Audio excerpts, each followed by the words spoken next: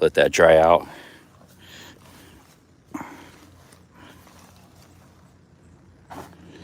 So I washed that in the shower. It's still usable. It's got a big rip on the side, but it's still, I guess we're just gonna, it's not as bad as a disaster as I thought it was. The raccoon attack. If you didn't see the previous live stream, I explained what happened there.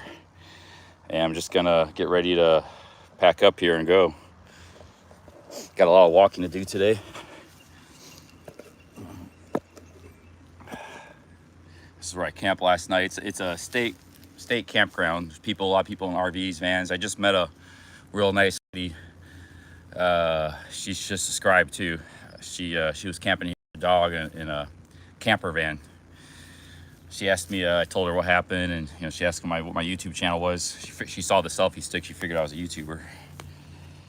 So I should have asked her for a ride. Shit, because it's a bit of ways to get out of here, man. The park's like 3 miles. Damn, why didn't I think of that? Because she just left too. Like I talked to her when she was sitting down, and I took a shower, and by the time, dang, I should have asked her for a ride out of here. So I got a ways to walk. All right, get my stuff packed up. My backpack's there drying in the sun. I've washed it in the sun. The problem with camping, out of battery, like this phone's got a full charge, but the power bank's out. So for a coffee for a while and charge a power bank for a while if I make it back to town. But I got some stuff to show you along the way. The mystery of Horace Mann. I saw some really interesting stuff. You're gonna want to tune in for this, guys. It's a lot going on in the world. Right just down the street here. When I reset up my camp, I walked by I was looking at other places to camp, and I came by some really interesting stuff. First, I thought it was some kind of like spiritual shrine or something. It was a weird, I'll show you when I walk. I'm gonna walk right back by it again. It's outside the state park. It's on the road. But it was actually used to be a statue of a man called Horace Mann. And Horace Mann was, this community, like many of these little communities in Ohio, started as like a utopian community, and they founded Antioch College. And a lot of these people were like very anti-slavery. They wanted to abolish slavery. They were super fervent. And Horace Mann was one of them. He was the first president of the college, Antioch College, in the 1850s. And for some reason, they took his statue down just recently, because you look on Google Earth, Google Maps, they said the statue was there a year ago. He was kind of known, but now this college is super hard left. And I guess they don't like the fact that, I don't know what their theory, who took it down or why. So it's the mystery of Horace Mann. Maybe you guys got some ideas. He was the first president of this college, and there was a statue. Yeah, you can't unactivate super chat from the phone, Sneaky Pinky. You have to do it on your camera. So I'm going to show you guys this place where the statue was, and why why is this statue no longer there? Who took it down and why? Because it just happened within the last year. It sounded like a woke thing. Somebody took it down. Like they're rewriting the history that, there's all the people in the North were against, slavery and stuff. But they were old white men, that were against it. But I guess they don't like that. They're rewriting the history. And then he was the guy that founded this college too.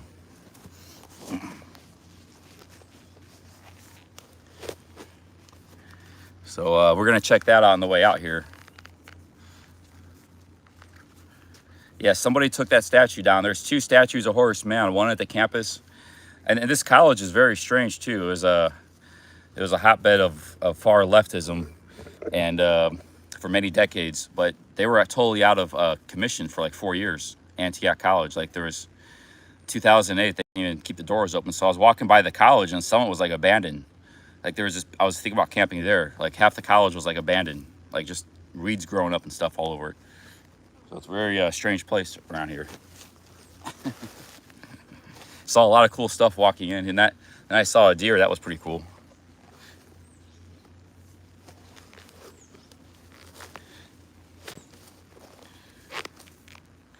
Well, yeah, it goes against the narrative. Like, the British, the slave trade, they used their navy to stop the slave trade. The Portuguese were still, slaves from Africa and stuff. And, You know, and then here in the North, we didn't have slavery, and actually they were fighting against it. Even fought a civil war to end it. So like it goes against the narrative that all, you know, all Americans and British and stuff were bad at that time. You know, they were all colonialist, and Horace Mann was one of the heroes leading the fight against the in Ohio against. He was the first president of the college here for 8 years in the 1850s. That's the reason I could think they took the statue down, because it goes against their narrative, the extreme, crazy, radical left narrative nowadays.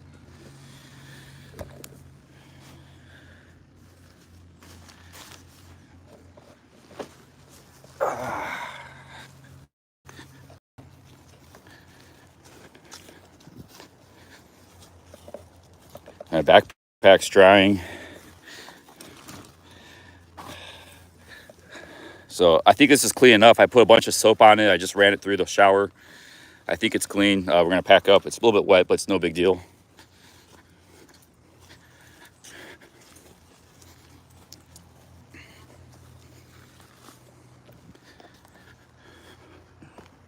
So I'm gonna show you guys, when I first stumbled upon it, I thought it was some kind of like spiritual ritual place or something, you know, because it's like well, it used to be a statue there. Now it's all overgrown with weeds and stuff, and there's no statue there anymore.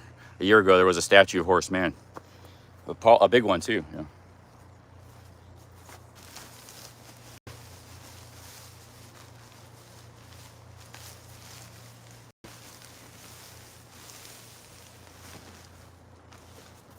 Just look on Google Earth for a Horace Mann statue, and you can see people are saying in the comment section, the statue is not there anymore. That was just a year ago it was. So I wonder what the hell's going on with that.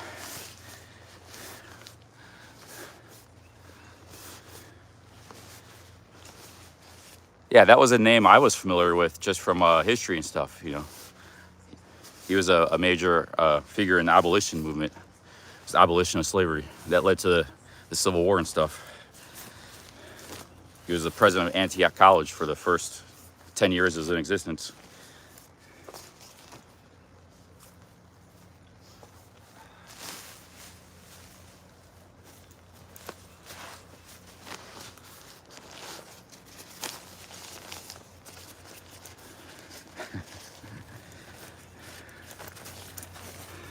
Yeah, those raccoons, they were going all night. It wasn't, I got rid of the food in the backpack. I stashed it in the bathroom. They couldn't get to it.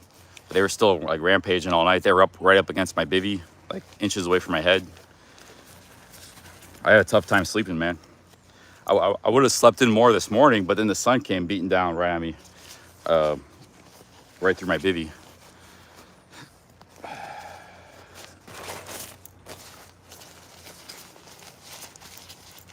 But if you read about this college, it's pretty crazy history. It was like out of 2008, it was out of, they didn't have any money. It was out of business. And some of the campus is like overgrown with weeds. I guess it's back now for the moment.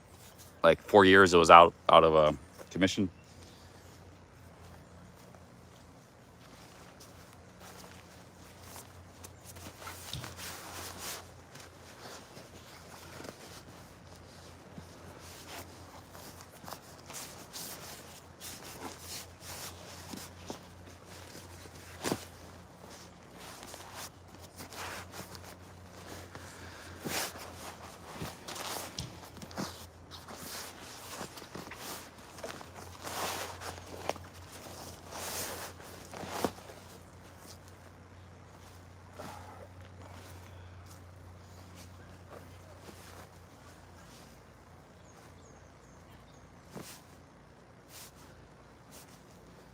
So my backpack's got a big tear. It's I might keep using this backpack. I just try to seal the tear up down the road with some duct tape or something, or steam stitch it, but or just stitch it, you know. But yeah, this backpack's already seen some wear and tear. It's got a big giant gaping hole here from the raccoons.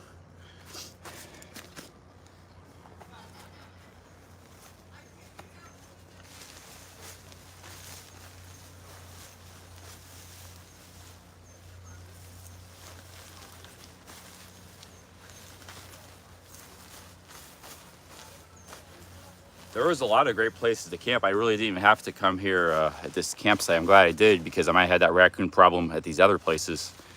I would have just been kind of freaked out, because I had some people help me get rid of the raccoons, so I get my backpack. But Hop Frog was saying I had the backpack too far. If it was right next to me, maybe they wouldn't have attacked the backpack. So it might have been a rookie mistake too.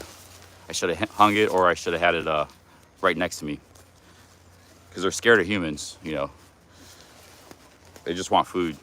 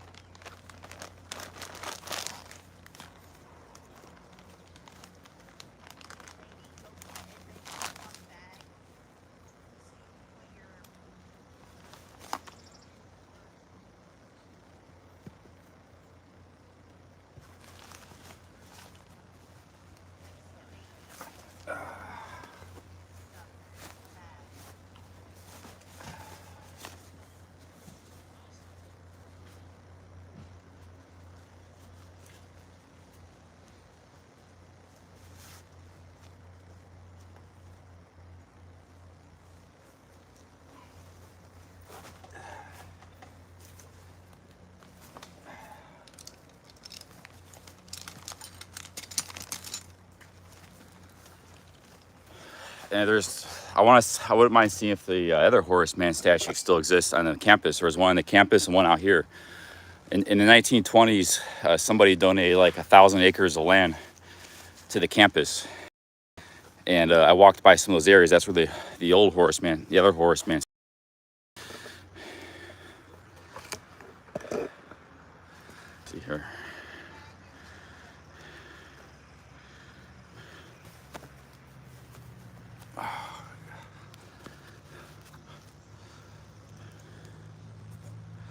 We gotta see what's going on with all this stuff.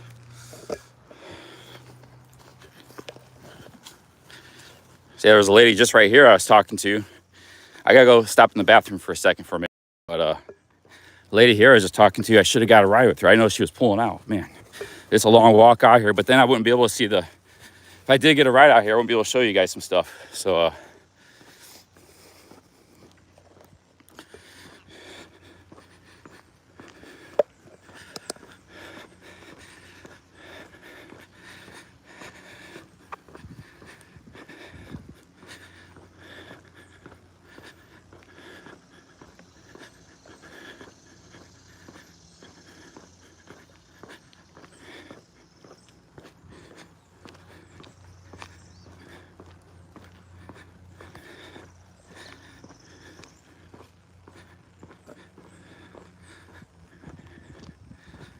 I didn't forget anything I got. Yeah, I got all my gear, my backpack.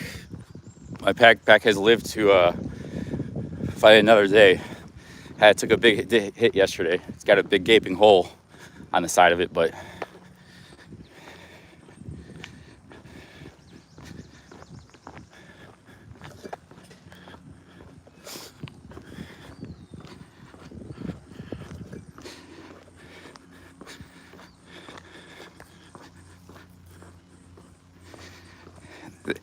they took all my raisins, all the sesame sticks, like half the bag. That's like 2,500 calories, man. They were going to town. I just threw the rest of it away.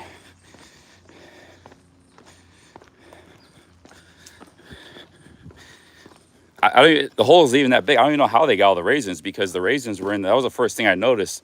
was like a whole empty. They must like, it was like crack to them. They were raisins, because the raisins were in the bag, and somehow when I got my backpack back recovered from the raccoons, the raisin was just, the bag was like shredded, and it was like all the raisins were gone. So that was like jackpot for the raccoons, and somehow they got it through the backpack with all, and then they start hitting one thing at a time. After that, everything else.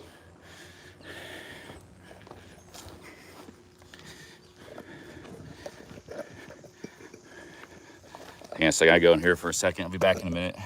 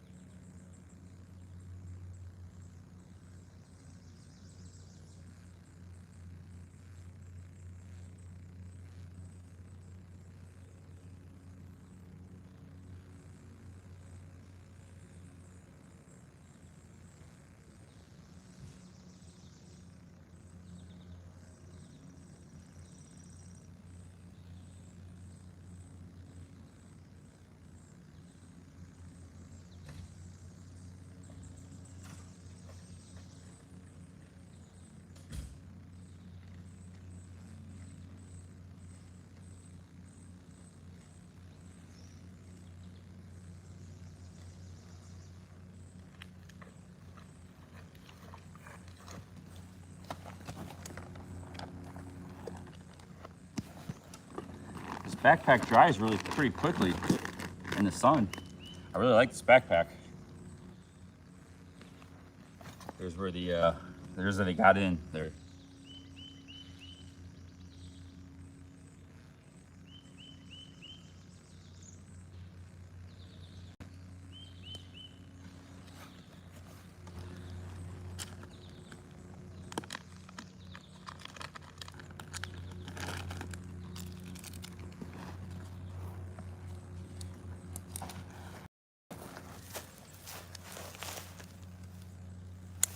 So we have many issues today. We got a battery problem because when you camp, like I guess I could have charged, might have had a charger over here. But there's so much stuff going on, I didn't even think about it. So I got my fully charged, but the battery is not. Also, we have to figure out, this was like 3-4 miles from town. I had to walk a ways to get here. So do I walk back to, the question is, do I walk back to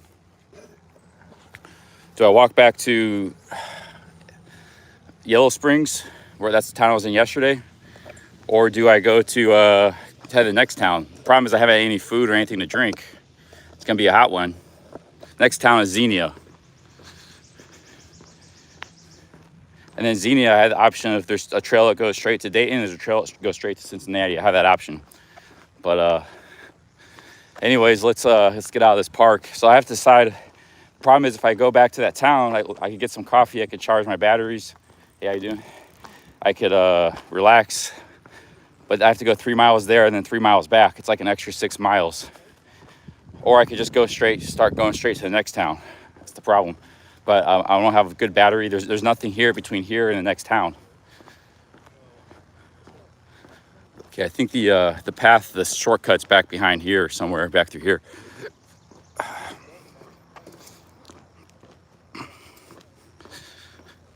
I took a shortcut here yesterday. Yeah, it was a big challenge. Actually, I adapted. The only thing I really lost was the food. I thought I might have lost my backpack, but I got it back. I got it cleaned up in the shower. We're back on the road. The raccoon was a big challenge. I didn't get a lot of sleep last night either because of the raccoons.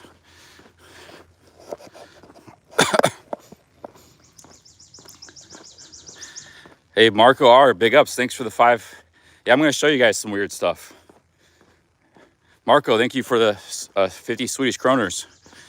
Cheers, man. I wanted to turn off the super chats and do that 4-day challenge, but I lost all my cold soaking food. I'm just going to go back to normal programming. Hell, I might even be doing much camping here. I'll just be staying in motels. I was like,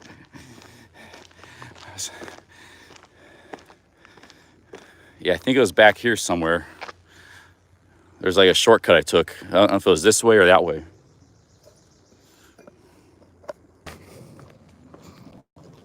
Did $24.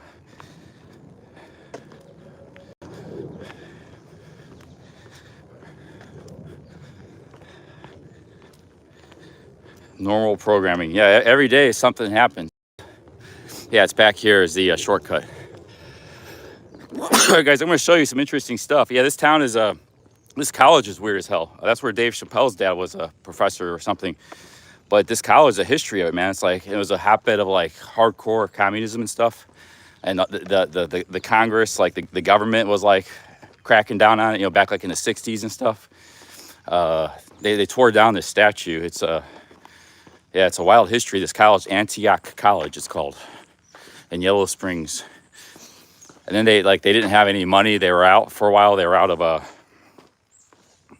but it was founded by like abolitionist Horace Mann. He was an abolitionist that wanted to abolish slavery. A lot of the prominent people in the North were that way.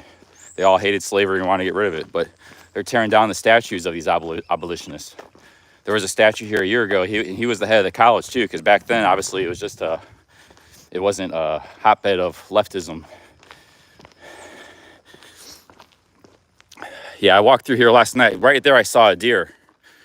It was like 10 feet away from me. I even got it on video. It was just looking at me. See, I came back through here. I was gonna camp back here somewhere because this is like free. This is not really a campsite, but I'm kind of glad I didn't because the raccoons, like, they run this place out here. So I would have been, at least I had people around me, you know, over there. Yeah, they're rewriting history because it's supposed to be all America was bad. All Americans were bad back then. All the British were bad. And rewriting the fact that it was a bunch of old white guys that did everything they could to end slavery. They don't like that fact. And the Underground Railroad and, you know, bringing slaves to freedom. And that was all right here through Cincinnati and stuff. All the churches and people, they were doing what they could to help and try to help escape slaves and to abolish slavery. It was just landowners, you know, rich landowners from the South that kept it going for so long. They were the bad people. It wasn't all Americans were bad. The North did everything they could to stop it. And the politicians in the South that went along with them, the rich landowners. We're going to find... Okay, I think this is the main road. I want to show you guys some stuff here. Why they tore this statue down. This college owns about 1,000 acres. It's called the Glen Nature or something around here. 1,000, there's a lot of nature around here, this town. So the college owns about 1,000 acres. And I was gonna even camp there, but then I saw this weird thing. I was like, oh, this looks kind of weird.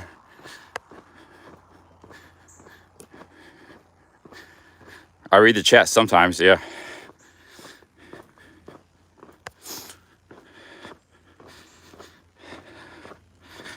And this USA adventure has been great. it's been a wild ride. Like,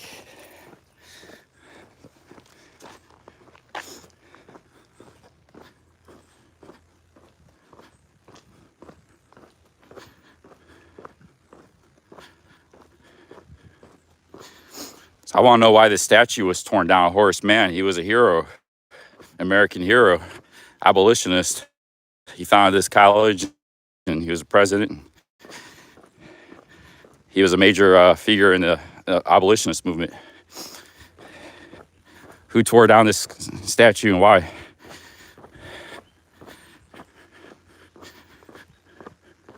Okay, I think it's back here. The old camp, I'll show you where I was gonna camp. That's back here. Okay, this is Glen Helen, a private nonprofit nature preserve. They have a bunch of these. I walked by earlier. They own 1,000 acres. This is part of the university owns this 1,000 acres. Now entering Glen Helen property. The statue is back here. Okay, I'm going to show you guys.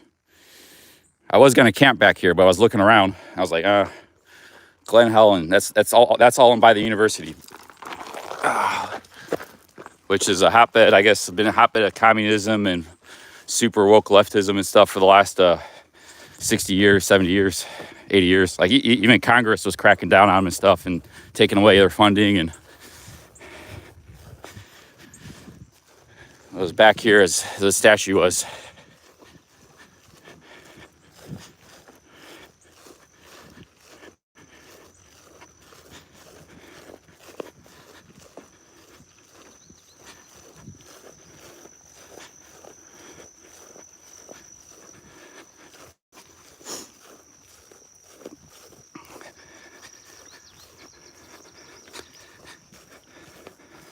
No, the statue of the guy they pulled down was a guy that did everything in his life to end slavery. They're abolitionists. There were lots of these people on Earth. He was a very famous, you learn about him in history in school, and he was the president of this college.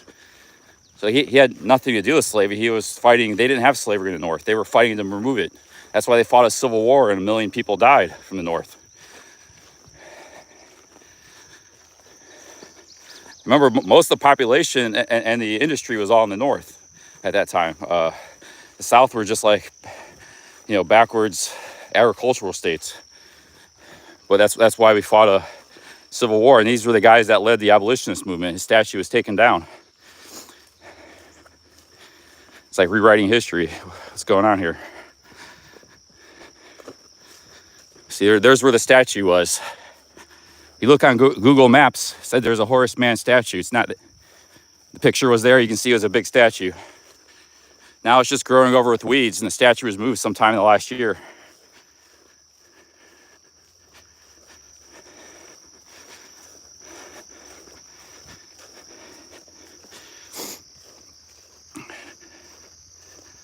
So what happened here? Here's where the statue was. When I first came out here, I didn't know I just thought it was like looked like a weird crop circle, like ritual type place, spiritual place or something.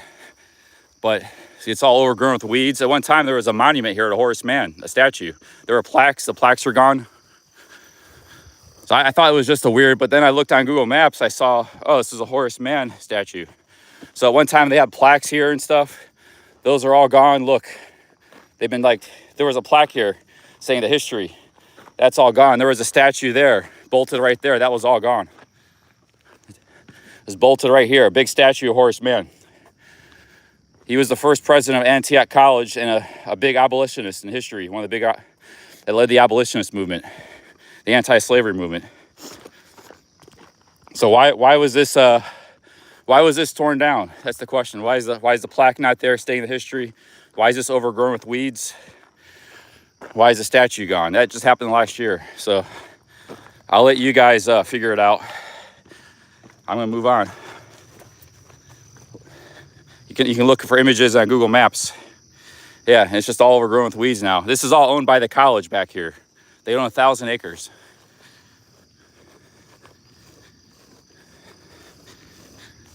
So there's no all history of this guy. You know, these statues and plaques and stuff to commemorate a man that did a lot in his life to a lot of good. And those statues and plaques and stuff commemorates that. That's why people build statues and stuff of people. And so why was that all taken down? It's overgrown with weeds now, written off from history. It's back here.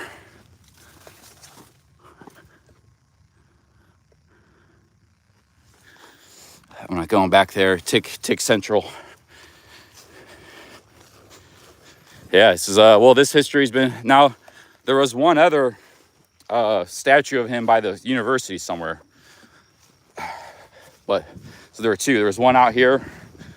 There was one by the statue or by the university. Now this wasn't done by a mob. This was done with somebody with tools. You had to have a somebody to come in and unbolt this statue, and a mob couldn't have took this down. Look, somebody came in and demolished the plaque. That was a plaque information, so they just boom, they wiped that out. They had to have a big truck to do that or demolition thing, and then they just unbolted the statue here. That's where it was bolted. So I got a lot to do today. Let's move on.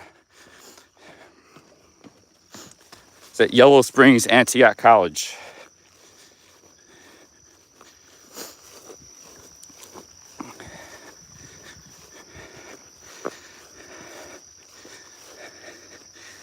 Yeah, raccoons kept me up all night last night. I got a little bit of sleep here and there.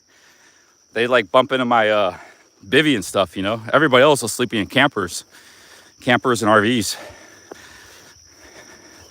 I was an easy target for the raccoons. They had a lot of fun with me last night. They were running all over the place.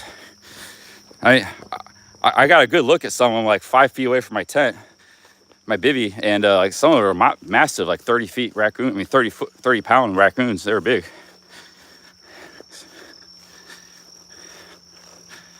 So yeah, I was looking at camping here last night. It's been a good campsite. There's nobody back here. But it looked a little creepy with that. Like I thought it was like, what is it, like the pagans come out here? I thought the steps and stuff and the circle, I thought it was like some kind of pagan ritual place. I don't want to camp by any pagan rituals. But then I looked on Google Maps and I saw it was Horace Mann statue was there. And there were people that came out to look for the Horace Mann statue, and they're like, "Oh, it's not there anymore." Look in the reviews on Google, because it's actually marked on Google Maps still. It's like, "Oh, it's not there anymore." Somehow it was removed.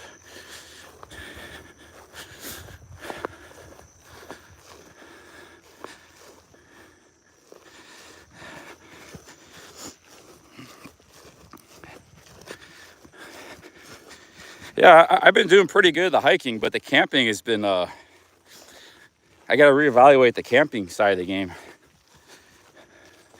I've only had one good night sleep out of 5.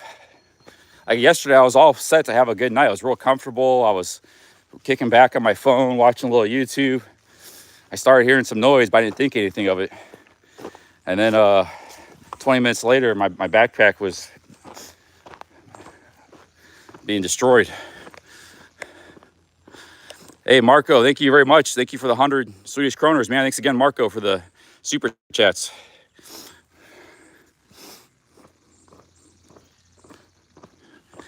Antioch College motto: be ashamed to die until you have some victory for humanity. Well, I'm all for humanity, but I don't know, like there wasn't much more of a humanist than Horace Mann. Who or why or who took that statue down?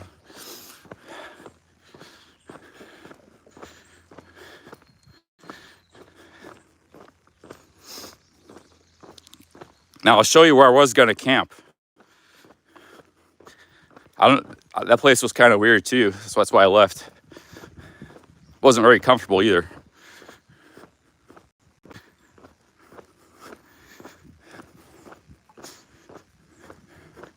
Yeah, like Gohard Brothers says, there's a learning curve.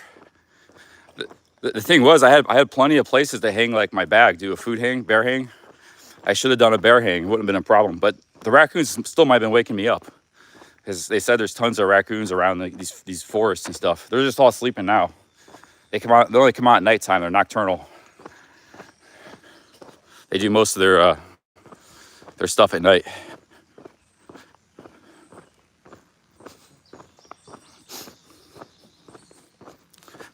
So we got a ways to walk just to get out of this park area.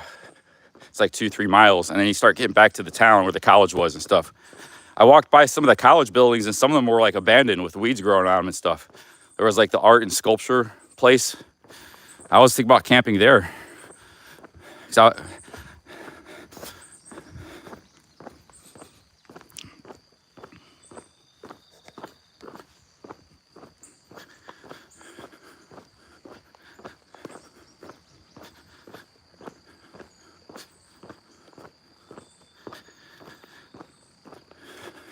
You got to walk down this hill and then up another hill to get out of this area.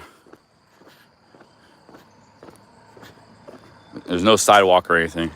It was a bit of a hike to get out here. I could have camped closer to town, but I'm actually kind of glad I came out here because I saw some interesting stuff, like that statue for one. Like, you know, it's one thing if you want to take down a statue of who is the lead of the Confederacy, you know, that's one thing. But they never decided they're being taken down a Horace Mann statue, you know, Stonewall Jackson, or who was the main general. Like, yeah, they're taking down those statues. But this guy was abolitionist. He was fighting slavery his whole life. He was religious, and why are they taking those people's statues down?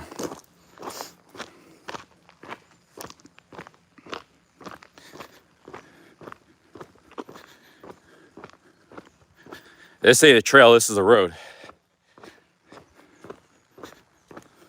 Yeah, Robert E. Lee, like that is, you know, I can understand that, but the people in the North were fighting against slavery.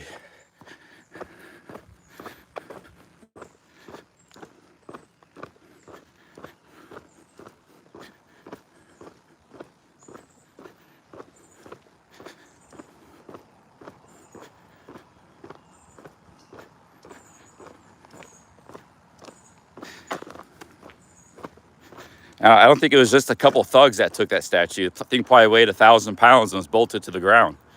So somebody with equipment, tools, some serious equipment, and then the plaque was like, it was like just wrecked, like a wrecking ball came in and destroyed the plaque. So somebody with serious tools, it's like the college, I think the college did it, because that line is owned by the college, and it's like they're rewriting their own history, rewriting history. That's American history. It's not just the history of the college. That's because he was a forefront, like I said, he was a major figure in the whole abolitionist movement that led to the end of slavery and led to the Civil War. Hey, Ernest Connell, thank you very much for the $2. Cheers. Big ups, Ernest Connell. So that's my rant about that.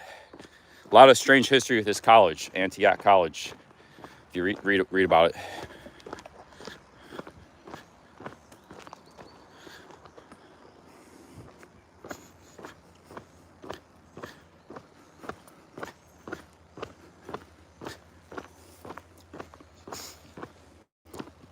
Yeah, I met the head of the Buckeye Trail, one of the main guys, yesterday, by that Yellow Springs, by that place. I didn't know the whole thing of the Rails of Trails is here.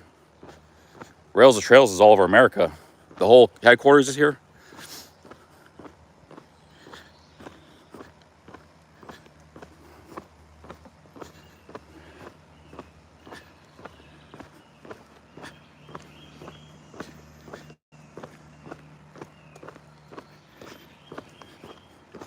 So,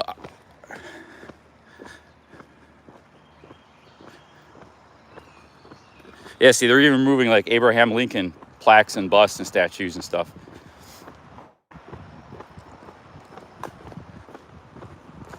They hate the history that they don't like the fact that there were good people in America fighting for humanity at that time. It goes against their narrative. It says all Americans were bad, all white Americans were bad. You know, they were all evil.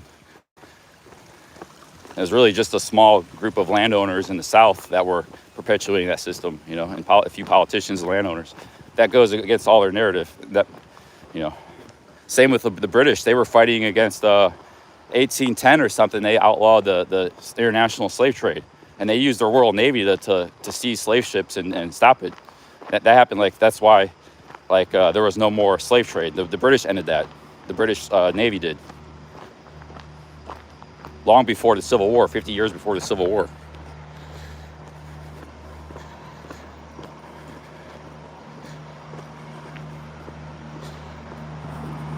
I was gonna camp back here.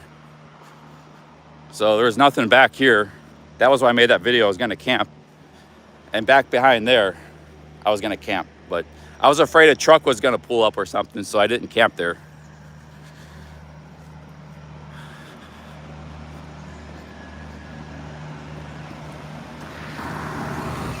So I would love to talk to some locals and get their take on it. What happened to the Horace Mann statue? You know, the people that work for the college, or some of the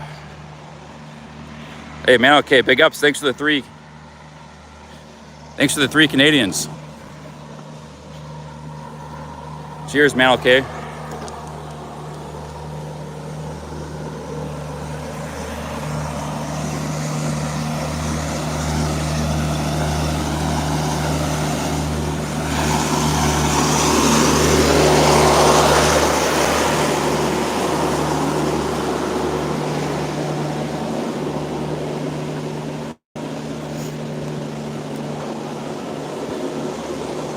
I didn't get to do my training thing. I wanted to do like 4 days of roughing it, but my food got taken by the raccoons. My backpack got, so I have to go buy more food. I'd rather just keep doing. I roughed it a lot last night. Very little sleep, so we rough it here or there, and sometimes we stay in motels and back to normal program. And I had my 1 night of roughing already. I was gonna like try to do 4 days, but I failed. I admit I failed. I failed at the 4-day challenge. Hell, it didn't even really start. It was supposed to start today. My food got taken by the raccoons first night. Imagine if I was out in the wild on my own, you know, not close to a town. I would really been screwed. Okay, I think it's up this road here.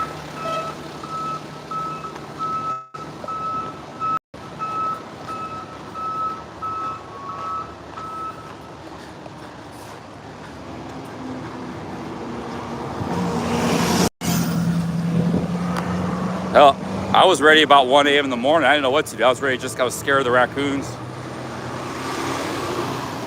I was scared they would attack me or something, because I don't have any protection in that bivvy. It's not like a tent. It's just got like a little net.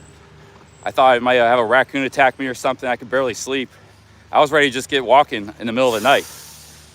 But I thought better, and just, I read Google said, yeah, they don't attack humans or tents very much, so. Well, we can't walk here. This truck here. And we got hardly any place to walk. I had to walk down here yesterday to get here.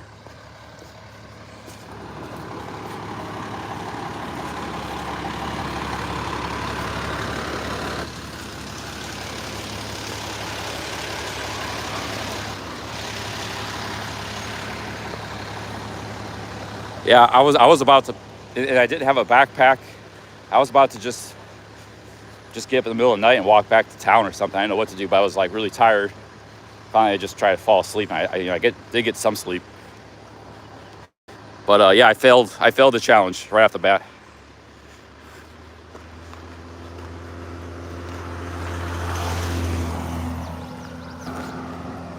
I'm just kind of focused on hiking and exploring.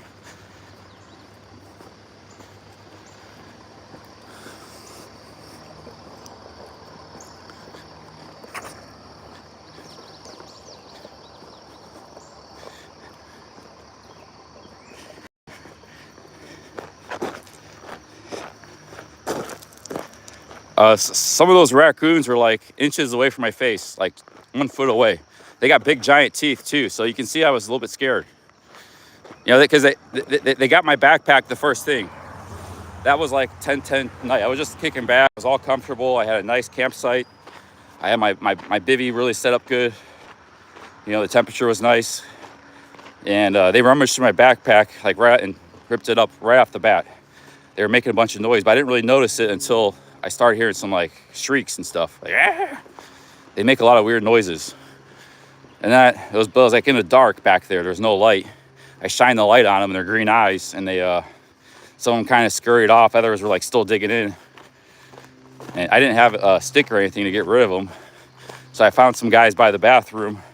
I waited there, and they came. Two of them came, and I explained the situation. They came and helped me. We chased them away. I extracted the backpack. I put it in the bathrooms where they couldn't get to it anymore, because there was like multiple bathrooms there. That was good, so I could put it in that little bath. There's a little bathroom that I put it in there. But then, like when I went back to sleep, they were still all around. The guy said they'll disperse if there's no food there, but they were around there all night. I said some were like inches away from my body, my tent.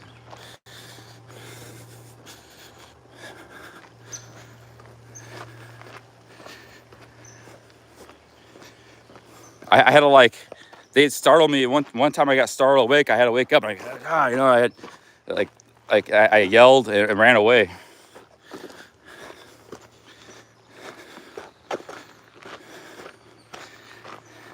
Because there might have been a little bit, like I think there was a little bit of the cold soak dropped onto the bivvy. Just a real little bit. That's what I was worried about. So I thought they might have been attracted to that, the smell of that too. The oatmeal.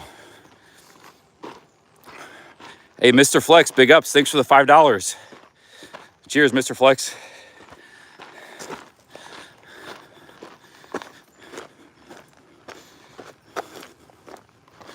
Yeah,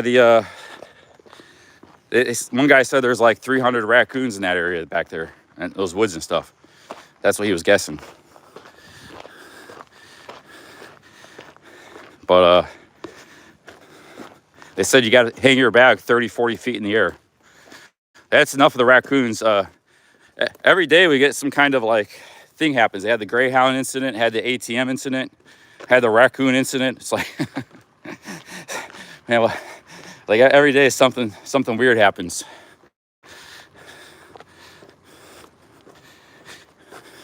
Yeah, I had my tripod close by. Like my tripod could be kind of like a makeshift weapon. Just kind of smack it away. I had my tripod real close by. My selfie stick.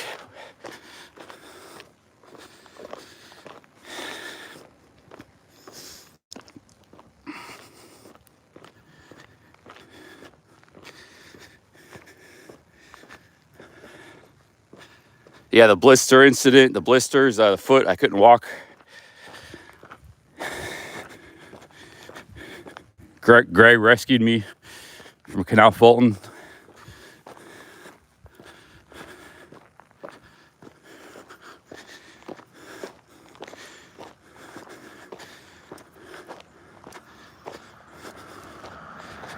It's not a very good road to this park. Like it's not very pedestrian friendly. I walked here last night.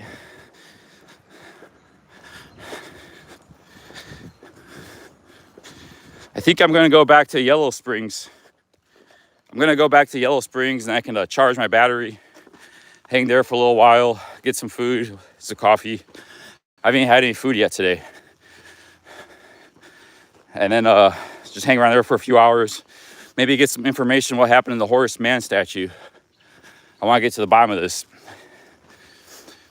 You know, hopefully I'll fit in with my rainbow shirt and my, it's unintentional by the way, it's just a shirt to me, but hopefully I fit in a little bit and get an explanation why the Horace Mann statue was taken down and a plaque.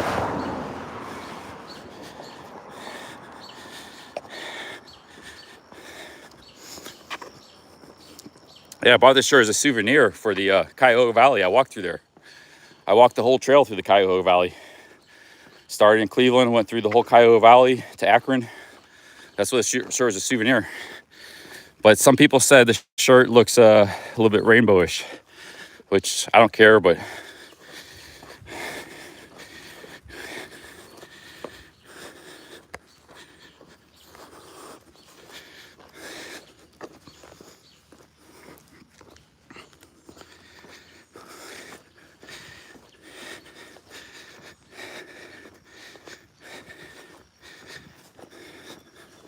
It's a long ass walk to see. I wish I would have got lit right from that lady. Then I really wanted to show you guys that Horace Mann. I think that was a very important thing we stumbled upon there, because you don't hear about this stuff on the news.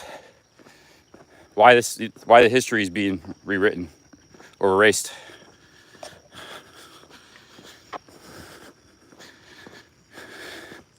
I know you guys are all talking about the raccoons, but I'm actually more concerned about this Horace Mann thing.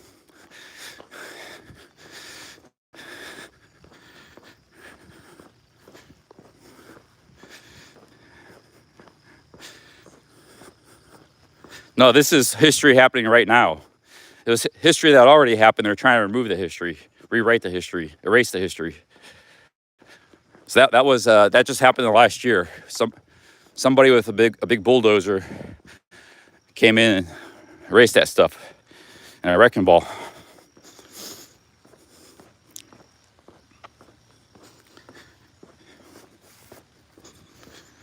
Maybe it was the college itself that did it.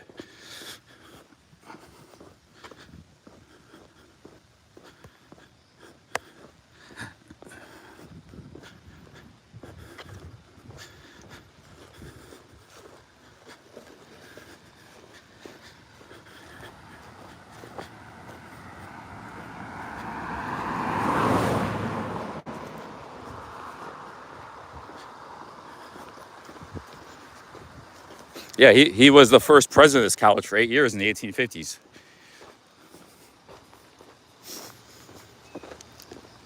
But he was much more a bigger figure than that. He was a national figure on a national stage. He was a very prominent abolitionist.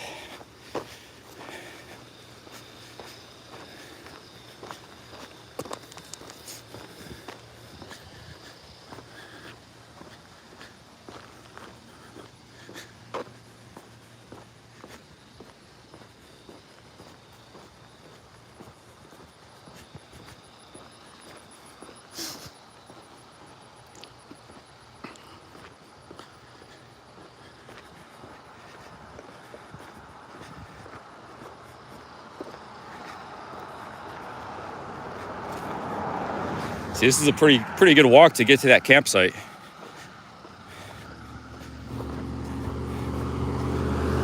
So,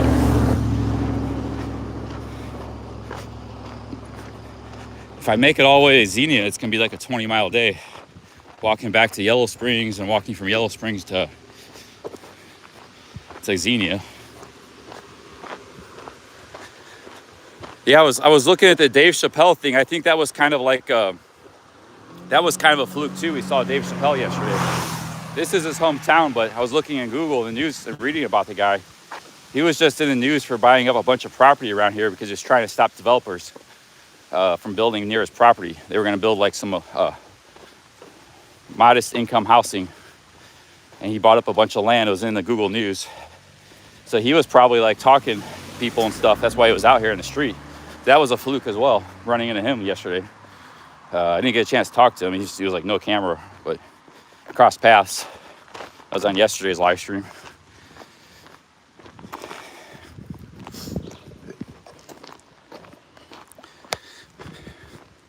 Yeah, I could see. I don't know why I thought he was 6'4". I could see, looking back in the video, it looked like he was about 6 foot. About the same height as me, a little bit shorter maybe. Maybe I was just impressed, with him. I thought he was, no, he was like 6 foot, I think, looking back in the video.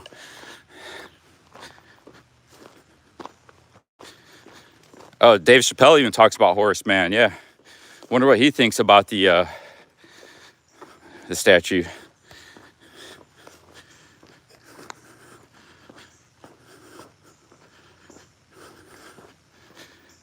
Yeah, the foot. This is just the adversity you go through.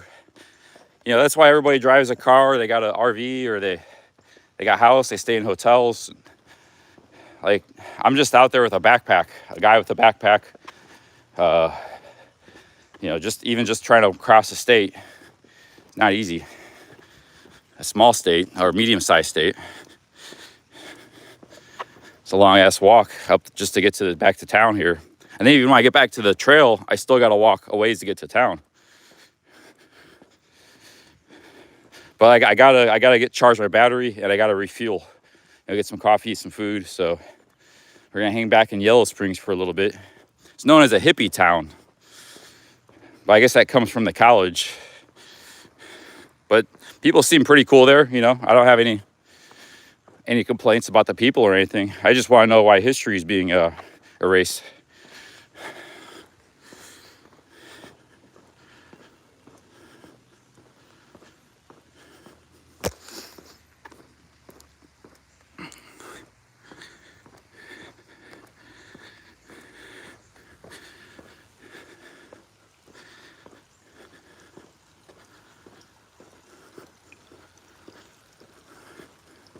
Yeah, Hop Frog kind of summed it up well.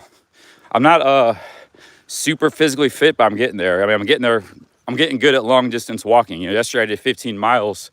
So just to walk from the town to that campsite was like 4. So, hey, John Connor, thank you for the $2. He says North Carolina is no good. I don't know why. What you got against North Carolina, man? Had somebody in the chat yesterday.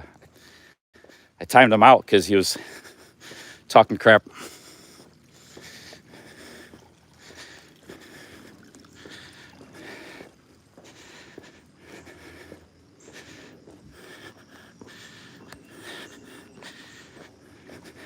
Thank you very much for that $2 there, John.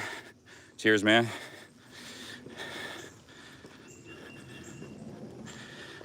Cop Frog says you got over that foot pain like it was nothing. Just got to work on the cardio side of the game. You'd be balling after 2 weeks with the right gear. Well, I got a good lightweight setup.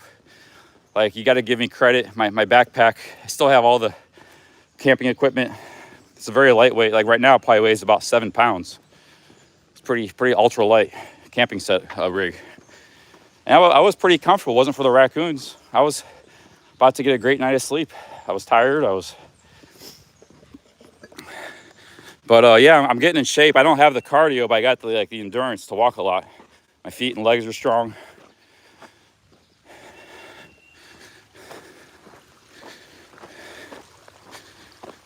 I'm getting better and better with the endurance side of the game. I'm walking in a lot of heat. Haven't had to deal with rain yet. That's been kind of good. I don't think it's rained once on this trip so far, 2 weeks. We were supposed to get rain the day of Skittles. Me and him were hanging out, and it didn't. Rain never materialized. Might even be a drought developing here. It's like 2 weeks, no rain.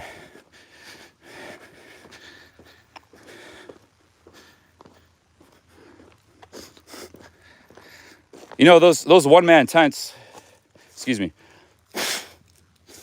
had to blow a snot. You just blow a snot into the side of in the weeds there. Sorry for the crudeness, but it's a fact of life. This lifestyle. Sometimes, once in a while, you got to do that.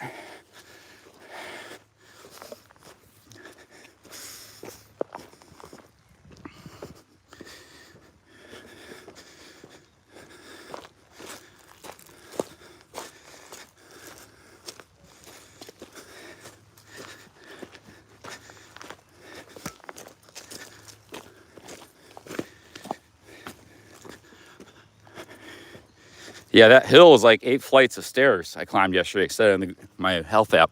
Okay, this is back on the trail. So this is the trail here. Now you got to walk a ways to get back to the town, like a couple more miles now, 1.5 miles.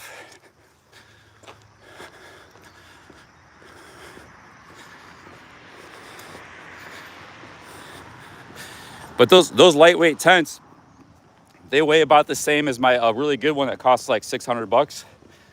They weigh as much as my bivy and tarp. My bivy and tarp weighs my bivy and tarp weighs less. That's 400 grams.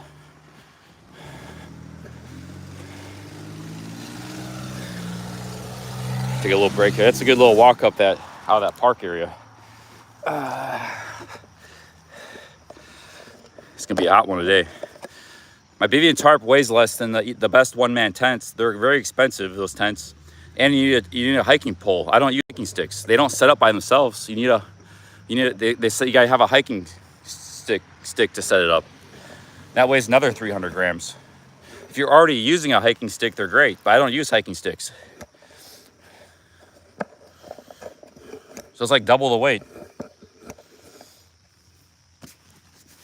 if I don't have like marauding raccoons, I was about to get a good night of sleep. I did get a good night of sleep once in the campground already.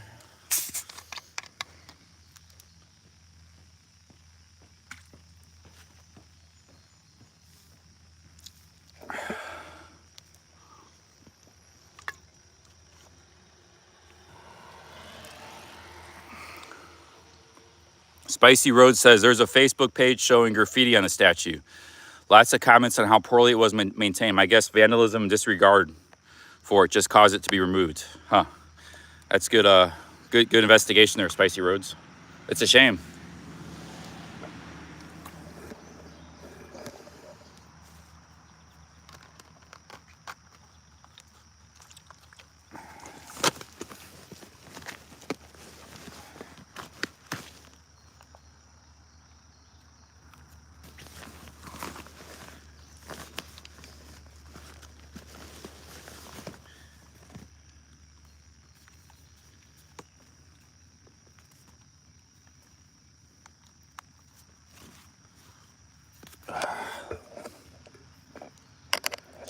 Nice investigative work, Spicy Roads there.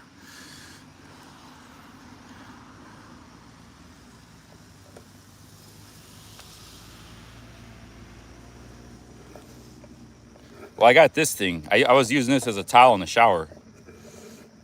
This is kind of like this is my gator. Can be used as a handkerchief, but then I need to use it later, and it's like I'm getting snot on my neck now and stuff. So snot rocket method works for me. Just it's in the woods. It's not bothering anybody. And I'm not doing it on the trail where people are walking or anything.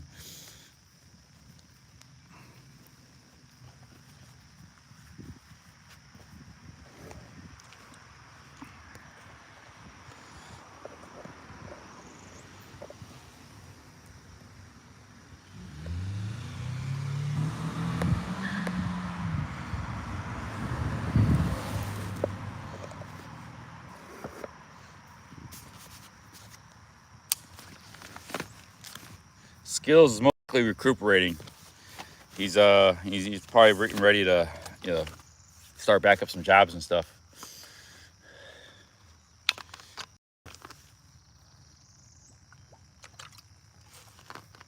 I hope he made it well. If I hear from him, if I get an update from him, I'll let you guys know.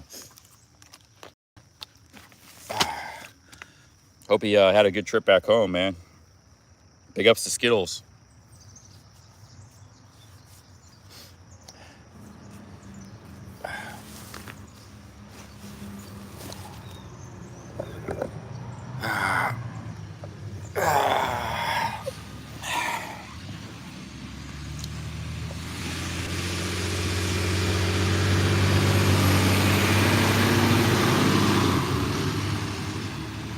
I've worked as a dishwasher before. I was pretty good.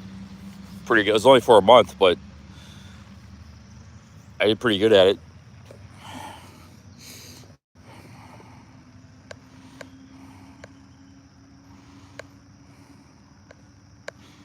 So I've worked many different odd jobs.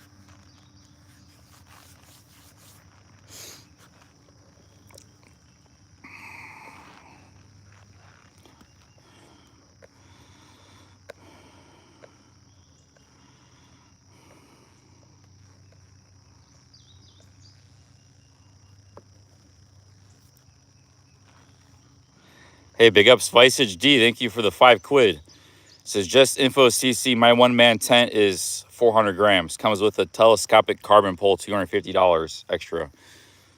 All right, that's it's not bad. Yeah, it's not bad, but there's some other advantages to the you guys keep saying the tent. Thank you for the 5 quid. The tent wouldn't have done anything. Like all the times I've had a rough camping night, it had nothing to do with because it was a bivvy. The tent wouldn't have helped me against the raccoons. I guess it could have, because they said Hop Frog said I could put my bag in the tent, and the raccoons wouldn't have disturbed it. So that, yeah, maybe he had a point there. So maybe that could have averted the raccoon fiasco.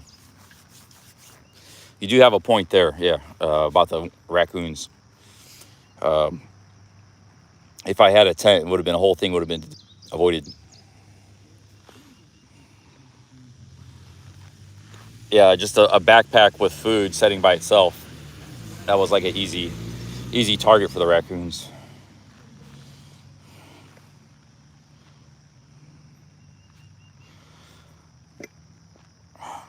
There's not really. I could put the backpack in the bivvy. You could kind of fit it in there. This is not a very big backpack, so got some police here. Police side of the game.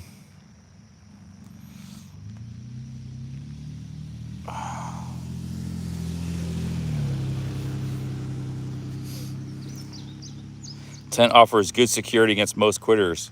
Yeah, I guess there's a reason why most people use tents. But there are some advantages I would like to tell you guys about the Vivian tarp system. One nice thing about the bivvy is you get to see the sky. You got open air. You're not as enclosed. I like that. I can look out. Like I can look out behind me and I see I saw the raccoons and stuff. I can see if somebody's approaching the tent. When you're in a tent, you're just in an enclosed space. You can't look out around you. I can look out, get up and look out from the bivvy, and you can sleep under the stars. You see the stars. That's very nice. It's almost like cowboy camping. That's a big advantage. Another advantage is it's more stealth. So a tent, even a really lightweight one, people can see that from a ways through the woods and stuff. A bivvy is low to the ground. It just looks like a little bag on the ground. It's much more stealth. So those are two pretty big advantages. Additionally, for the also another advantage of bivvy, the third advantage is you don't need tent poles or a walking stick. See, the tent poles and the walking stick you can't take on carry-on luggage. And I want to have everything in mine be carry-on. My thing just has plastic stakes. It doesn't have tent poles. It doesn't. You just tie it on a tree like I did last night, and I got stakes. And it was a great camping setup. I think in the future I just have to be very careful with food. I got to hang it if I got food, and keep the backpack in my bivvy. Like I had no condensation yesterday. I would have slept very good if it wasn't for the raccoons. I was very comfortable.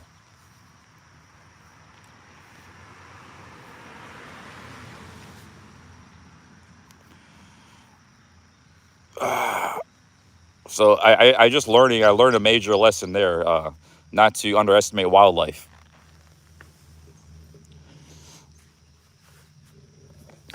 Also, you can get an odorless bag. Like you get one of these big plastic odorless bags to keep all your food in. That helps too. And then you hang that.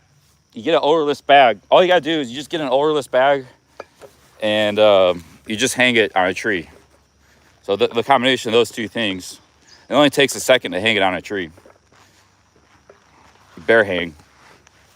And that's where you keep your food. Morning. Okay, let's go get some coffee.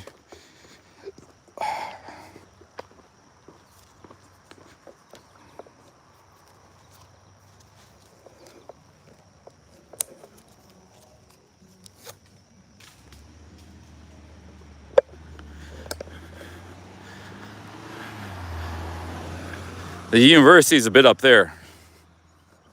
So this is the trail.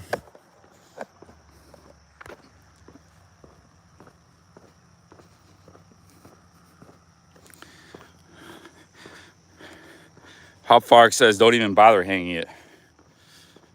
What Hop Frog, what about the, Hop Frog's done the Appalachian Trail, he's done the Florida Trail. So he's and Florida Trail's got all kinds of critters. So he's very, that's the guy whose opinion, not saying others aren't, but I know for a fact, some of you I don't know. I know he has the experience. How about the odorless bag? Does that help if you get a really good OPSOC bag, odorless bag? Will that keep the raccoons away? They won't even smell it. Because I didn't have my stuff in an odorless bag. Like you seal it tight and there's no smell coming from it.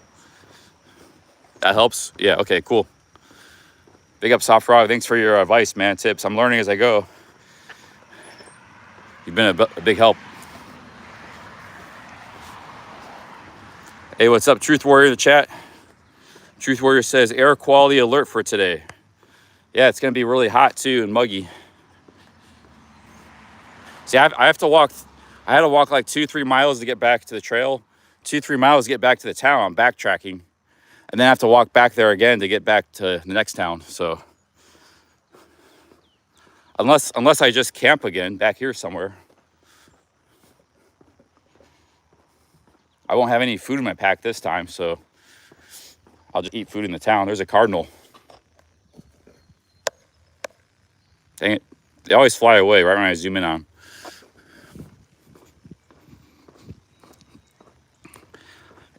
If I make it to the next town, Xenia, I could get a motel there. They got some cheap motels.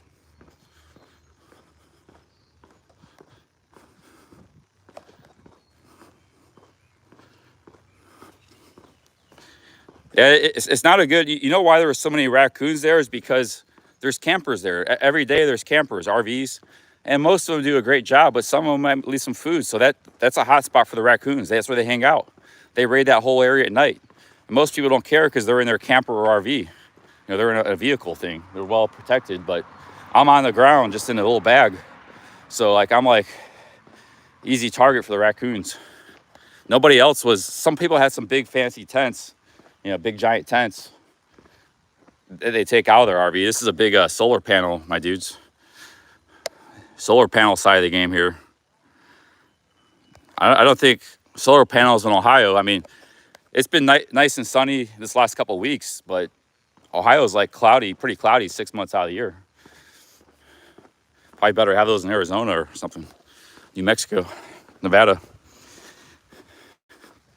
Might be the university's solar panels.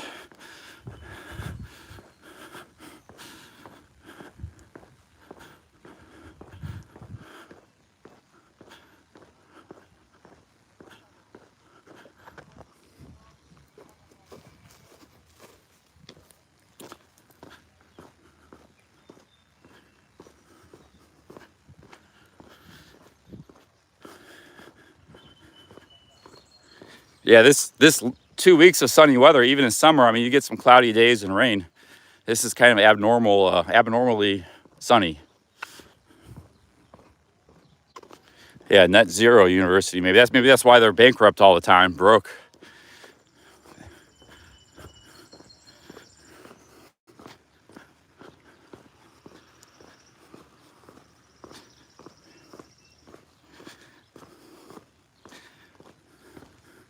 Yeah, the raccoons wouldn't even run from me. I found two dudes by the bathroom to help me get rid of the raccoons, and they ran from them. They wouldn't run from me like one did. The other ones kind of just looked there, like, kind of laughed. I was trying to scare them off, and they wouldn't even run from me. But then those two dudes came by, and they ran from them. They took off in the woods.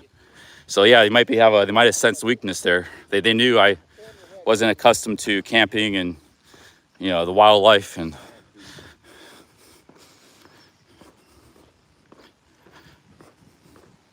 Yeah, they're very clever creatures.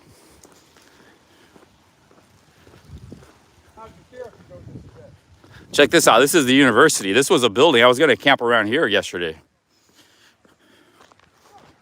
We're going to cut through this university here. Of course, it's summer, so that's a building. It's like abandoned from the university. I'll show you.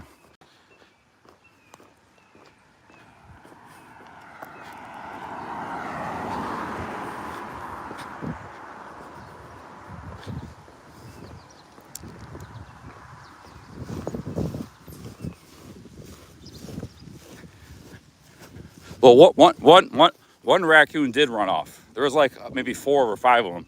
Actually, when those guys came over, they said there was like a whole clan of them. So I don't know how many there were because it was really dark. But one of them did run off, to my credit. I think the rest stayed though. It was worth the risk. There's too much good food in that bag. This is the university, part of it. Let's check this out. They're called raccoon. That's what you call a group of raccoons, clans, raccoon clans. Yeah, I was up through here last night checking stuff out, looking for a campsite.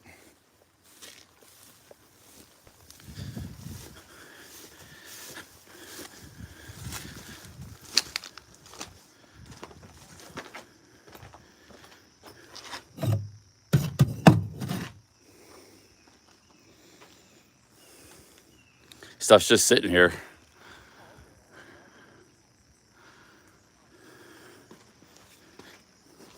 Well, he called them a clan.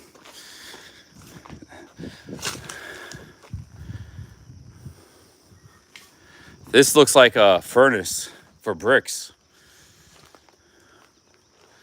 It's part of the university. It's just overgrown with weeds, abandoned.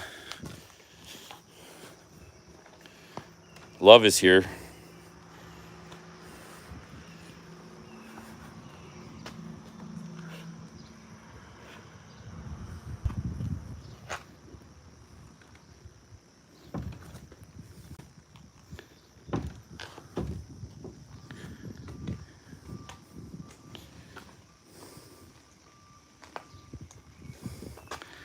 Yeah, I should have lived the raccoons, but I was just kind of at my wit's end. I just wanted to sleep. But they were making enough noise, it would have been entertaining for the live stream, I think.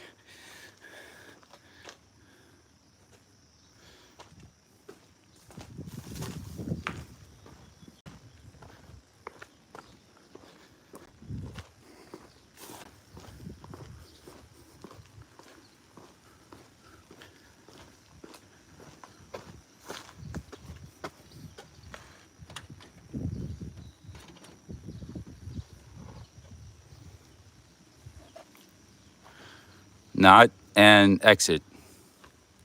I'm just exploring here. Urban exploring.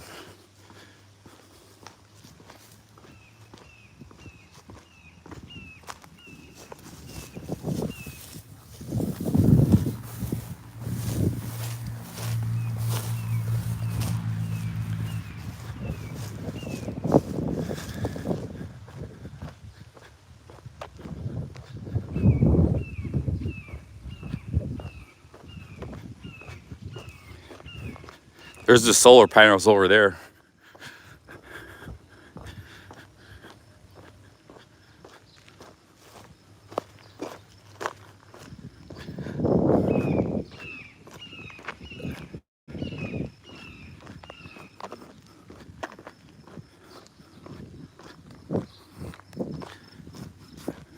I said not an exit.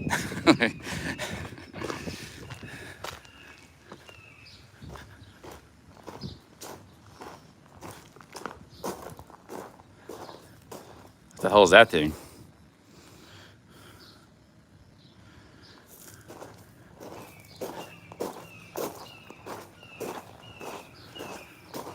Looks like an airport scanning machine. They scan you in the airport. Or a teleportation portal.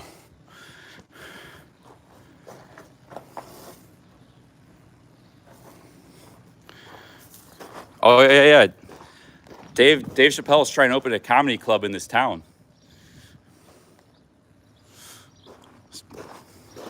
He's actually going to be doing a show July 7th, but I'm not going to be here during that time.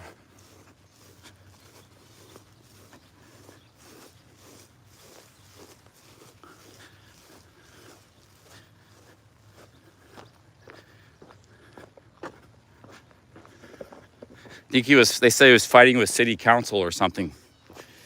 Like they didn't want to let him have his comedy club.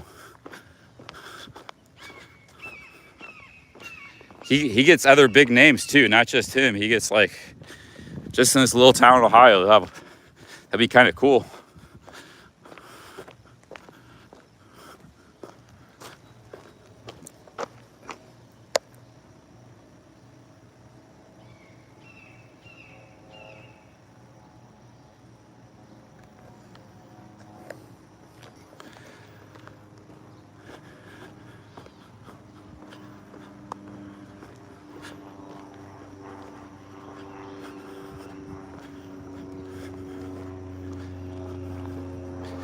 Yeah, he's got a lot of clout, so you can get like, he's kind of a bigwig in show business.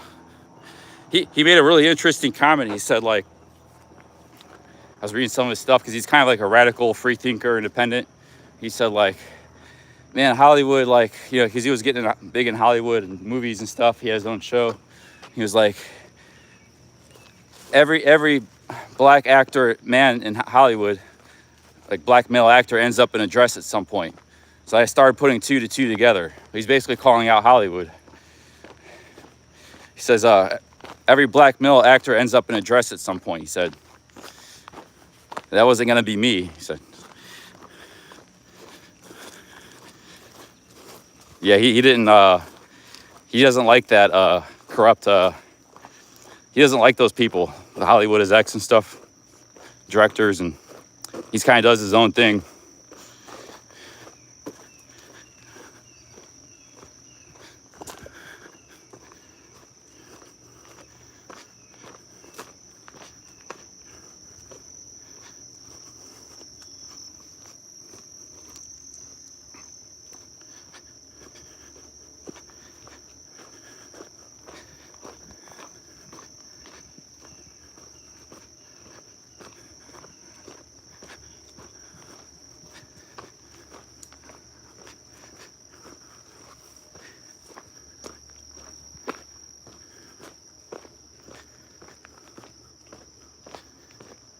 I'm just wandering around.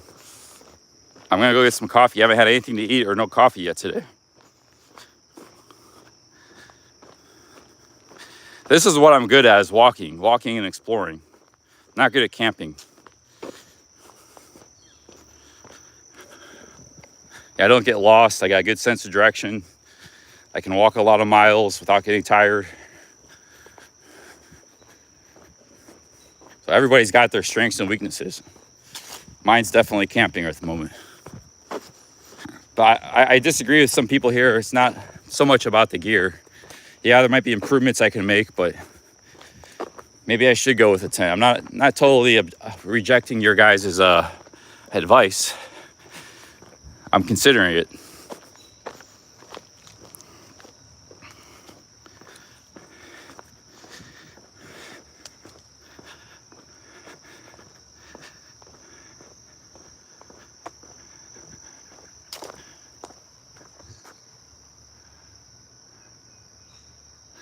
Another university building. This might be the original building because you see it kind of looks like a church. This town and university was like another utopian experiment back like in the 1820s and 30s. A lot of these little villages in Ohio, they had these utopian ideals, like almost like socialist, communist, but communism and socialism didn't exist at that time. They were more like religious people who just wanted to live in harmony and peace. And everybody had an equal opportunity. And it's like Zor, Ohio, founded by the Germans. Schönbrunn, Ohio, founded by the Czechs or Slovaks. This place was also founded by religious people. They were utopian. You had a lot of utopian communities in America that they came from Europe. They were fleeing war and oppression, and they had all these utopian ideals. And that's where people like Horace Mann came from. But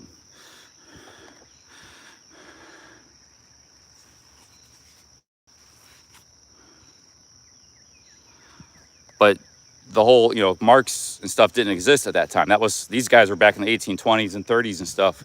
Marx didn't even write his book until the 1860s. So a lot of people had these ideals. A lot of French had this ideal, this utopian socialism where everything would be perfect.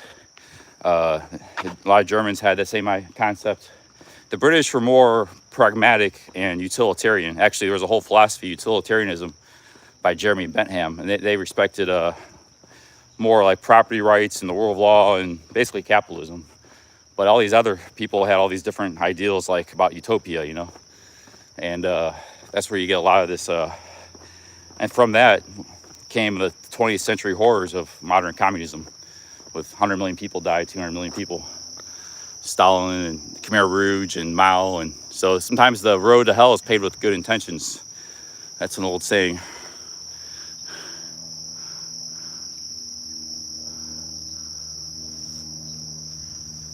But I think the people like Mao and Pol Pot and Stalin, they were not like good people. The people that originally had some of these theories may have been good people, but the people that enacted them were incredibly evil.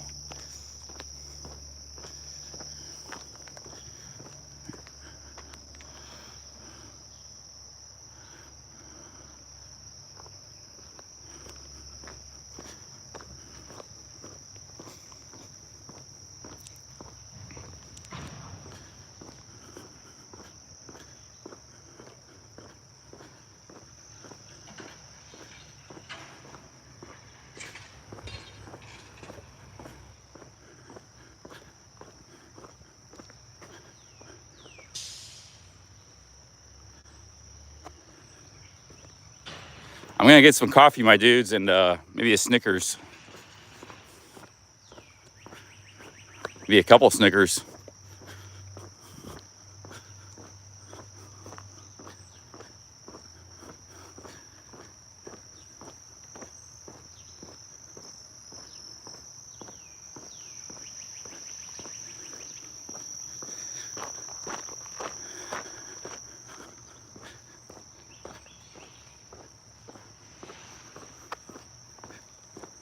Hell, you could just camped here last night, somewhere around here. I didn't walk through this part last night. No raccoons around here, I don't think. This is all part of the university, I think.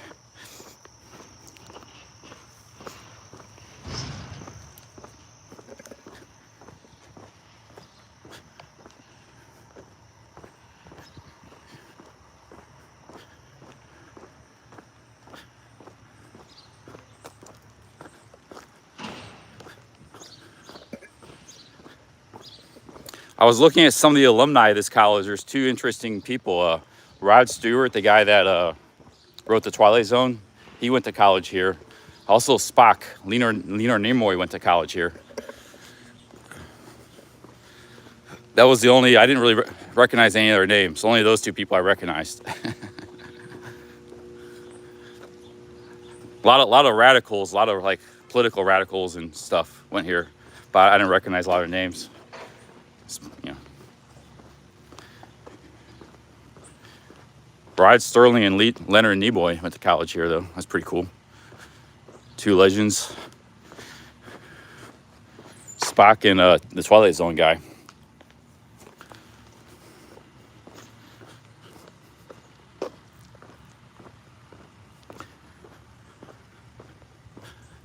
Let's see here.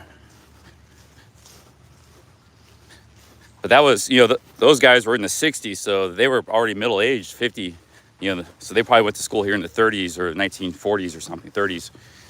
So it was probably a different place back then.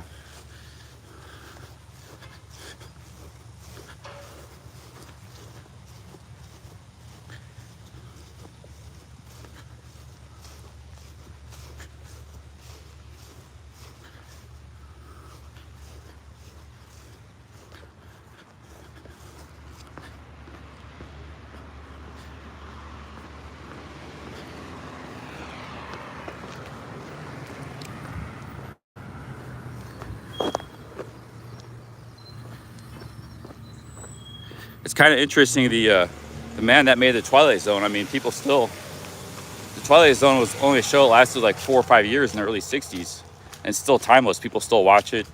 People still, it's still part of pop culture. You know, we make references to Twilight Zone all the time on this live stream. Well, it's like a Twilight Zone situation. It's interesting, the guy that wrote the show, that made the whole show. Not only was he in the show as a narrator, he also wrote the show, created it. He went to school here, college. So he's the guy that wrote most of those shows. So it must have been very, you know, this town must have had something to do with that imagination. No, the guy that wrote Rod Sterling. Sorry, not Rod Stewart, Rod Sterling. Sorry about that. No, not the musician. Rod Sterling, the guy that created the Twilight Zone. And he was the guy in the beginning of the show too, the narrator. He would say like, this is the whatever he said, this is the Twilight Zone. You know, he would talk about sometimes this and that. You know, the guy at the beginning of the show, the first 2 minutes, that's Rod Sterling.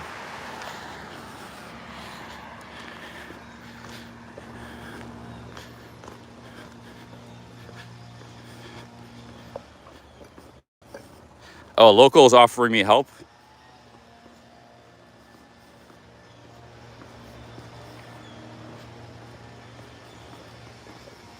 Erasure 96, is that the rails? I was there yesterday. I was charging my battery. I was getting water. He's a really nice bathroom. Yeah, I know exactly where that's at. Is that the office for the whole Rails to Trails? All of America or just Ohio?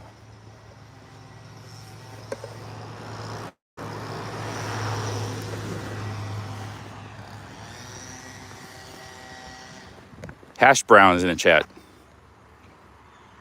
Proceed to your left for coffee. Hash brown says proceed to my left. Okay, I can do that.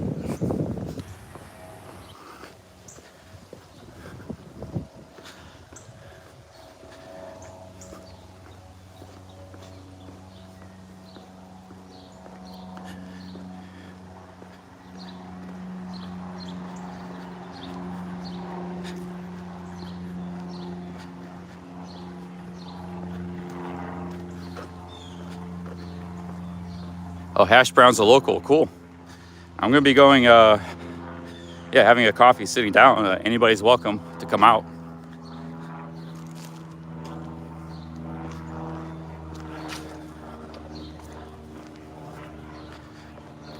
It all starts with a friendly hello.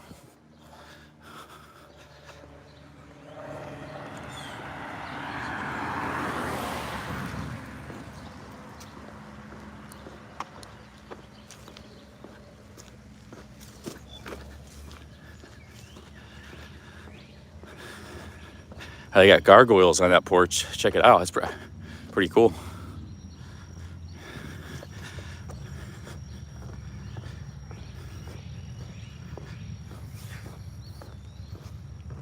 Oh, hash browns in Xenia.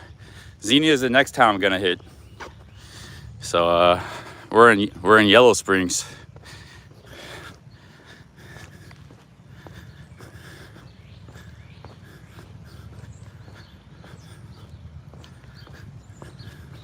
Guys, I think I had a big setback. I was ready again, the raccoons, I was ready to throw in the towel, but I think everything's back to normal. I was really disappointed I failed the challenge. Like, my food was rampaged, rummaged through, destroyed.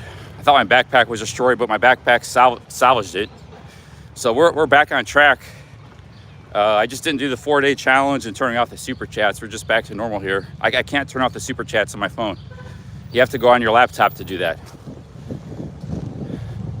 You can say no monetization, but you can still get super chats. That's just ad revenue. There's no way to turn off the super chats on your phone and the control panel. So let's go get some Snickers here, Speedway.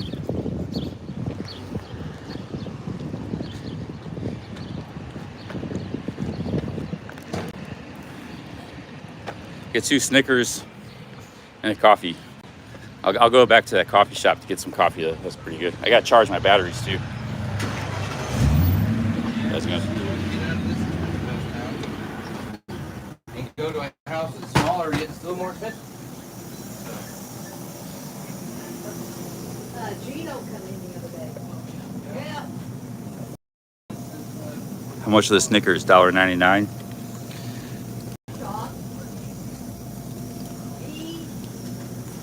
He's in Riverside now.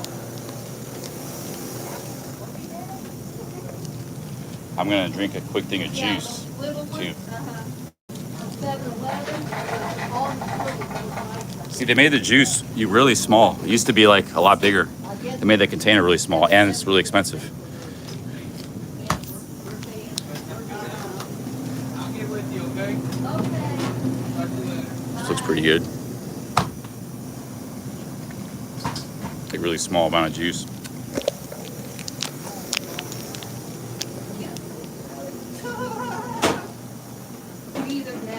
Hi. 2 Snickers. I got the big Snickers. How much are these? $2.49. $2.41. That's these are like 2 Snickers. I'll get these. You mind if I put these back? Okay. That's fine. Okay, that's we just saved a bunch of money there.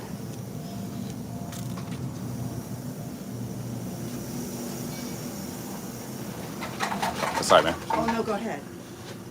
$4.50. Did you have a speedy card? No. So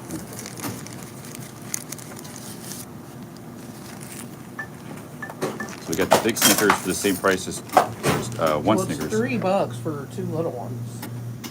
$3 for 2 little 2 ones? little ones and $2.40. Yeah, $2.49 Okay, yeah. for the big one. Okay. Thank you. Thank you. Have a good day. You too.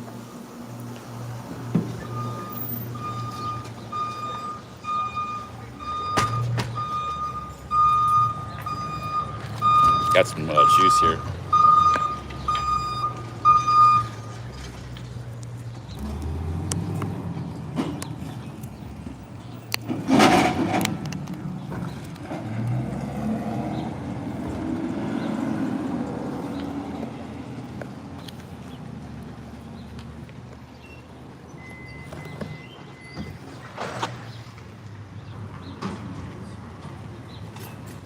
on Facebook Live? Are we talking? What are we doing? YouTube Live. Oh, okay. Yeah. All right. Walking across Ohio, starting Cleveland. You just started Cleveland. Well, I started like 16 days ago. You're on the rails. Rails or Trails. Yeah, Yeah. been on that. Hey, so you tell them about the guy selling you a dinosaur bone right now for $20, bro. A dinosaur bone? It is Oh, a man. mastodon leg bone. It is a rock, right? This fossilized fucking rock. I need a little gas money because gas prices are exponential, and I'm just going to sell you a fucking rock. You want to? Can I check this out for a bit? Yeah, It's an absolutely. artifact, huh? It literally is. Yeah, this is like looks like a real bone. It is a real stone. It is a fossilized bone. Yeah. It looks But real to that me. dog, huh? It- It is real. you I found it? promise it's real. It came out of the high desert of Arizona. My buddy Zach Zildjian. Have you ever heard of Zildjian Cymbals? No. All right, it is literally the oldest music company in the world. Zildjian Cymbals is like a drum company. They do brass cymbals. Anyway, my buddy Zach, his girlfriend broke up with him not too long ago, and he took this spiritual journey out to the high desert of Arizona, right? Yeah. And he probably paid pretty good money to be with these guides or whatever the fuck they were, you know? And so these guys take him to this cave, and he finds this bone. And I've had it verified. It is fossilized. That's a pretty sweet deal That for is $20. the sweetest rock I've ever owned. Yeah, I mean- But I'm just trying to get a little gas money, man. Just If you want to get rid of it, I'm at that price. I imagine somebody will buy it. I'm not the guy to fork. I got to carry light. right, I you gotta can't carry light. it. So I'm trying to think, is there any gear you need? Is there anything you can think of? Because I probably got it. No shit. Oh, really? I'm pretty good. I camped out in the woods and I got rampaged by a bunch of raccoons last night. They got all my food. They cut my backpack. I got a hole in my backpack, so I had a raccoon problem. If you got any, Well, if you're down to Glenn, if you need food, I can hook you up with the people that you need to speak to. well, no, They might not want to be on camera. no, I can get food. I got Snickers for breakfast here. I got 2 Snickers, and I'm gonna get a coffee. So, but I'm just saying I had a raccoon problem. That was one thing, but my tent's fine. My backpack, everything's good. So, all right, man. Nice meeting you. I'm gonna get some coffee. Have a good one. You need coffee, all right. Have a good one.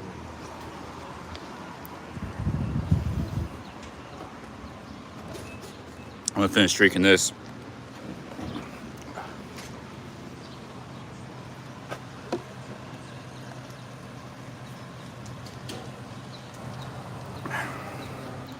Yeah, should I have bought the dinosaur bone? It looked like a real dinosaur bone to me.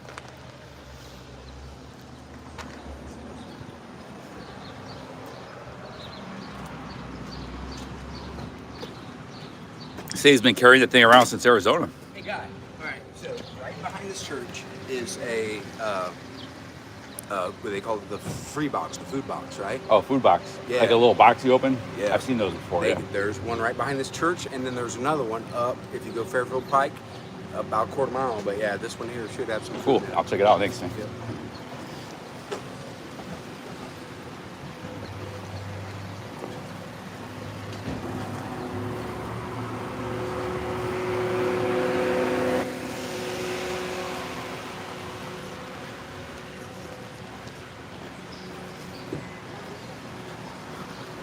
$4.95 for gas. It's been pretty steady last couple of weeks.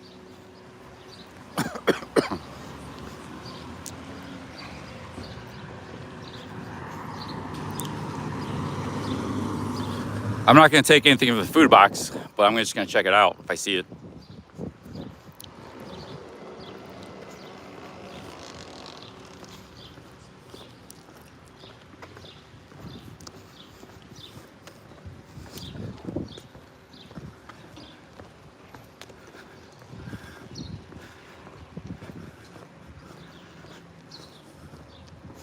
So back here is a food box somewhere. I'm gonna go get the coffee, I think. I know what the food boxes look like. I'm not needy. I can pay for my food, so.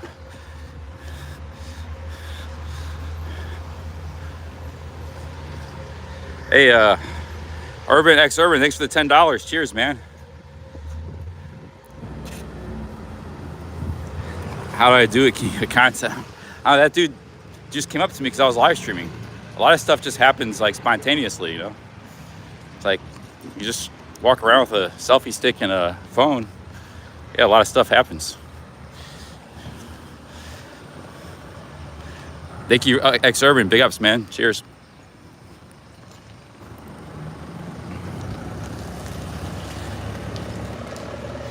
Very much for that. Overthrow the patriarchy.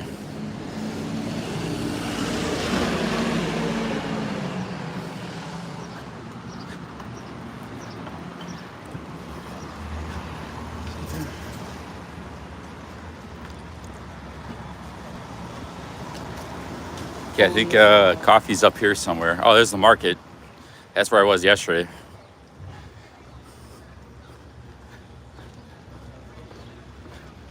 Let's get here. Let's get some coffee, I think.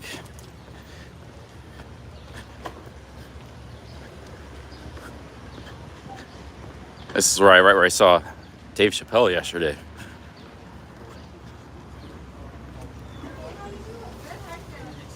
I have to get a seat up front because I lose internet if I go in the back. Let me see if there's any seats here front. Yeah, there's a seat I was in yesterday. You go there. Check out the books.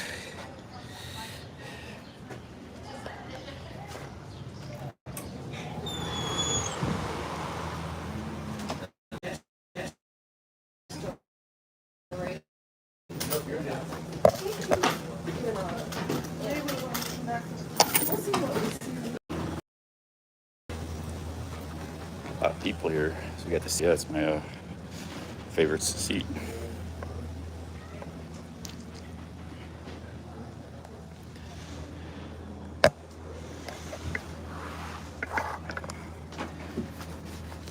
I gotta charge my power bank here. Let's get that plugged in.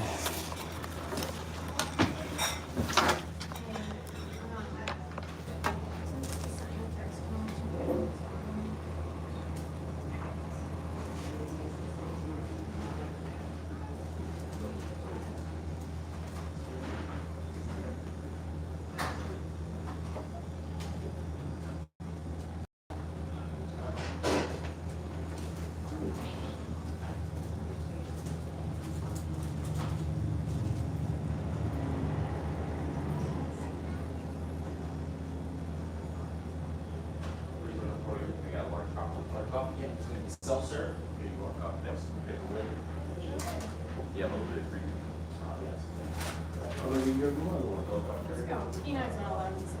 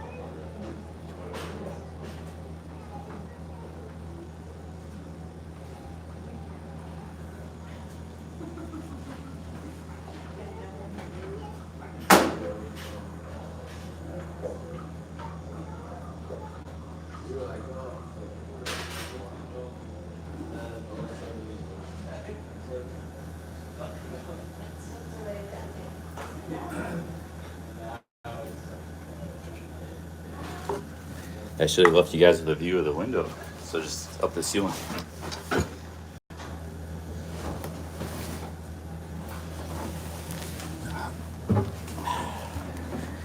You guys want to investigate the damage done by the raccoons? I was able to clean the back pretty good. It dries really quick. Here's the tear here. Here's where they got into the food. So that's another bag. That's where my sleeping bag is. So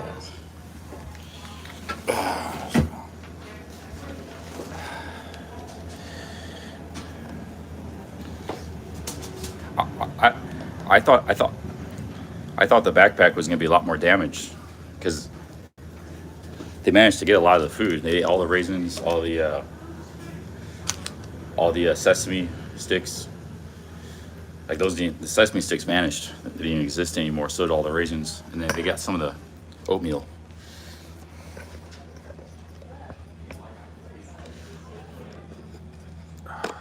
Okay, here.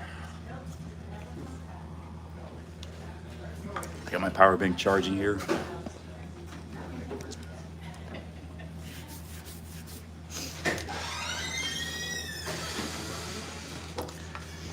Hey, big ups, Ernest Connell.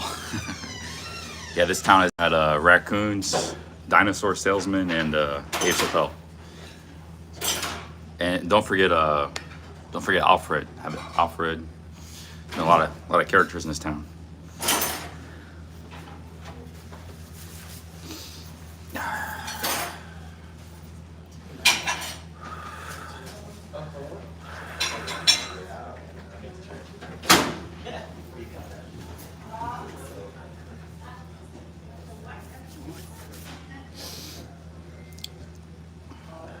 Hash browns in the next town, Xenia. Xenia is famous for being hit by one of the worst tornadoes in America, 1974. It wiped out like the whole town. 130 people died, like 1,000 injured, 2,000 missing or injured. Yeah, I kind of lived in this place, and it kind of upsets me because I've done a lot of stuff over and above just the gallery stuff in this place. That was kind of a given. If you're taking away, it just upsets me because of the amount of stuff I've done in this place, over and above.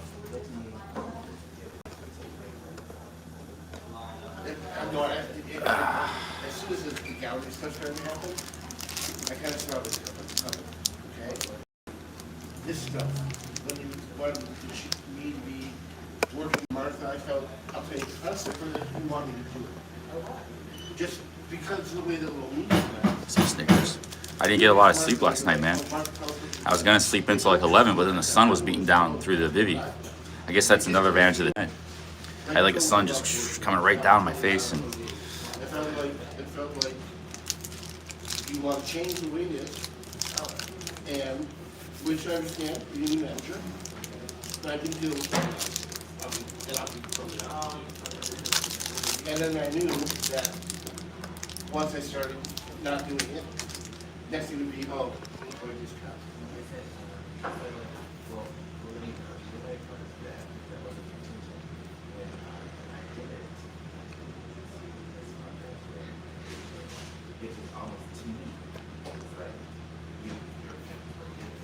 Yes, did you know about credentials work?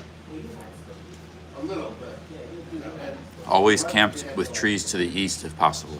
so it's a free exchange. Right, it felt I guess that makes sense. I could have camped behind the tree, and I would have had the sun in my face.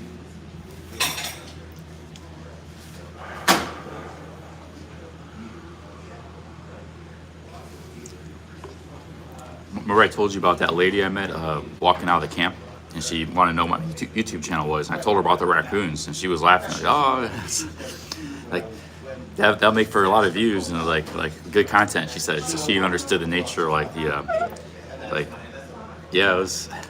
I guess it's good content, but it wasn't really fun. I'd rather have had a good night's I sleep. think sometimes I'm not. I think sometimes people assume things. There's a lot of assumptions, I think, and sometimes I'm not giving my voice to actually say, "Oh, this is funny."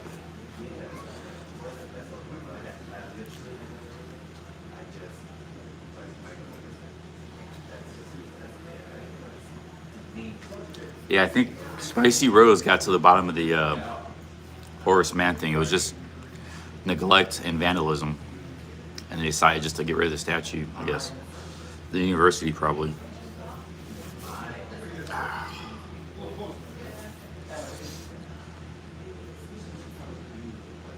Hash Brown says we may be related. My dad's side is from Cleveland.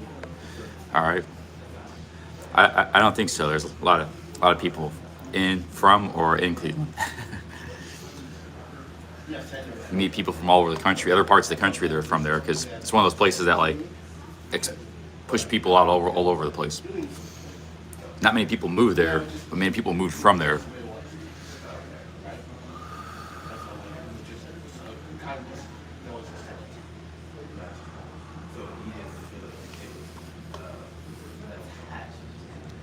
I felt it was a 10% done a lot of things. Yeah, they're pretty intelligent raccoons, and they kind of know when you're attacking them. But that's why those guys were just charging in. I asked assistance for a couple of guys, and because they weren't fleeing from me when I tried to scare them away, and they kind of just those two guys, like, they had no fear of the raccoons. They just moved right in.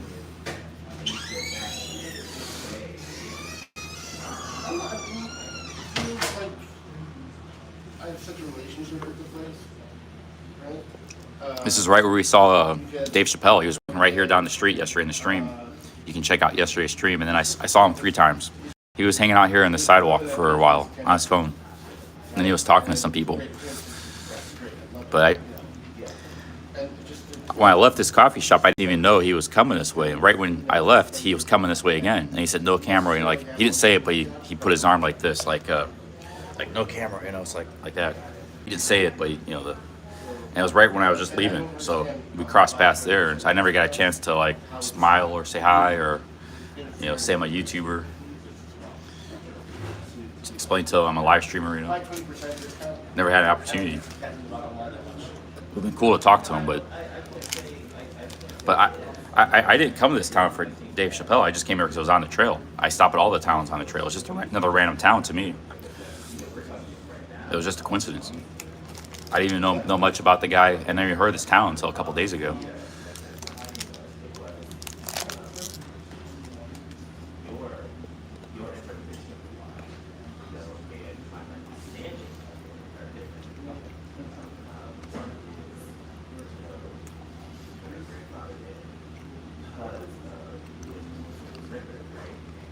Relationship. And service rendered. And willingness. Yeah, I've seen that guy on YouTube. He that feeds the raccoons on his porch. They just want food. They're nice but they know they're like stealing. They're bandits. They come in the middle of the night. They're bandits. They got the circles around their eyes, and they know what they're doing. They know they're stealing food from people. But if you just feed them, yeah, they're gonna be nice and really nice because you're feeding them, But if you're camping and you leave food out, they're gonna come in and take it, come in the middle of the night. And they fight each other too. I heard like hissing, and it's like all kinds of crazy noises, raccoon noises. And I was happy to do that. But yeah, everything was attached. But the other thing with raccoons can be very dangerous is they're known for getting rabies a lot. Like, they're very susceptible to rabies. And I know somebody that was chased by a raccoon, wouldn't leave him alone, and it even chased him to the back door. It had rabies, and they'll climb up you and bite you and stuff, and bite your neck and sink your teeth in your neck or your head or your shoulder or your arm, and they're just crazy at that point. And then they'll attack humans, and they're known for getting rabies. So the only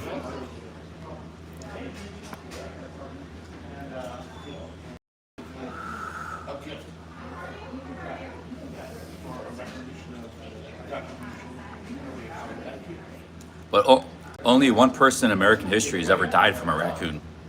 So that's pretty good odds. Like, usually they don't attack humans.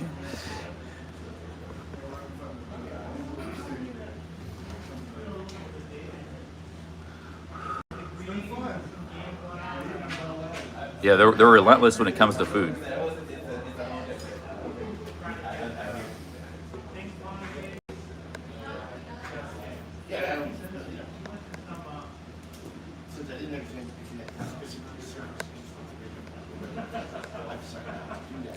Oasia wants to know if I'm headed to Kentucky. I don't know. I guess I'll just keep making my way to Cincinnati. I was thinking about going to Dayton, skipping, and just regrouping for a couple weeks, and then going back out live streaming. But I'm back on track now. My backpack is clean. There's a hole in it, but no big deal. So I think I'm just gonna keep doing what I'm doing and head to Cincinnati. I failed the challenge. So the 4-day challenge, I failed. So. But we're still doing a sort of a challenge. This whole adventure is a challenge. But I was gonna do real hardcore, like just cold soak everything and camp every day. We failed that the first night. So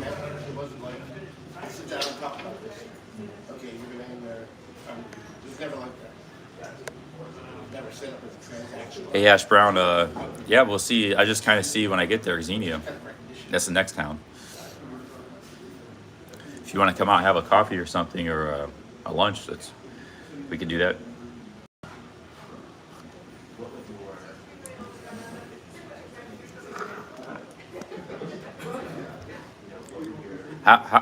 Hash Brown, how did you find this live stream? It seems like a lot of Ohio people are finding my live streams.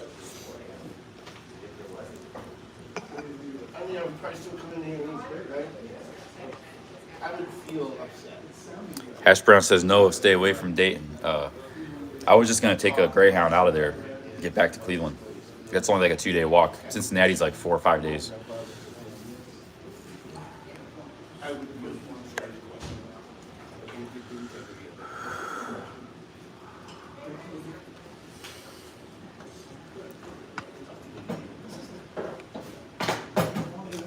Snickers is going down good.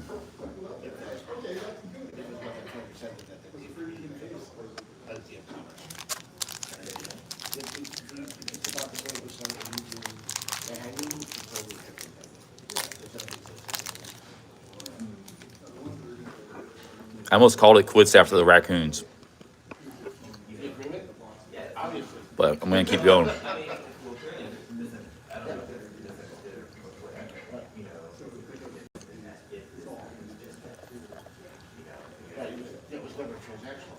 Hash Brown says Xenia is rough. Please be careful. It's gotten bad with meth. That doesn't sound good.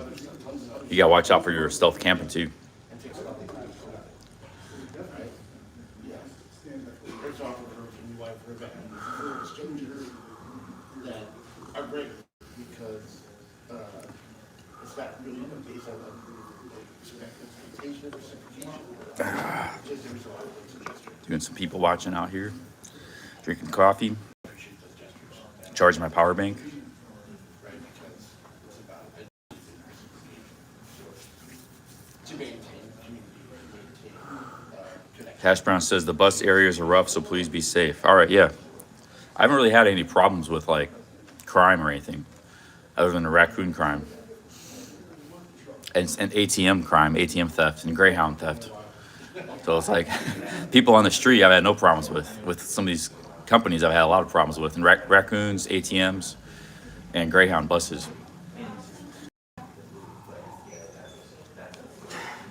But actual people on the streets I haven't had any problem with anywhere.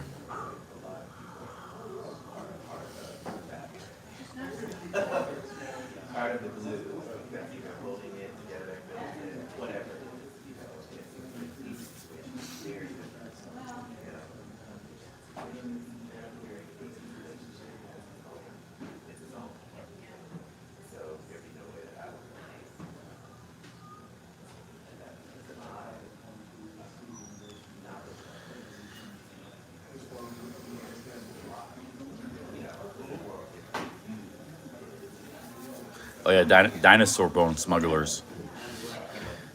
But he was nice. He didn't give me a problem. Every person I meet and every NPC, non-player computer, always great. That's the only reason I came and grabbed that top off. It's kind of like a video game. You meet non-player computers, NPCs. That was Dinosaur Bone Man. Maybe I should have accepted his offer and then could have led down another path. And then someone else would have came up to me who really wanted to buy it for like $1,000. It could have been like a quest I failed at already. I already failed the four day quest challenge. It's the cold soaking challenge. Non-player character, yeah.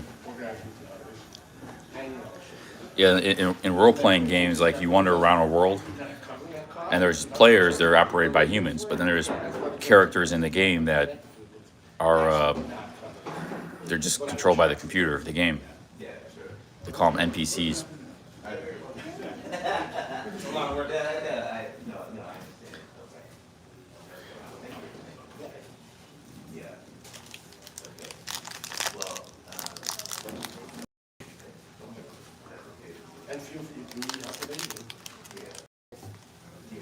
totally winged out. Well, thank you. Well, thank you. And I've always been that way.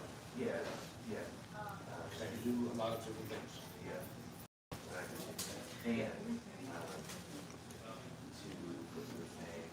And Maybe the bone smuggler was a stream sniper. Okay. Kind of seemed like it. It just felt a little strange. Sometimes stream snipers stream snipe, but they pretend like they don't know you, like they don't watch your stream. He could have been one of those kind of guys. Not that there's anything wrong with that, but I'm just saying.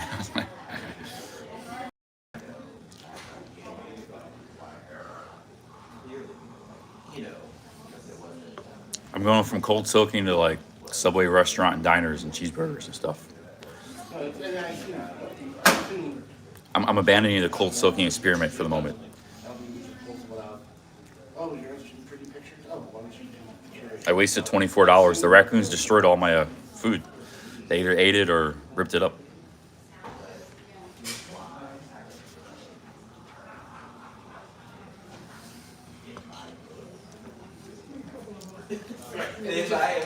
Just to understand what I No, it's okay, Greg. I'm gonna just walk to Xenia. So I'll be in Xenia. I'll be eating at a restaurant. So she doesn't have to come here. I mean, I'll be in Xenia probably tonight. I want to keep walking. Anyways, I want to keep logging in the miles. So I don't need to ride to Xenia. It's not that far. It's like 9 miles.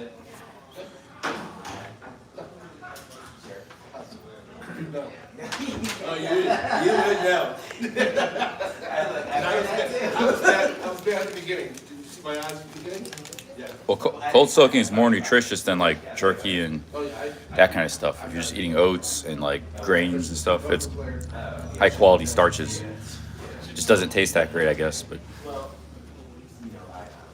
it's better than eating beef jerky and snacks and all the time.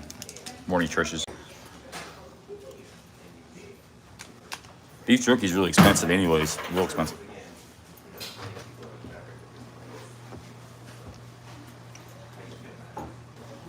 I've also got a lot better. Zadola says, Being angry. I've been camping in tents that had lots of raccoons around. The nights are long. Tents don't stop them if they smell food. They try to get in anyway. Change all that. Yep. Yeah, some people said that. They'll try to rip through your tent. They'll do anything to get to food, people food.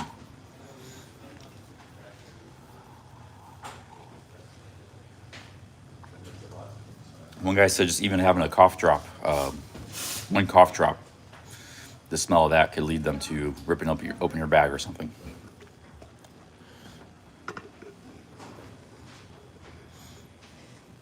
But they don't mess with people. They're scared of people. They have a healthy fear of humans.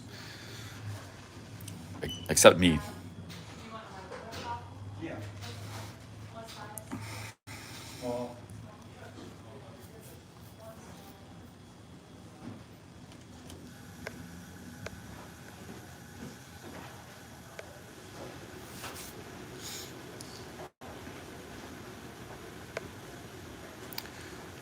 Hop Frog says he slept 300 nights in a tent, never had a raccoon try getting in. Well, you might have had those odor-proof bags, plastic bags, whereas maybe she didn't. So maybe that was the difference.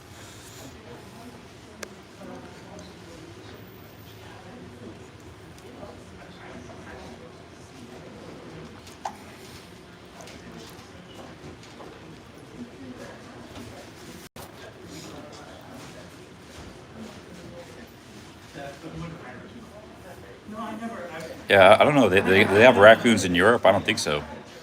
I think raccoons are just an American thing. Like, they don't have them in the UK or France, do they?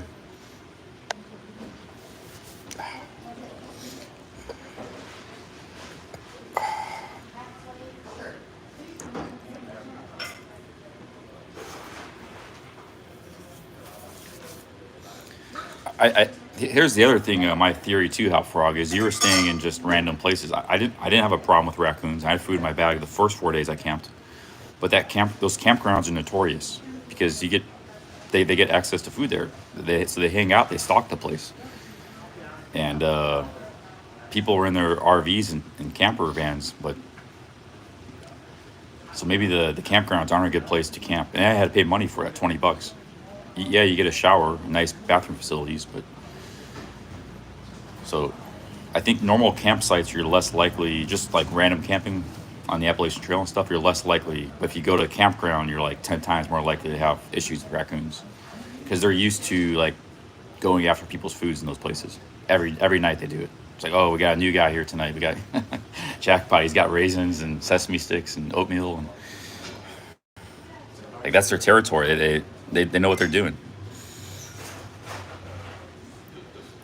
and they get a lot of free food off those campers. They're there every night, different ones, coming and going. So I think it's better to like, 'cause I didn't have any issues with raccoons the first 4 nights I camped.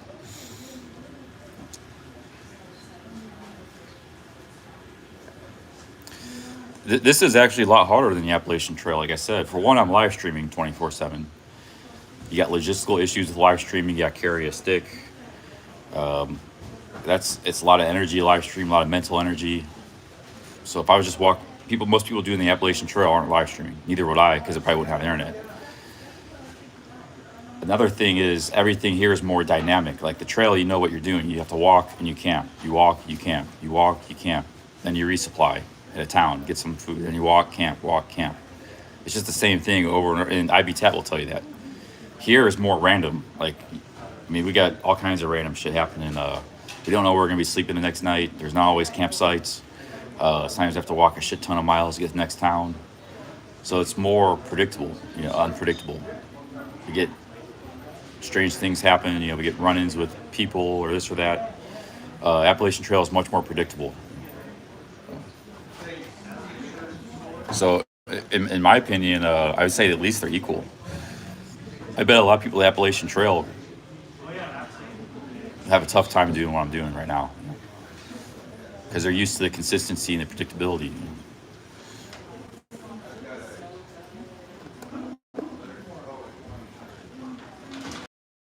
Yeah, the Appalachian Trail, they got bears. That's a problem.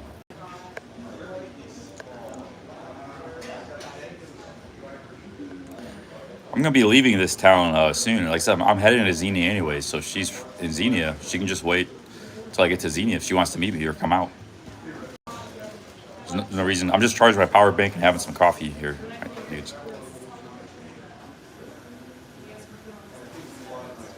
Hop Frog says bears are not a problem. That's good. That's good to hear.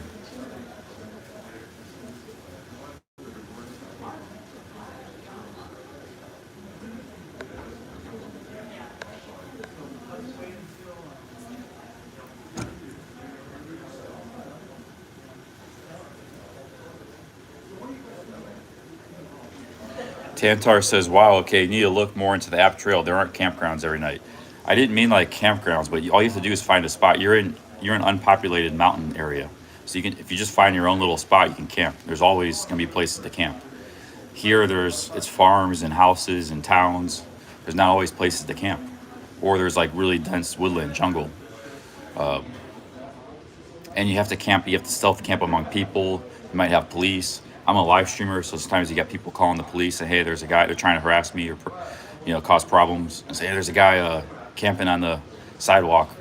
It's like right here, your location. It's like I got all kinds of difficulties I'm dealing with that you don't have to deal with on the Appalachian Trail. You just walk and you find a place to sleep for the night. Doesn't mean it's a campground. Campground just be a place to sleep. Your hammock or your tent.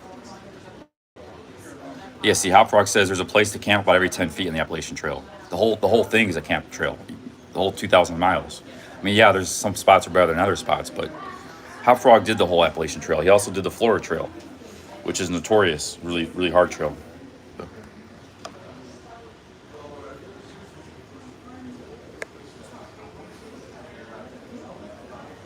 Yeah, so Appalachian Trail, you always got water. I mean, there's always streams and stuff, mountain water. The water's not too hard.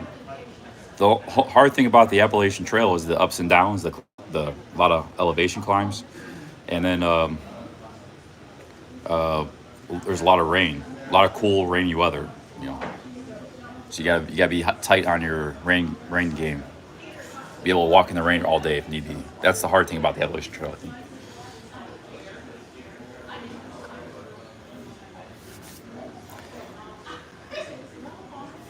Yeah, lack of internet.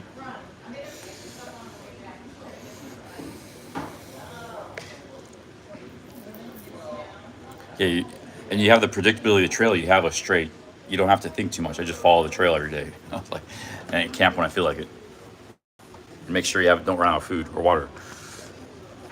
There's a lot of simplicity to that Appalachian Trail. That's saying it's hard. I mean, to walking 2,000 miles on mountains and hills, but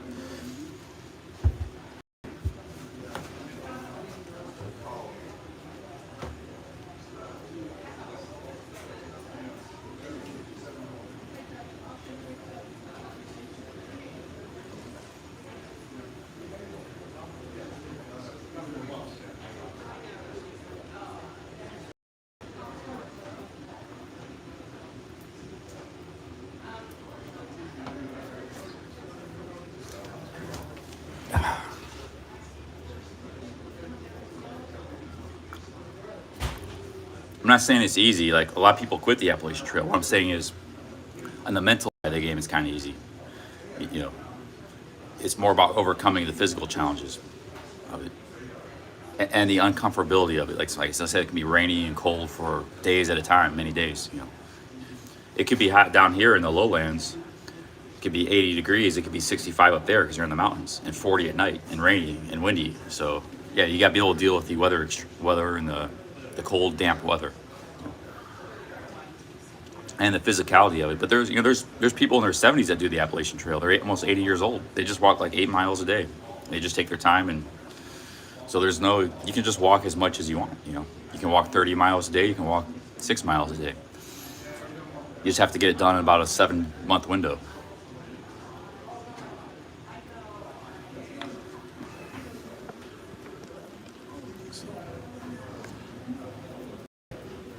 Yeah, you can tent anywhere except the Smoky Mountains. You're not supposed to, but when you're out in the middle of nowhere, like hell, even in this town just 2 miles away, I could have camped, mile right by a town.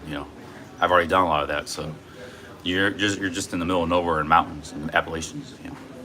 Only the Smoky Mountains has some strict, and that's because of the forest fires threat. Only the Smoky Mountains only covers like maybe 100 miles of the 2,000 miles. That's a national park it goes through.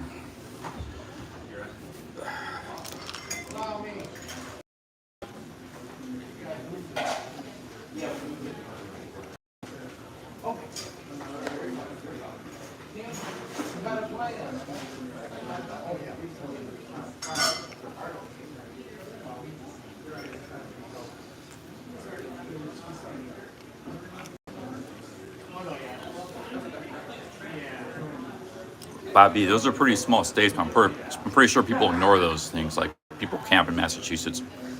Those are just stupid regulations. But those are like 3 of the smallest states on the trail. Maryland's only like 10 miles, I think, the trail, 20 miles. Virginia's like 600 miles, so, on the trail. Connecticut, I think, is only like, it just goes through a corner of Connecticut for like 30 miles. The biggest states are like Maine,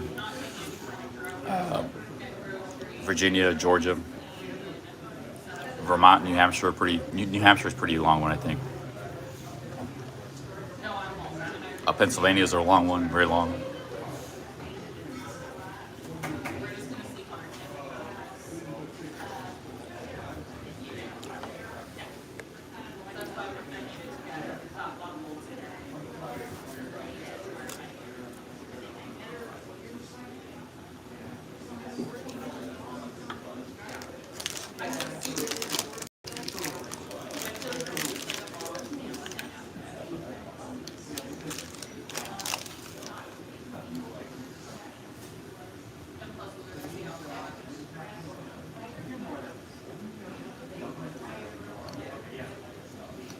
No, I didn't disable the super chat like I talked about, because when I talked about that, I didn't know that you couldn't disable it on your phone. There's no way to disable it on your phone. I was going to do it during the challenge, but I already failed the challenge, so it's like...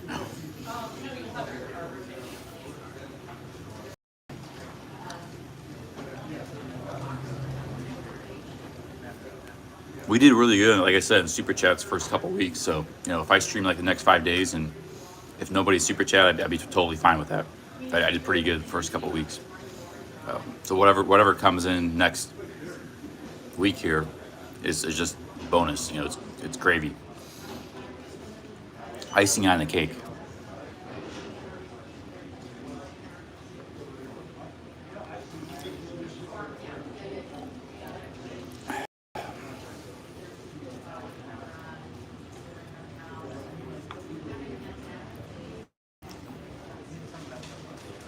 Yeah, I like a lot of these little like funky college town type places. Yeah.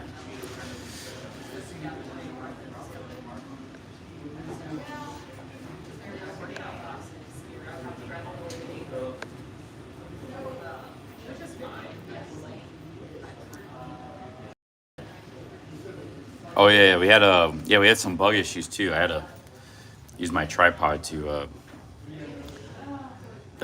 kill them. There's a couple of millipedes. Millipedes are harmless, but they release like a toxic odor. That's what keeps the animals from like eating them. And I could smell it. And then like some weird cockroach type bug. It wasn't a cockroach, kind of looked like one. It was like real fast, and I was like trying to kill it. I had raccoons outside like yelling, and I had this bug running around my bivvy. And you can't get rid of it. You can't get rid of a bug out of a bivvy. You have to like shake it, turn the whole thing out inside out. I did manage to get it. Hey Marco, thank you for the 55 Swedish kroners, man. Thank you very much. He's super chatting for the failed challenge.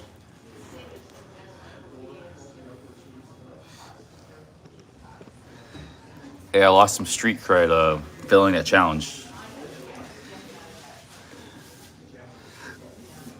Yeah, I don't even know how they got in my bag because it was zipped the whole time. Like, I don't know how those millipedes got inside.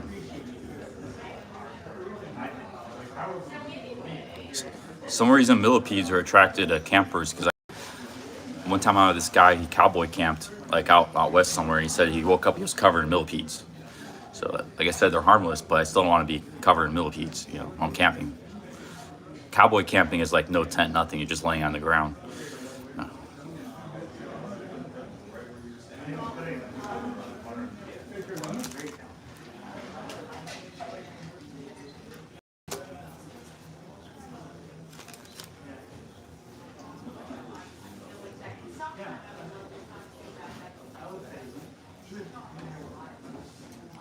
I think centipedes are more dangerous. They bite and stuff. There's a dinosaur guy.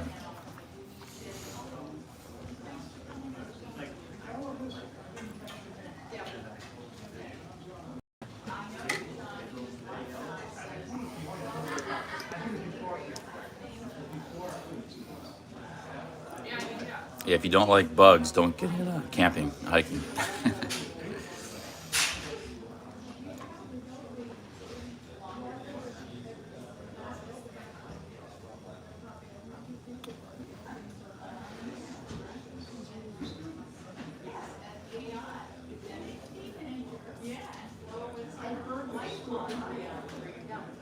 A centipede has 1,000 legs. A centipede has 100 legs. A millipede has 1,000. That's the difference. I mean, that's the main difference.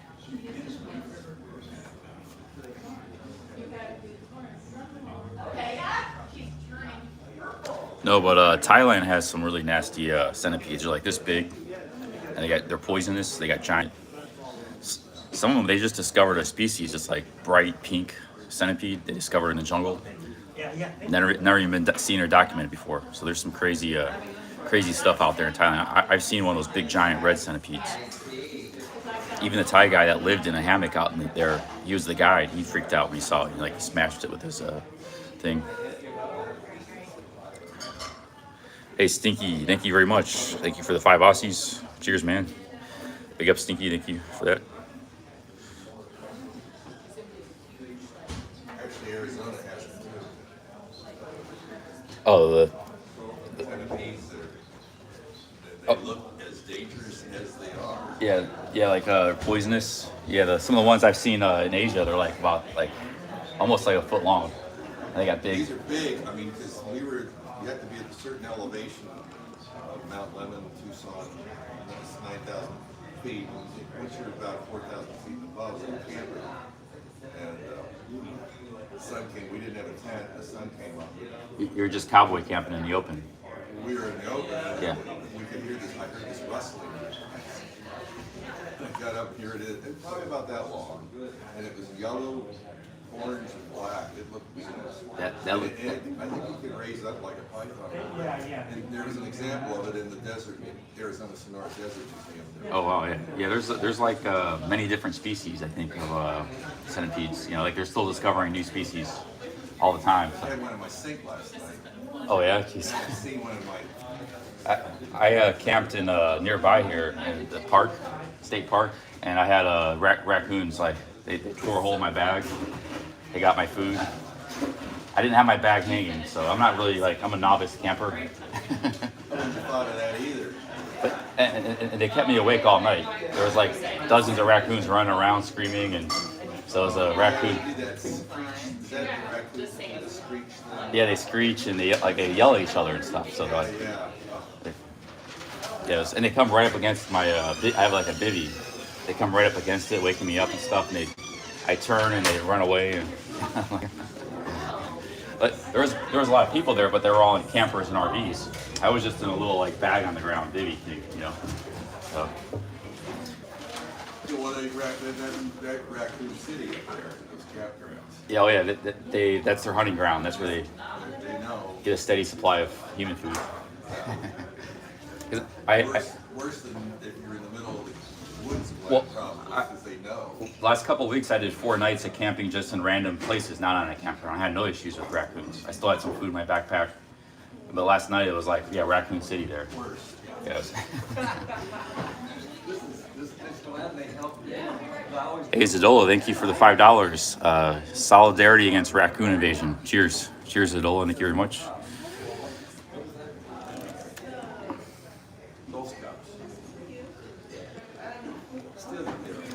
I'm gonna keep camping, but I think I might stay away from the campgrounds now because of the. It's gonna be the same thing at every campground. I think a lot of raccoons. Even if I don't have food, they can still wake you up and bother you.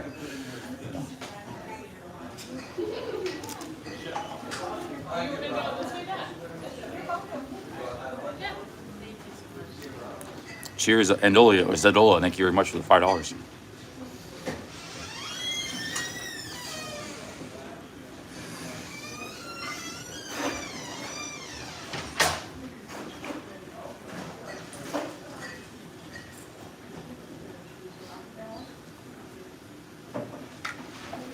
When you get past Xenia, there's not really any motels. I think there might be one more all the way to Cincinnati. So a couple times on the way there.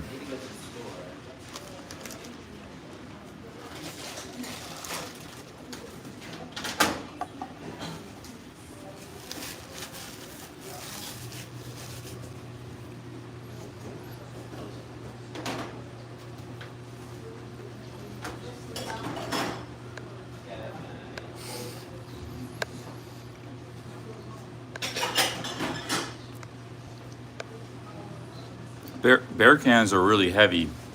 It's a requirement on some trails, like the Yosemite and all that stuff. You have to have a bear can. They require it. But so when guys like IB Tap was doing that trail, he would only have the bear can in that section. Otherwise, he wouldn't use a bear can.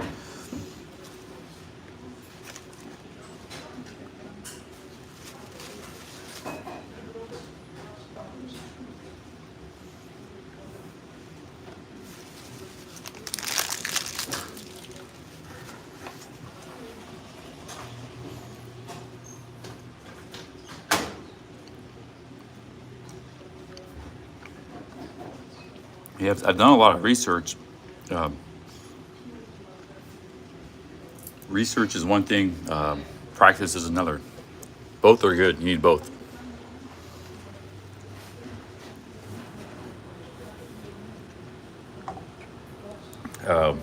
A bear can is just like this big, giant, odorless. It keeps in all the odor and stuff. Way to protect your food. Because apparently the bear's sense of smell is so good they can even smell through like odorless bags. So apparently that's more bulletproof against bears. It also makes it, I guess they can't break into the bear can. And yeah, I don't know, but it's pretty heavy. They usually like tie it to their backpack. They strap it.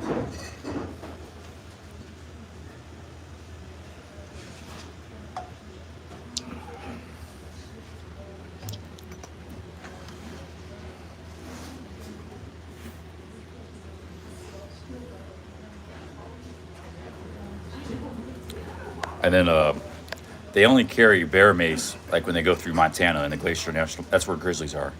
People don't carry bear mace for black bears for the most part. But when you go through the Continental Divide Trail through the Glacier National Park, they got a lot of grizzlies up there. So that's the only part of the lower 48 that has grizzlies, is in Montana.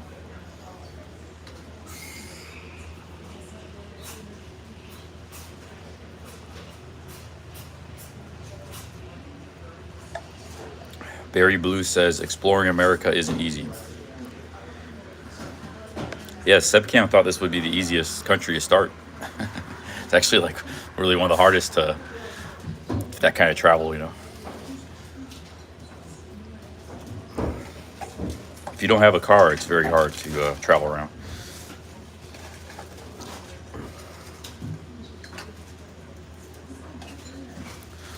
But I think it's good content for the live streaming. It makes it interesting.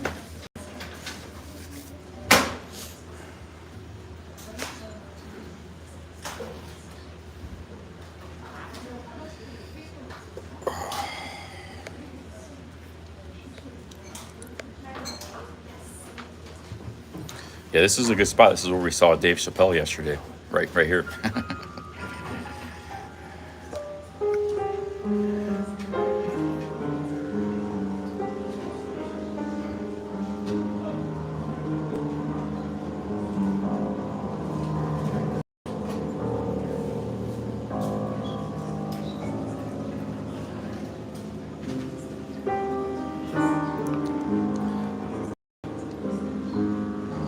Is that Dave on the piano? No, it's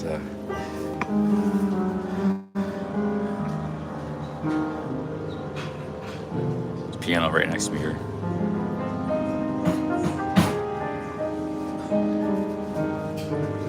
This guy's pretty good.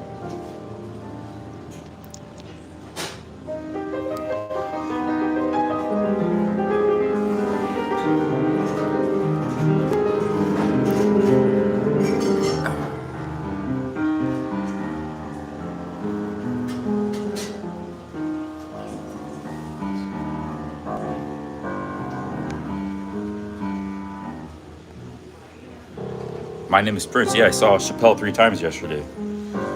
Go to yesterday's live stream. There's a time link in the chat, so you can see. Big ups Prince in the house. Yeah, go to yesterday's chat. There's time links.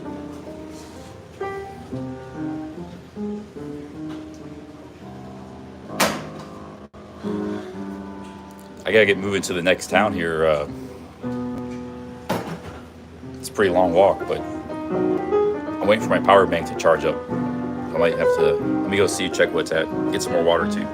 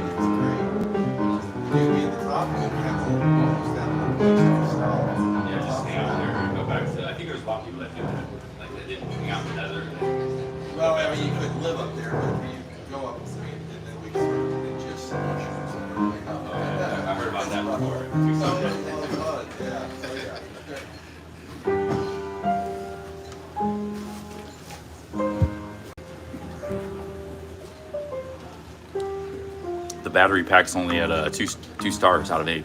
It takes a long time to charge.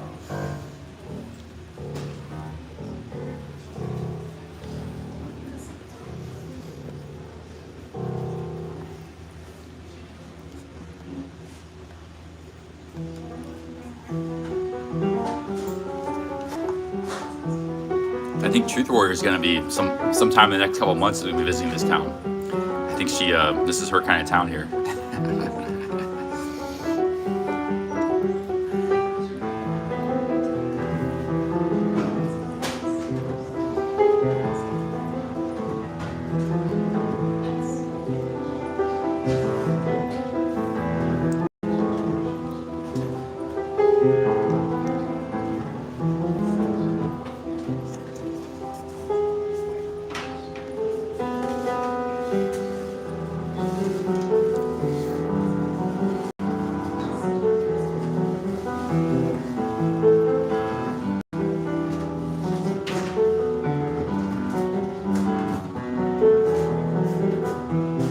Yeah, I'm trying to charge. I think the phone's about 50%. Actually, the phone's at about 65.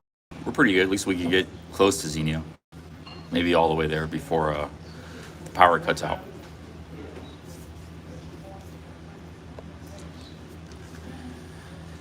Hey, great job, man. That's pretty good. Should get a harpsichord too. What was that? Like to hear play a harpsichord. Oh really? I'm just the opposite. I'm the same with guitar. I love to always pick electric guitars. For the same reason. I mean, I guess I've also never gotten to play like a nice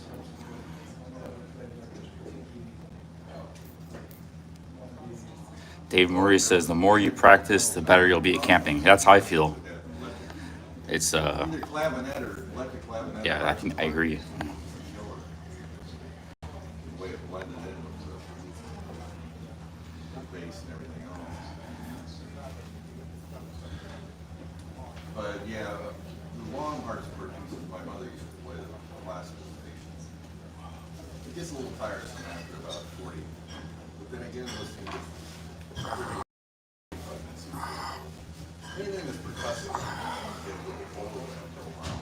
And that's basically what there's also no sustain, so maybe getting a reset. Yeah, I had 3 days of education by experience. The foot thing was the first one. I learned a lot with that, the foot injury. The second was the when I got stuck in the heat in the middle of nowhere, no internet. That was a bad one. And then this raccoon situation. I mean, as far as camping and hiking, those are 3 very good learning days. Actually, my first day was a good learning day too, because I got kind of stuck out in the middle of nowhere too that day, late at night, nowhere to camp, nowhere hotels. So, yeah, I'm learning a lot as I go along. That's why I'm out here. It's like I'm learning. I failed the code silk challenge. My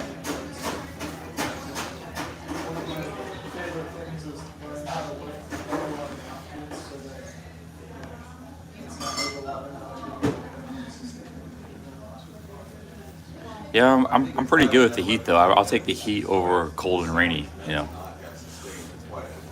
I mean the heat for me is kind of like an annoyance, and you just take breaks. If you start like you're overheating, you can take a little break on the side of the trail.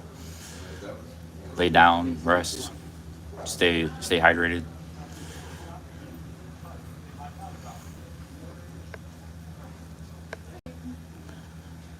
Go talk to Issa. He just walked by. Who's Issa?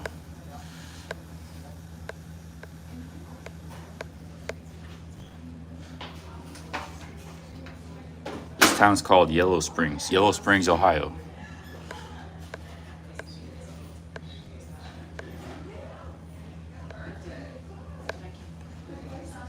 Thanks for the vote of confidence, Hot Frog. Yeah, I'm doing this, just fun to obviously, to make money live streaming. It's but to also to like kind of learn, get better at this kind of stuff. I'm kind of just a city guy, but you can be both a country and a city guy. You can be comfortable in both environments, I guess. Issa is friends with Dave and a local. Okay, I never heard of that guy. He's a rapper. Yeah, I saw the big dude with dreads walk by.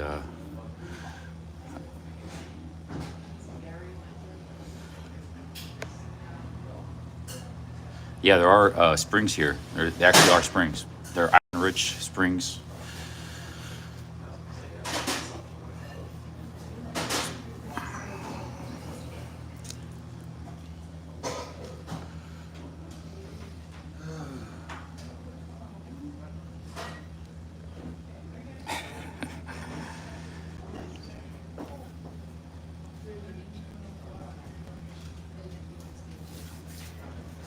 I could try to talk to him if I see him.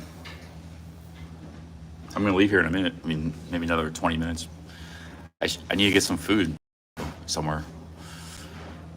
Maybe just get like a Subway sandwich to take it with me. There's no shops for about 10 miles. Next 10 miles till I get to Xenia. So.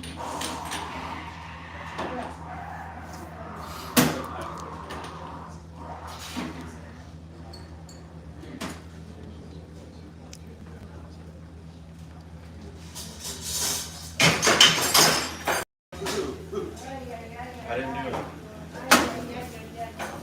Nothing.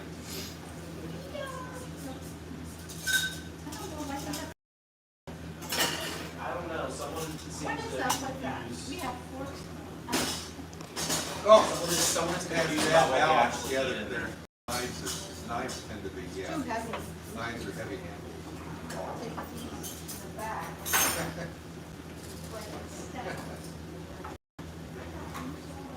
Those containers need to have heavy weights. You got a Zoom thing going on in that phone? Sir? What do you have with your phone there? Is it a Zoom kind of a thing? Oh, yeah, it's just an iPhone. It has. I just use the regular lens, but I'm a live streamer. I actually started. I'm walking across Ohio. I started in Cleveland, heading towards Cincinnati. I had some rides along the way, but But I noticed you walked away from it, so I figured you shut it down whoever you were talking to. But this is a record. You're not talking to anybody. You're recording for no. posterity. It's a live Oh, broadcast. it's live. Yeah, it's live, like just live in the moment. So you can come in and out of it. Yeah, I at just your walk away, go to the bathroom, and discretion. it keeps running. Yeah, I run it like 10, 12 hours a day. So you guys can see. That's the guy on the piano there. He's the guy I was talking to about Arizona. So, so I used to do a few. Oh no. New to me. Huh? I mean, I've heard of it, but I've never seen it. Oh, never heard. Yeah, I've heard people of. Yeah, Tucson. Yeah. No, I mean the live stream. That's Oh. the first time I've seen somebody actually doing it live. The live of the live.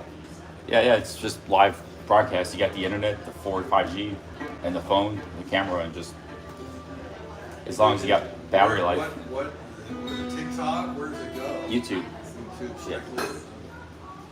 Yeah, I started about 16 days ago in Cleveland. I've been walking across Ohio, small towns, and I never even heard of this town until a day ago. But it's a pretty neat place. What other parts of Ohio? Well, just the ones on the rails of trails. So like, Okay. I did the Lake Erie to the Erie Canal Trail. So it goes through the Cuyahoga Valley National Park, through Akron, Massillon, down into like I knew Philadelphia. Then I go over west, went through Columbus, and then out from Springfield through here, and on my way to Cincinnati. So. There's a real nice one in Athens to Nelsonville and back. I've done it on my Recounting bike. Oh, yeah. Yeah, when I did it 10, 12 years ago, it was rated best in the state for rails and trails. Oh, right. And it's just a short run. It's about a 20-mile run, and it still has the original. You know how originally you'd have 2 sets of railroad tracks. That one does. It still has the other railroad, so you're going along the other railroad track. It's still there, and it also goes by the railroad there was used for hauling coal 150 years ago. Yeah, they're really amazing. I recommend just checking any of them out because they all have like just different neat stuff. And then you know, you always got like porta potties, and you got places to fill up your tire. I'm not biking, I'm just walking, but and you got water to get through water bottle, and there's a lot of amenities, picnic tables, you know, nice scenery, and it goes through little towns too. It's not like you have to walk 2-3 miles to get to town. It goes right through the little towns, you know. Yeah, my sister's done a lot of bicycling all over the state. Go bicycle club does the whole state. Huh. GOBA, yeah, GOBA. Goba. Can't remember what it stands for. Something to do with bicycling. Yeah, I'm not much of a cyclist. I just like to walk long distances. Some days I've done like 20 miles in one day. I want to do that in Scotland and do a live stream on TikTok and pay for my trip. Yeah, you could. I mean, you need a following, a little bit of a following, but Good luck with that. I'm just kind of an average Joe, and we just ramble and talk and chat. You know, I'm sure yeah, it's probably nothing, even what you're doing probably isn't super unique right now either. yeah, but there's not really a whole lot of people doing it. Like more could do it and make money off of it, but not many people are. You know, I think a lot more people could be doing it. Pay for your time off. Yeah, I paid for all my. I mean, a lot of times I stay in motels and stuff, and you know, the food, everything. I paid for all my expenses, and I make a profit off of this. So, yeah. We have 270 people watching. Usually around 250 to 300 watching. Yeah, yeah. How many are actually viewing it right this moment? There's 270. How many are on whatever, you know, the green light? Yeah. Usually you know your contacts.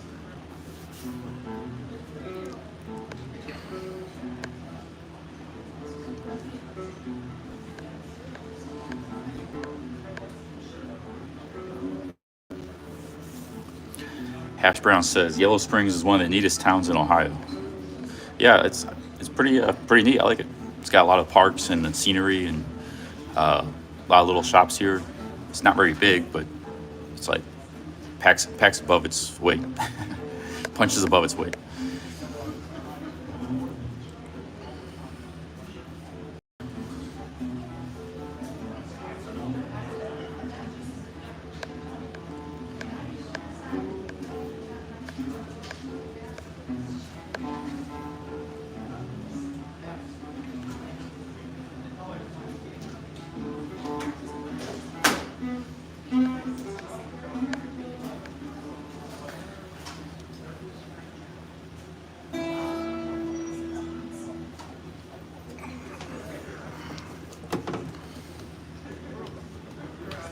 That's pretty cool. They got a piano, they got a guitar. You can just kind of play, you know. I thought you were going to start a Steely Dan song. I thought you were going to start playing Steely Dan for playing the right chords.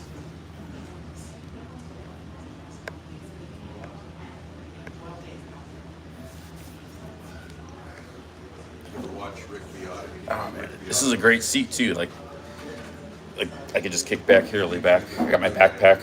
It's like super comfortable. Music.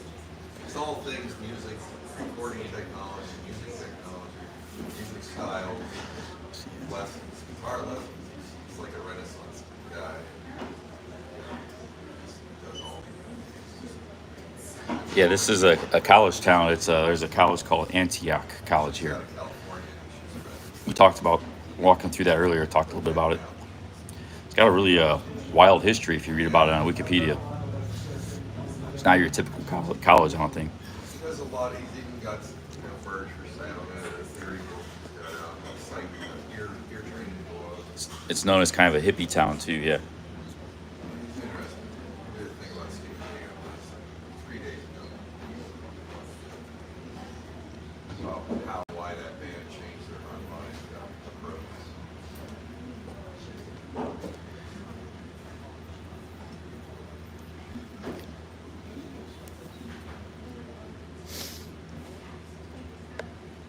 What I was doing this time was basically just playing.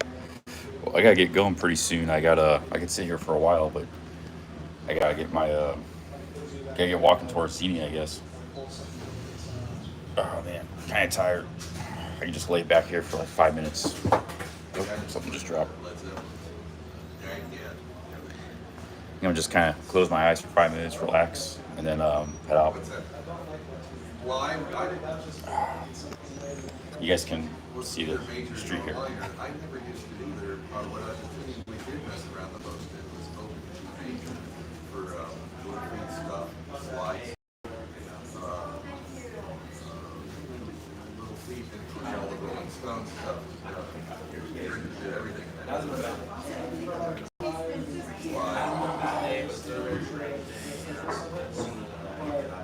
Whenever people try to play the games and effectively try to make me play it, You're talking about that game? yeah, it's Okay, yeah. it sounded like blues. Yeah, They're yeah. ready to go for it. Doesn't want to go after that.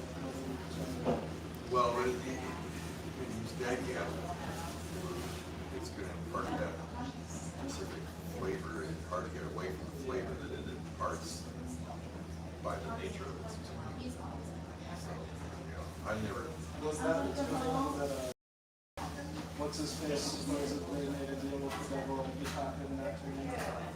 I do not know that. Was it Screaming Joe? Well, Old song. Robert Johnson in Crossroads. That movie, Robert Johnson was a player back in the 20s. Yeah.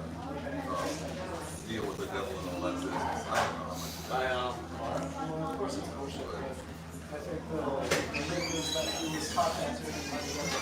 Well, there's probably no tuning. I'm not sure yet, but it's close to that. I would have guessed it'd be an open major.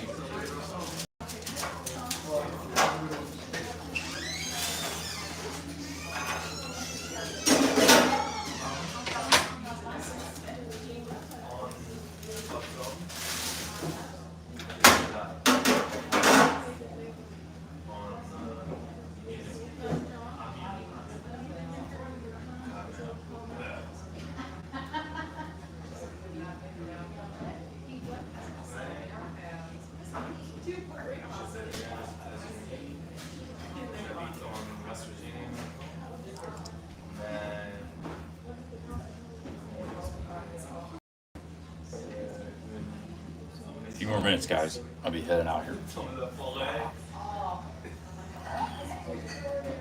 Captain. Yeah. Yeah, personne. Donc, il faut régner ici pour socialiser.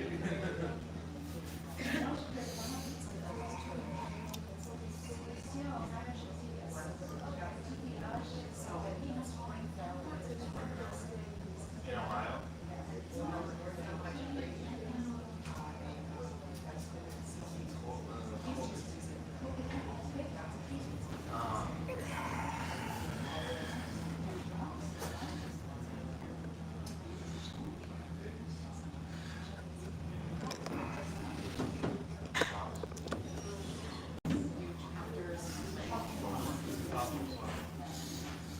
If a stream sniper doesn't want to be on camera, I can respect that.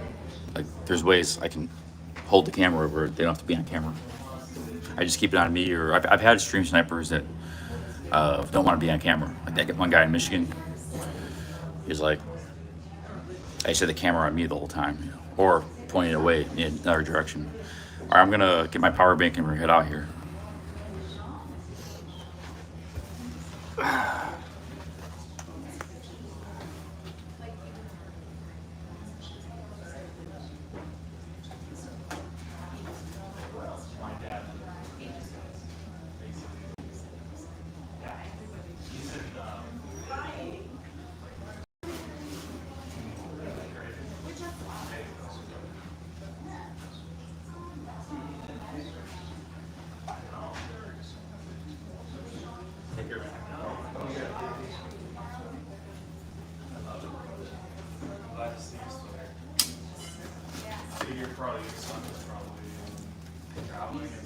All right, guys, let's head out here. Got the power bank up to 3 stars. So. Yeah, I like this town. People seem pretty cool. It's not like it's not like the kind of town where they're like Karens, you know, people, nobody's giving me a hard time live streaming, other than Dave Chappelle. He was the only one. It's like, no, but that's Dave Chappelle. So people like friendly chat up, you know. Alfred was cool. Yeah, I like this town.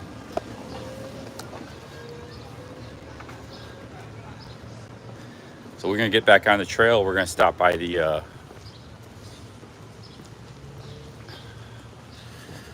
we're gonna get some food along the way. You got two main streets. There's actually some stuff back away too. There's like normal, kind of more normal strip mall type stuff. But yet, it's like a nice little Truman Show type town, you know. You have a Truman Show here. A Truman Show live streamer could just be in one town. Like there's that guy, that Hawaiian guy that walk around I saw him like 3 times in the same day. He just walks around here, talks to people all day. You know, it might be a little bit too small of a town for a Truman Show, but this is the kind of town where you can do like and then people see the same characters over and over. Oh, that's that guy. Oh, that's that guy. You know, and like I've already seen like a lot of the same people over and over here. And I've only been in this town not even 24 hours. So you could just be like the live streamer hanging in the town all day, every day, like in the same town every day, you know. And you see the same characters. People want to watch because they want to see, you know, who's going to pop up today. But this is the kind of town you could do it because I think they would be receptive. You know, they're very open-minded people here. That's what hippies are known for, being open-minded, you know. Am I leaking water in my backpack? Or backpack's just still wet? I'm going to get a Subway for the road, my dudes. Yeah, I think this could be, it's a little bit on the small side, but it could be like almost a perfect Truman Show town. It'd be helpful if it was a little bit bigger. It is a pretty small town.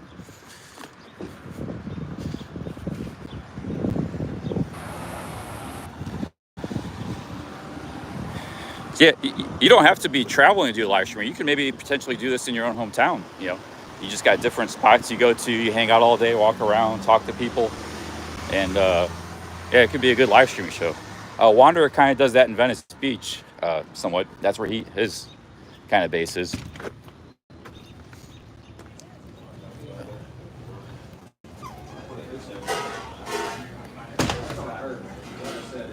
Getting some Subway here.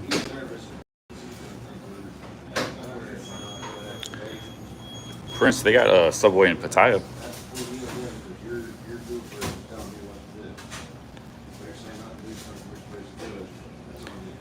Hey, big ups, Curtis Maximus. Thanks for the kind words.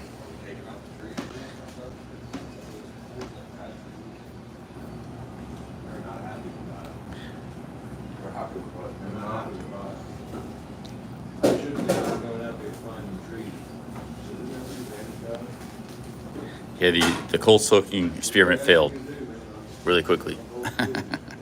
The raccoons made that happen. They guaranteed no cold soaking. I'm not eating now. I'm taking this for later. I got a long walk ahead of me. So.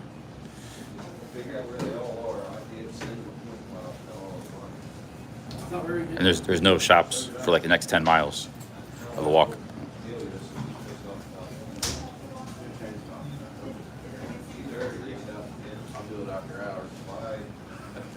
It wasn't one raccoon, it was many raccoons.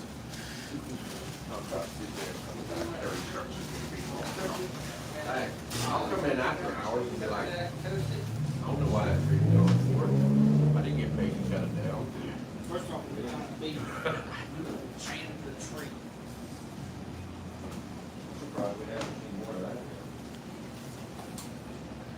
The ball was gonna come down that long leg.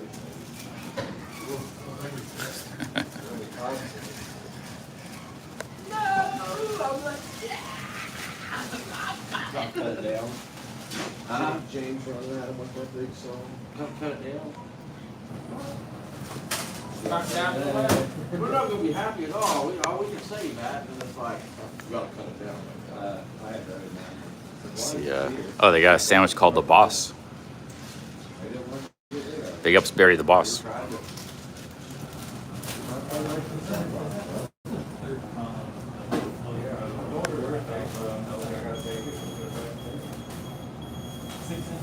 Oh, Subway Full-On Pro. Full-On Pro is a double meat double cheese.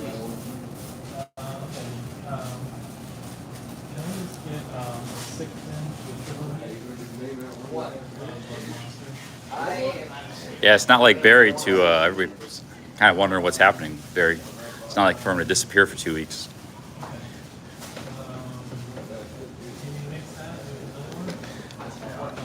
Hope he's okay. These are already.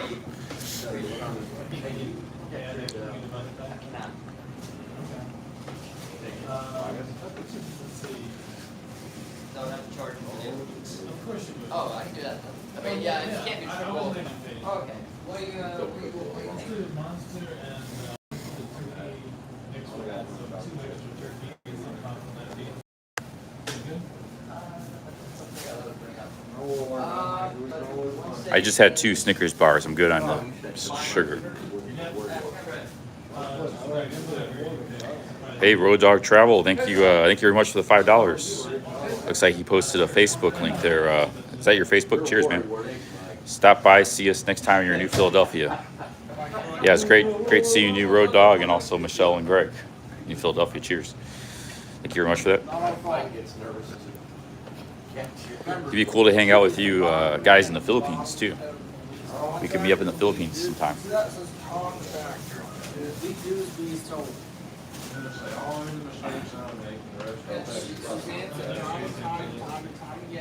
Design to build, and she trumped that plans.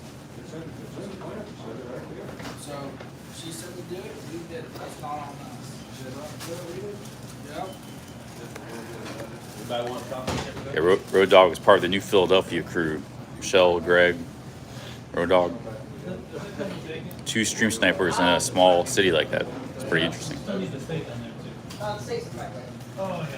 Just heat it up, you don't toast it, I heat it up inside. Oh, that's nice.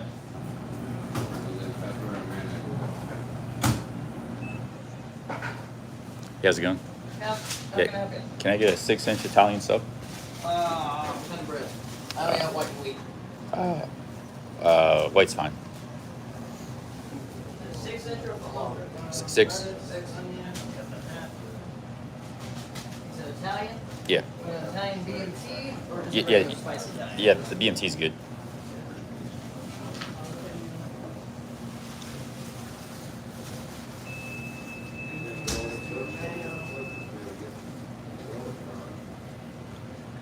You know, I don't know what happened to the cold soaking jar because it was with my backpack, but the lady moved it all to a box. I didn't see that, just disappeared, but I don't really care. I'm kind of done with cold soaking for now. So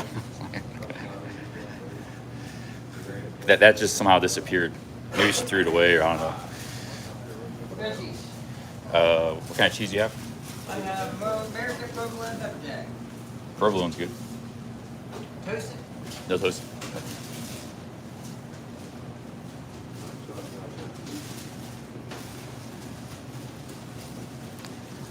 The Raccoons SF guy took care of all that.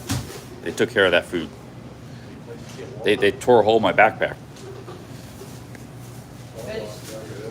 And I had like, I was almost trashed the backpack, but I was able to salvage it, so it's still usable. I really like this backpack. I mean, I like to keep using it. Cheers, though. Yeah, they ate all the raisins. They ate all the sesame sticks. They ate some of the oatmeal. I didn't really investigate. All I remember is the bag of raisins was completely gone. They ate about half the food. I just threw the rest away. You know.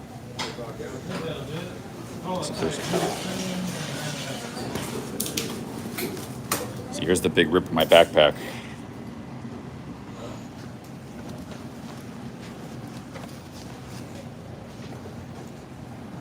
And they kept me up all night too. The Raccoons did.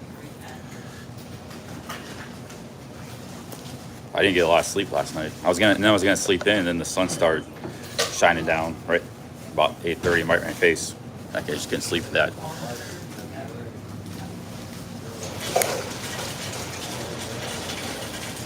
Let me get a Gatorade. Excuse me?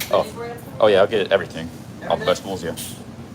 Does it come with a drink? Is there a value meal? Like get like a Gatorade with it? For $2.80, you can get a small drink and a bag of chips on top of whatever the price and stuff is. Any drink I want in here? Those ring up more like 8 chips. Those are like 2 something, small drinks for 2, just under 2. Okay, well I'll just get not the bag of chips. I'll just get the drink separately then. The Gatorade.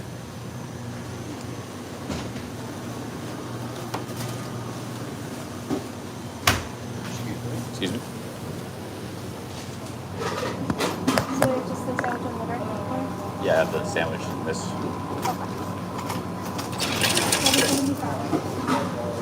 How much is it? $7.75.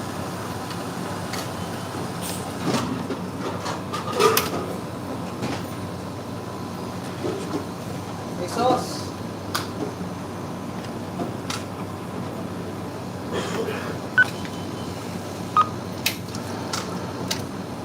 Oh, sorry, man. I got a little bit of oil in here. Good. No, that's all right. Okay. That'd be it, yeah.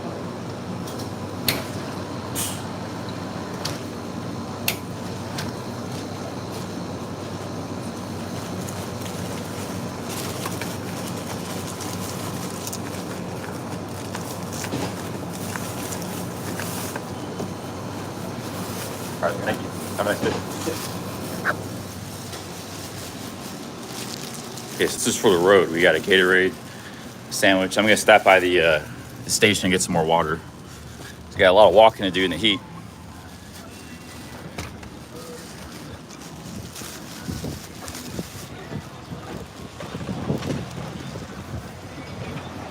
Where's the trail? I guess it's up here somewhere.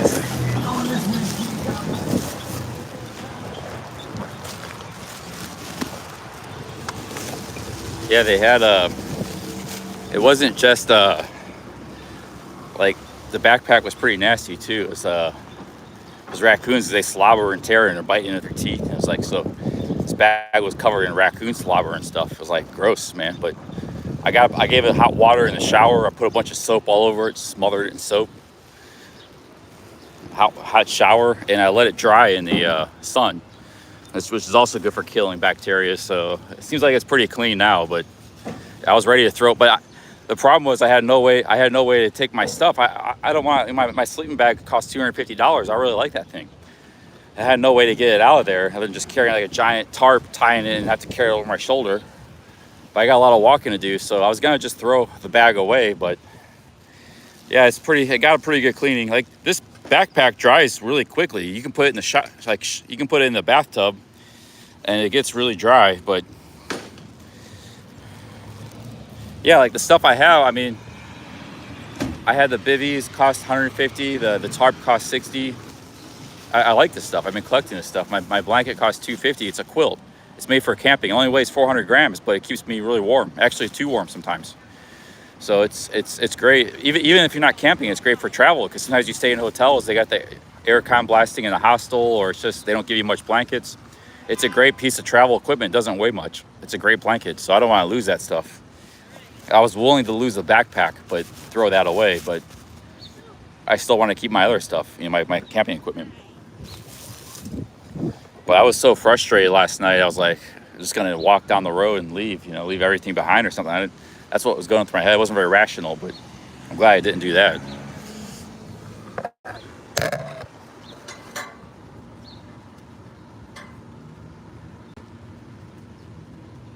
I was like done with camping. The bugs, the bugs in my bivvy, the raccoons. I was like just done for camping forever. That's what I was thinking.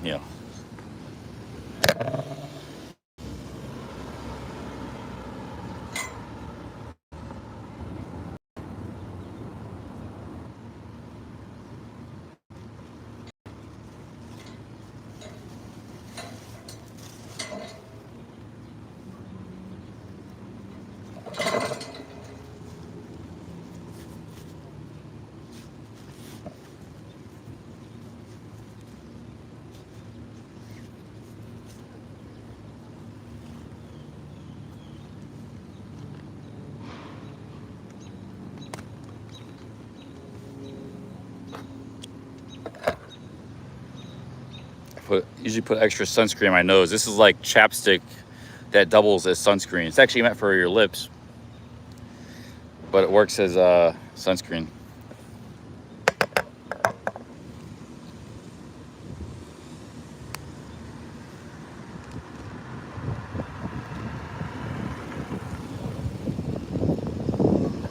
All right, my dudes, let's get walking. We got I've already probably done 5 miles today because I had to get off that park area. We got like 10 to do to Xenia, I think. And it's the heat. We got a lot of walking to do. Let's get doing that.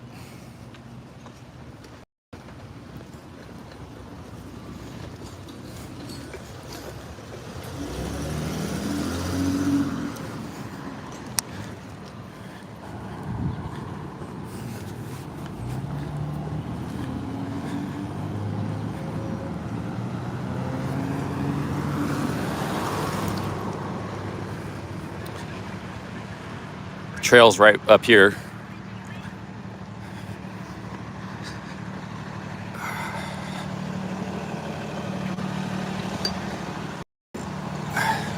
Like I said, I've never been to this part of Ohio. Just maybe drove through on a Greyhound a couple times. The Southwest. You basically got 2 major parts, 3 of Ohio. You got the Cincinnati area. The Northeast Ohio, Cleveland area includes Akron, Canton, Toledo, or not Toledo, Youngstown. Then you have the Columbus area. I've never been to this part of Ohio, Dayton, Cincinnati, and all these little towns and stuff. So far I'm liking what I'm seeing. You know, people seem pretty cool. I mean, but that's been the whole state. They've been pretty cool, to be the truth. But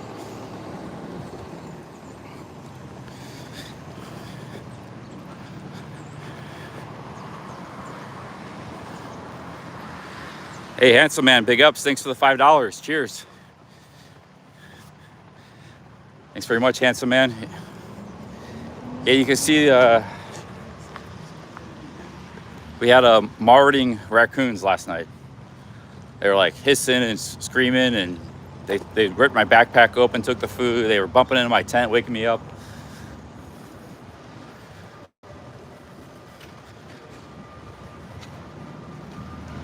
Thank you. I think it was just because, like, it's that campground. That's where they're very persistent. I mean, they're scoundrels. They're cute little animals, but they got big teeth and they're fast and mean, muscular. And their whole objective is to find human food. Like that would, you know. Otherwise, they gotta try to find berries and bugs in the ground. They're omnivores, scavengers.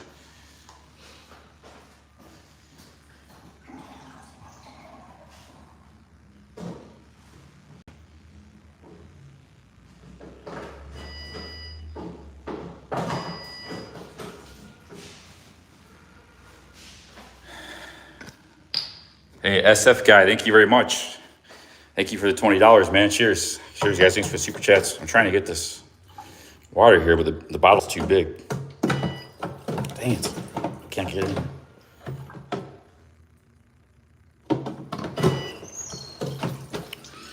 I can't. There's gotta be a way to. I can just try this thing here. That feels pretty cold. Try and fill up the water. SF guy, thank you, man. Thank you, handsome man. Thank you, SF guy, for the super chats. I failed the challenge. So the challenge, we're just back to normal, walking around and hanging out, going through towns. I'm abandoning the cold soaking thing.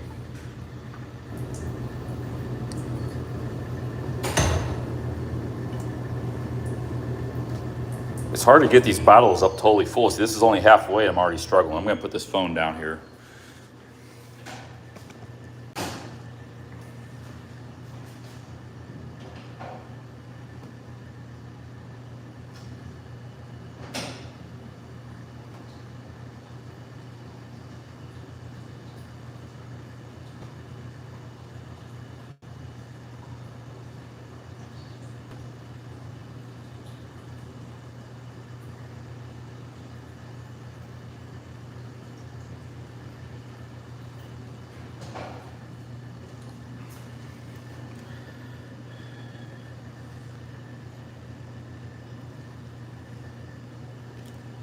Drink a lot. When you got a water source, drink a lot.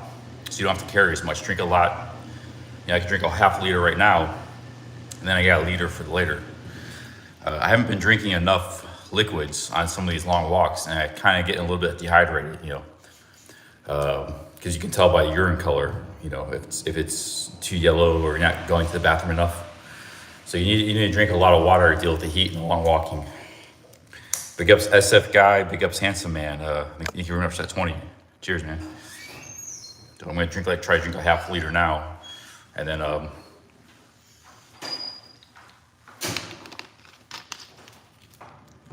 we got some brochures here. They call it the Village.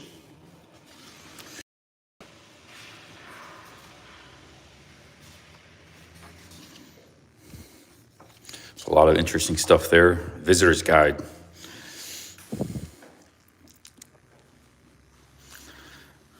Apparently, this is a really nice little station here for the trail. They got nice bathrooms. Actually, I might need to go to the bathroom, my dudes. There's somebody in there. It's a big restroom in there, but wait till that guy leaves and then. Oh, I can put my phone in the power bank here too. I got a charger here. I'm gonna charge. I gotta use a number 2 in the bathroom. Put this here. Kind of hide my phone.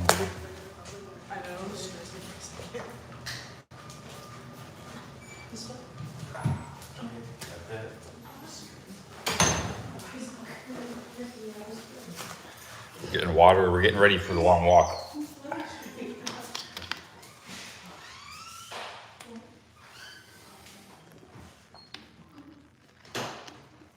So like a half a minute here. I gotta put my phone. They got a lot of traffic coming in and out of this place. I gotta put my phone somewhere where nobody's gonna take it.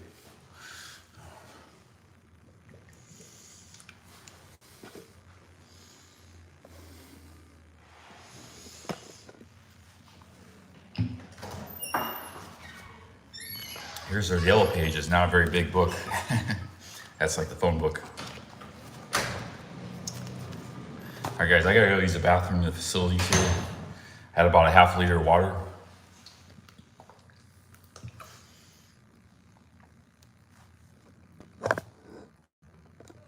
I'll fill this back up. I'll have a full liter later, plus a Gatorade, so that'll get me through. And a sandwich later.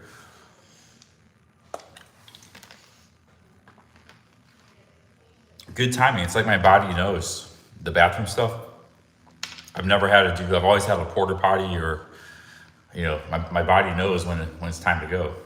I didn't come here thinking I was just coming here to get water, but once I was in here, my body was telling me, man, you need to go to the bathroom, my dude.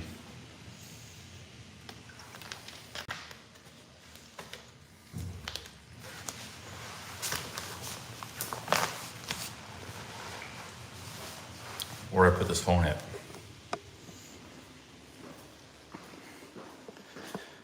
I might just put it here. I don't think anybody's gonna take it.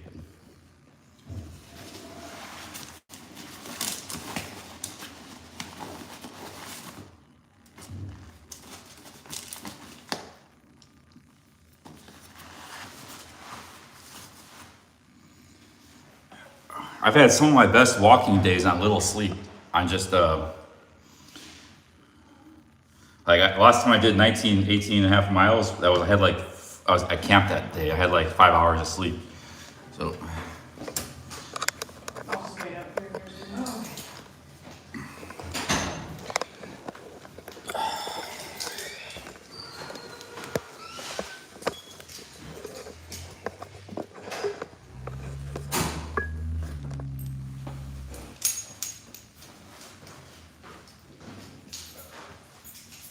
you can use that plug or? No, Oh, okay. no, I'm just waiting for my friend to change Oh, it. okay, cool.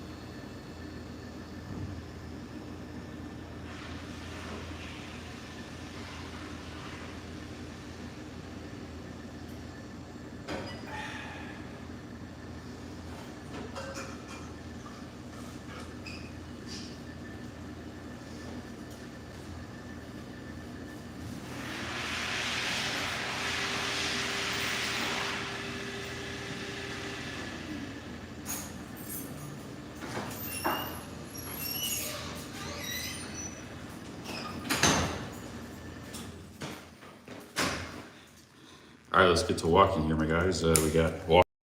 We got water. We got.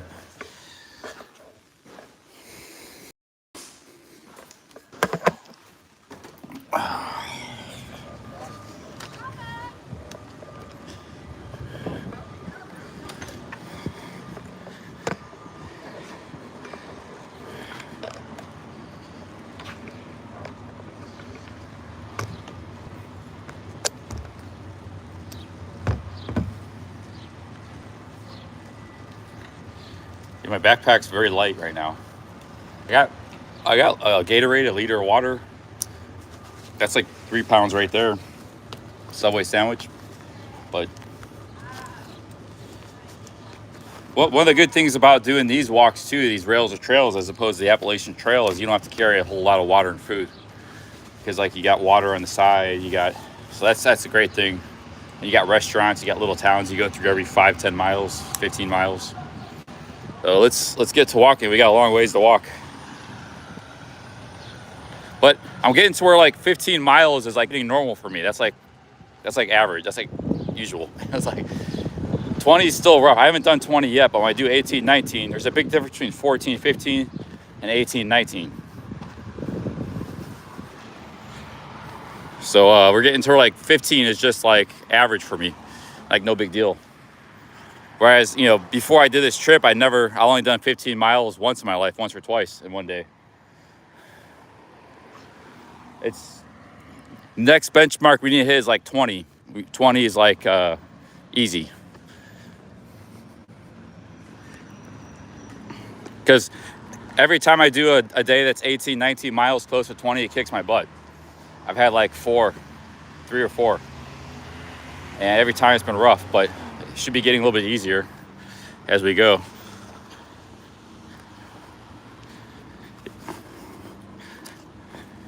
Yeah, we got the heat today. We got a lot of heat. I got my this on for sun protection if I need to later. This thing is actually really good. You could use this as a towel because I took a shower today at the campground. I didn't have a towel. I just all wet, even the shower. But this can kind of work as a towel a little bit, you know. And you want this wet anyways. If it's hot, it just dries off quick. So I think these gaiters are definitely worth it to bring with you. They have many purposes, many uses. You can just be a rag, you know, a rag to clean stuff up.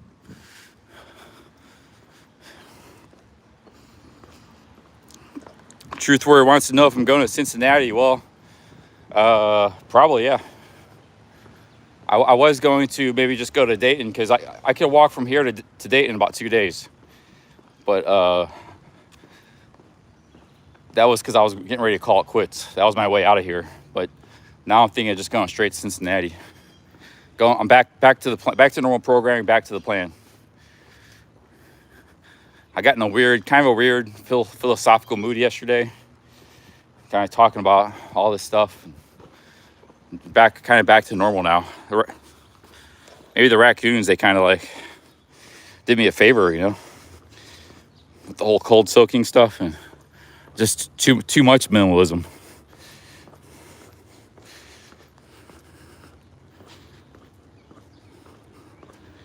Yeah, 'cause my backpack was torn up. I didn't even have I didn't even have a way of leaving, but I managed to salvage my backpack, so I'm kind of back going now. I'm gonna keep this going.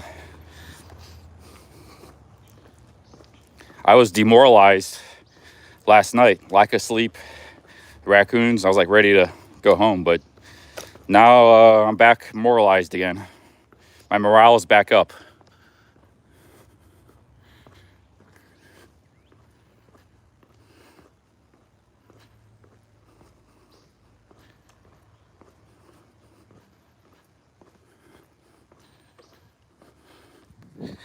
All right, thanks, Truth Warrior. Yeah, apparently we'll be going through some high crime towns here. Xenia, Hash Brown's from Xenia. She says a lot of meth's a big problem there. So we haven't had any problem with people on the streets this whole trip, which is anything. Everyone's just been awesome and nice, you know, and helpful and really understanding what I'm doing. Like I don't have to really explain much. they kind of understand, you know. So.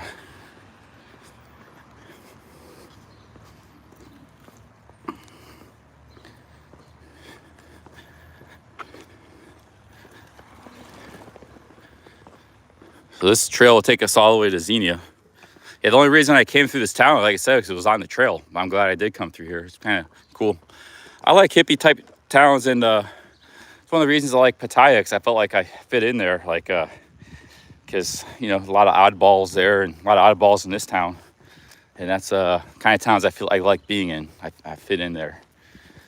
Sometimes like a real normal town, like just a suburban, upper class suburban, middle class suburban town. I don't really like those places that much. I don't feel comfortable in those places. But like people, a town with lots of characters and oddballs and stuff, eccentric people, I like those cities and towns.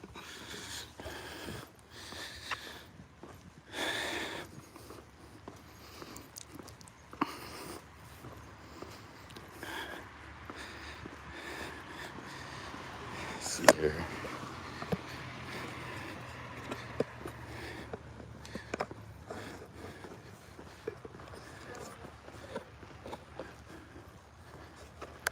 Nomad Walk says, let me see here, your comment. Pattaya is full of social rejects. That's why I love it. Yeah, the whole IP2 community, the live streaming, they call them normal society normies, you know. Like when I'm in like surrounded by normies, and especially your live stream, everybody's looking at you and kind of, sometimes you get like, you know, you get a lot of stares, but you know, like, pretty much everywhere I've been going through Ohio has been pretty, I've been getting a lot of stares. People are pretty cool. But I have had situations like that, you know. And there's definitely parts of Ohio too you go through. Like, you go into like, if you're live streaming and, you know, you got just kind of backpack, look kind of weird.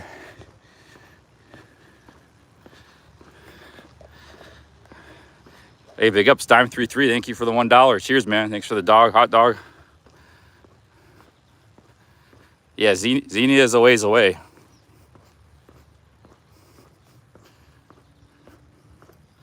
I thank you very much for that, hot dog. I think we're good on battery. We might have a good 4 hours. I mean, maybe by the time we get to Xenia, we should still have battery left. We got the power bank a bit charged. Did I forget the power bank? No, I didn't forget it. All right.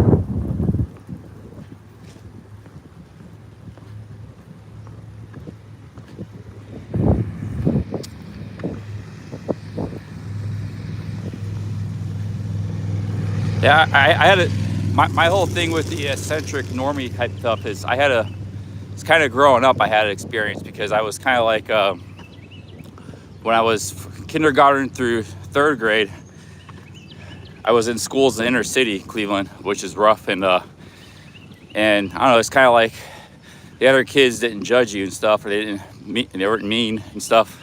Everybody got along. But then when I lived in this suburb for a few years. It's kind of like it's called North Royalton, south of Cleveland. It was like a upper middle class suburb. We were living in apartments, so they had like, most people had nice houses, and it was a nice suburb. The kids there were all mean. Like everybody was like, they made fun of my first name and called me a girl and all that stuff. And then I moved to other towns, more of a blue collar town, and everybody there was nice. So that's like in my foundation now, my character. I don't feel comfortable with like upper middle class suburban people, and that goes back to those days. Like in that whole environment, you know, everybody's like conformist. So I feel more, and that was like directly tied to that, you know, that experience growing up. So I can't, it's not easy to shake. That stuff can last you your whole life. So you go from one school environment, everybody's like really gets along, and then you go one where everybody's like real mean. But I still made some friends in that. I had some friends in that 3 years in that North Royalton. But we were like all doing our own thing. Like we'd play basketball and we'd play video games together and stuff. But whenever you're in the school, it was hard to get along with anybody. Everybody was like, so yeah, that was, and it's my experience. Like anytime I step into like a upper middle class suburban environment, they had some cheap apartments there. That's why but most people didn't live in apartment. They lived in nice houses. But whenever you go in those environments, you go into a restaurant, or people are kind of, I don't know, they're wearing polo shirts and stuff. And I just don't like that kind of environment. I see everybody wearing like, thanks man, everybody wearing pastels and stuff colors. It's like, I gotta get out of this area. It's not my area. You see tourists, you see a lot of tourists. Sometimes I've been in tourist areas and it's full of the bourgeois, They call them bourgeois. It's actually nothing against those people. It's just I don't feel comfortable in that environment. That's why I get some social anxiety from. But when I'm in like a lot of eccentric people and a lot of towns like this, or kind of inner city areas or places like Pattaya, I feel very comfortable in those places. There's the university.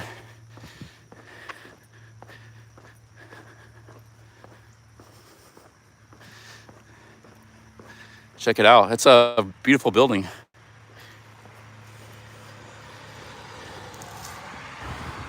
Yeah, actually, I had a really good time, like, in that.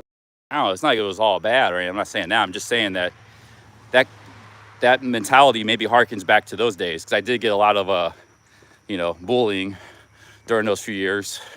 But I also had a lot of good. That was actually a really nice area because there was a lot of parks, and we used to sled on the hill, and a lot of physical activity. I was always doing stuff. There was a park there with basketball courts, and I made some friends among those. Some of my friends, they were like in other grades. Like Tom Kudla, he was this big Polish guy.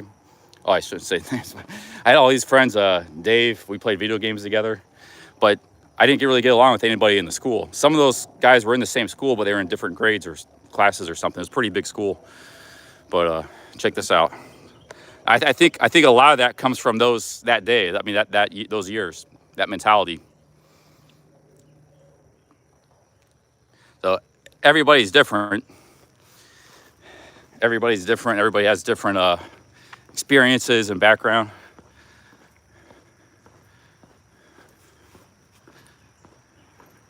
I went to then in high school. I lived in Colorado for 3 years, and that was kind of like middle class place, Fort Collins. To this day, it's kind of like, but I think when you get to high school, things change because everybody's kind of in their own world, in their own cliques.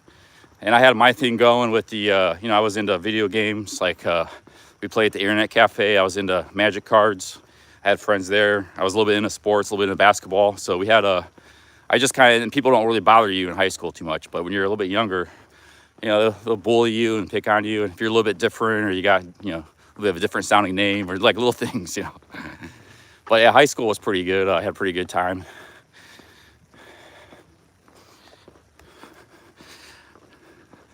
Yeah, that's my some of my background.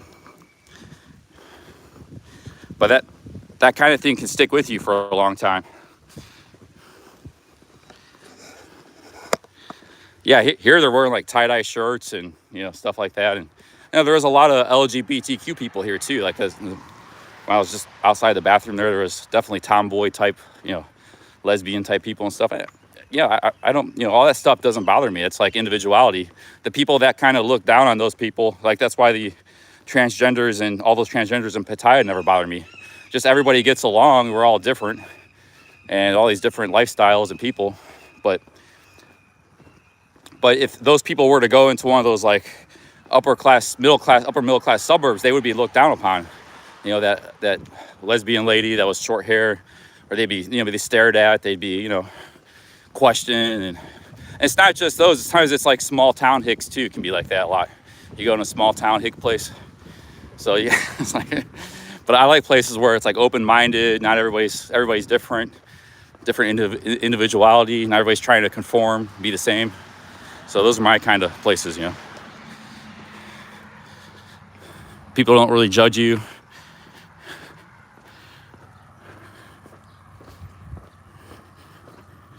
Because America, you got a lot of both. You know, you got a lot of, like I said, you got a lot of hick towns that are kind of like that. You got a lot of middle class suburbs where everybody's kind of conformist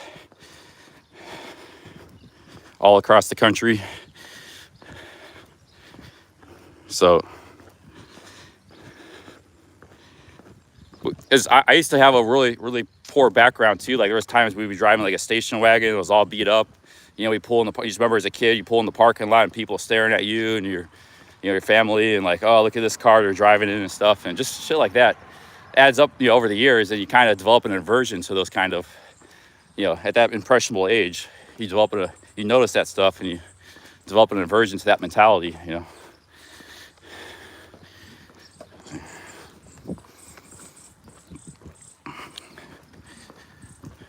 Yeah, Hash Brown says Yellow Springs is all about that very open town. Cool. Yeah, Yellow Springs was cool. I said a little on the small side, but I liked it. I've never been to San Francisco, but sometimes like San Francisco seems to be run over with elitists. Like you don't have a mix of people. Everybody's just kind of like, maybe it is. I've never been there, but I'm just saying sometimes some of these like big cities, they used to be like diverse. Like New York City, like a lot of Manhattan is just like everybody from up. It's basically become like an upper class suburb. Like if you live stream there, I bet you get people looking at you like, what's, oh, this guy, he's not hip because he's on his phone and live stream. You actually get a reverse because I've never used a phone before. I just started using it for live streaming, and then people but these people have been using phone their, in some cases half their life, and they look at you walking around with a phone, and they think, oh, this guy is like lame. He's he's walking around with phone, live streaming and stuff, or just on his phone all the time. And so you'll get a lot of that in Manhattan, I bet. But I haven't really got that at all here in Ohio so far. It's pretty cool.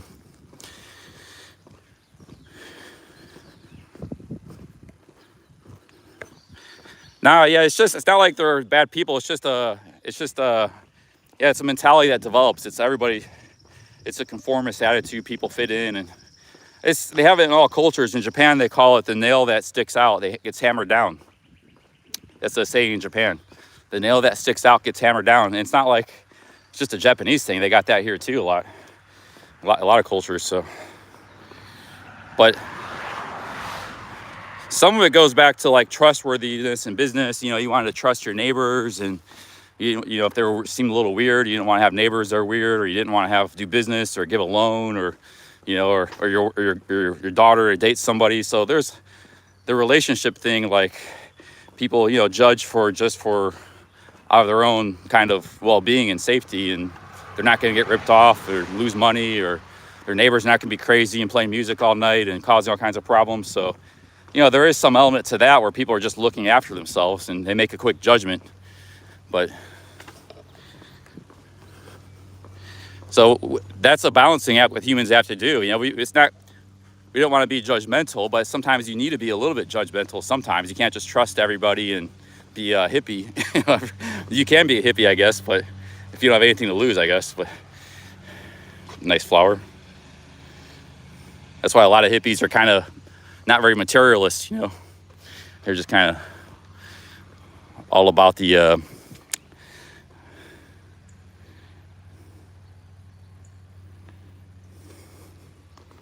yeah, big ups. A little bit of a rant there. Just not a rant, but a little bit of a diatribe. More of a diatribe.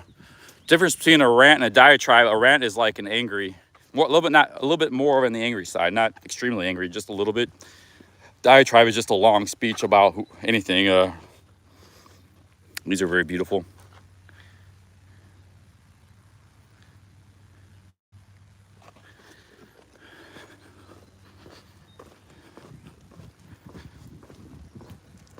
Yeah, it's not even really, I didn't say it's a conservative or left and right thing. I mean, there's a lot of conservatives who are really cool. There's a lot of lefties that are like Karens and very judgmental. It go either way. It's more, it's not a political thing. It's more just, seems to be more of a community thing. You get in certain communities and you can just tell there's that mentality. Everybody's like, everybody's got to have the next best car in their garage. Everybody judges each other based on their cars, and they all dress, you know, similar. But then you get in other communities that are more like laid back. You know, I think it's more of a community thing, and it's not really a conservative versus liberal thing. The liberals in America haven't really been that liberal for a while. You know, like in this town they are. These are like true liberals, but a lot of the liberals in America are kind of like, you know, they're not from the 60s, like, you know, hippies and stuff. They're just like, I don't know how to describe them.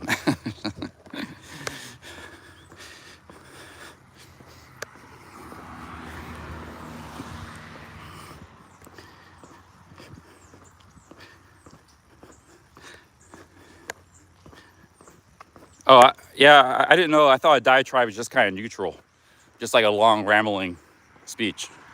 Monologue, I guess, is a better word.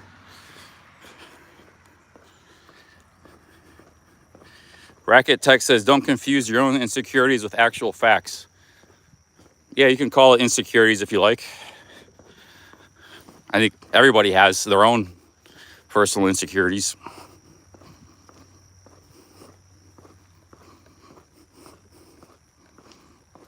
Truth Warrior says, I drive a tiny blue car. Yeah, exactly. Truth Warrior is very much an individual. She's her own lady. She's, you know, she likes the stuff she does, the nature boxes, river boxes, her lifestyle. She drives, not many people, you see that car she drove? She drove a little blue car. Most people all drive like big SUVs or trucks or big cars, you know. So she does her own thing.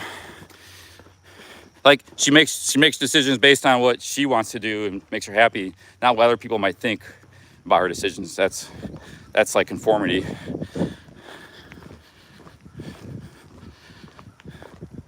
Like,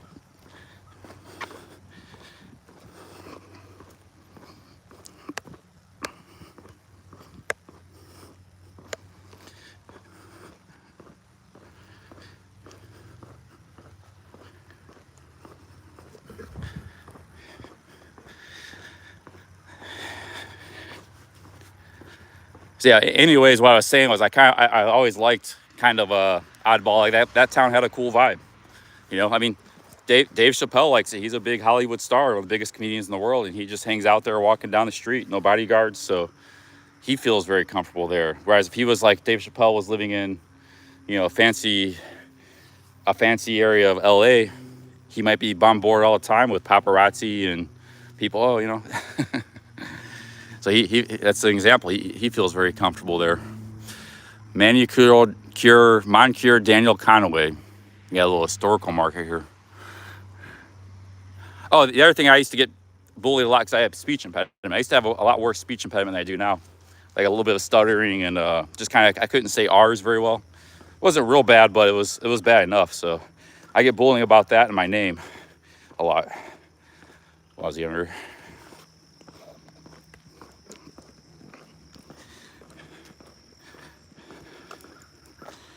I have a bit of a speech impediment, which is mostly gone now.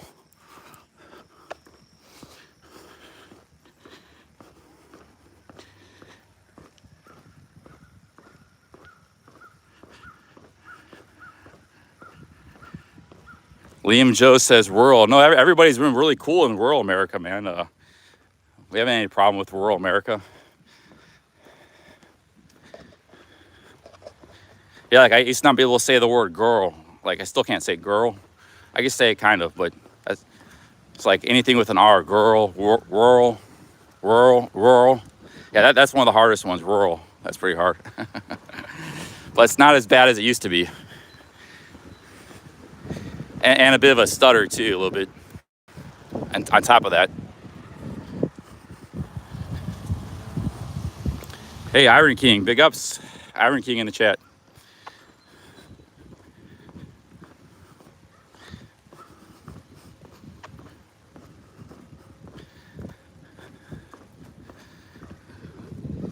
Nice house.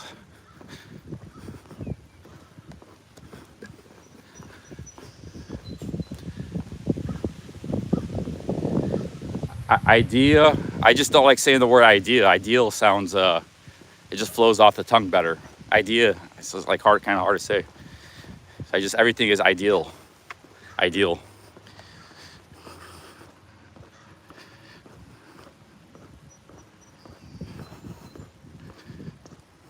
Also, I was mixing the two words. I had a little bit of confusion of the words. Sometimes, you know, to me, it's just the same word.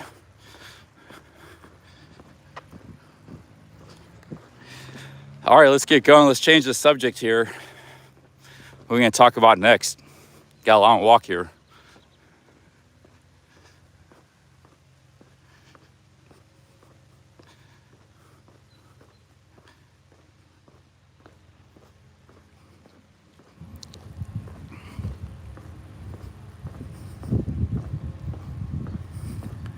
This trail goes all the way to Cincinnati, about 80 miles. I started in Springfield. The trail actually starts 4 or 5 miles north of where I started. So I don't know, it's a long ways to Cincinnati. So J Rock says, JB Rock just flew out of JFK, was a mess. Yeah, all I know is that Greyhound was a mess. A lot of people trying to travel. I guess they're having labor shortages, a lot of issues. So I might wait till, well, if I do my international vlogging trip around the world, I'll just start in Mexico. Or like start in Arizona and then head to Mexico. But my plans and stuff and ideals change on a daily basis. So who knows what's gonna happen. All I know is right now I'm probably headed towards Cincinnati, trying to get across the state.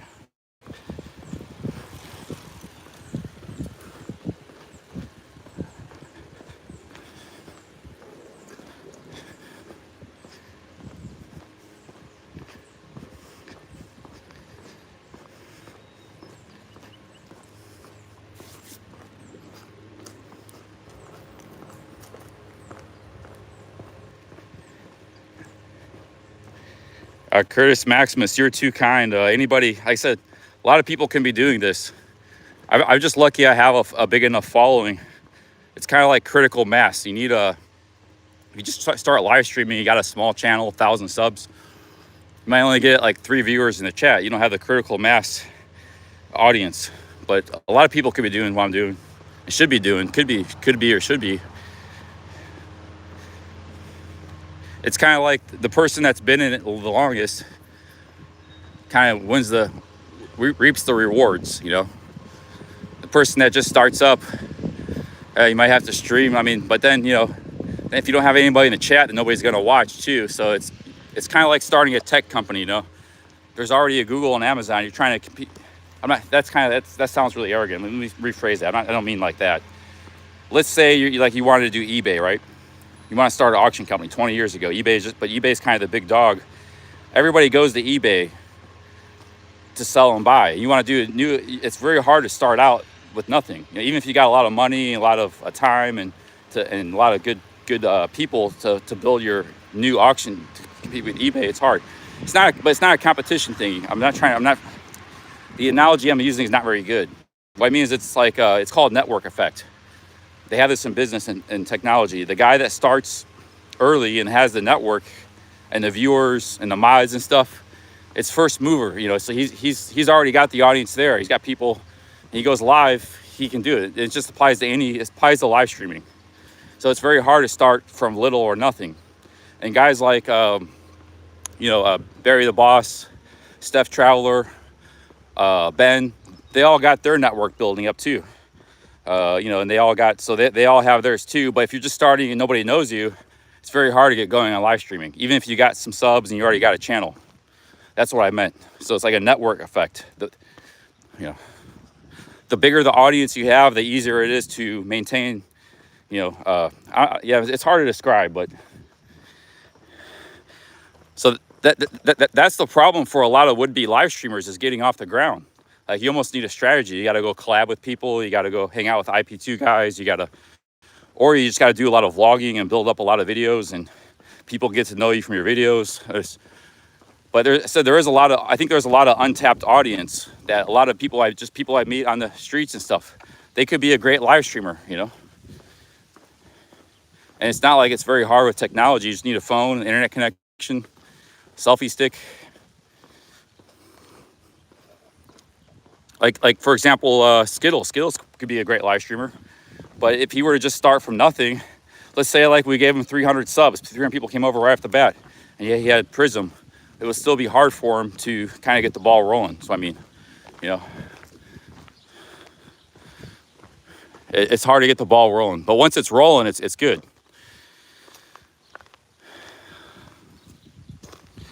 I think, you know, Barry the boss had hit the ball rolling pretty good. Who's some other examples that are doing consistent live streaming?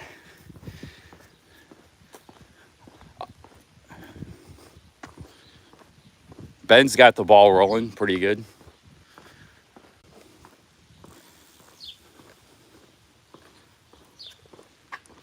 Yeah, but that was the problem in the technology business. Like, let's say you want to do an auction clearinghouse, you wanted to do this, do that. You had the network effect. You know, the network effect is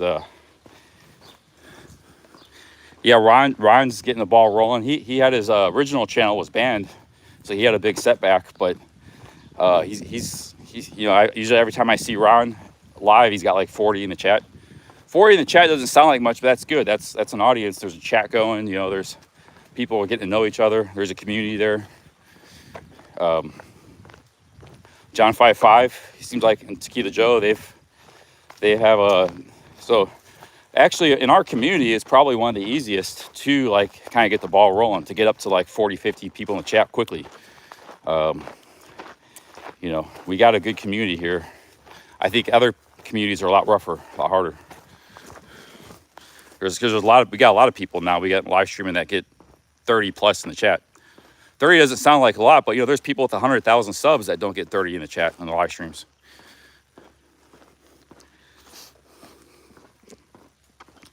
They just subbed for some of the videos, how-to videos or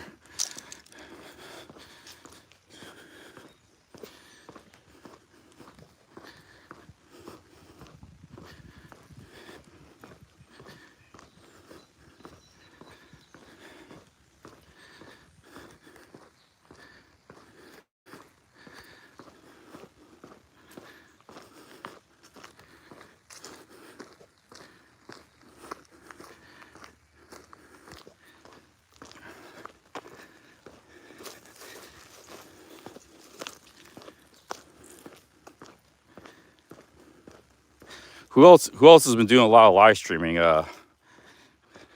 lately? That's getting pretty good numbers. Oh, Ed Sweeney.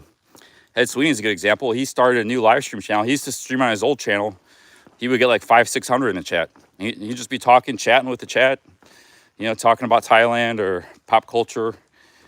And you see, but now he started a second live stream channel, and even the second live stream channel's only got like 1,000 subs, and he gets like 100 in the chat. So, you know.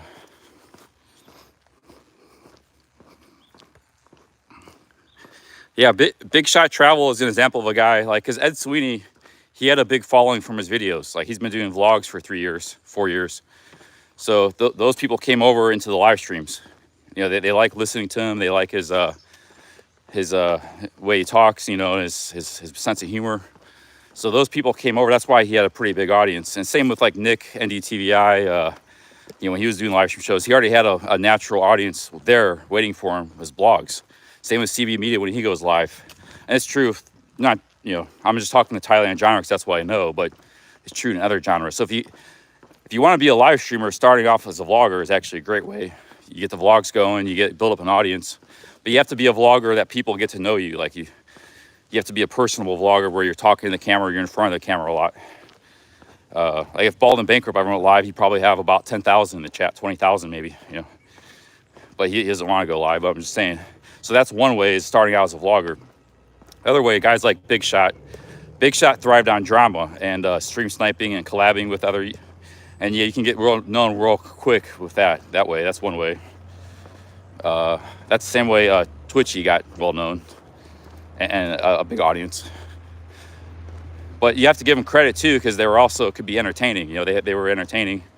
Otherwise, people wouldn't watch.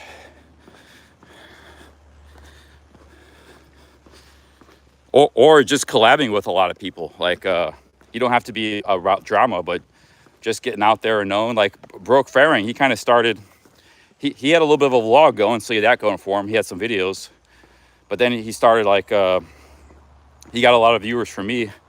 he started live streaming, and you know, he got the ball rolling real quick. He had 3, and then he was doing really entertaining streams too, you know, in the bars and the women, and so he had like everything working for him right off the bat in Pattaya.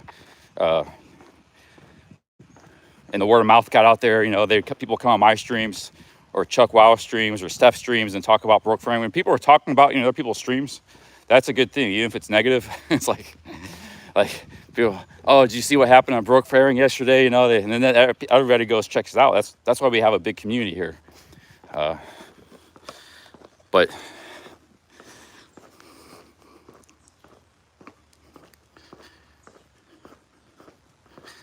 Rita says, yeah, if you stream all the time, I think, well, one, you know, as an individual, you don't have the time to. Vlogging on a regular basis, full time, can be a full-time job, as can live streaming. So you kind of got to pick one or the other. Can you split yourself and do like half of both? I suppose it's possible. I can't think of many people who do it. They usually either concentrate on the vlogging or they concentrate on the live streaming. As far as the algorithm, I don't know. A lot of people think it's probably better to, if you're going to be a vlogger, just live stream once in a while, you know. Hey, Rural Raccoons, big ups. Thanks for the 5 Aussies. Cheers. Cheers, Rural Raccoons. Thank you very much. Thank you for that.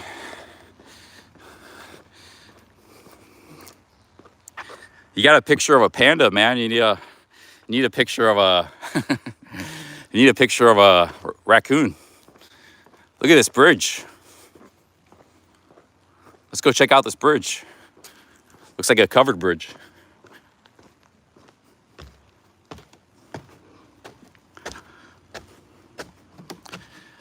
And how my live stream audience happened, it kind of was like piecemeal too, kind of like Tom's, where I had this big, huge audience on another channel. There was like unintended drama because I didn't cultivate drama, but just because I was a bad alcoholic and you know, sometimes I get drunk. So I had the drama thing. I had, and then Chuck Wow was the one that really kind of started the streaming thing. And then I was following in his footsteps. And then there were, you know, other guys like Steph and Brooke Farring. So Thai Street Cruiser. So it was kind of all good. And then I had already a big audience coming over from my old channel. So that's why it worked out for me for live streaming, you know, pretty quick. So you got to kind of have a combination of things. Yeah, check out this bridge. But like I said, the drama thing, the drinking, that was not intentional. That was my problem, and it came across on the live streaming.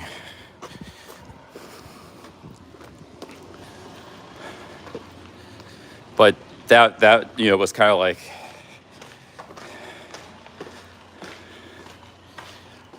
hey, we got a covered bridge here. So yeah, I have a pretty good live streaming channel. But then you got guys like Action Kid. Action Kid he wasn't a vlogger. He wasn't a part of any community. He was just a guy doing walk around streams every day in New York. It might have took him like 2-3 years, but he gets like 2,000 in the chat. And he didn't do it through stream sniping or drama or, you know, or collabing. He just did it on his own just because people wanted to see walk around streams of New York. There was an audience for that. He tapped into it. It might have took him a little while, but he had some mailboxes. So somewhere there's a community here. They have to come here to get their mailboxes.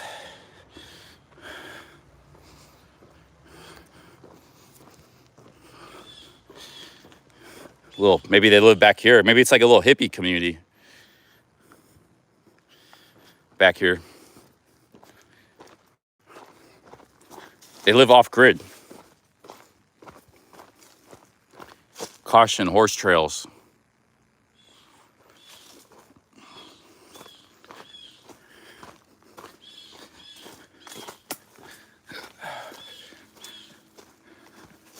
Yeah, maybe there's people, they don't even have a driveway. They got to come here to get their mail. They live back in there somewhere, who knows? I'm not going to investigate much further, but whenever you see mailboxes, that means somebody lives nearby, or that's where they go and collect their mail. We just got a bunch of mailboxes by this bridge and a little trail. See what I'm talking about?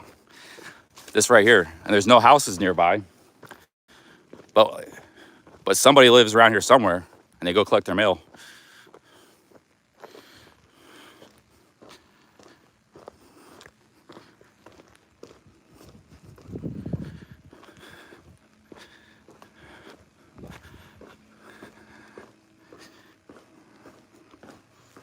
Yeah, Mana was another example of unintentional drama. He wasn't trying to cause drama or anything, but sometimes drama like finds you, you know, like I don't know what the deal was with Mana, because like why a lot of people got angry at him, but to me, I don't always follow the chat, and Mana was always, you know, a good friend to me, but a lot of people really got, I guess they got angry as moderating, I don't know, so.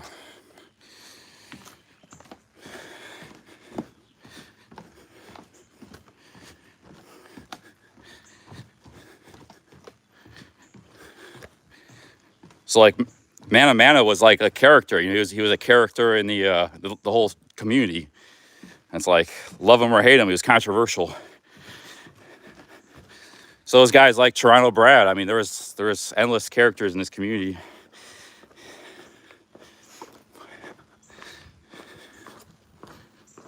I think it's the community that's a big part of it, you know.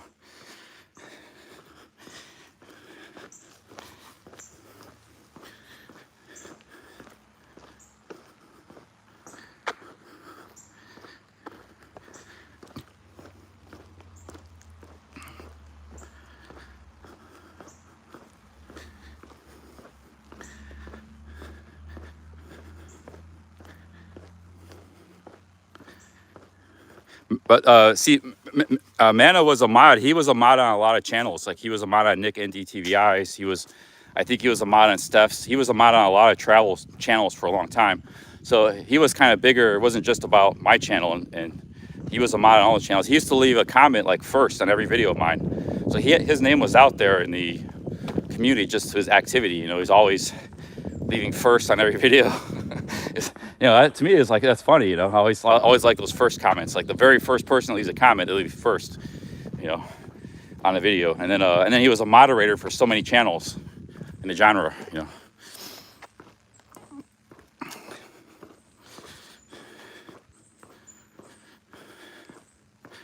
Am I on the right trail? Let me see here. Damn, this is a long walk. We just left. We got a long ways to the next town. Hope we don't lose internet. Fun. We got the caffeine buzz. Just rambling. These rambling walks are fun, you know. Reminiscing, talking about like old stuff, random stuff.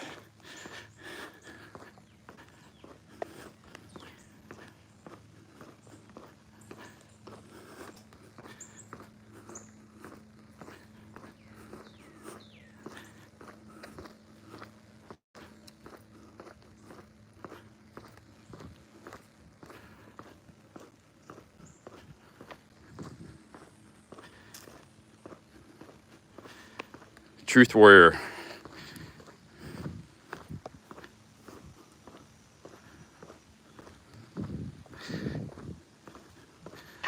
Yeah, Gold, you're one of the guys that really you and Mana had it out for each other. But it's good to say that's water under the bridge. You used to troll me a lot, Gold, but you know, used to be kind of pretty hardcore troll, but I don't mind.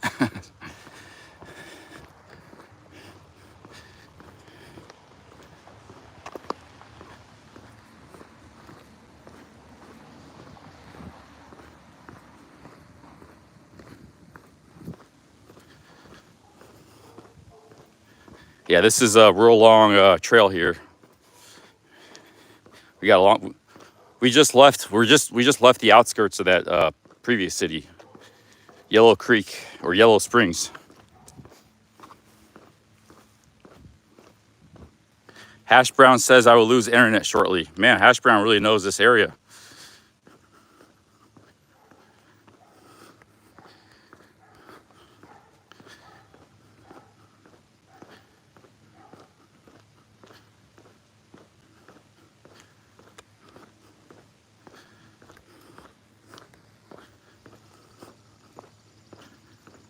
Well, yeah, if you're in social media, you should try to be nice to people. Like I've gone off the handle and rant and raved and stuff, but you don't know what, you know, the anonymous troll, for example, you don't know what they're going through.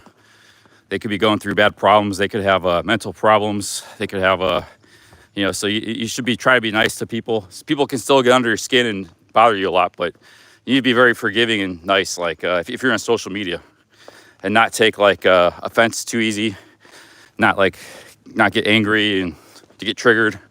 It's a good thing. I know I've been triggered plenty of times and gone off the rails, and especially drinking, but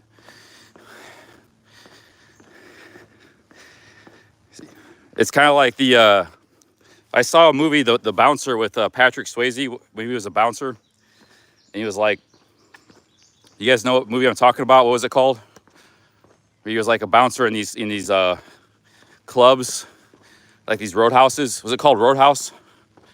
I just watched that movie like 6 months ago, and I kind of likened it to doing this job, YouTube. Yeah, Roadhouse. Okay, he made a speech. He came in this place, it was really rowdy. You know, he was trying to tell all the younger bouncers. He was like the expert. He was the guy every bar wanted, every roadhouse wanted.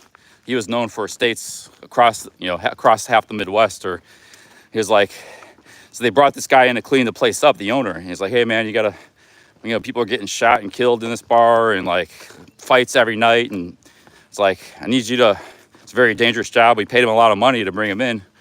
So Patrick Swayze was like, he was teaching the bouncers, he's like, gotta be nice to everybody. You know, even the guy that like, cusses you out, even the guy that, you gotta be nice. Like that was like the 3 rules, be nice to everybody. Otherwise you get stabbed, or you get, as a bouncer, because people are carrying knives in these bars, and fights break out. So, and I kind of liken that to this, like you gotta be, try to be nice to everybody, It's not being fake. It's just the reality. You don't know the person on the other screen, like what they're going through. And hell, sometimes you just misinterpret. Like somebody writes something and you misinterpret it as a really bad comment, and they just like didn't write it correctly. And they were actually being nice or funny, or you understand their sense of humor or something. So,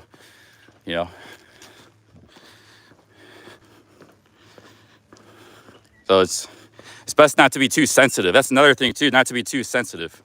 But I equate Roadhouse to kind of being like a live streamer or a social media person. It's like, especially a live streamer. Like if you look at the IP2 guys, they're actually very, they get troll comments all day, and they don't even really pay attention to their chat. So they're very, actually the IP2, IP2 gets a lot of hate, and there are some punks on that, people I don't really like that much on that community.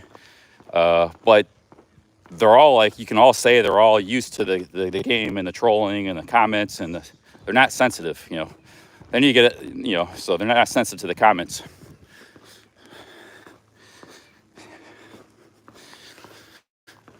So if you're going to be in this, you can't be sensitive to like trolling and the comments and.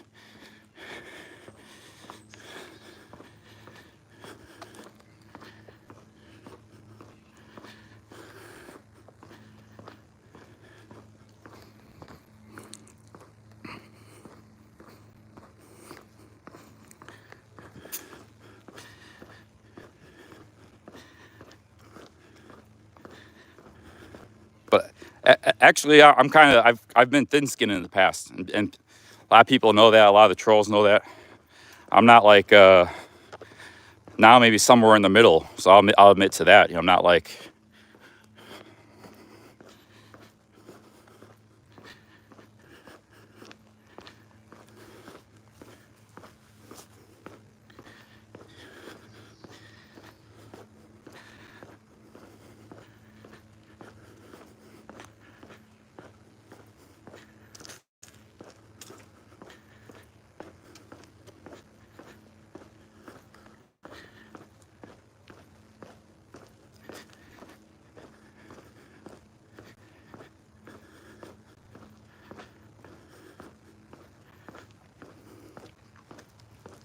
Yeah, but even this trip, I'm not drinking this trip. There's a couple times I got a little bit triggered. I blurted out, something, or I was kind of arguing with people a lot, like kind of timed a guy out when I shouldn't have, just because he disagreed with me. It's like,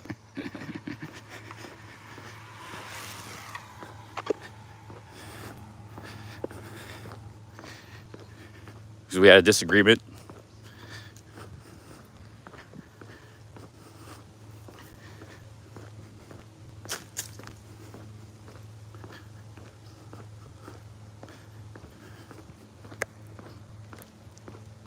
Is this trip over? No. Probably at least go through the 4th of July. Then I might take a week or two off, and then maybe hit up places like New York City, Chicago. I'm gonna be live streaming for a while. I got to hit Florida. I want to go to Florida, so we might fly around to some different places. Maybe the Pacific Northwest. But yeah, we're not crossing America. That's pretty tough. Just crossing Ohio. Trying to cross America it took Sebcam like a year and a half. It's kind of ridiculous. Try to cross America east to west on foot, maybe on bike.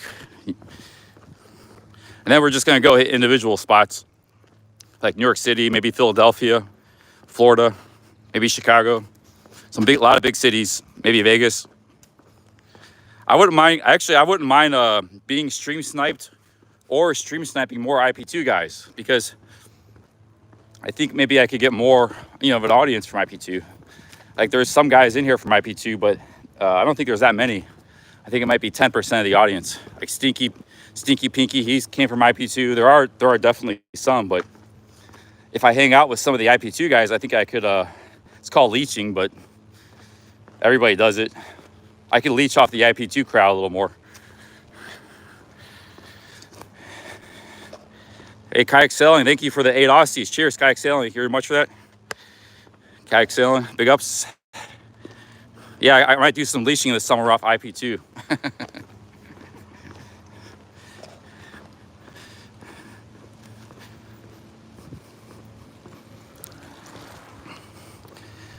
Thank you very much, Kayak Sailing.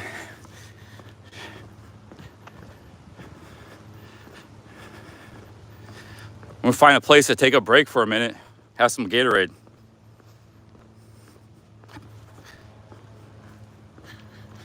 Yeah, I used to get a little triggered by all the gay comments that people call me GAY. Now I think it's just kind of funny. But before, remember in Mexico, I did a rant. I say if you make a joke saying I'm GAY, I'm gonna ban you. It was a rant at a basketball court, and I did ban a lot of people, and a bunch of people left a comment. So I've definitely but now it's like we're back in this town. People are making jokes now. I think it's just kind of part of the humor,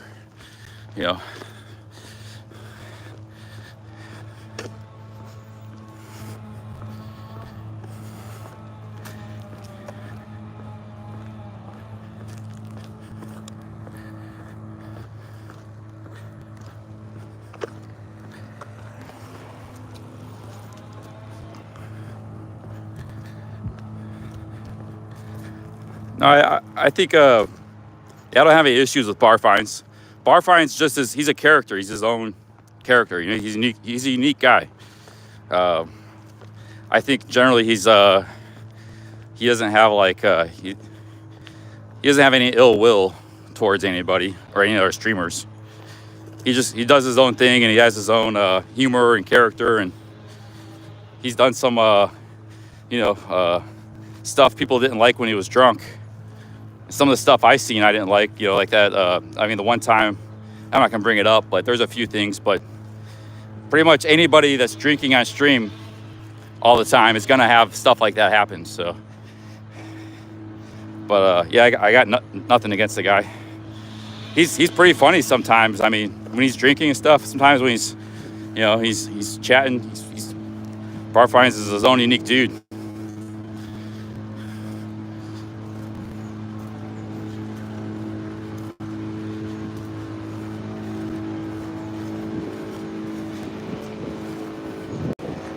The only thing I got mad about Tom as regard to me was because he would say, "Oh, I don't want to get into it," but it's all. But because he said I created all the troll and it was all my fault.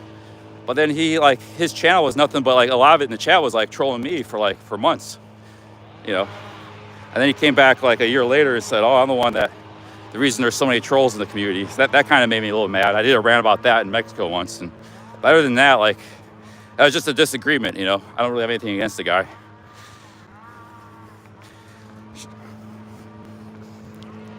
Yeah, there's nobody in the community I don't really get along with. There's nobody I don't get along with.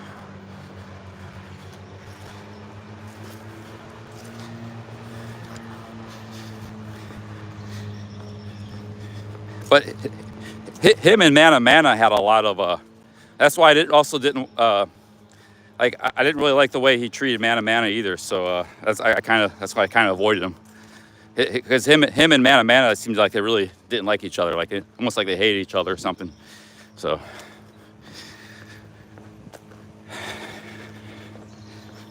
There was actually some live streams where, you know, it's like those two were meeting up, and yeah, some crazy times back then.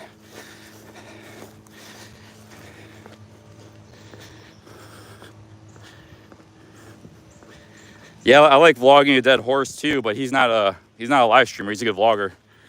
That's kind of what I want to do. My own is like my own version of vlogging a dead horse. You know, like a daily vlog documenting my adventures. I'm gonna take a break right here, but my own style. You know, he has his style. I'm gonna do mine. That's what I want to do when I start traveling.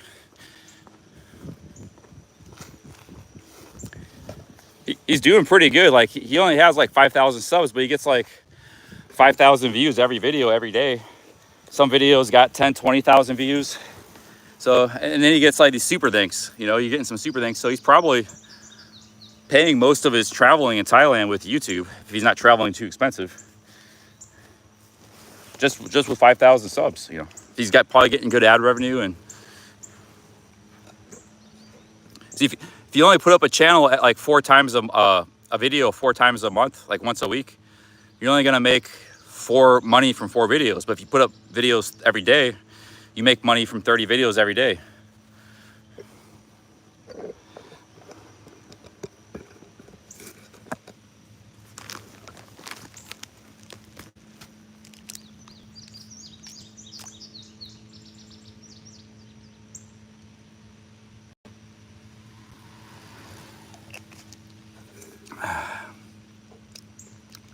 I'm gonna eat some of my sandwich.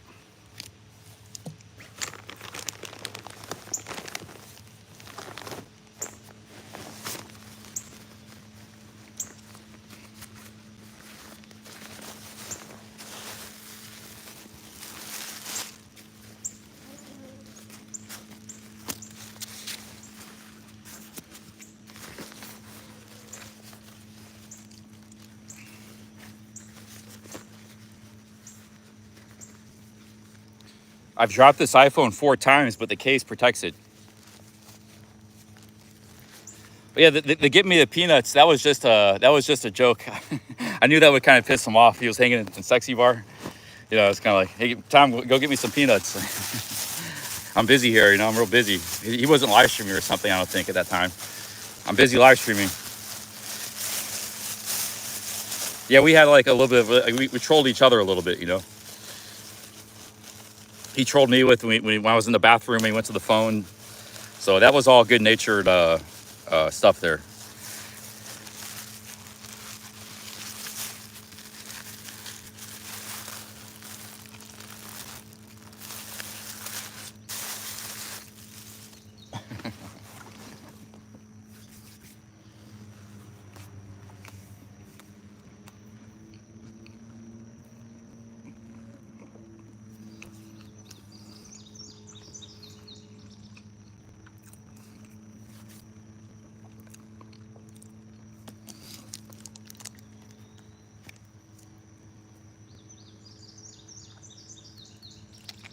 Carl 3, Smooth Sanchez, they're both New Yorkers. They're kind of the same to me, as far as like they go up to every person or every person they see.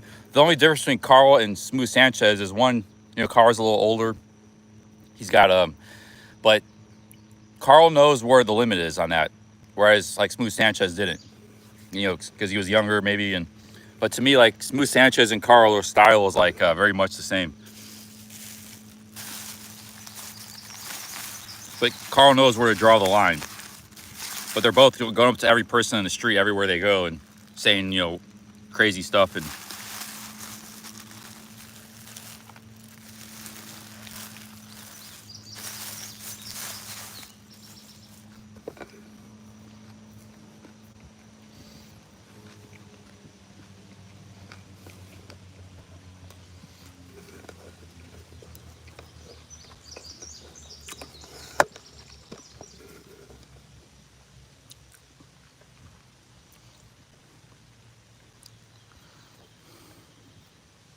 Carl 3 is one of the IP2. He's an IP2 guy. I think he had a job, so he didn't stream very often, like once or twice a month. But he's been in LA the last few weeks. He was streaming like every day for a while. He was hanging with Andy Dick.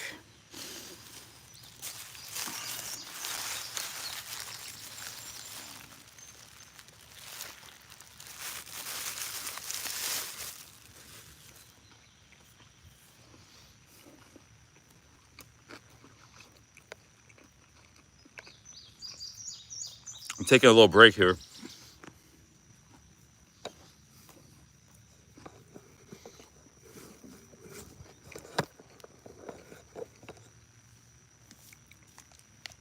Yeah, Carl is also good because he's got like he's got a wide repertoire of like personalities and voices and stuff that he can just kind of bust out on a whim. Like one of my favorite, I actually met Action Kid. I saw him in Miami, and you know I like Action Kid, but I just thought the whole the Carl Action Kid thing was like extremely hilarious. You know, it's like that the way he came up to him, the way his accent, the way he yeah, that's some comedic genius stuff right there by Carl 3. But like, for me, like I said, like sometimes it's good and funny. Sometimes like he comes across as just like way cringy, and I can't watch. Like it's too cringy. Yeah, people consider me cringy, but it's an individual thing. Like a cringe factor is like you just can't watch it because it's like that's how I get from Carl. Sometimes I'm really entertained and he's really funny. Other times I just can't watch it. I gotta turn it off. And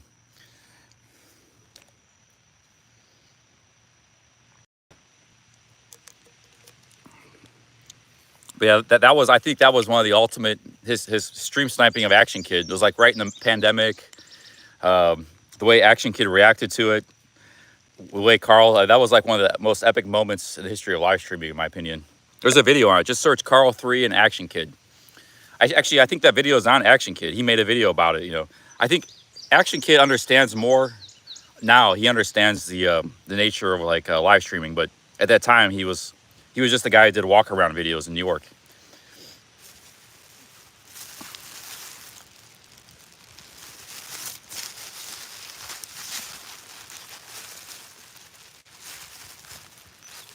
Yeah, I mean, I'm sure many times you guys have to like turn off my interactions, you know.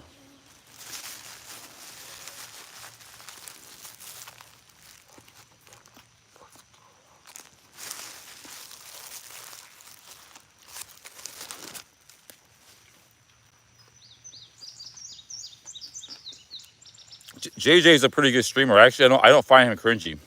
I find him kind of interesting in his own way. But people in real life kind of seem to get freaked out by, I don't know why, JJ, because like he's got a monotone voice and stuff, and like they don't know how to, like that lady that ran from him in the store. All he did was go up to her and ask her a question, and she freaked out and ran in like a Walmart.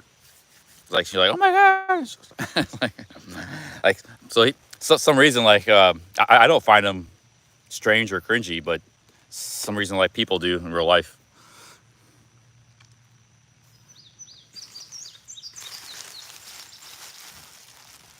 He just has a very unique monotone kind of voice.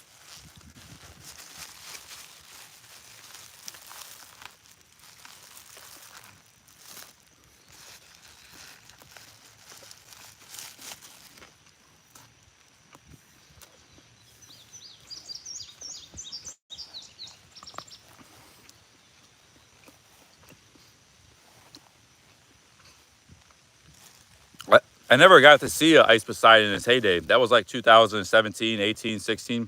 I only started following streamers like in late 2019.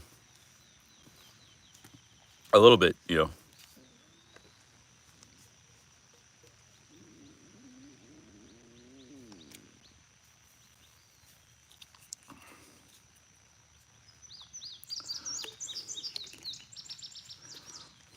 Yeah, I never saw much of the heyday, but he was like everybody talks like he was the king of content. He was the gold standard.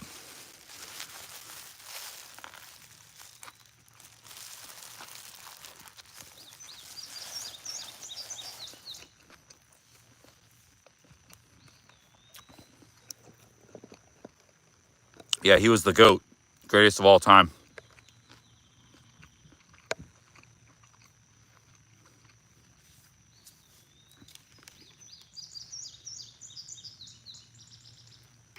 I think there's gonna be a new GOAT.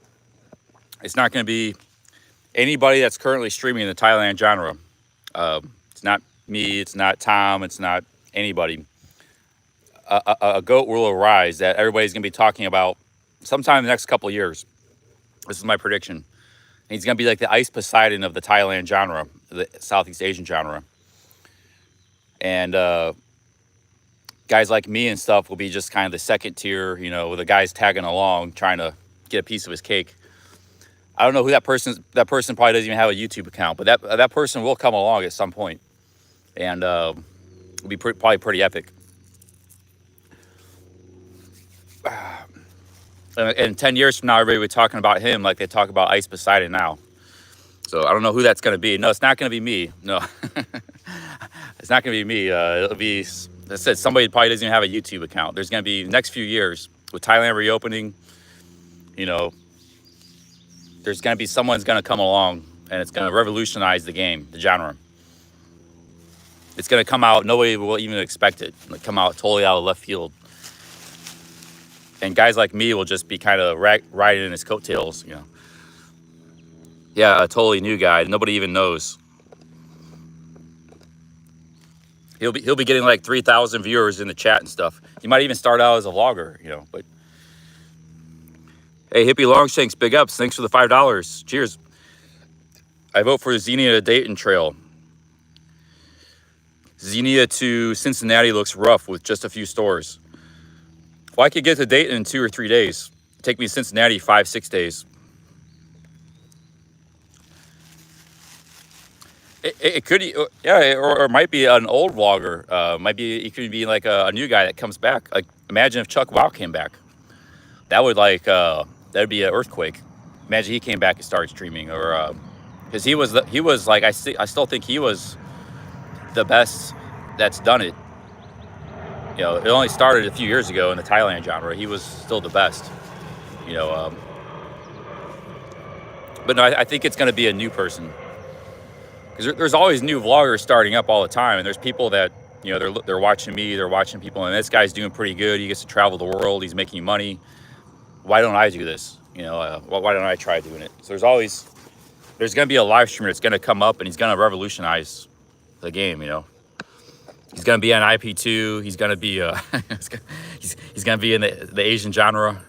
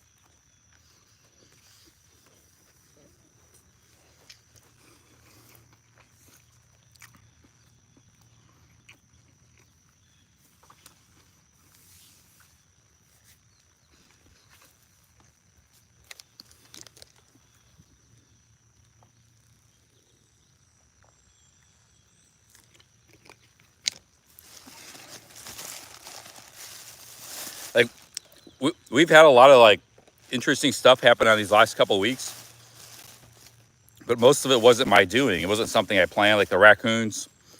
You know, the people I've met, like Greg, Truth Warrior, you know, all these people and stuff. That was their doing. They came out, and so we've had a good stream. I think we had a decent trip so far, as far as, but it was all stuff out of my hands. It was just like random kind of things that happen around you, you know, people and acts of nature and events.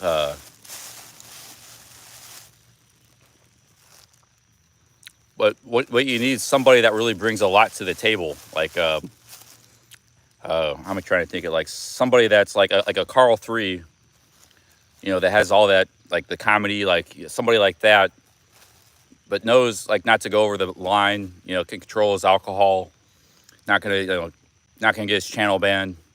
Somebody that can be very funny and very witty and a little bit crazy at times, but not go over the limit, you know, and be not piss people off. And like can maximize too. Like maybe my talent is like I'm able to, I don't know, like not that I'm like a funny guy, but I kind of like stuff happens. Like, you know, falling trees in Mexico, wherever I seem to go, stuff seems to happen every day. Last 3 days in a row, I said, oh, this is just going to be a boring stream today. You know, I start with the morning coffee. Something always happens every day. First, you know, it was Skittles. It was Greg before that. It was the ATM, the feet, the raccoons. Something always happens every day. Nothing's happened really today yet. Today's been kind of a mundane stream, but I kind of, maybe I gotta give myself credit. Maybe I have some kind of hidden instinct or talent for just stuff happening, you know. That seems like it's out of my control, but it still happens. Like Dave Chappelle yesterday, I don't know, that was just a fluke. Like these flukes seem to happen with me. The falling trees in Mexico. so I think that's like the thing that about my stream. It's kind of entertaining. But I'm not like the comedian that Carl 3 is, for example. So maybe you could combine somebody like Carl 3 with like a guy that can stream all day and like strange stuff happens or something like that. That could be like the future all-time you know, GOAT on live streaming in the Thailand genre or the Asian genre.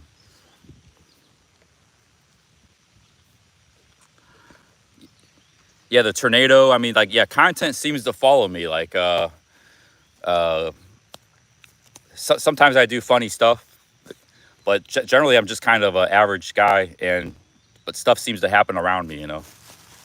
But it's not just stuff like the tornadoes and the trees and the raccoons. It's like also the people. Like a lot, we get a lot of stream snipers. You know, we meet a lot of interesting people. You know, which I think is great. Even back in the Pattaya days, I always met a lot of interesting locals and expats, and you know, I didn't really have to do much. Like I just be sitting there in Sexy Bar, you know, and Bart Bus would be live talking to the live stream and all this stuff going on. I'd just be kicking back, drinking a beer, you know. So I think that's like, you can combine those two things. A guy with like a great natural talent for comedy and streaming, but knows where the limit is, doesn't go push it too far, you know, as far as the content. And then also somebody that like stuff just happens around them, like in those two things. That could be the ticket.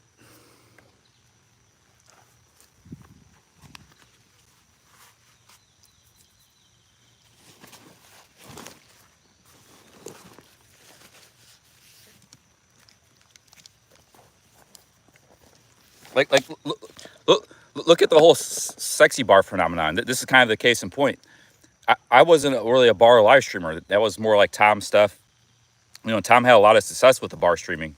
And that was kind of his thing. But I was more just kind of walking around, or I'd hang out on Walking Street, or I like to walk around. I did a lot of walk around daytime streams.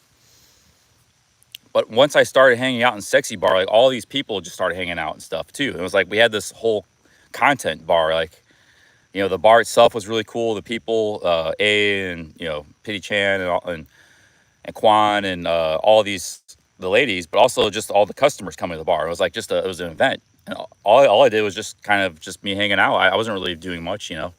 It was just me live streaming. And we had all these, you know, we had Louis Cabo there. We had Warner Nirvana, Dynamite. We had a lot of people that are not live stream, Bart Bus. We had all these people that were just there all the time. Mana was there. It was like Cheers, kind of, you know. That somehow just materialized. But yeah, Toronto Brad was there. But there were a lot of people too. They weren't even known by YouTube. Like that guy with the bald head. Those two guys. Like where did those guys come from?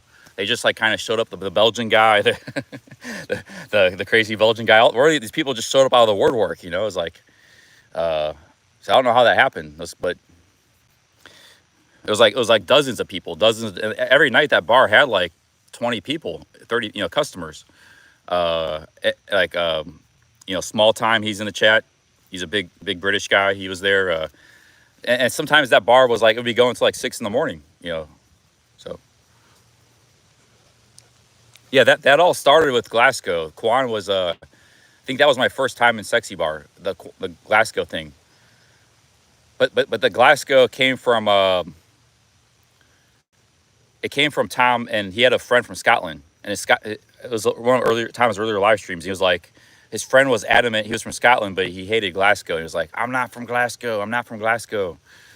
So somehow that turned in when I met Quan at Sexy Bar. Everybody was still like making that joke about Glasgow, and she's like, no, I'm not from Glasgow.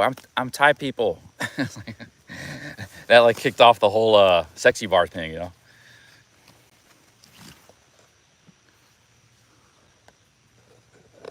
But I didn't have anything to do with that. If anything, that was between Quan and that was the Tom and the Scottish guy. They were the one that I just kind of showed up, walked around. And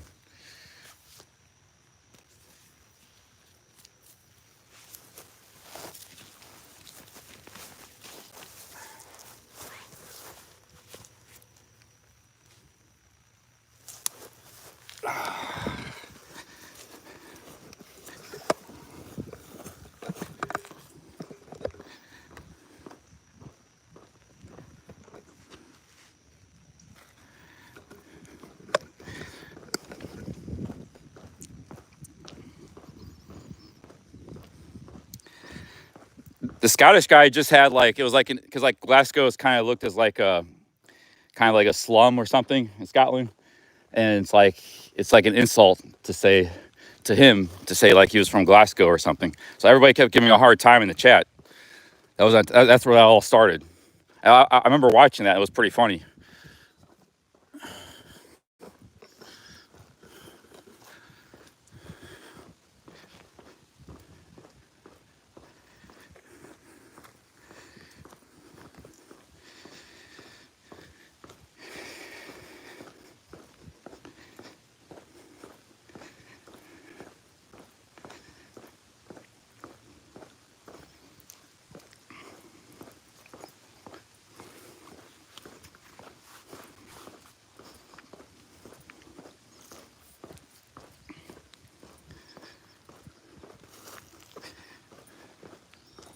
Yeah, he took offense to. He's probably from some small town, or maybe might have been from Aberdeen or something or somewhere. But yeah, he didn't like Glasgow, and he was taking offense to it. So when he was taking offense, people kept kind of trolling him more about it. He was like a guest. He was a guest on Tom's live stream. They were shooting pool and stuff, and it was pretty funny. But it was kind of like a running joke. So like then any person would appear on somebody's stream, like that's when Quan appeared on my stream. Everybody's ribbing her about Glasgow and stuff, and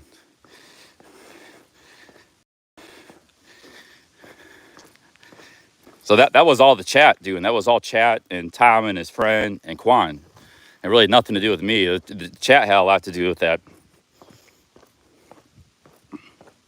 But then after that, everybody wanted me to keep going back to Sexy Bar because they were real nice and it was real funny, and so I kept going back there, and then a bunch of people started showing up, and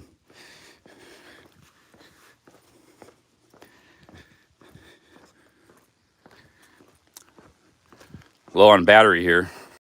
Got 20%. I got to plug in the power bank. I don't know if we're gonna make it to Xenia with we have some battery issues because I couldn't charge last night staying in the campground.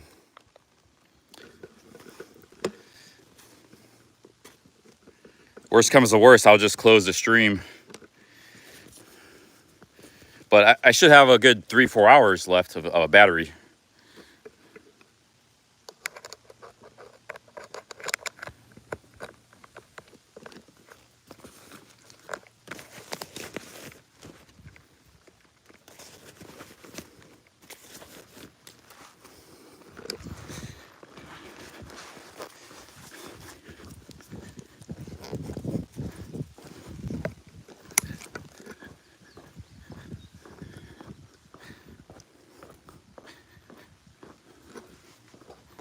The chat deserves a lot of credit for a lot of things. Like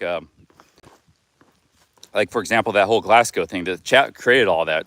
It's actually created by the chat on both Tom's chat and my chat. So, you know, a lot of these things can be created by the chat too. Like there's a magic to the chat. I'm just, oh dang it.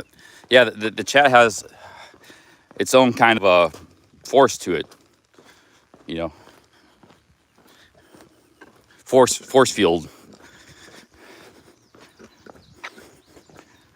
or the force be with you. That's what I'm thinking of. Like the start. There's a force in the chat, you know. So the chat can create things on their own. It can create magic or entertainment, content.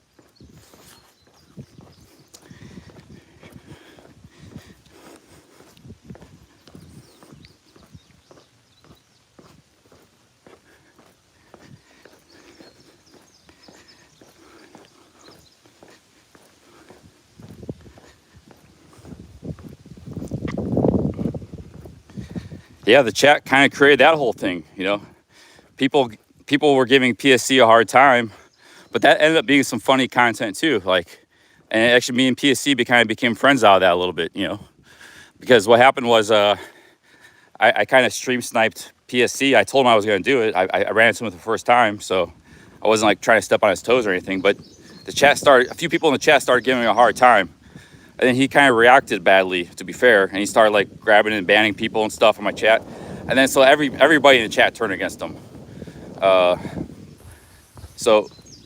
then he was getting a lot of trolls and stuff. And then I felt bad. And I met up with them and we talked it out and hung out. And, you know, and he said, okay, you know, this guy is not a bad guy. He wasn't trying. He's just, but that's kind of like, not really a good thing the chat did, because you know, if he was just you know, but we didn't know. I didn't know the guy. Like I didn't know how that was all unpredictable. Like I didn't know him.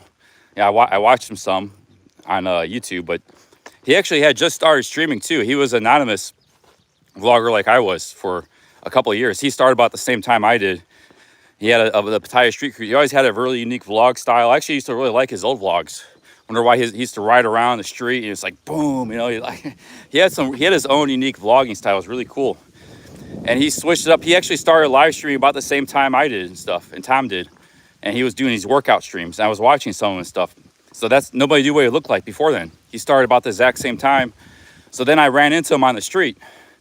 I didn't know him well. I said, hey, you know, Pattaya Street Cruiser, great to see you. First time I ever saw you. And I was like.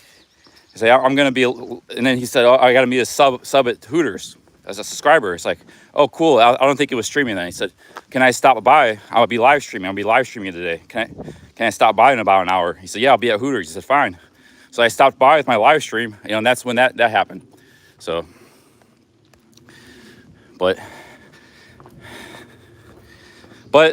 you know, we kind of hung out together a little bit, and you know, we don't mind each other. We get along, and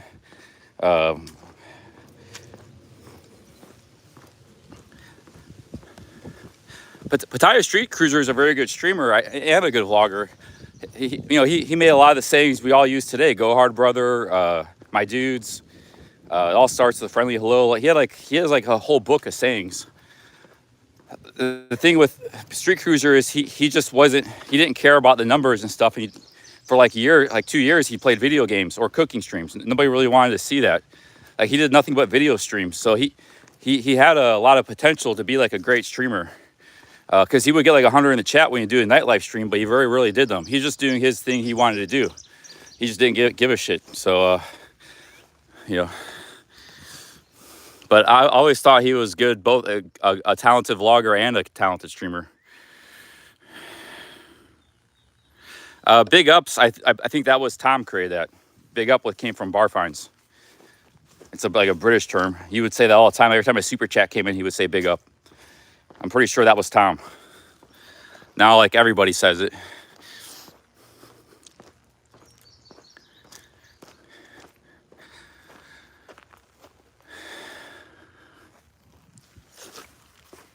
But if any of you ever seen the early PSC, he had some, like, back in 2018, because, you know, there weren't many vloggers back then. He was one of them. 2017, he was a Pattaya, and nobody knew what he looked like. Oh, excuse me.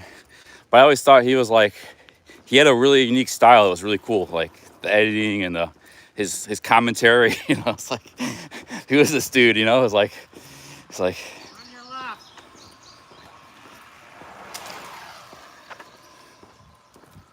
Oh, that's a good camping spot.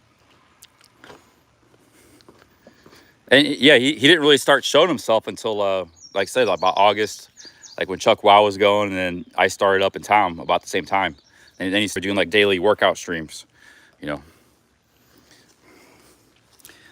Look at this little spot, not a bad camp spot. Yeah, that guy was going fast.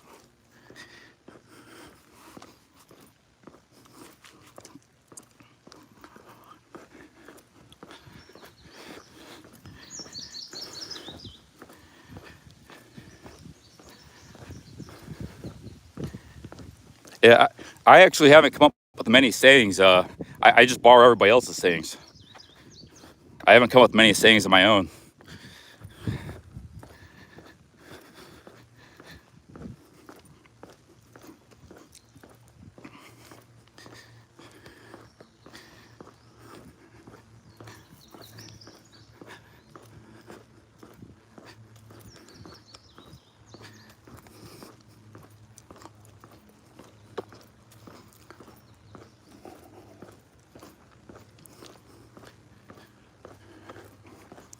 Yeah, you have to have an inclination to do IRL.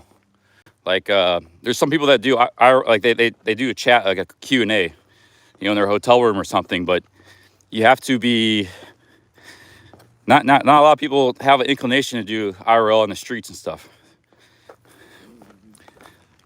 I never really thought about doing it either, but when I started doing it, I started like, man, this is fun. And you meet people, it's entertaining. You know, just mundane times of the day, you're just sitting around or something, and it's like you're chatting with the chat. It's like, I'm having fun now.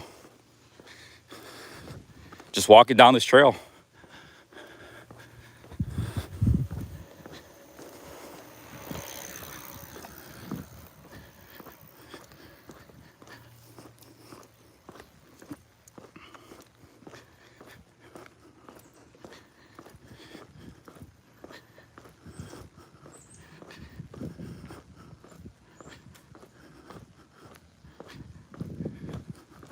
Are we live? My dudes also came from both my dudes and Are we live? That all came from PSC.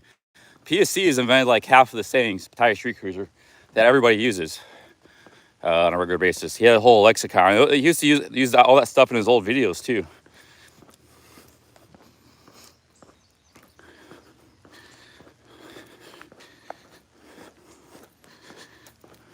He's kind of very underrated. He doesn't get the credit and the esteem I think that he deserves. There's like a genius to PSC, I think, that people don't appreciate or realize. He's like the artist that like nobody kind of liked when he was around, but when, you know, later everybody wanted his work and paid $1 million for it. He's like the most underrated guy. But like I said, the problem is too, he just does like gaming streams and stuff. He does his own thing, you know, he's his own man. And a lot of people don't want to watch the gaming streams.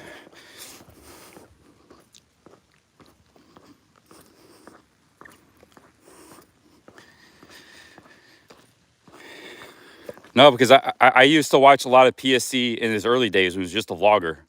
I remember a lot of the same stuff. Like I said, he had a really unique vlogging style that I never really saw anywhere. Like he was just behind the camera, like dead faring like I was, but he was very underrated back then. Like he only had 8,000 subs, 7. He was very underrated back then as a vlogger. I mean, too.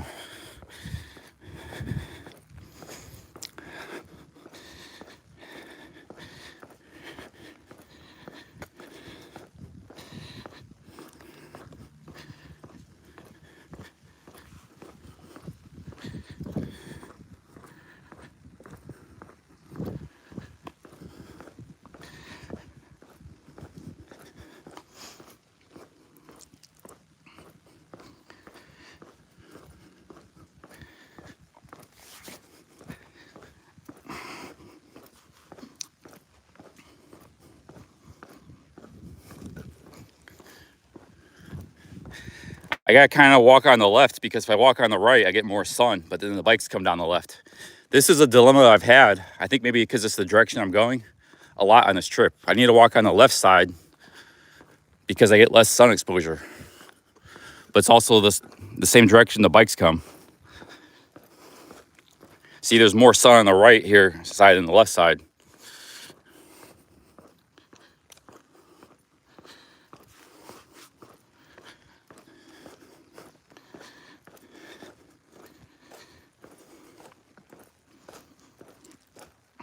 Yeah, with I think the all-time great streamer is going to be a guy nobody's ever heard of. Probably doesn't even have YouTube.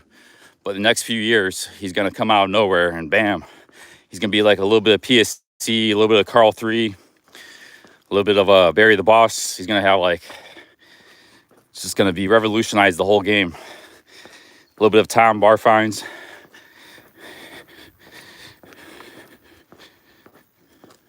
You know what? One thing I really appreciate about Tom Barfines is he always had a circle of Thai friends. You know, like, you know, the tomboy, the ladies, the lady boys. He was always able to have the Thai bar he used to hang out. A lot of foreigners, myself included, like he was able to have these people on his stream and they like him and they hang out. I don't think he gets credit for that. That's like that. Those people are like characters on his stream. They add to his stream. You know, so Barfines has had a lot of talent. He just didn't get there by accident. And he had this community, this whole community. Most of the people in this community were Thai people, you know, which was kind of unique. Like the people in my community were mostly foreigners, pairings, the people that hang out on the stream and stuff.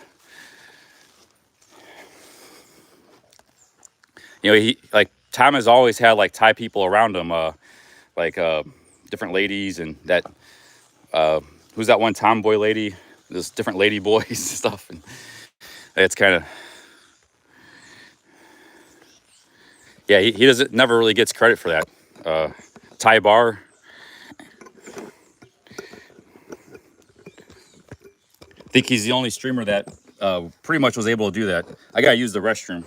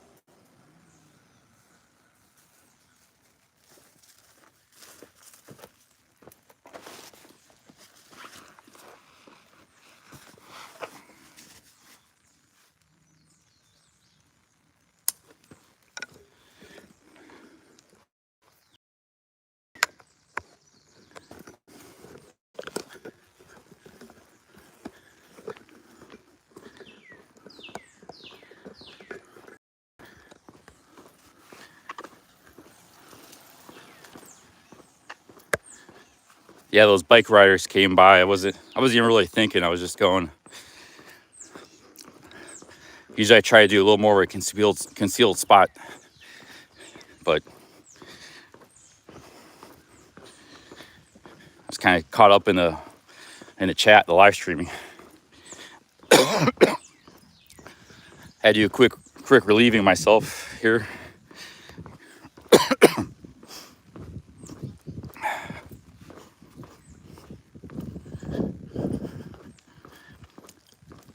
Charlie, do you have a bag you sleep in or a tent? Yeah, it's kind of like a bag.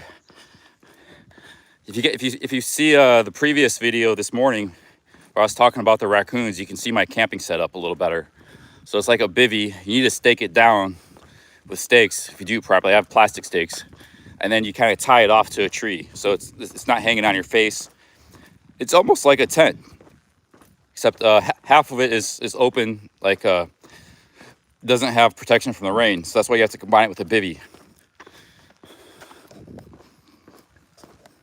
It has pretty good ventilation. The condensation is not too bad, but I do have a tent. It weighs about 2 pounds, and it's not a bad tent. So if I wanted to switch to that, I would use that, but.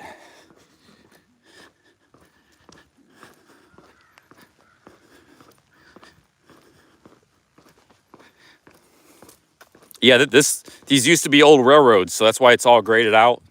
It doesn't go at elevation. You know, sometimes the hill will drop down, but it was all graded out for the railroads. So it became like the perfect bike paths, or hiking path for that matter. But when they made the railroads, a lot of money was made a lot of times to carve like railroads in the side of hills and stuff. So the investment was already done. But when the railroads went into disrepair because they're not used as much, it was kind of a smooth or a good move to make it into bike trails. I mean, it's kind of like a government program that's, you know, some government programs work pretty good, but now does it pay off back to the community what it costs to make these? I don't know, but I mean, that's, you know, I'm sure getting my use out of these. But it is a great asset for the communities that they go through.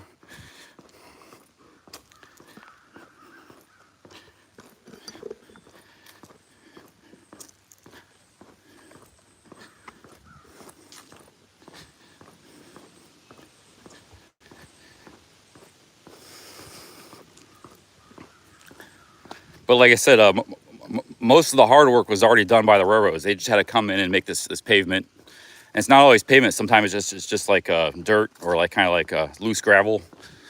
But and they added some, you know, picnic tables, some fountains, some porta potties here and there, and yeah, they're nice trails. Most trails don't run this long. Like, most are only about 5 or 10 miles. You know, 15 miles, 3 miles, even 2 miles. There's not that many that are real long, like over 50 miles in the United States. I've done a few of them already that are that long.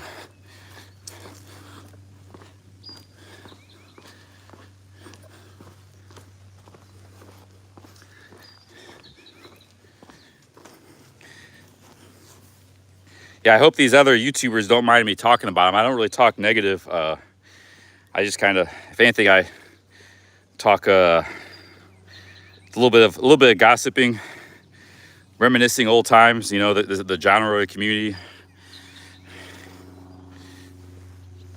But it is something that I talk about once in a while. I mean,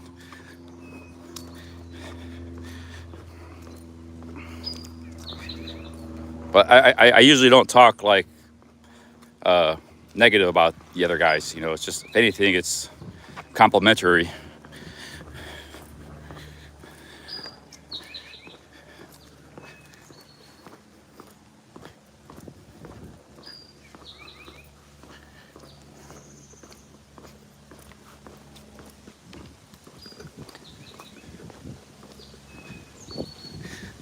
The only thing with the rails to trails is most of them are in the Midwest and Northeast, because that's where most of the railroads were.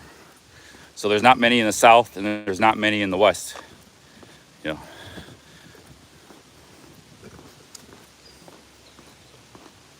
I missed a super chat. Hey, something wrong. Big ups. Thank you. Something wrong.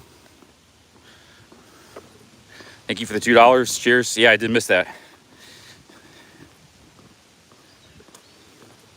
Yeah, even when I was drunk, I really talked smack about other YouTubers. Like I did about Harold Balder a couple times. I did about Tom a couple times. That was really about it. So.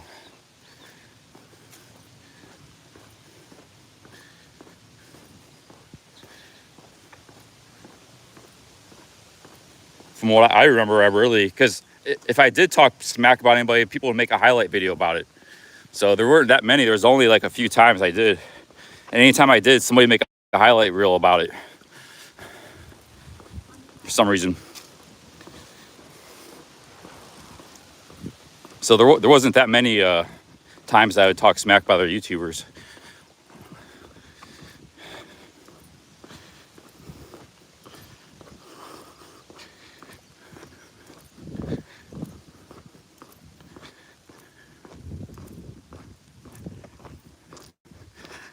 And then there's guys that all they do is talk smack about our YouTubers, like Greg and Ricky, and they never make a video about it.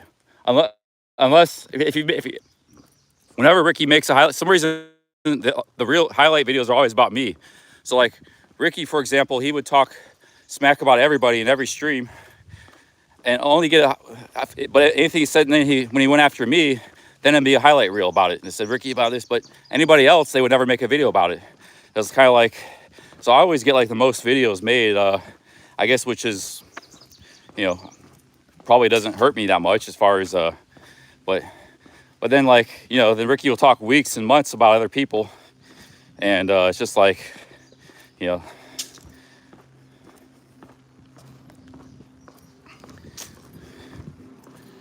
and there's lots of people that make the highlight videos. It's not just like one guy. There's like 15, you know, 15 different channels, and over the last year or two, couple of years.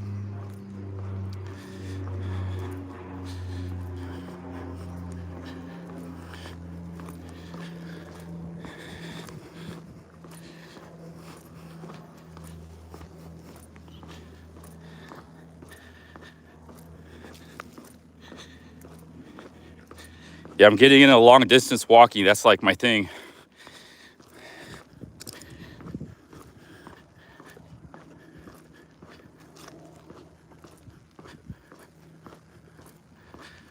Dracular says Ohio is unimpressive.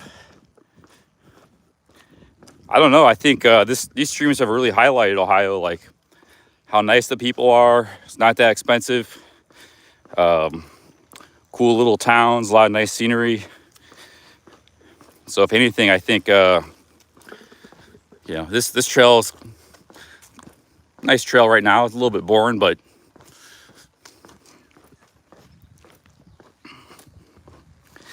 I think this whole series has kind of shown Ohio in a very good light. Had a little bit of issues in Columbus, but the Greyhound and some of that. But other than that, it's kind of been really good.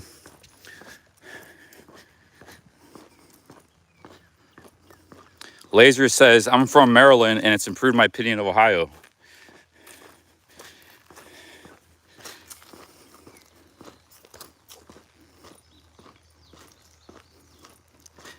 Vices D, thank you for the 5 quid. Cheers, thank you for that. You can hold your head high. There are not many that can say 300K subs. And we got 10,000 subs. That's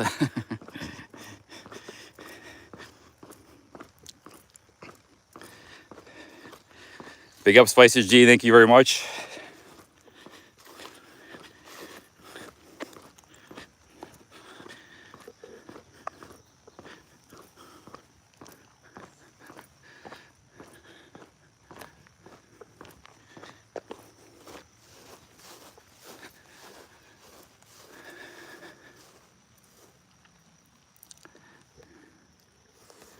Ticklum Tim says, did you once have 200K subs? Yeah, my old channel, which I haven't been using much the last couple of years. But it wasn't a live, it was a vlogging channel. It wasn't a live stream channel.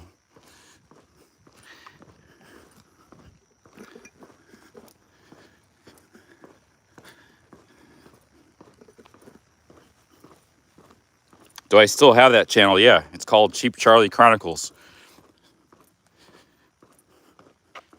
That's why many people still call me Cheap Charlie or Charlie.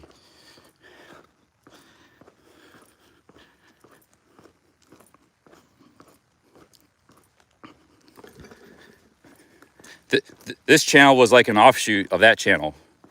So that's why this channel has an audience, mostly because of that channel. That's why people know me from. A lot of people used to follow me from that channel.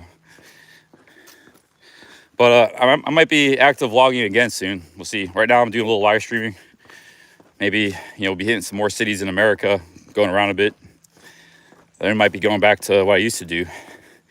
We'll see. I don't know. It's like every time I make a thought comes to my head, you know, then change, just like the challenge yesterday. Then the raccoons happened. That didn't work out, the 4-day challenge. So I take that, like the raccoons is kind of like as a signal, sort of, you know, okay, I'm not going to try to push it then. 4-day challenge wasn't meant to be. Just keep doing what I'm doing.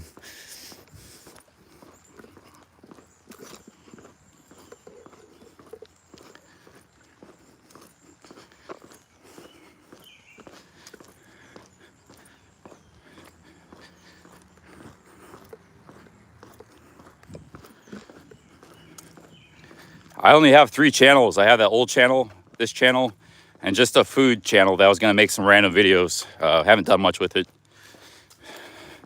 Cheap Charlie Food TV. So I only have 3 channels. That's not uncommon for a YouTuber. You do different things with different channels. Like the food TV was just gonna be like real random stuff, like a quick 3-minute clip of some food or a walk around video. It's just, or I had, you know, like too many hotel videos to post. I'll post some on that channel. And this is the live streaming channel, and the old channel is a vlogging channel.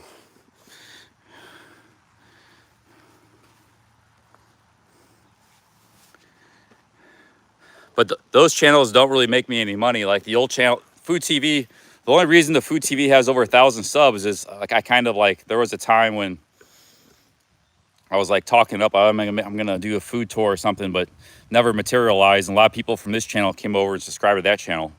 So that's why it has like 1,000 subs, but it never really got much views. Any of those videos. I did some videos in Mexico when I was there, some walk around videos, some like the most viewed video is like 5,000 views on that channel. It's not, which isn't much. It only makes like $4 a month on ad revenue. My old channel still gets some views, but I make about 150 to 200 a month on that channel right now. That's without posting much videos, so it's kind of like passive income. It's not bad, but so mostly this channel is how I make money, is from live streaming. Now, if I start posting tons of videos again on the old channel, I might be doing well again. You know, I might make some good ad revenue on that channel. Who knows? But I haven't been able to devote a lot of time to that channel because I haven't been able to travel.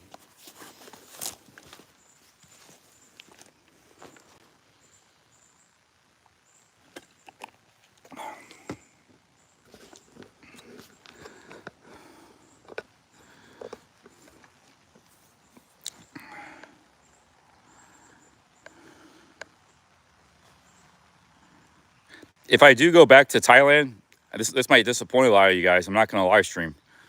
I'm going to be a vlogger. Go back to my videos again and let everybody else live stream. You know, I hang out with them, put them on my videos and stuff. Everybody else can live stream. So I don't know if I've told you guys that, but if I go back to Asia, I'm going to be vlogging, you know, making videos again. But I don't know what I'm doing yet.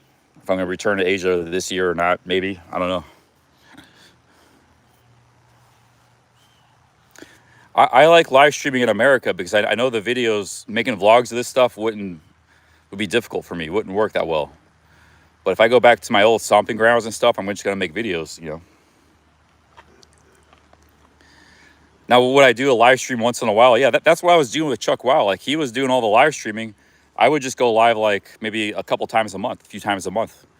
So there's going to be a lot of live streaming talent, I think. And I could feed him a lot of viewers. They could feed me content for videos. It's like a win-win situation, you know.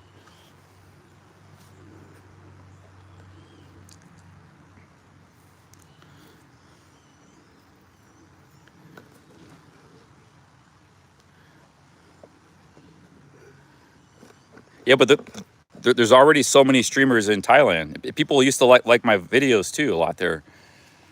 You can only do one or the other. I mean,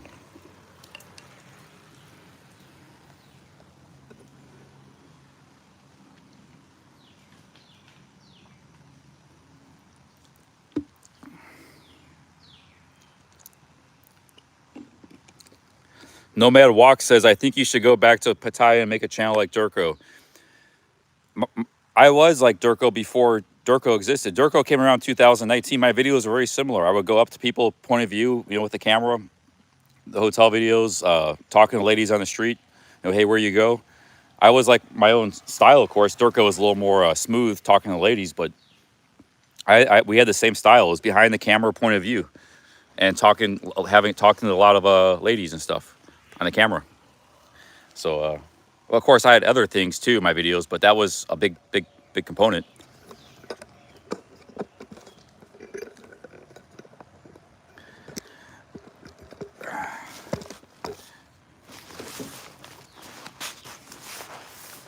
That's probably a big reason why, you know, my channel did well, and also why Durko's did well. Yeah, there's somebody that could do that now.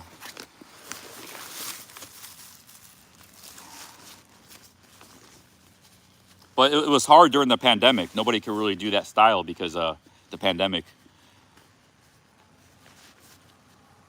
So the possibilities are just reopening now, you know. Everybody's still wearing masks in Thailand. I see in live streams like everybody in Bangkok's got a mask on, and so the,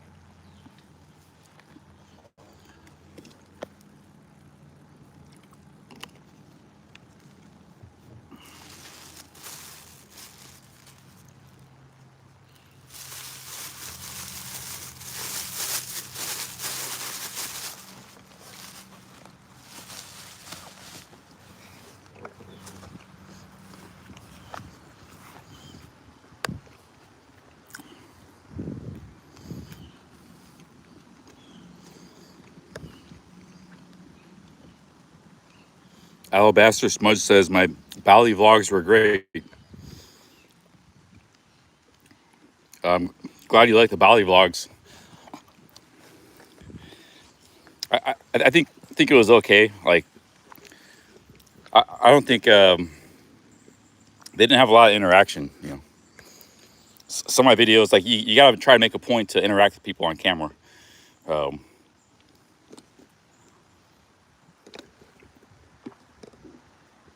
Alabaster Smidge.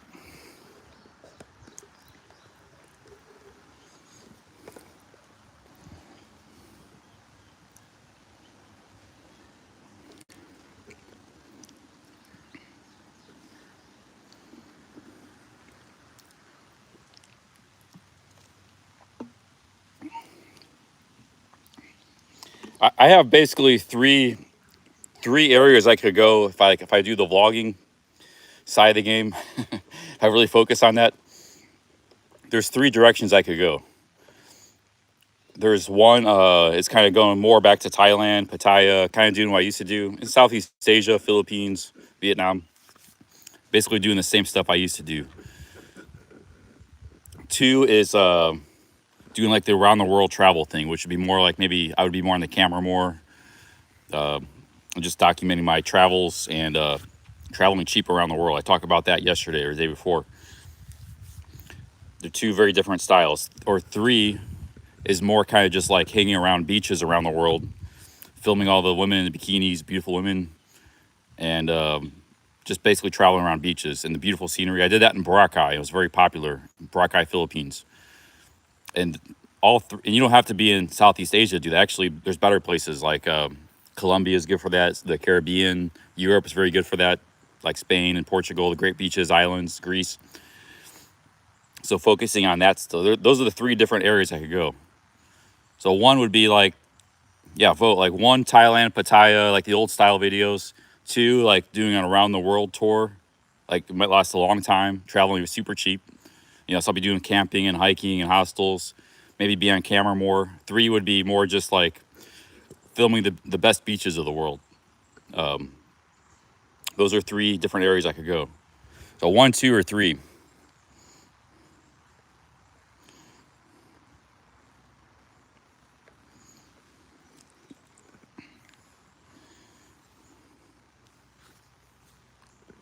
But you know, the beaches would be great camera work, showing the wildlife, showing the athletic sports. You know, but there's always women too on beaches, so it's like they're a part of it too. You know.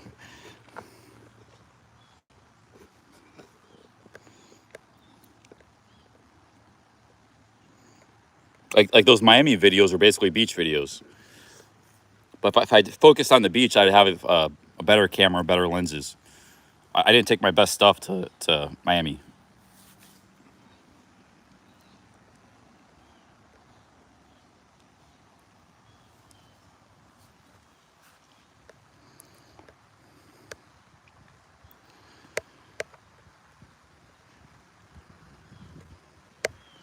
Two would probably be a combination of everything. Like if I happen to be on a beach, I just be traveling around the world cheaply. But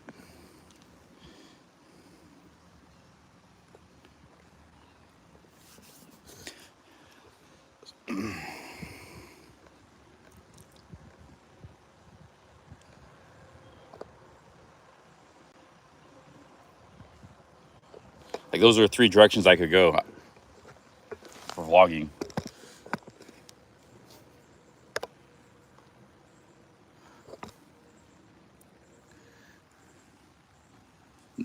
Nobody said my I made 5 videos in Miami. Nobody said they were creepy. It just sounded creepy, but you know, you can do it. It's not. It's just. No, I don't think I got one comment that said those. I did 5 videos in Miami a month and a half ago with Jeff and Mosh, and you know, there's a ton of ladies in those videos.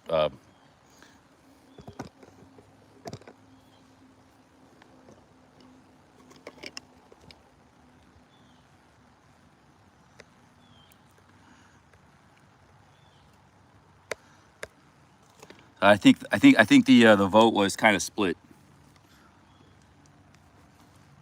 There actually wasn't much of a vote. Not many people voted.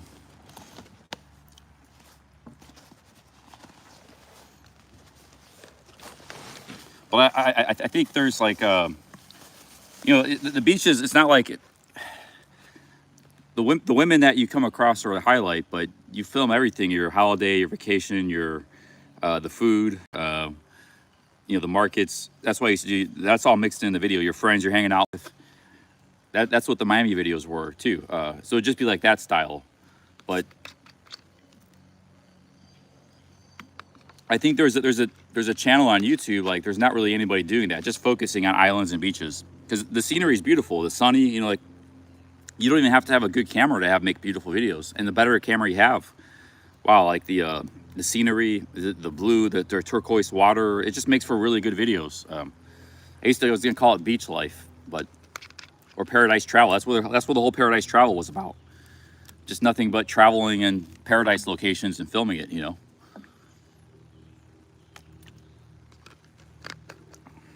And a lot of the women on the beach you go talk to, which you've seen some of those Miami videos, they don't mind like going up to them and filming them, you know. And they're talking to me and they're happy. Like that one lady in that last video, she was happy. She said, "Oh, we should have done more, better shoot or something." Like it's a swim shoot contest, you know, like the Sports Illustrated.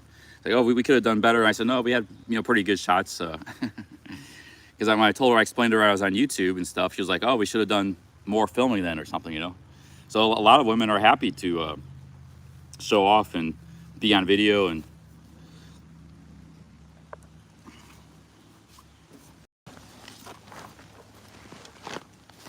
And it's a little awkward, like going up to them, talking to them and stuff, you know, with the camera. But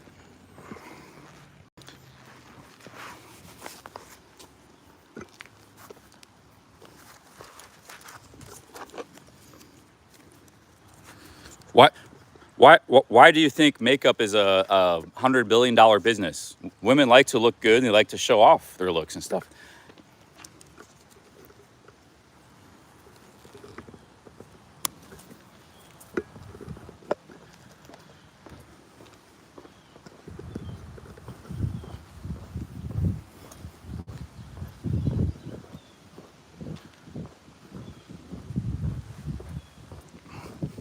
Hash Brown says, if she was 20 again, I'd be all on camera. Yeah.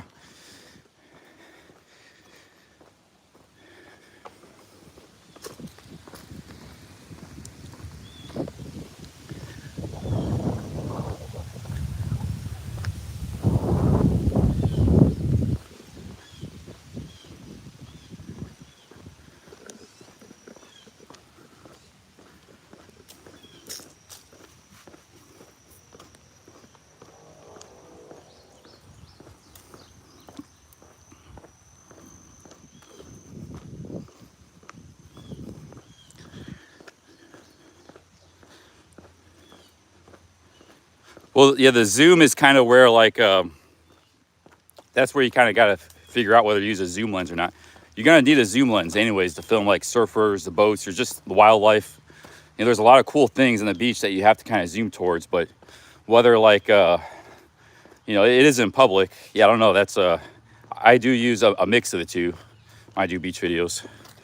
Hey, Vices G, thanks for the two pounds, man. Thank you very much for that. £2. Stay in USA or visit Mexico or Colombia, he says. If that wasn't one of the 3 options, I would be like I said, if I do the around the world trip, it'd be around the world.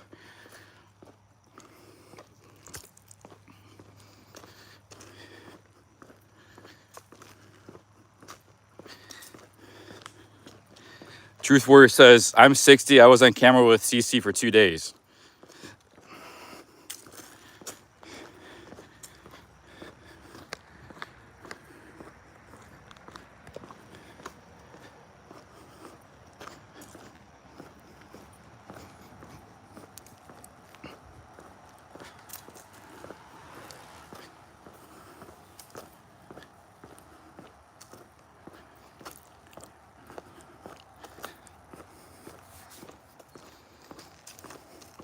See, for me too, the telephoto lenses can make very beautiful images, like just really unique. Like it has compression. Like when I was filming in Boracay, somebody just, you know, the boats in the background, it's all compression. It's just really, because not many people everybody's used to the GoPro fisheye look. So if you use like more longer lenses, it kind of, I think it makes for some cool video. You don't have to use it all the time, just a little bit sprinkled in your video. So it doesn't even have to be women. It could just be the surfers or the boats or the thing. There's a lot of things far off in the distance. You got a big vista when you're on the beach, you know. So you could say, well, if I use a telephoto lens, it's just for non-ladies. And whenever I talk to ladies, I'm using a close lens. I just go talk to them like normal, like I can't, just like the cell phone. Because sometimes if you're using a telephoto lens, they don't know you're filming and stuff, you know. Or you know. So yeah, there's different ways to do it.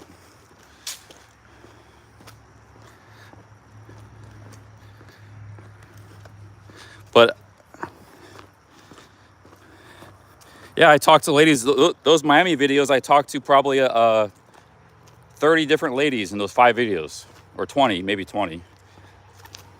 And that was just on camera. How many do you think I talked to off camera?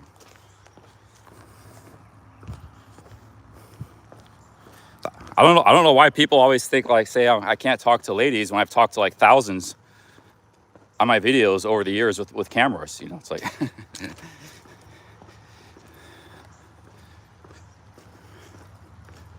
I just don't do it a whole lot in live stream, but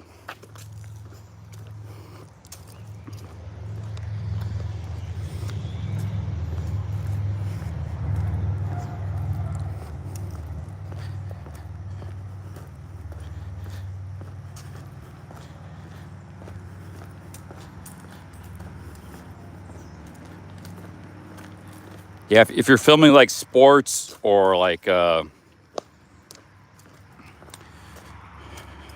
wildlife, water activities, vehicles, boats, planes, there's a lot of things that you can only film with a telephoto lens. It's very useful to have in travel. Like, do you need to put that stuff in your video? No, you don't have to, but it's cool to have. I mean, there's whole channels there's whole channels on YouTube. In Miami, they just film nothing but the boats with their telephoto lens coming across and they got like hundreds of thousands of subs. So people like to see different things, you know. There's some things you can only film with a telephoto lens. I was filming the windsurfers in Boracay. It was really cool. There's some beautiful ladies windsurfing too. You know, there's some dudes windsurfing and there's some really beautiful ladies that are windsurfing. And they had that on the north side of the island in Boracay. You can only film that with a telephoto lens, you know.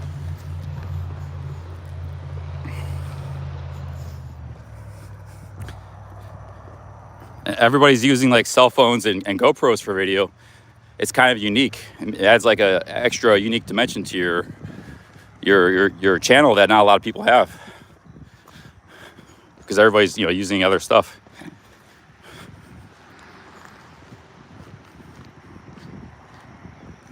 You could have a camcorder and do that too. You don't have to have like you know, but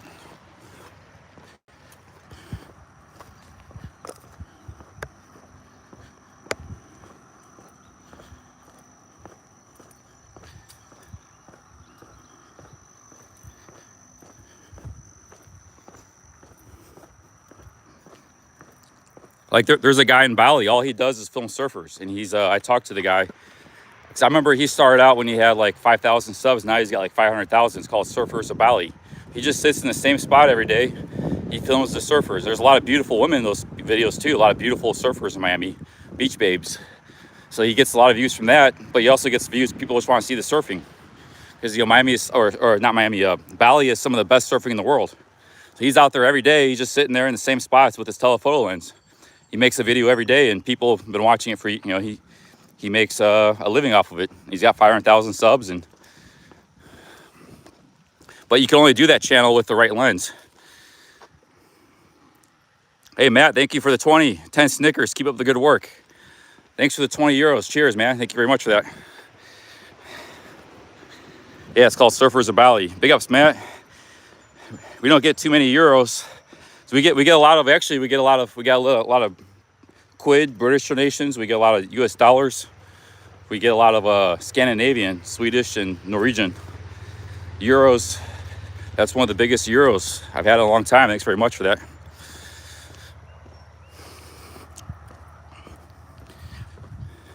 Okay, we're getting direct sun exposure here. I gotta put up my my mask here. Put my hat down. Getting some heavy sun exposure.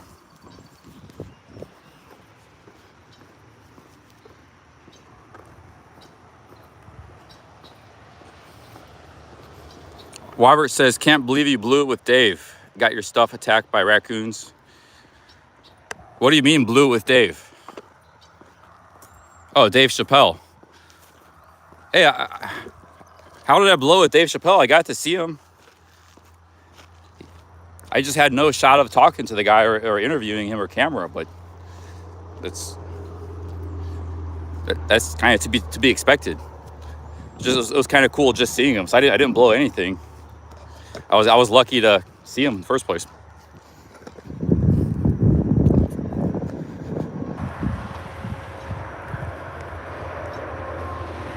Cheers, Matt. Thank you very much for the 20 euros. Why do Indian guys hold hands in Pattaya? I think it's just a friendly thing, It's what friends do, just like Italians kiss on the cheek.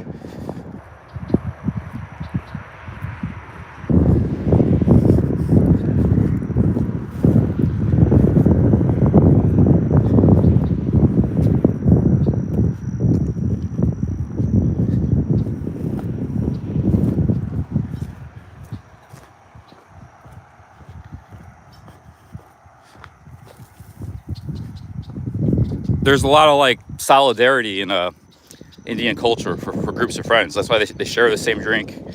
It's like they're brothers, and they got close friendships with each other. Doesn't mean they're not straight. It's just their culture.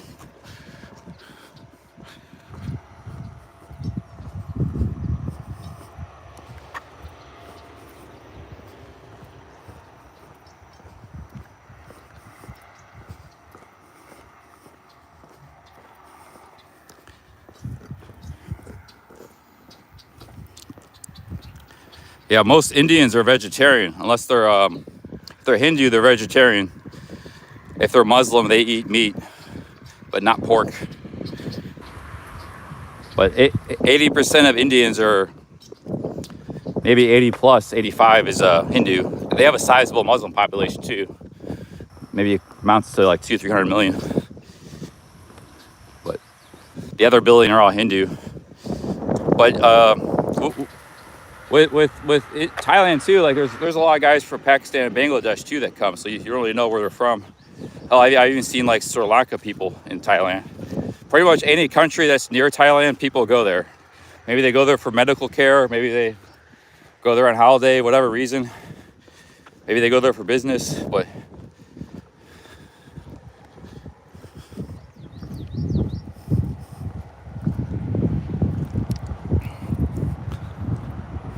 see, the reason I didn't do the Columbus Trail was the guy said in the chat, Craig, there's a 12-mile stretch of nothing but sun like this. He said those so the combination of walking like 15 miles through the suburban Columbus sprawl and then like 12 miles through sun, just direct sun exposure, I thought might not maybe skip that and get over to Springfield. That's the main reason I went to Springfield, to kind of skip like 30 miles of not that great of walking, you know.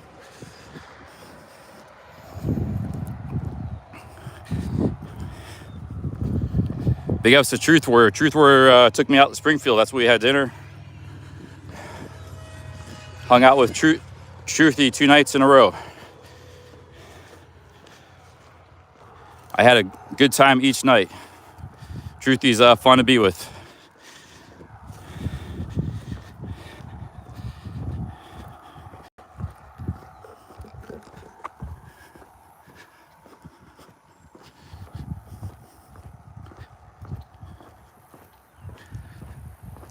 This is a long walk to Xenia.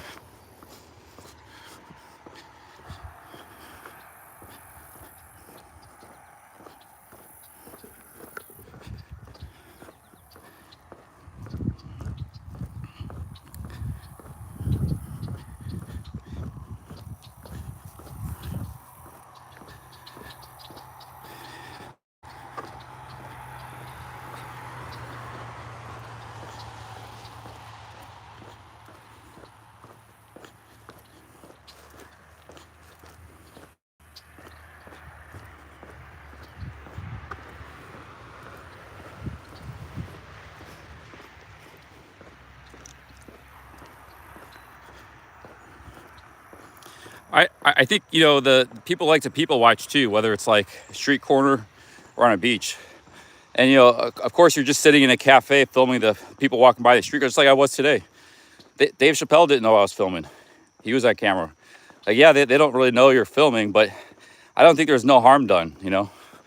It's the same with on a beach. It's like, it's out of sight, out of mind. There's nobody's toes are being stepped on. They're not like dealing drugs on the street corner or something, or they're just going about, they're just everyday people, street, you know, it's people watching. People love to people watch in real life. They love to do it on YouTube too. And it's called like street photography, but in video form. I've always had a lot of respect for that, enjoyed watching it myself. And if somebody does have a problem, they say, hey, you know, they come up to me, or they, you know, they just tell me, I don't want to be in your video or something, or I won't film in the video, you know. But I don't think you film thousands of people just walking by and stuff. Like I was in that cafe, nobody really cares, nobody minds. So I don't think it's creepy. I feel that's how I filmed Chappelle. He was just walking by. I had the camera pointed out the window.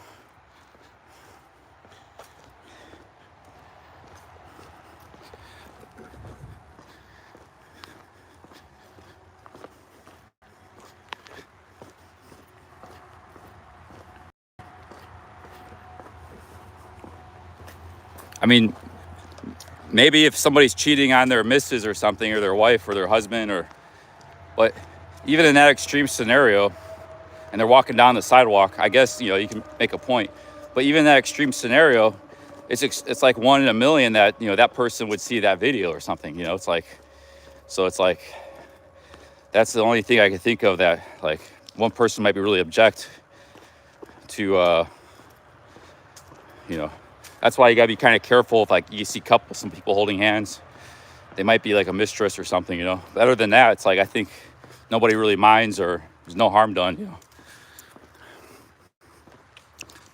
Let's see what you guys think about it. What's your thoughts?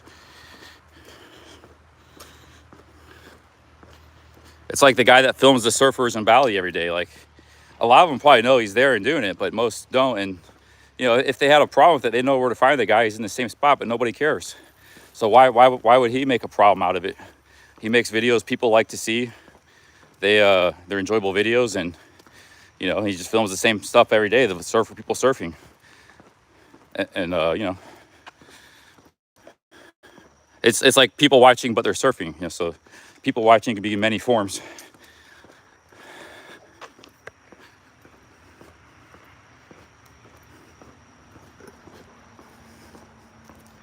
Like, I've walked down the street like this in Ohio, just like this, and nobody's objected to me once yet. You know, they know I'm filming. They got the phone. If anything, they're always curious. People on the bike riding by, nobody says, "Oh man, don't film me." You know, so it's like, why would you make a problem out of it if they're not making a problem out of it, you know? If I thought like everybody's getting pissed off about it, I wouldn't do it, but nobody seems to mind. It was the same when I was on Walking Street. Like, nobody really minded. You know, I had like once or twice I had people get pissed off for me in a matter of a year. And I was just out there filming with my camera, you know? So, hey, Robert S., thank you for the $20. Thank you very much for that. Push cart lock bucks for CC fun. So this is a topic that's debated sometimes on YouTube among YouTubers. Just kind of wonder what you guys think about it. But big ups, thanks for the $20. Reading some of your comments. Yeah, like, do you think if Dave Chappelle saw that he came across my live stream and saw he was in the video, do you think he would care? I don't think he would. He'd probably be amused by it or something, you know. Big ups, thanks for the $20, man. And then you have cameras everywhere nowadays too. So like, you know, it's not like it was like 30 years ago when nobody had a camera. It's like people were kind of weirded out by it. Now it's like completely normal.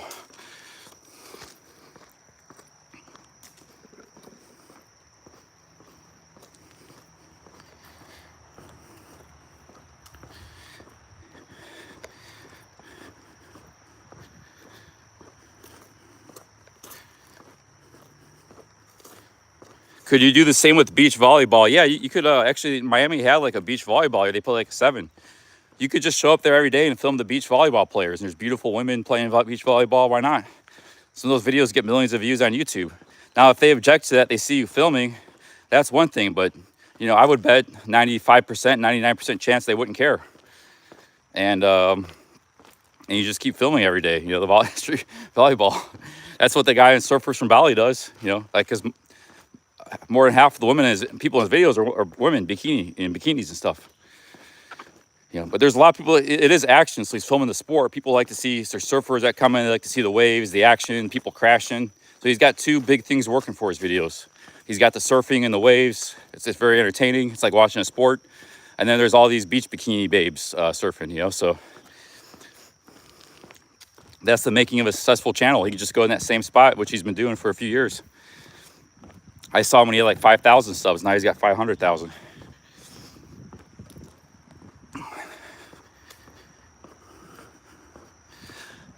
No, here's what happened with Dave. I was sitting in the cafe, he walked by. I was like, holy cow, that's Dave Chappelle. So the first time, he was just walking by. I didn't go up to him and film him. The second time, when he put his hand up, I was leaving the cafe. I didn't even know where he was. So I was just leaving the cafe. I turned around on the live stream, because the live stream was always, I wasn't trying to film him. He just happened to be walking by that instant. So both times, I wasn't trying to film him. He just happened to be crossing paths. It was like, because I always got the camera going on the live stream. I didn't, but I guess the second time I was kind of went out looking for him. We just happened to cross paths right off the bat. So I guess to be fair, I was kind of out looking for him. But the first time I wasn't. I was just, he happened to walk by. I had no expectation of him walking by.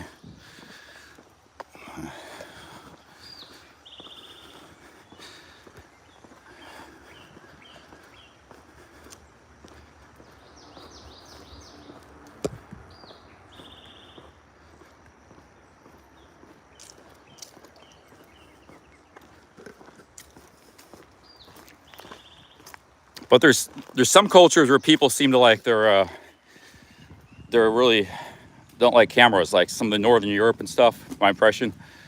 But America is definitely not. I mean, most places I go in the world, like, people don't really seem to mind cameras, you know.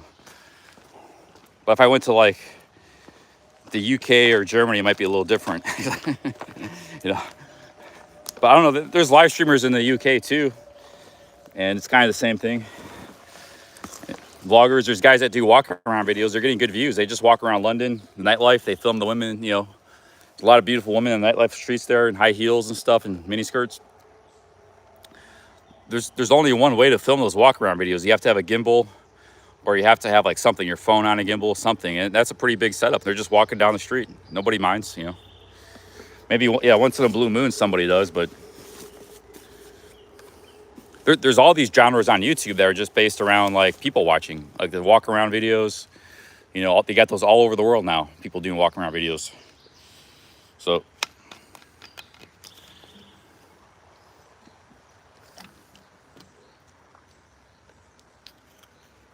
Yeah, No Matter Walk says he does walk around videos. Nobody's ever had a problem. Yeah, Jeff Lepard, Ottawa Walks, they were in the protest they were doing.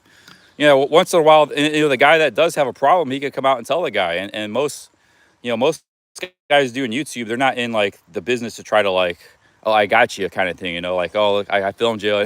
Like, hell no, I'm not deleting. Like, if you asked them to delete it, they would like delete it, gladly delete it, or edit that out, you know, of the video. Or they're just trying to make videos. They're not like on the business to say like, I got you, you know. But sometimes that's what people think when they do get real triggered. Like, oh, this guy's filming me. He's trying to. So I've seen some like live streamers, some IP2 clips. They think it's like targeted at them, and like, you know, it's like making fun of them or something, or, you know.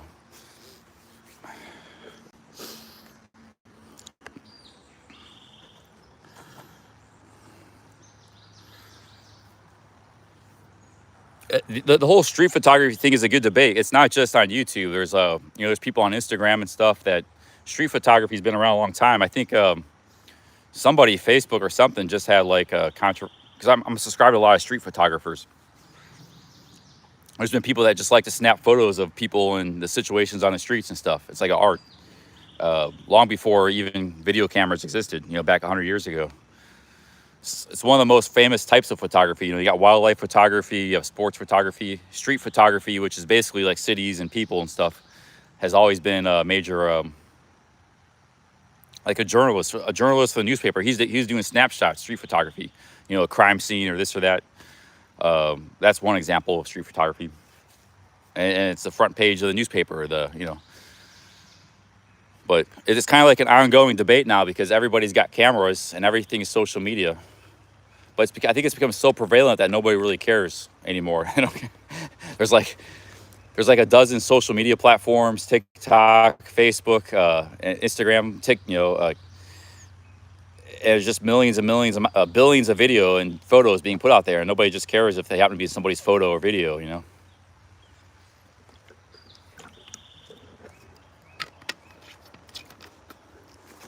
That's my theory. But in Thailand, they just passed a law, like, I don't know, a really strict privacy law. So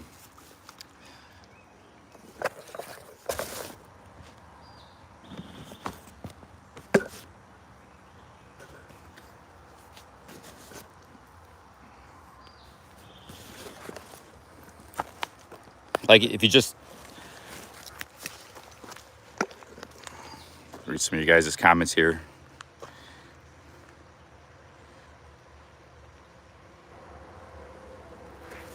Saying you talk a lot is not ignorance, it's fact. Go back 2 days and read the chat. Yeah, sometimes I ramble too much.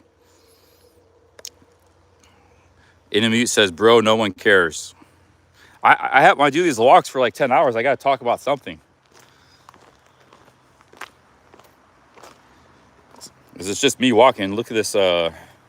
There's not much going on these trails. That's why I think these trails, the cities are better. These trails are just me walking, and I got to talk about something.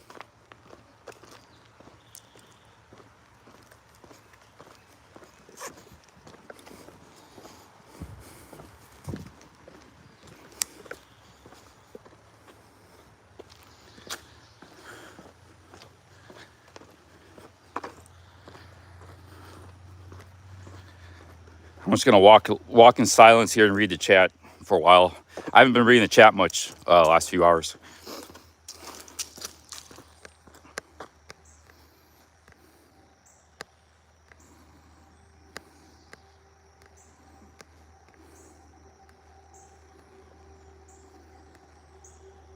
Sarah Fisher says IP2 streamers are a bit aggressive.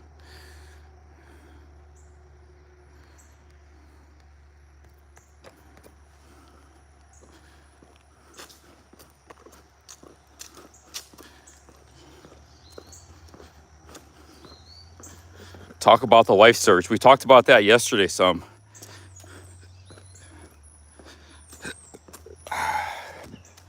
I'm just gonna talk in silence or walk in silence and read the chat a little bit until something pops in my head.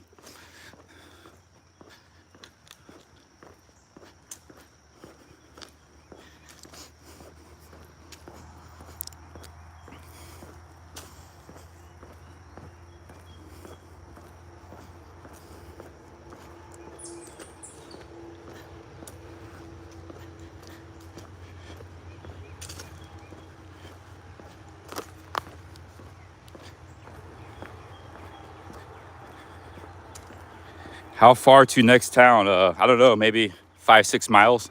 My legs and feet feel great. Say they're just getting better every day, stronger every day. So don't have any issues there. I got water. I just had a sandwich and Gatorade. Heat's not bothering me too much. Live stream is going good. Everything's going great today.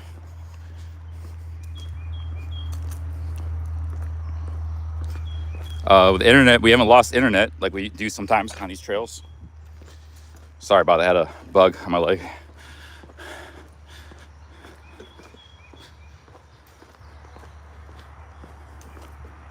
Yeah, I noticed some of the Ohio people down here, sometimes they got a bit of a twang, like in the South, to their talk. I don't know if they're like Kentucky people that came up here, or Tennessee. Maybe it's a mix of both, but it sounds like there's a little bit of twang sometimes, people down here in the Southwest Ohio. We're definitely more, Cincinnati's right in the Mason-Dixon line. So actually, metropolitan Cincinnati, a good portion of it's in Kentucky, like 20% of it, and then a little part in Indiana too. So actually the city actually covers 3 states, the metropolitan area.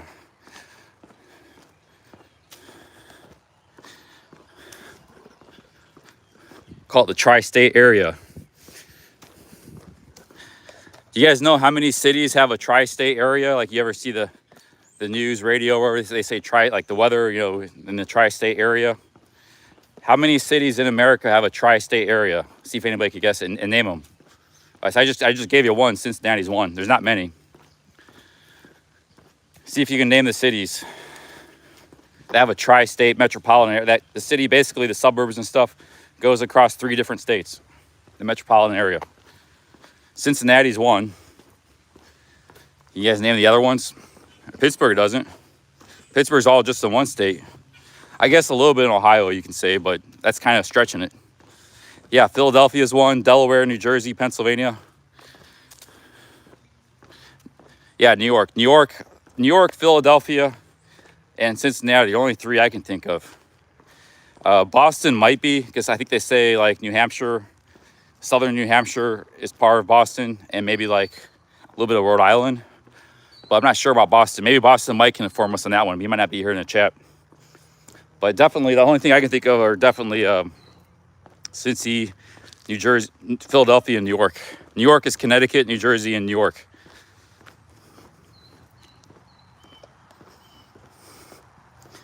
It's a tri-state area.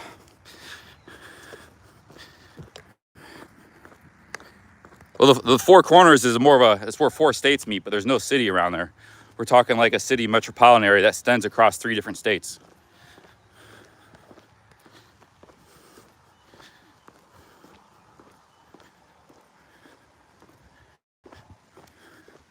That's a big farm there.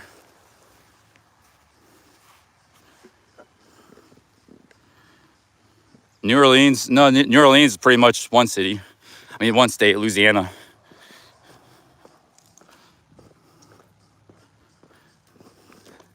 Marco's from Sweden. He said, how can I know that question?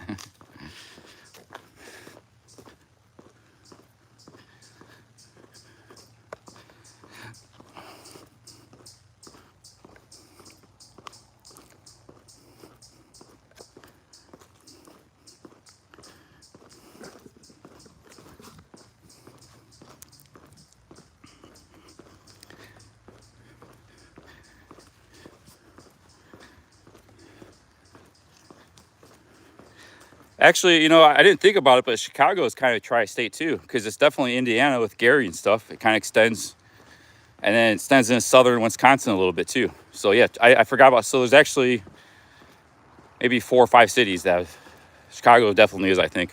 Totally forgot about Chicago. Hey, Marco, thank you for the 109. Cheers, man. Big ups to the Swedish kroners. Thank you very much, Marco. Yeah, like Kenosha, Wisconsin. Remember, that's what the protests were? Kyle Rittenhouse, he lived in Illinois in the suburbs of Chicago. He just drove like 20 minutes. He was in Kenosha.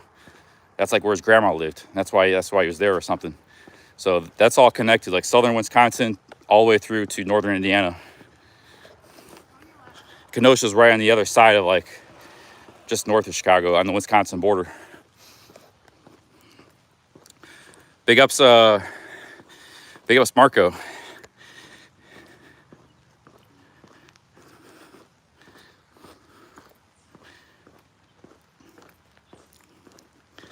A tri-state area is just a city that extends the area where people commute in from the suburbs, and it's all one city in 3 different states. It covers 3 different states. Like LA is a huge city, but only covers 1 state. It's just all in California. There's only a few cities that are in cover 3 different states. Cincinnati is one of them. So a lot of it's in Kentucky, just across the bridge. Even the airport's in Kentucky. The Cincinnati airport actually is in Ohio, but most of the cities in Ohio, and then you got a little bit in Indiana as well.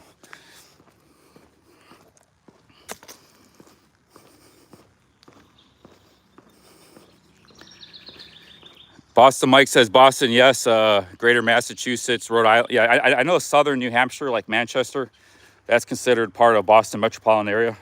I didn't know about Rhode Island. That's why I thought it might have just been 2 states. So yeah, Boston's a pretty big city.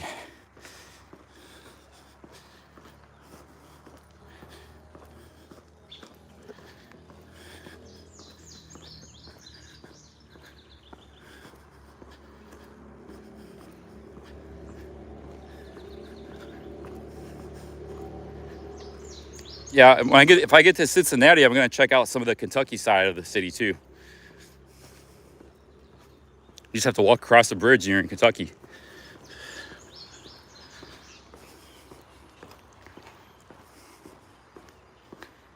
Well, the Twin Cities, but Minneapolis is only 1 state. The metropolitan area is all within the 1 state, Minnesota. It's not like how many cities in the metropolitan area, it's how many states does the city cover. Which in the case of Minneapolis would be, St. Paul would be 1 state. Cleveland and Columbus, they're just in 1 state. They're just pretty much just in Ohio.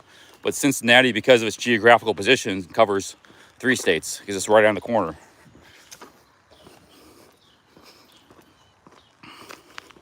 And some cities are so big, like Chicago and Boston and Philadelphia and New York.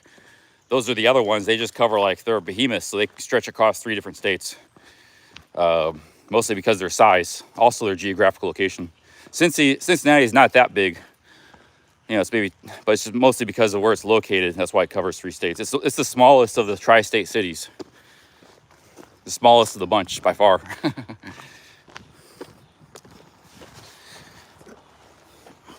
But if you ever watch movies or see stuff, sometimes they say the tri-state area, like the news, it's like a fake news and stuff. That's what they're referring to. So if you hear the local news in Cincinnati, they probably say tri-state area a lot because they're referring to the whole area around the city.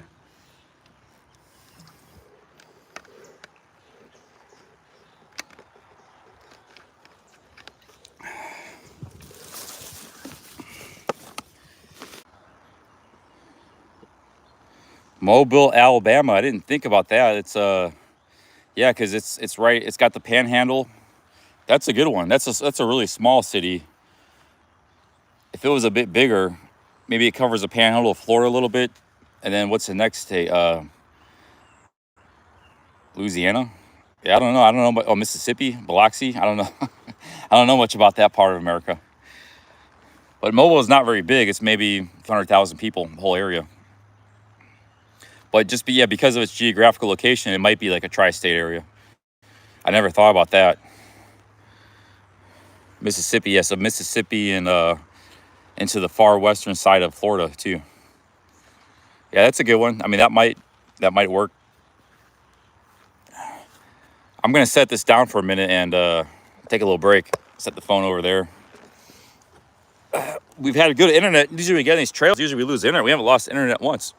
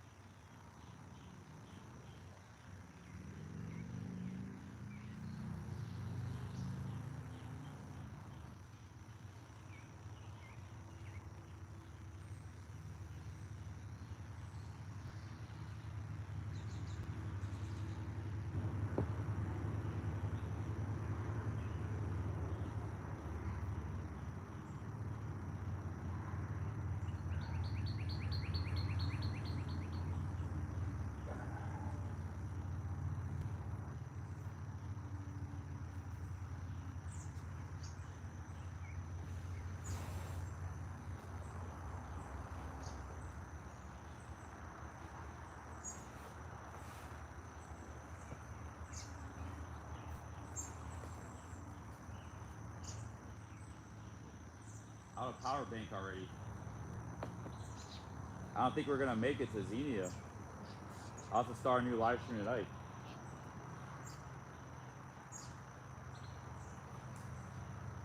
I didn't get a chance to charge last night because the camping.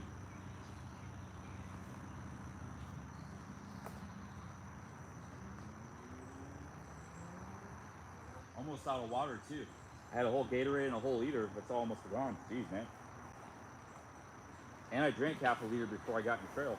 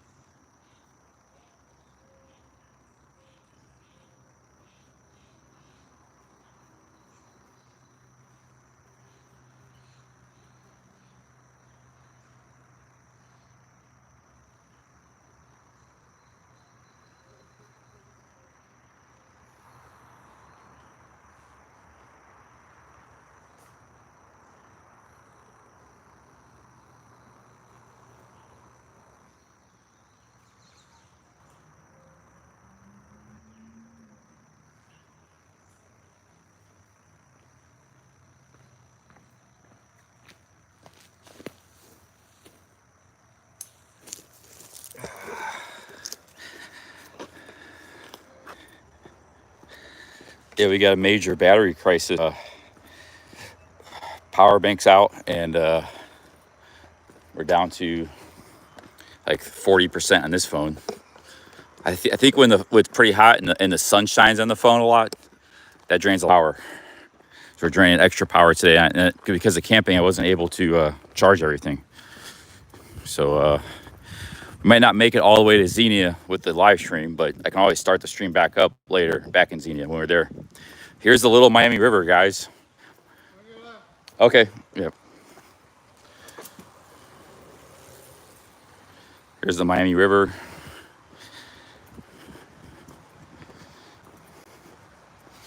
Looks like a good river to swim in. You can just go right down there and swim.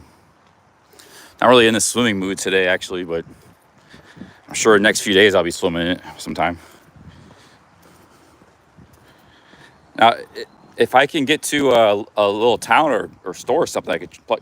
That power bank charges slowly, though. I don't know why. Like, you plug it into the wall, kind of charges. I think all power banks charge slowly. Every power bank I ever had. So you kind of need like an overnight charge. I didn't get to do that. You just got to leave it in the wall all night and it charges up. But it's no big deal. It means I'll just have to have like a 2-hour, 3-hour interruption. And maybe we'll do a little nighttime streaming in Xenia or something.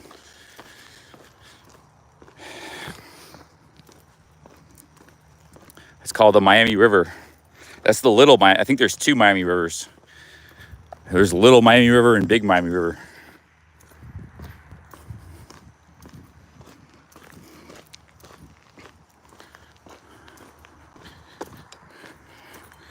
We've been going today 300, almost over 6 hours. So, we've already put in a lot of live streaming today.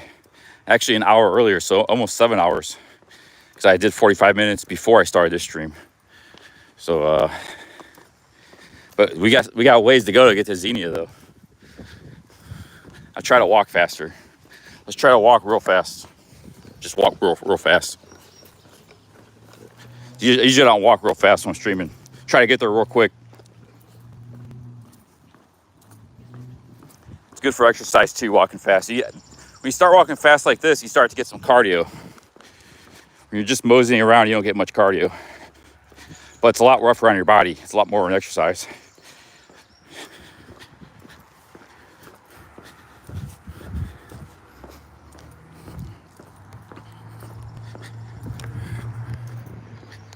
Hey, yeah, Hash Brown, no pressure. Like I said, I'll be here tomorrow too. We can meet for a coffee, or you don't have to come out. Do whatever you feel like. We're happy just to have you in the chat.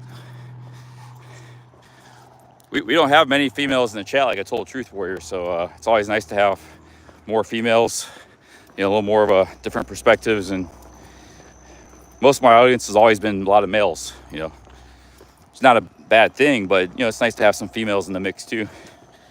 So we're happy just to have you here in the chat. And you've given us a lot of good tips about the area, so a lot of good tips.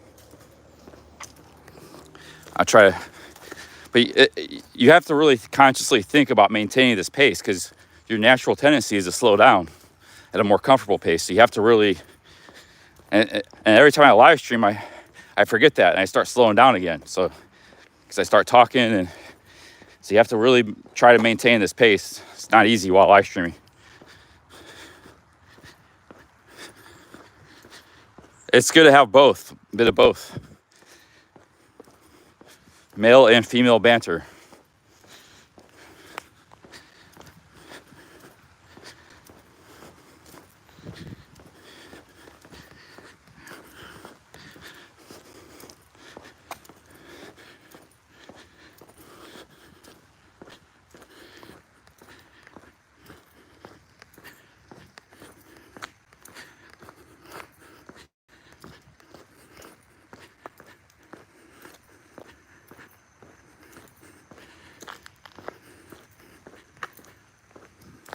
What road am I coming upon next, Hash Brown? I just saw your comment here.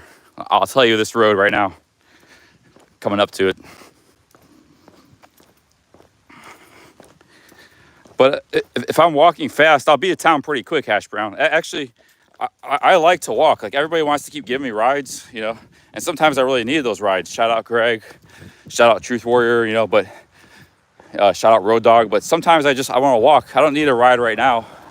I'm enjoying the walking. And I'll be in town probably in about an hour, hour and a half. Clifton Road.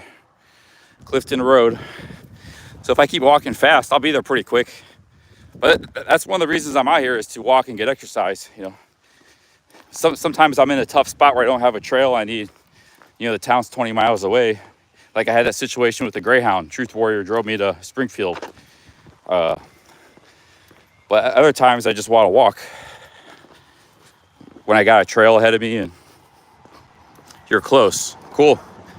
Yeah, she says I'm close to Xenia. That's good. Then maybe we can sit down, plug in. We might be able to keep the stream going today without having to stop.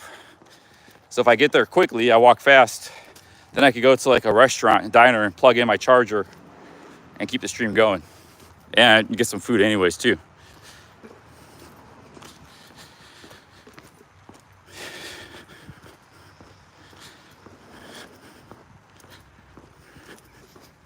But like I said, I probably got 40%. I probably have a good couple hours left on the phone of streaming, maybe an hour and a half. I can try running like Sebcam. Let's do a little running. Problem is I don't have much water, but it's all right. Wow, look at that house, that property. I don't have time to stop looking at things here.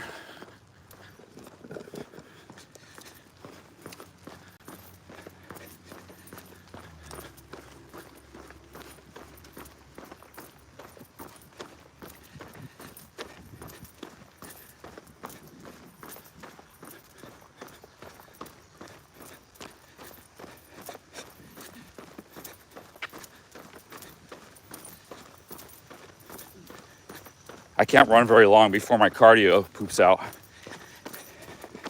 Got bad cardio.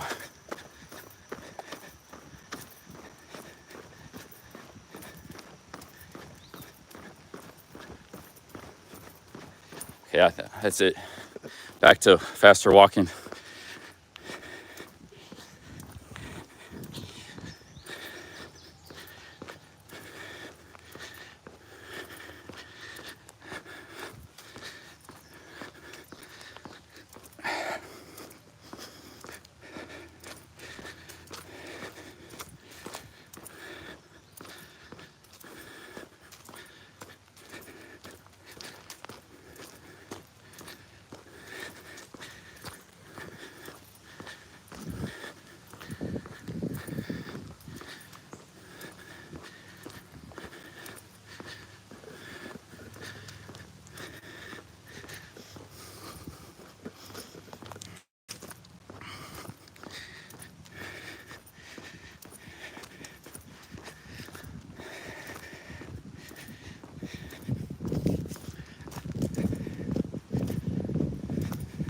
Yeah, the naps are refreshing. If you're just lagging, just take a little break for 15, 20 minutes.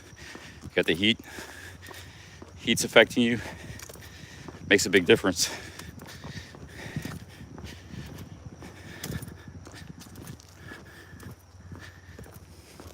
Yeah, I'm not a boomer. I'm more of a Gen Xer.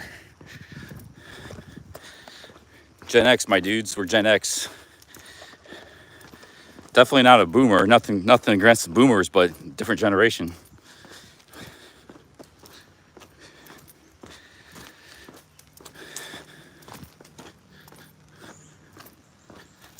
Boomers now are like in their high 60s, 70s. They're all like 65 to 85, 80, or 70s. They're all in their 70s. It's a bit of an age difference.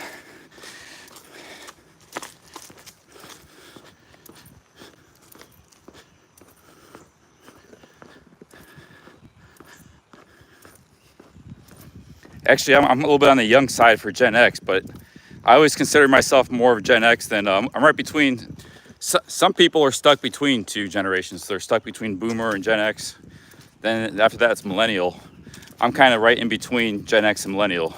But I kind of identify more with the Gen Xers than I do with the Millennials. Gen Xers are like you know, Nirvana and all the grunge, you know, from Seattle, that kind of crowd. They were older than me. They were, you know, born in 1970, you know, so 75. I consider more myself part of that group.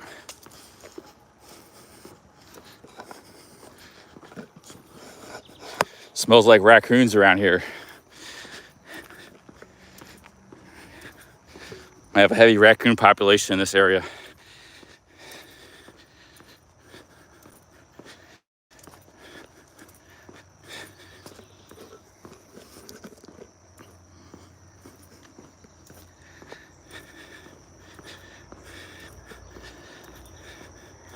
I know what raccoons smell like now because they're all over my backpack. I could just be smelling my backpack.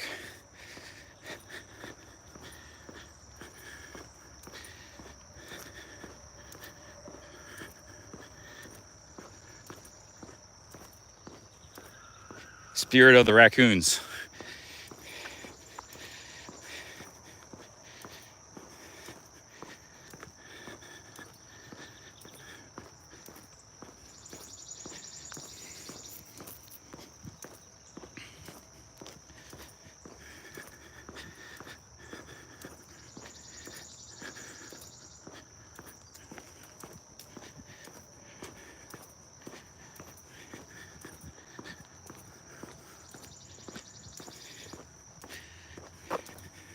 Yeah, Zoomers are like the IP2 crowd, right? They're like the 20-year-olds. They were like just born 20 years ago, basically born this century.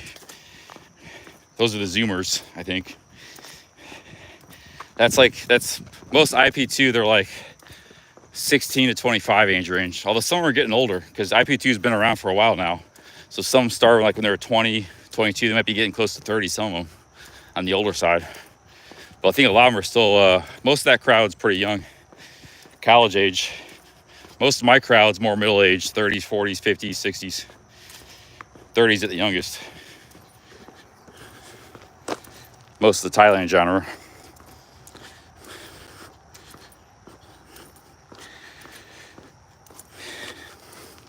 That's what people said in the IP2 Bjorn. They said that whole crowd is just all young. That's why they spam a lot, and they're a young crowd.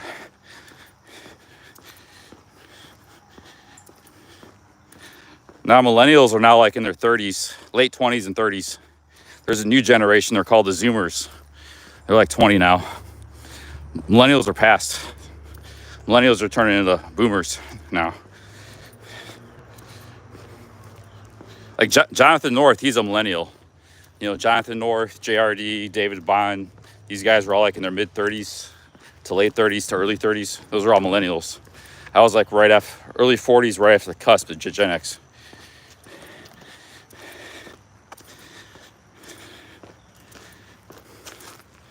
Like Chuck Wow, he was Gen X, you know. Sean, he's Gen X. A lot of my friends are all Gen Xers.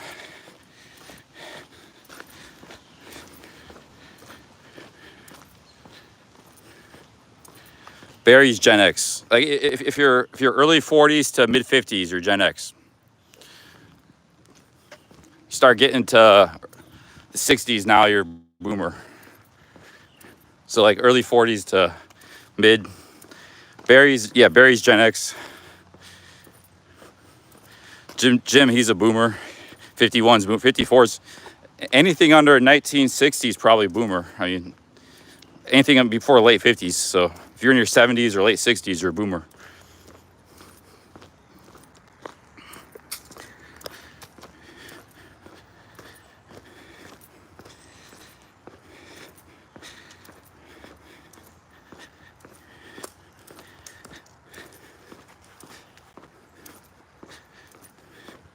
Truth Warrior says she's a boomer.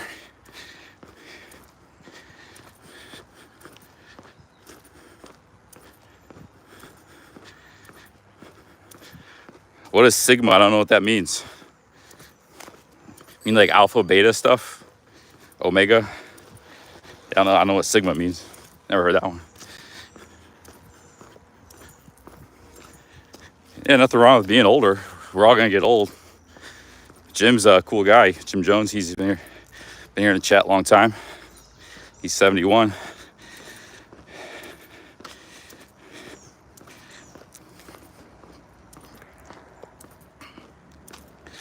Yeah, what's a Sigma male? I don't know what that means. Never heard of that.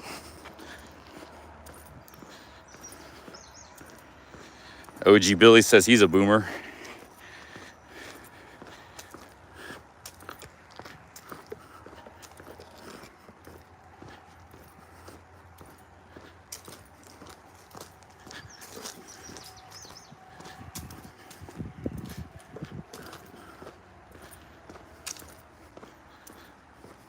Yeah, see, most of this audience is boomers or Gen X and a few millennials, but mostly guys in their 40s and 50s and 60s.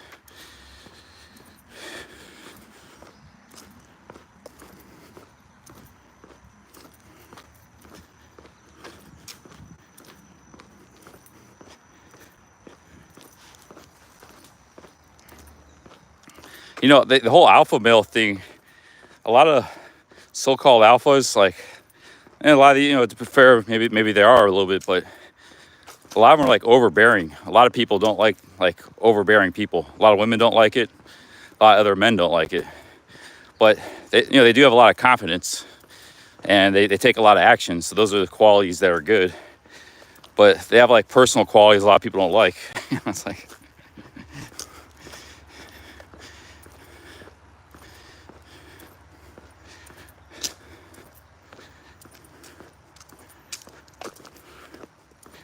I don't think I'm an alpha male, but like all these guys in this, all these millennials, they think that's the only good thing. Like probably every type of male has different strengths and weaknesses.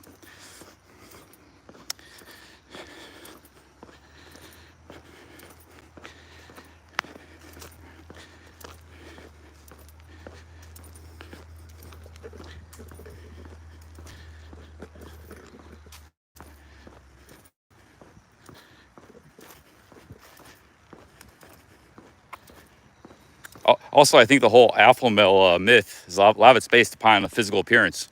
So a guy that hits the weight room a lot, gets pretty good at it.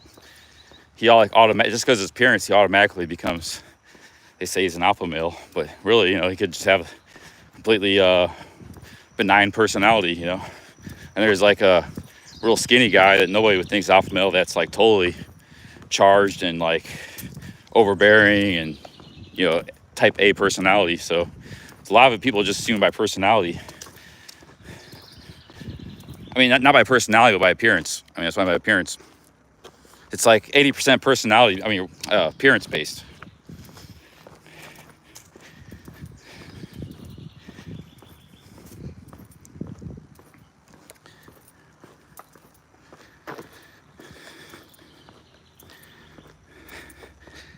Yeah, Barry says he's double alpha. I think the whole thing's stupid. It's just like, it's too much of a simplification of everybody's personality and stuff. Everybody's different, complex personalities. It's oversimplification. It's kind of dumb. It all started with the pickup artists community. They latched on all these buzzwords, you know, and it became into popular culture. Nobody talked about it before. If you were, you're a weirdo. Like 12 years ago, you talk about alpha and beta males, people would think you're a total weirdo. But because the whole pickup artist community popularized these notions, the red pill, blue pill, that all started with The Matrix, came from a movie. And the pickup artists picked up on it, red pill, blue pill.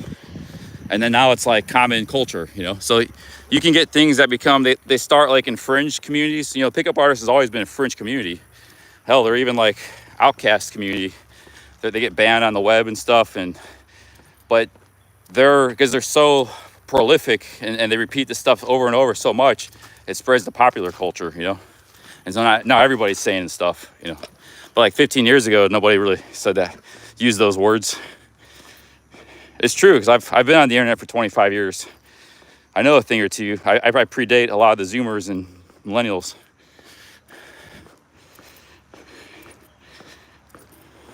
I remember the PUA community in the early days, back in 2006 and 7, 5. I read the book, the couple of books. I thought it was interesting, but some things I agree with, some things I disagree with, you know.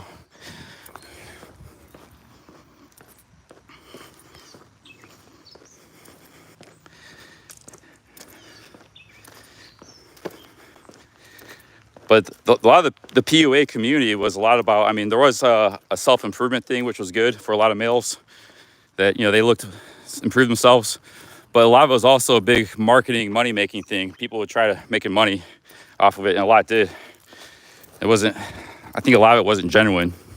People trying to, you know, coach in and pay $1,000 to join my camp. And guys would sign up for it. And, or pay, you know, $50 for my book. Pay $200 for my online course. It was, I think, it's not that it was a scam. It's just that a lot of it was, the whole idea was to make money off of it. You had to spew out a lot of crap. Some of it was good, probably good info. A lot of it was just a lot of, I don't know.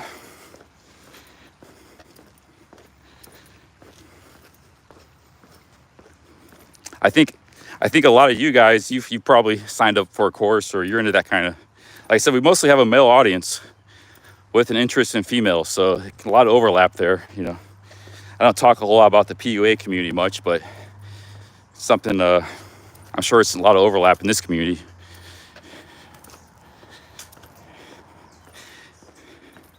Yeah, they'd have boot camps like some of the big stars in that community.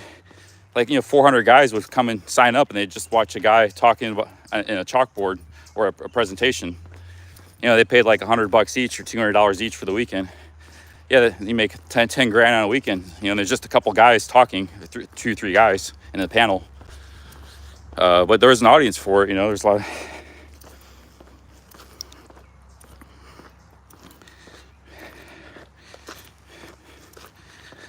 I actually think that, you know, the community, is nothing wrong with the community. I think they got a lot of hate. They got canceled.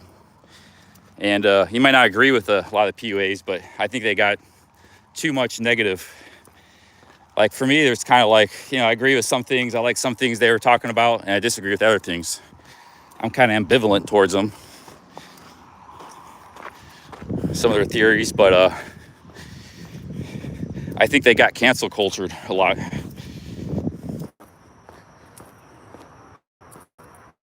You know, the whole, it's creepy to talk to women and this and that. It's like, you get guys, YouTubers, you talk to women on the street. It's like, oh, it's creepy. People used to say about me all the time.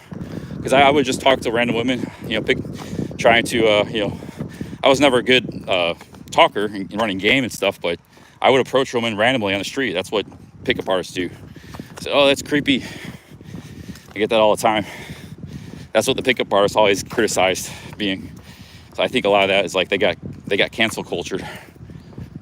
Canceled. They got to try to walk faster.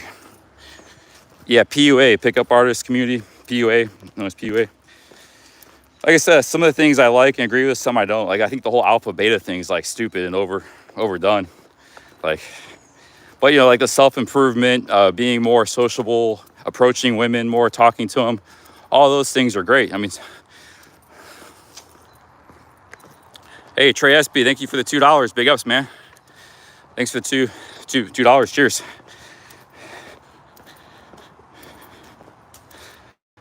I think there was a cult of the pickup artists, you know, that's what the whole alpha beta, that thing was kind of weird, the whole alpha beta stuff, but just the actual, like, you know, talk to women more, be more sociable, work on your appearance and self, go to the gym, all that stuff is good.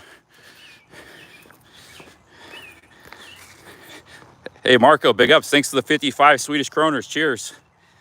We're getting into the next town soon, I think. I don't know if I'll have battery. I need to save some battery.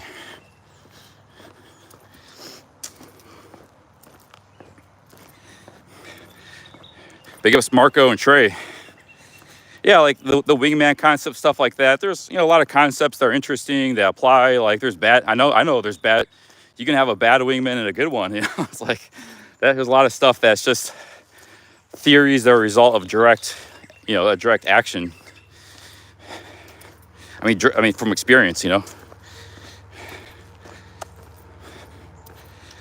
I think the red pill, blue pill stuff, some of these guys are total weirdos too. Like there was a Brazilian lady, beautiful lady. I'm going to do a little rant here in a minute. Hang on a second. Hey, Bill, thank you for the $5. Little dono train, join the talk. All right, somehow I came across this video. There was this like big guy in the PUA community. He was living in Brazil. You know, he looks like an average guy. He had this beautiful Brazilian woman. He was doing some kind of podcast, StreamYard or something, and this woman his girlfriend, came in the video. And all these weirdos on the computer were like, they started asking her questions like, oh, are you a virgin? And she was like, you know, she was very polite and came and this was like, but she was gorgeous, like totally gorgeous. Like a 10, you know. And like, she was like, no. She said, oh, you're a low value woman then. like, and the guy, his boyfriend was just sitting there. I don't know if he agreed or not, but I don't know who he was. But and it's like they're saying, oh, she's a low value woman and stuff. And like those kind of guys are total weirdos. And those guys are from the PUA community. You know, any guy would be thrilled to have a chance to date that kind of woman. Doesn't mean you have to marry her. Well, it's your choice. But I'm saying, just to talk like that to a woman's ridiculous. So those guys have no decorum. They have no class. Guys like talk like that, you know, the woman. Oh, you're a low value woman. And asking her if she's a virgin or not, it's like ridiculous.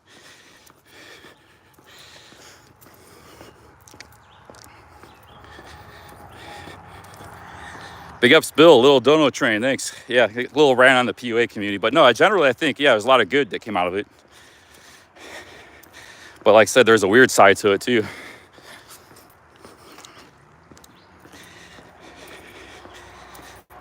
Hell, even if a guy thought that, you shouldn't say that stuff, you know. That's ridiculous. And she could tell she was really like weirded out, embarrassed by it. She was just coming in to say hello to the stream or whatever it was, the StreamYard.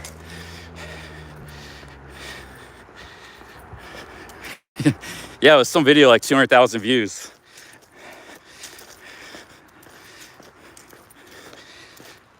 Those are the guys that hang out on Reddit and stuff, like the Red Pill forum and all that. I kind of have perused some of these forums, and it's like, man, I just spent about 5 minutes there. And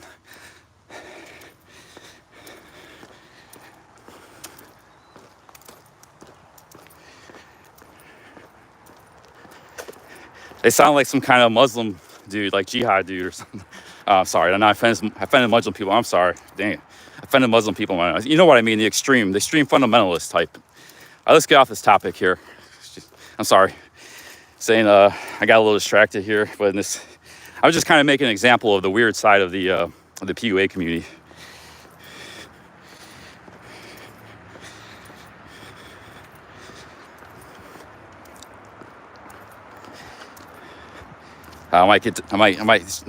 This video might get demonetized now. I didn't mean that way. I meant like there's extremes in that religion. You know what I'm talking about.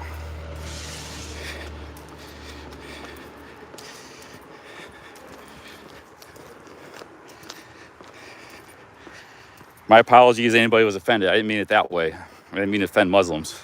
Nothing against Muslims.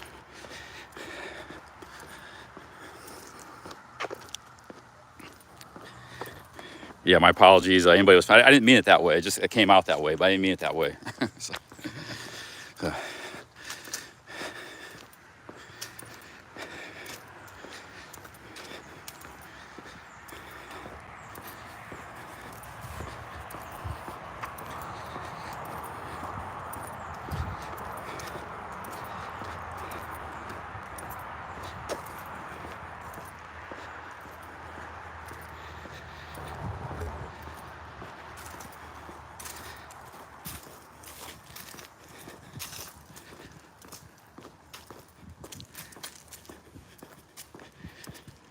I'm gonna shut up now and keep walking, try to get to this town.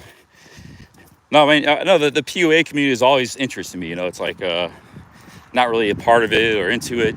Yeah, but once in a while I check it out, what's going on.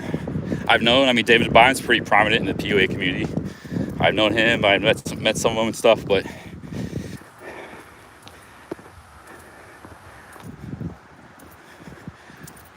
also I think they have a bit of an obsession with women too. It's like another couple things that kind of strike me is like they have an obsession with like picking up. That's like what their life revolves around. And then they kind of make a scorecard about it. Like they seek validation from pickups, brag about it. Some of these guys, they even like, it's called collecting flags. Like they try to pick up a woman from every country. So like a lot of weird stuff that like I think that's why they got canceled, you know. It's like, but like I said, like I think a lot of that's just men being men too. You know, men like to categorize and statistics, you know, so.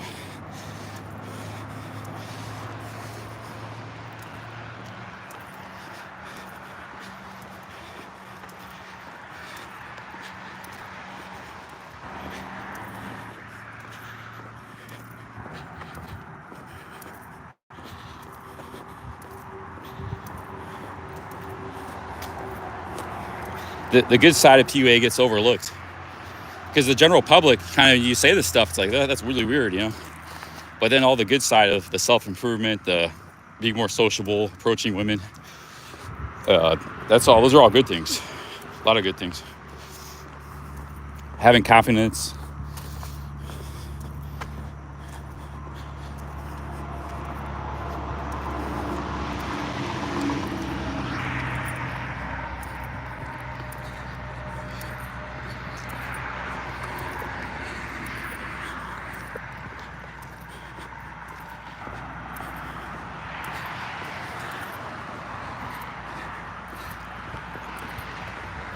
Yeah, there's no method like talking to women. There's no like playbook. You just talk to them, be yourself.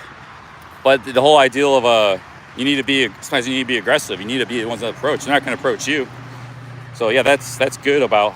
But that's good about PUAs. Like yeah, sometimes you have to talk to a lot of women. You put yourself out there, you know, even if it's uncomfortable.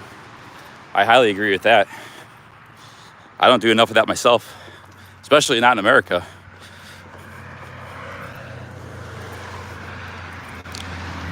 Because she might want to talk to you, but you know, she might be shy too, or it's more of a man's place to approach a woman.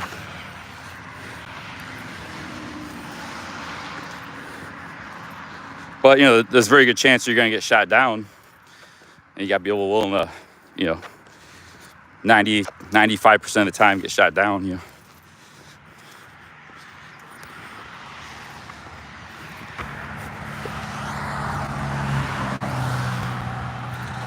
Yeah, I think a lot of it's the context and situation. So if you just hang out in a grocery store, try to talk to women, might not go too well. But if you're in like a sociable bar environment at night where everybody's like talking to each other, and the women are there maybe to meet a man, they're there, maybe they're lonely, then your odds like skyrocket. So a lot of it's like the being in the right places at the right times. That's one thing like the PUA guys never talk about. Either A, because I know they never thought about it, or maybe it goes against some of their other stuff.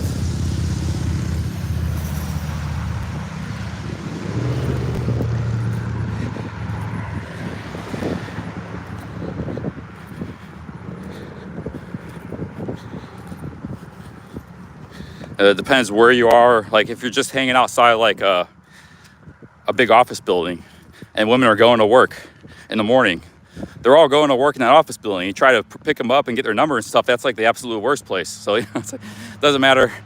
You could be in a Lamborghini and best looking guy in the world. They still won't talk to you. They're on their way to work. So it's like, that's the extreme end. On the other extreme, you know, there's like places where you can go and it's pretty easy to meet women. Places and times, and nightclubs, for example, are great places to meet women. Now, you might not meet a woman necessarily you want to take home to mom, but may or may not. I'm not saying you can't. I'm just saying you can at least meet women there.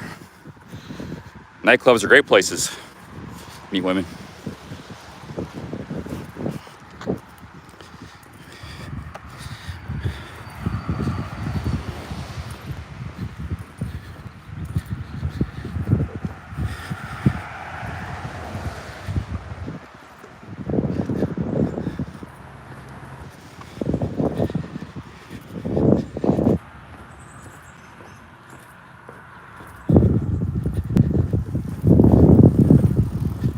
That's why we need females in the chat. They can kind of like, it's good to have, you know, some females. They can kind of, oh no, that's a bunch of crap, or that's yeah, it's kind of right, you know, or they can put their own opinion out there, or their own.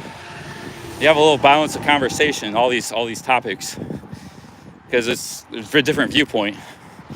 You know, men are from Mars and women are from Venus, that kind of thing. These PUA communities, they got like 0% women.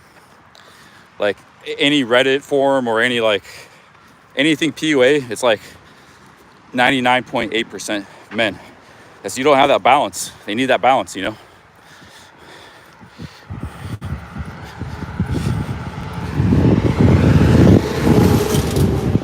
I'm not saying that half the chat has to be women. I'm saying, but just having 15%, 10%, you start to get a little more different perspectives and viewpoints. It's good to have different people in the chat, not just all men.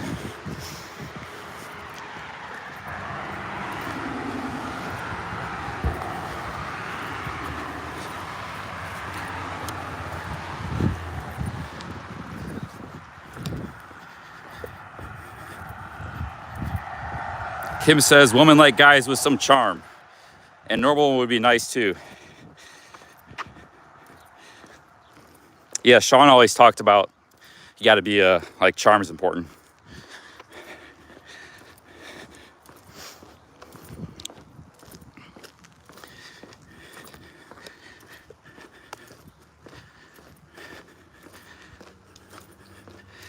And I still got a long ways to this town. How much battery you have left? 20%, 25, about 25%. I might have to cut the stream. So I need to save about 10%. I need to cut it because I need some battery for navigation so I don't know if we're gonna make it to town. I'll just have to go live again later.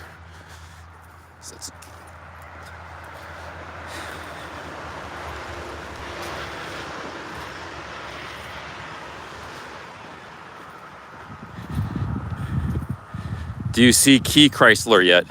I haven't really been paying attention to my surroundings. Is that a car dealership? I haven't really been paying attention. I've just been kind of walking, sometimes reading the chat a little bit.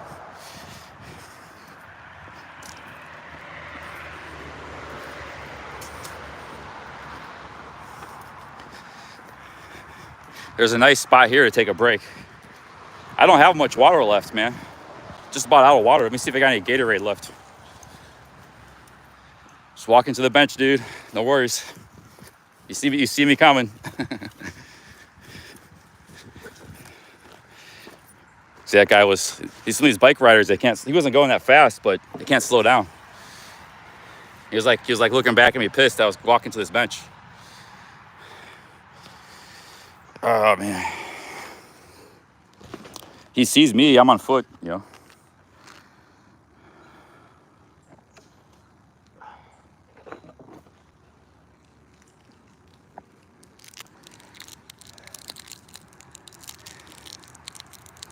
I don't even see him until the right going right around me. I don't even hear him until they pass me.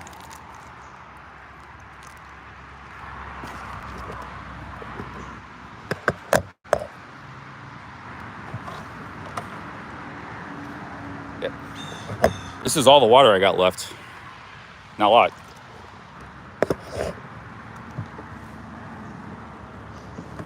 No Gatorade left. No Gatorade.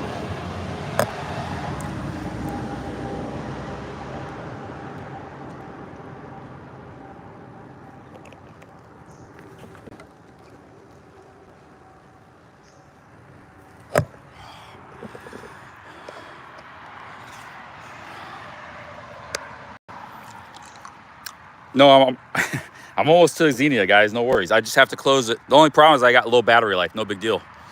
I could just close the stream. Oh, Hash Brown. Is Hash Brown on her way? Yeah, I'm fine. She's waiting? Waiting where? Let me see how far I am from town. Yeah, we're approaching the of Xenia. We're almost there. Let's just cry it out. I'll drink some water and almost get there. We're like another mile will be in Xenia, I think.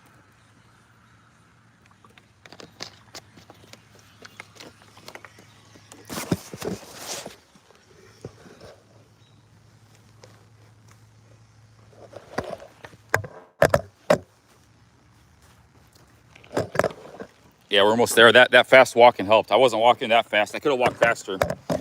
So I don't know where hash browns are. I'm sorry, hash brown. I don't know where she is.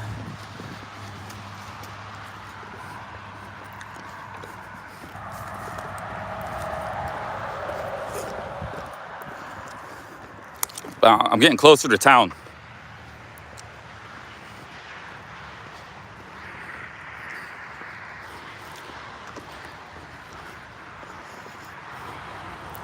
No, yeah, I mean, Countryman. I agree, man. I'm not like a good pickup artist or anything. I do make an effort. I mean, sometimes to talk to women, but yeah, I never said I was a good one. I just said there are things I agree with and things I disagree with. Some stuff's ridiculous, you know. But I never fashioned myself as a. If anything, people got a kick, got a kick out of me. Cringe factor, talking to women.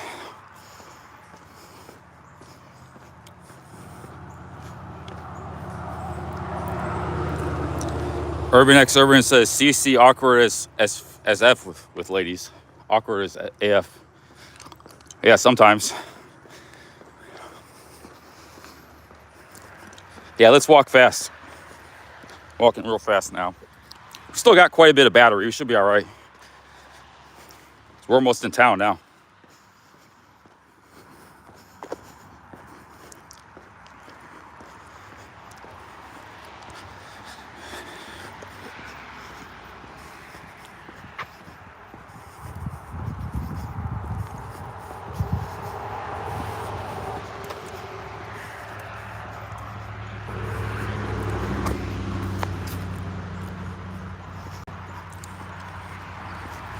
Okay, it says we're down to 20%. So when I get to 10%, if I get that low, I'll have to just stop the stream.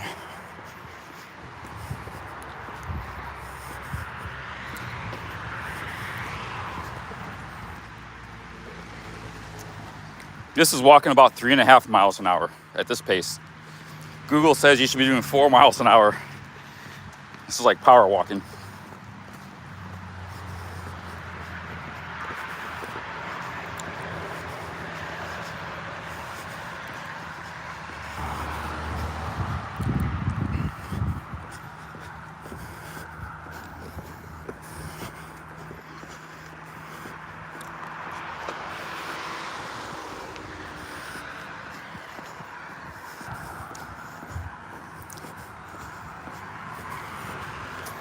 There's a Dollar General. Guys, I can go to the Dollar General. I might be able to charge there. Hash brown's on her way. She can meet me here and get something to drink too. Dollar General side of the game right here. Saved by Dollar General.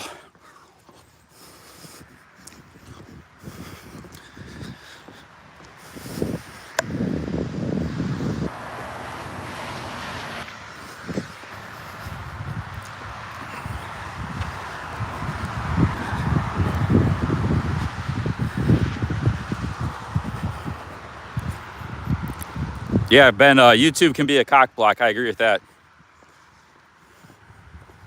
You don't have to film a relationship. You can have a relationship outside of YouTube. Nobody even has to know about it. But like trying to meet women while doing YouTube, it can be good or bad. I said it depends on the environment you're in. I think if you're hanging around a lot of backpackers and like hostels and stuff, and you got a lot of social media types, you know, among the women and stuff, which you do in those groups, then it might be a really good thing. That's what I talked about yesterday. So it just depends what environment you're in.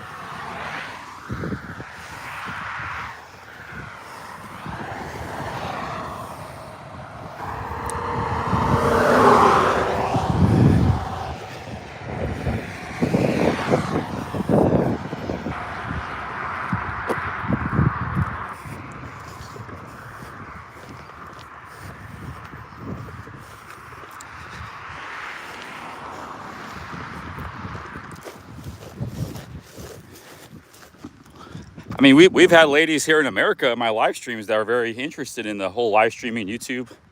Some of those Cleveland streams, I mean, I had way more action and stuff the ABC bar stream and stuff.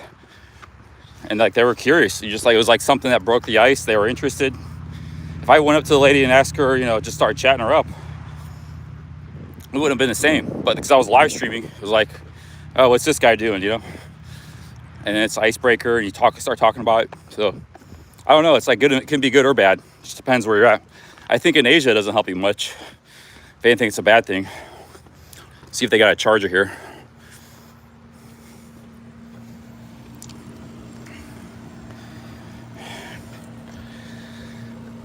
I'm gonna plug in my phone.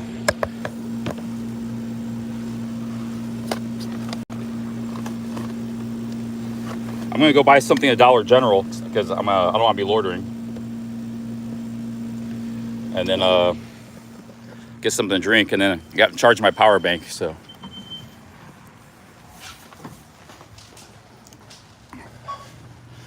let's see here. Oh, this is a nice Dollar General. Check it out. A lot of stuff here.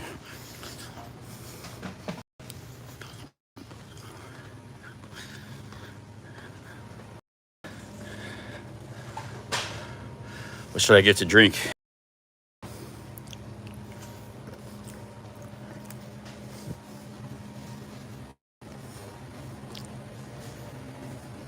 And they don't have much of a drink selection here. Kind of hungry too. Don't mind some good old orange juice. Hey guys, I got a Charlie challenge for you. Think I could drink this whole thing of orange juice? 1.5 liters.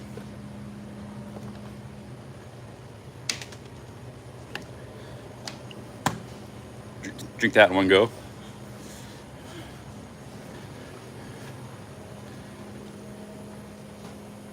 I think I can. I'm just gonna get this.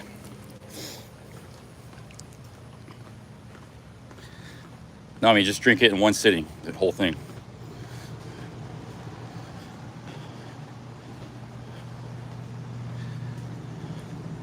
Yeah, let's go.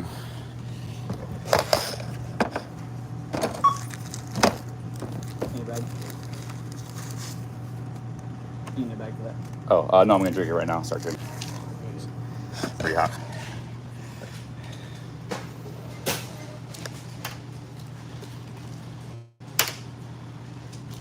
All right, thank you.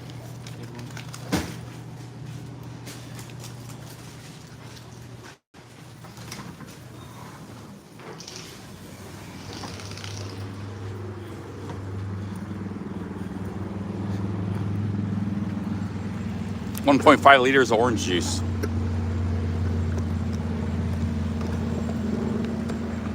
Equivalent to 800 calories.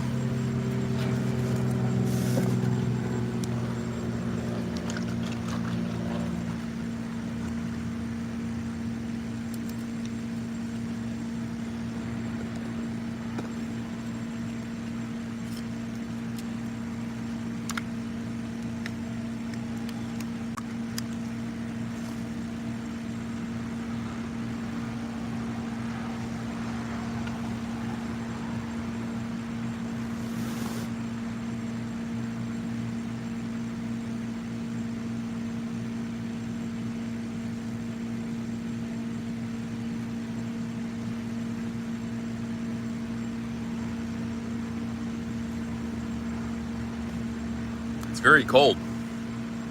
I never said I'm gonna chug it, I'm just gonna drink it all at once. Very cold though.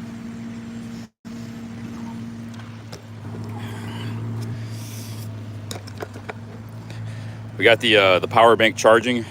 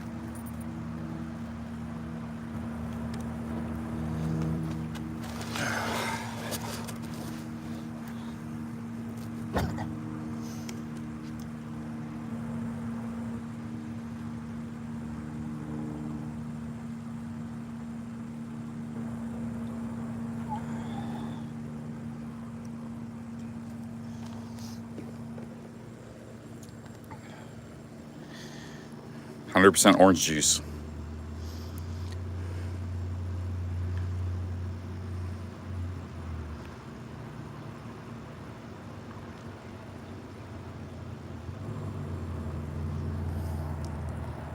Ton of vitamin C and a ton of potassium in this. You don't need Gatorade when you already get potassium. Orange juice is like the perfect hot weather, walking, sweating.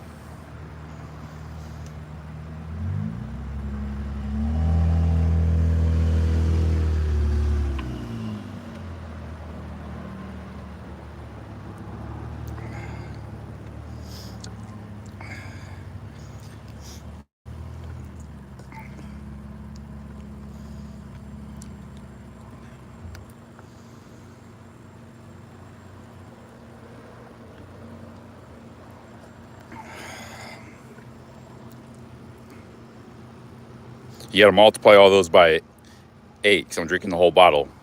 8 serving sizes. So getting 80% of your potassium, 600% of your vitamin C, 20% of your calcium, 80% of your folate, 50% of your magnesium, which is also an electrolyte, 50% of your vitamin B1. If you drink this whole bottle, 30% of your vitamin B6. So one bottle of orange juice has an enormous amount of vitamins and minerals. It's really hard to get like all your potassium because, like they said, the 4,500 milligrams of potassium, that's like 10 bananas. But it's also like one bottle of orange juice. So.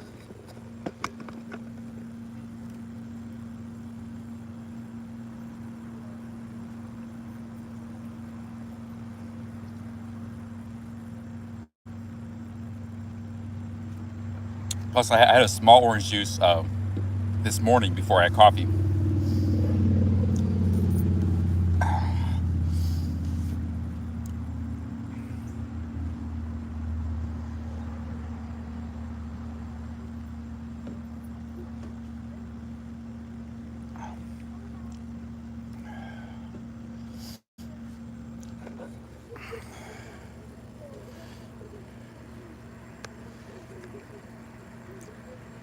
Sugar is only a problem. You guys are so scared of sugar. It's a problem if you have a lot of fat in your diet.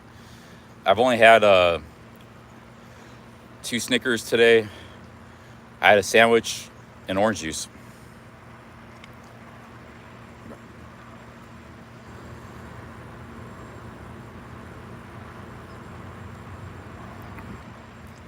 Like a Big Mac and fries and a Coke is a diabetes meal. It's all that saturated fat. A Big Mac is 65% fat. We already discussed this. It's 35% carbs. You got that massive amount of fat combined with some simple sugars. Yeah, then that can be a volatile mix that can cause problems. And if you're eating that all the time on a regular basis, you're not sweating, you're not working out much, you're not expending much physical energy. So there's many different variables here.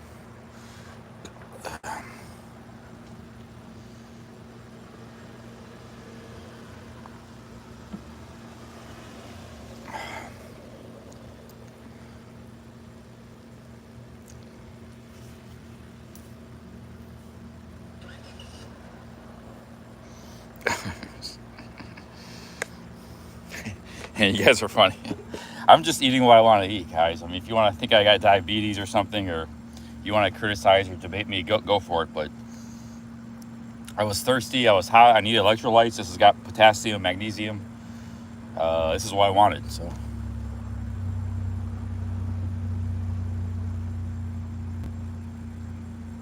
I've walked already 15 miles today in 90-degree heat. Yeah.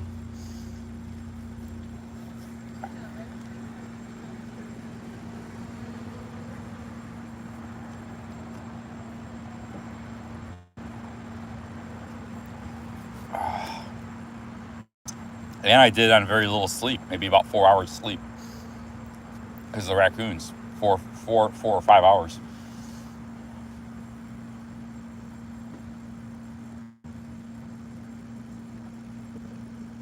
Maybe I did get about 6, because I did from about 3 to 8.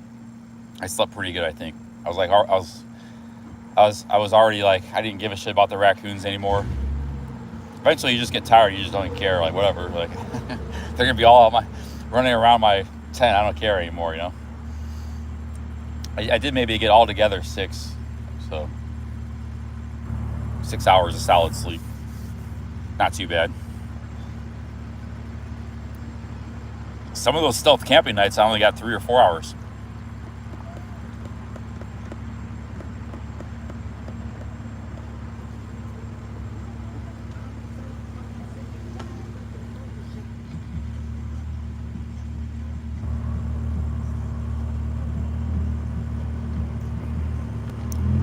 The thing about that place last night is I was able to sleep in until like 8:30 because the stealth camping, it's like you want to get out of there first thing in the morning.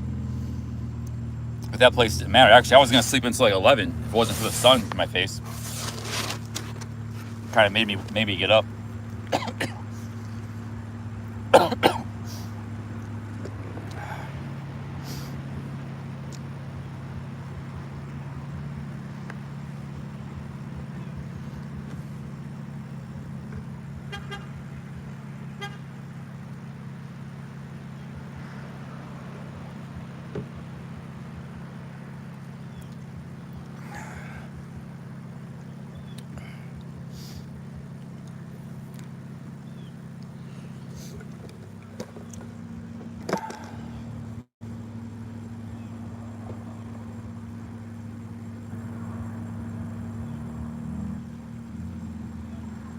Just about drank it all.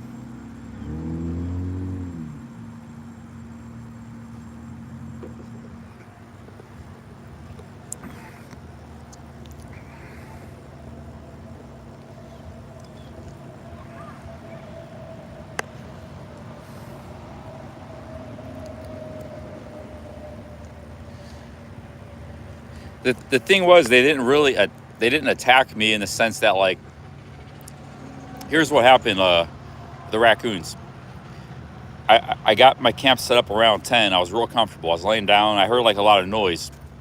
Those raccoons were on the top of my backpack. It was about 15 feet away from me, behind me, and there was no light back there. So they were hitting my backpack already for about 15 minutes before I realized what was going on.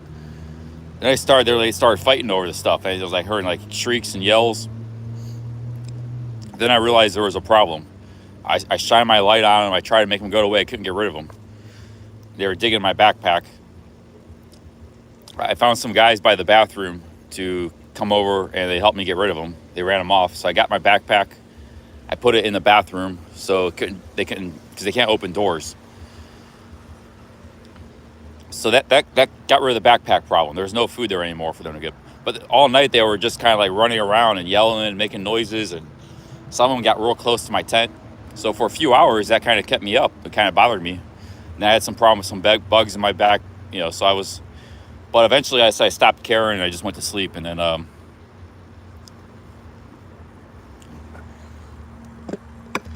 yeah, they make a lot of weird noises, raccoons, man.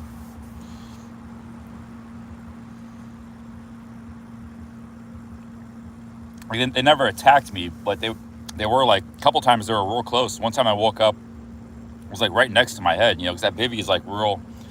There's no protection. It's just a thin piece of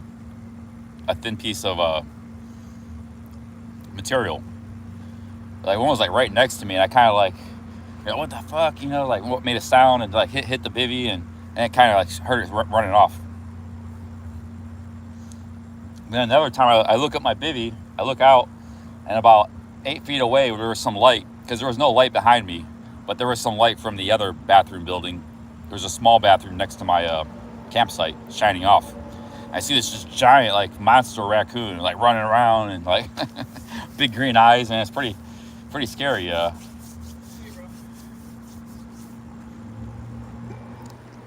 So yeah, it was the night of the raccoons. But I think it was like it was mostly a problem at the campsites. So they're very intelligent creatures. They know what they're doing, and they know the campsites. That's where they get their grub.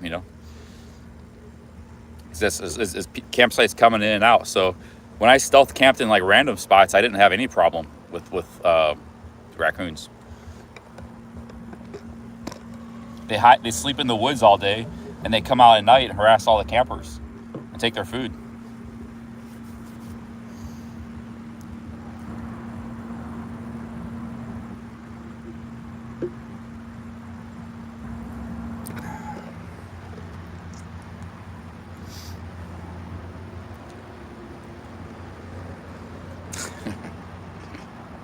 Yeah, the bivvy offered me no protection. Like if some raccoon was rabid and wanted to just attack me, I had no protection against with the bivvy. That was another thing that was kind of bothering me, you know. Like some of those raccoons sounded real pissed off. They were like fighting each other and yelling and like, it's like, what the fuck? Like it was going on all night.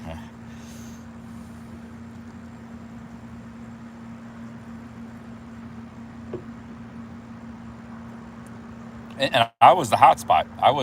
They hit the jackpot with me because most of the other campers were in their RV and stuff. Food was locked up in the RV.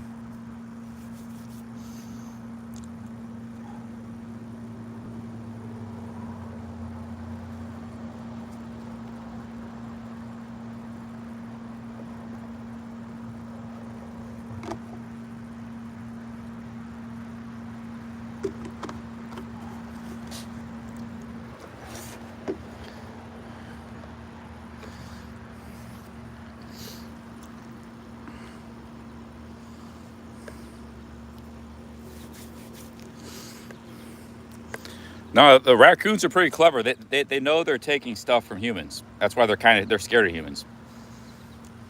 They know they're on thin ice there, but they can't resist. They know what they're doing.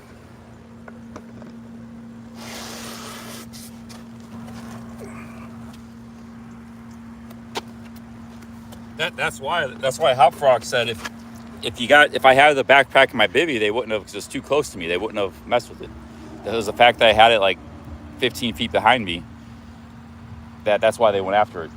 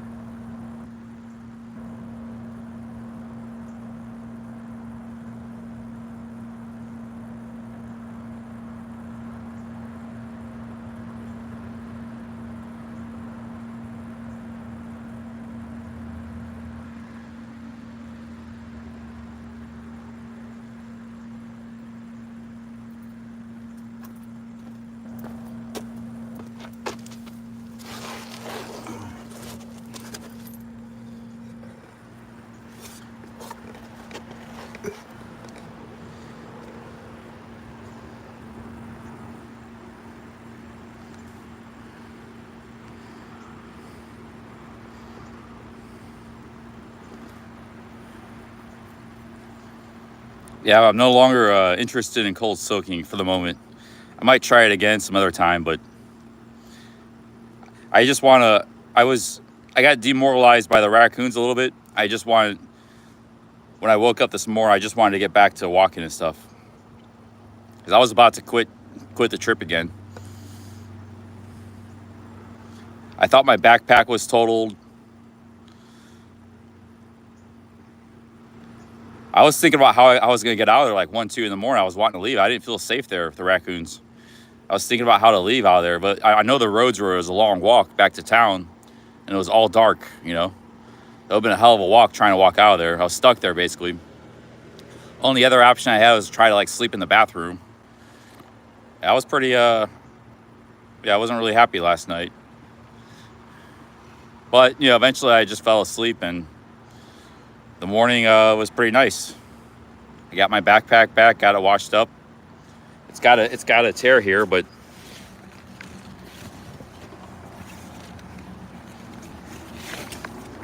it's got a big tear, you know, from the raccoons. That's where they got the food.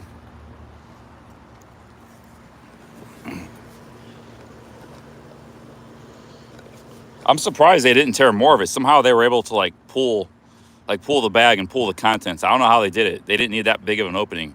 It's almost like they were being polite, not to just thrash the whole bag. I'm really surprised there wasn't more, because they got a lot of the food, but they only had like a narrow tear here, like about 3 inches long. That's it. There's no other tears as far as I can see.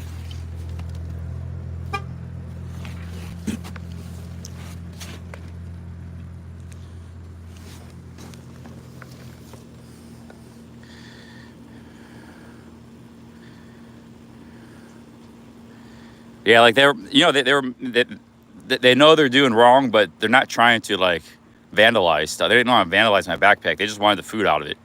So they made as small of a tear as possible to kind of pull the food out the bag. And I mean, they got all the raisins. They got all the sesame sticks. They just needed a little opening. They didn't want to destroy the backpack. You know.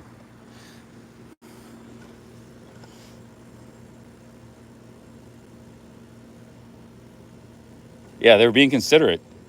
Don't think animals don't think these kind of things.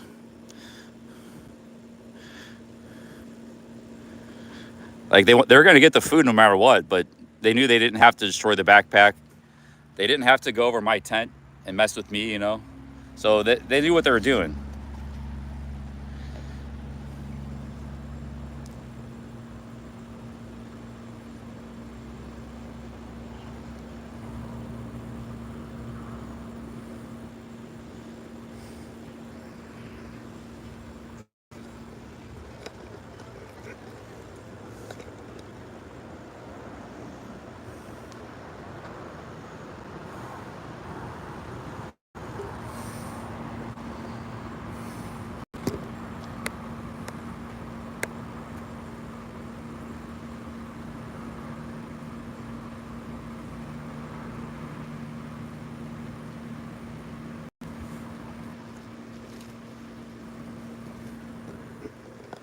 Hash browns on our way. I'm an easy place to find. I'm at the Dollar General, a little bit north of Xenia.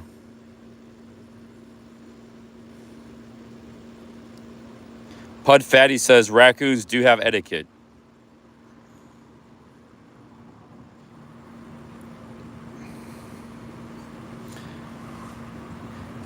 Yeah, I have a little bit of healthy fear, respect for the raccoons. The two guys that chased them away, they just barged right in, like they had no fear.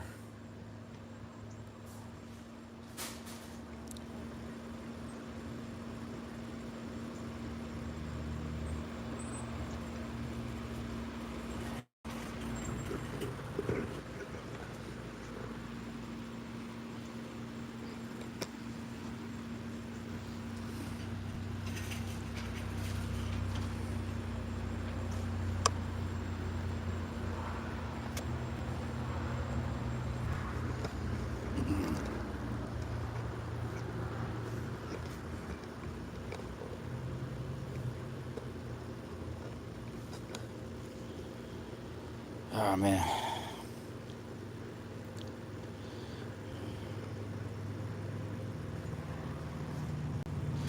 Just relaxing here, guys, trying to charge. I just had a bunch of orange juice. Some people are saying hash brown might be on our way. Waiting for hash brown.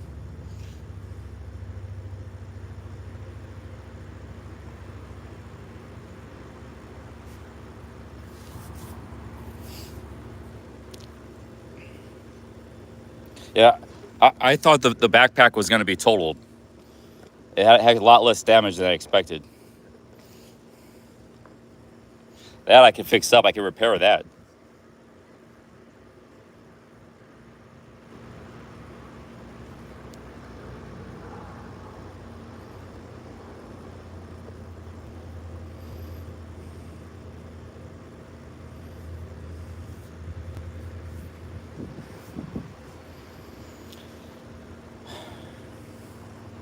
Raccoons can get pretty big.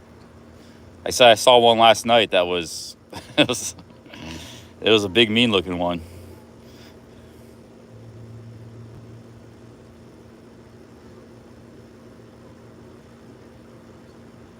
No, I thought it was gonna be totaled, but it's not. It just has that one rip. It was real dirty too. I washed it up. It's just dirty and had that rip. One rip. But I washed it in the shower at the campground. Put a bunch of soap on it, lathered it up. Put some hot water on it. I let it dry in the sun.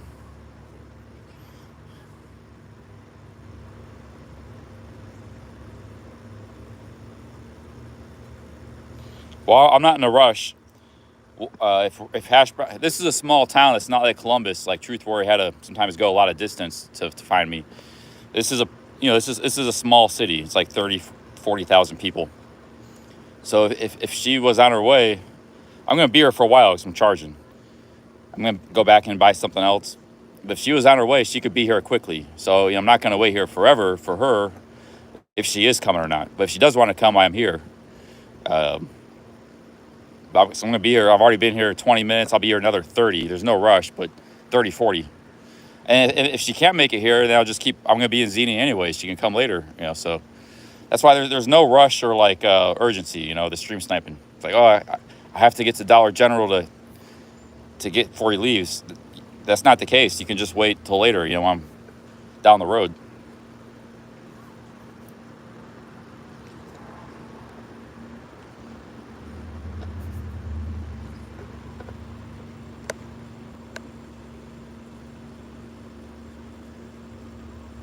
Oh, it's not true about her coming. Okay, yeah. OG says people were saying she's coming, but they're just making that up. I got you.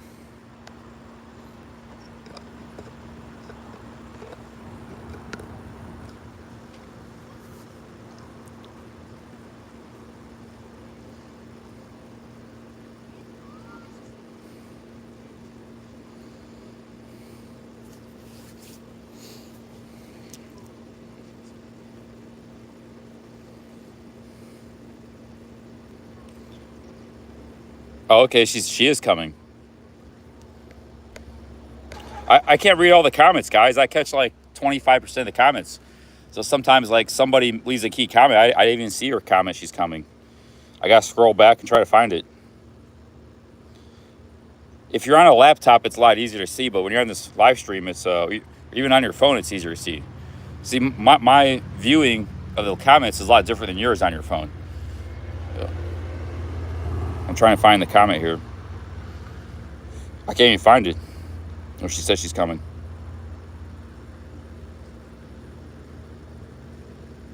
I can't even find it.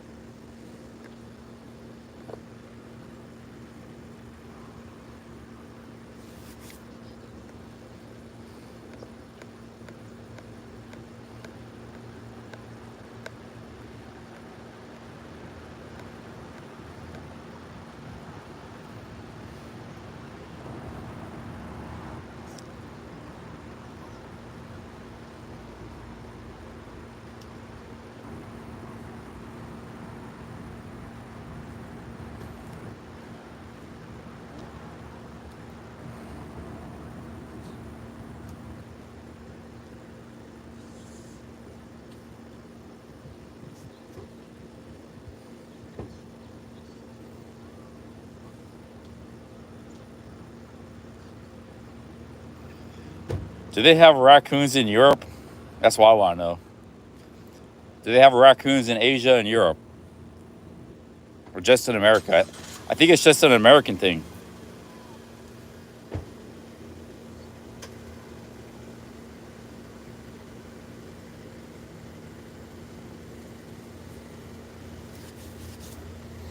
Yeah, they just got them here in America. Yeah, badgers aren't the same.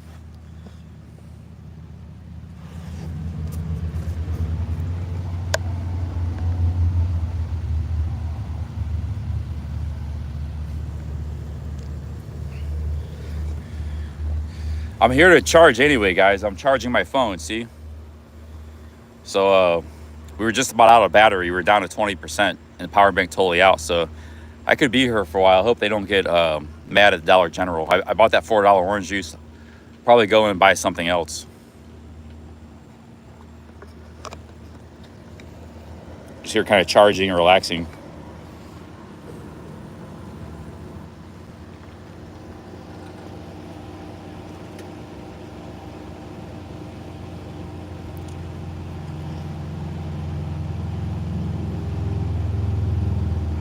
A lot of bikers going by.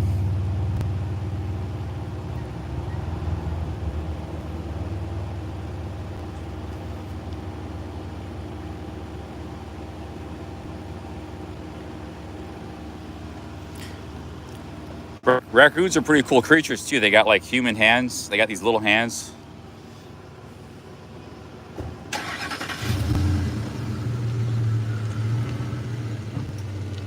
They got big dark circles around their eyes. The raccoons, and yeah.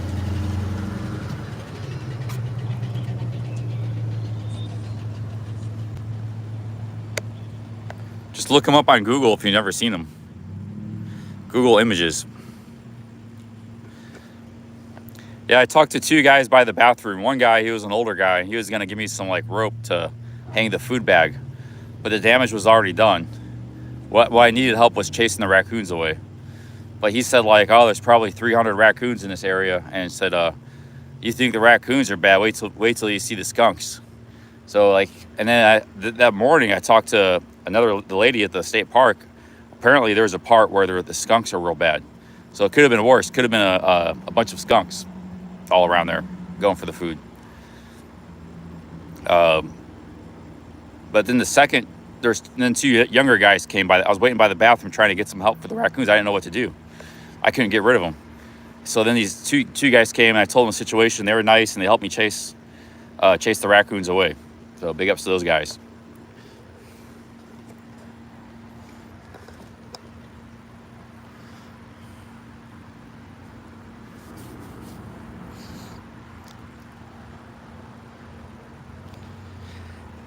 They seem like they're pretty social animals, raccoons, you know?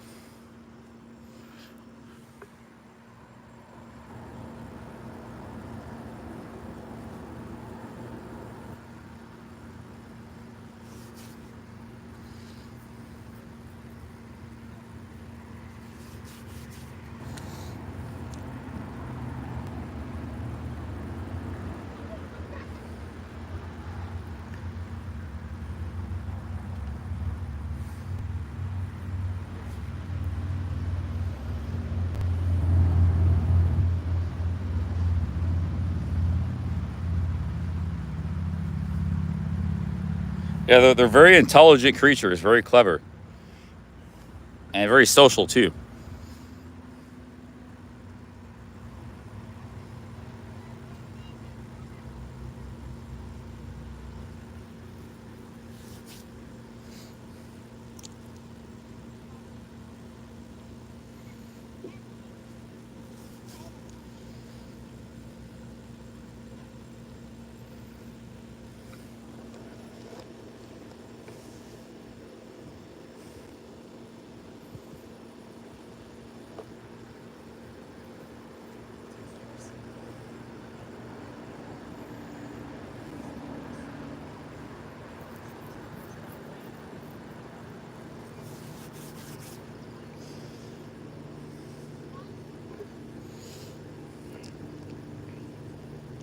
Yeah, I like animals. I would mind, one day have like an animal farm. Have a cow, a goat, sheep, cats, dogs, a llama, birds, turkey, geese, raccoon.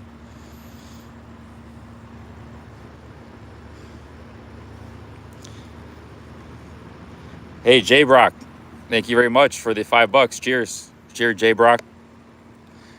Thank you very much for that. Cheers, man. J Brock 34. But you have to have animals that can get along all together. Like dogs and sheep and goats get along pretty good. Cows mind their own business. Cats kind of fend for themselves, you know. have to have animals that get along well with each other.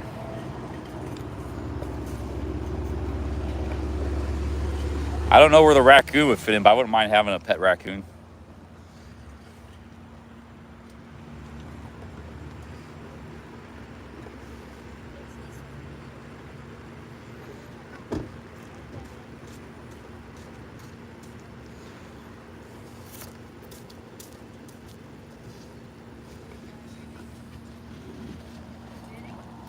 Big Lake says raccoons make decent pets.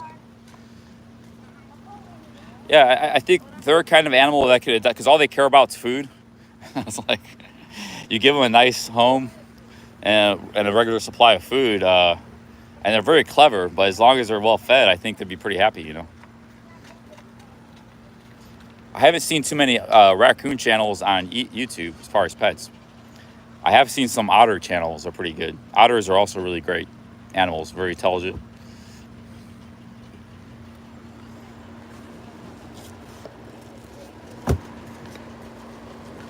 Yeah, but those aren't his pets. They're just scavenging raccoons. They know the guy's gonna feed them, and they show up at his back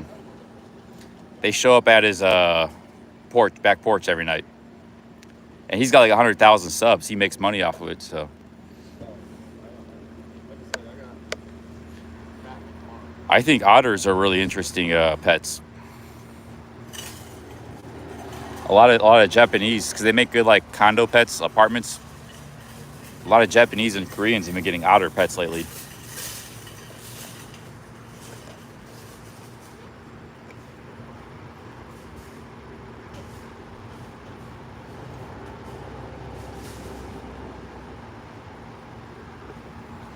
Flystar wants to know if I'm coming to Chicago. Maybe. After Ohio, it might take a couple week break, maybe 10 days, 2 weeks. And then get back on the road. Probably do a lot more cities. So I'll be doing like New York, maybe Chicago, maybe Philadelphia. Definitely New York. Maybe some Pacific Northwest, definitely Florida. Because I got to go down to Florida anyways. I got some stuff to do there. So, yeah, once we finish up with Ohio, then we're going to be moving on. Oh, hey, there she is.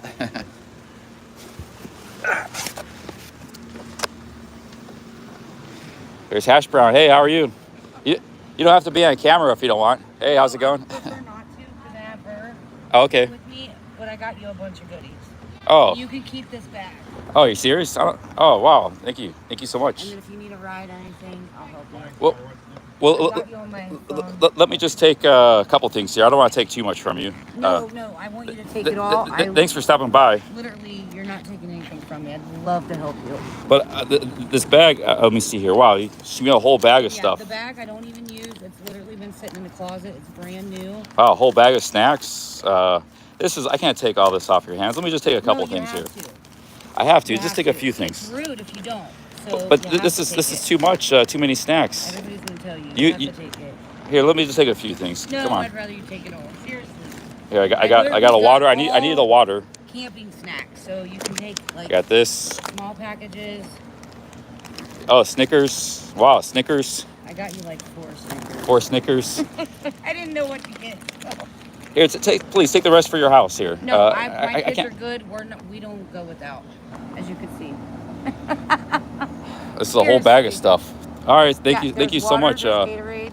If you need a ride, if you need me to charge your thing, if I didn't have kids, I'd just bring you on over. But I have kids, so I don't want to. Yeah, Hash Brown. Thank you so much. No, I'm fine. I'll be in town here. I appreciate you coming out. Nice to meet you. You too. And thanks for all this stuff here. Giant bag of food and drinks. Just in case you need anything. And then I have a tent. Let's see here.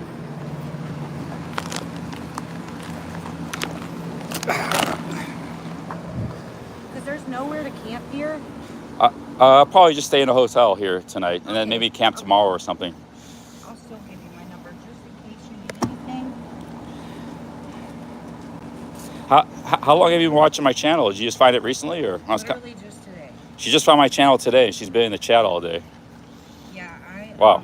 I was home. I had tree trimmers at my house all day, and I usually watch true crime. True, yeah. And somehow I found you, and yeah, you've had me stuck all day. Yeah, she's been in the channel today. That's fantastic. She just found the channel today.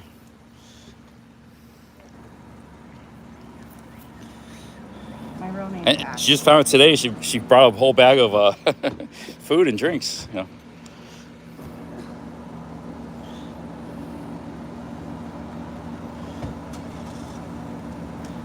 Okay, thank you so much. And I like your YouTube name. I like the name Hash Brown. That's a cool name.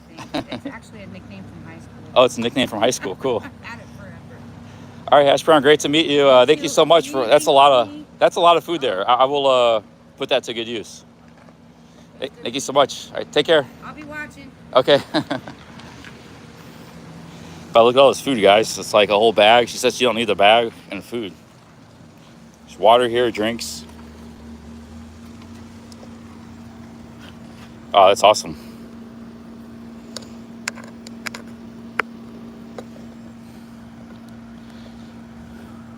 Got water, drinks.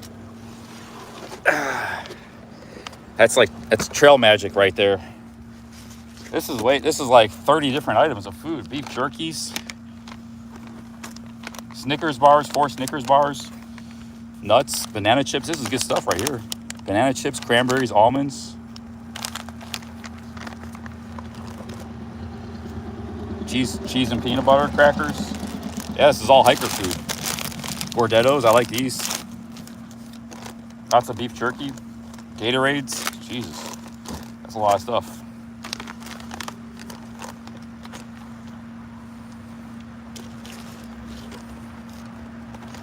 That was Hash Brown. She just found my channel. That's why I asked her that, because I was curious. I never seen her before. Hash Brown, but yeah, she just pulled in right there. She says she didn't want to be on camera, so pulled in, dropped off some stuff. Back on her way.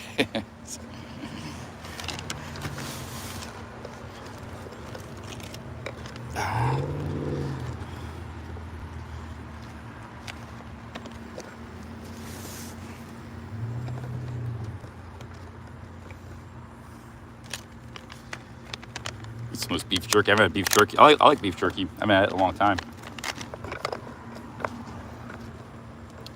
Hope Dollar General, people are pretty laid back in Ohio. You see, like, I've been here in Dollar General for 30 minutes charging. They haven't given me a hard time.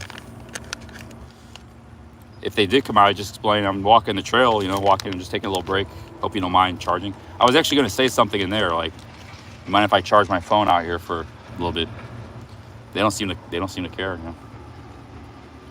I did buy something there. I bought a $4 orange juice, giant 2-liter orange juice, 1.5 liter.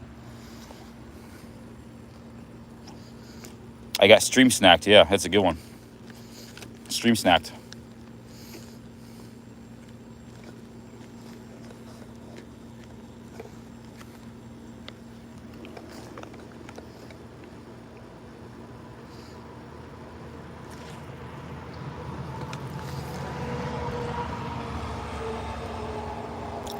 Fly Stay Explorer says if you're passing by Michigan, probably I can drive up to meet you there.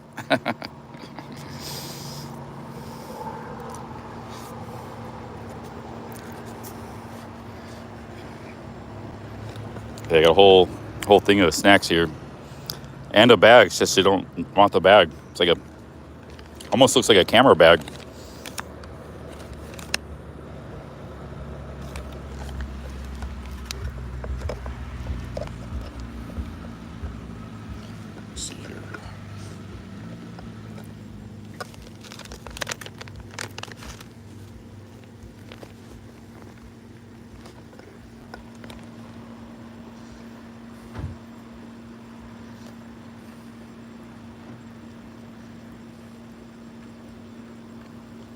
Oh, it's a cooler bag.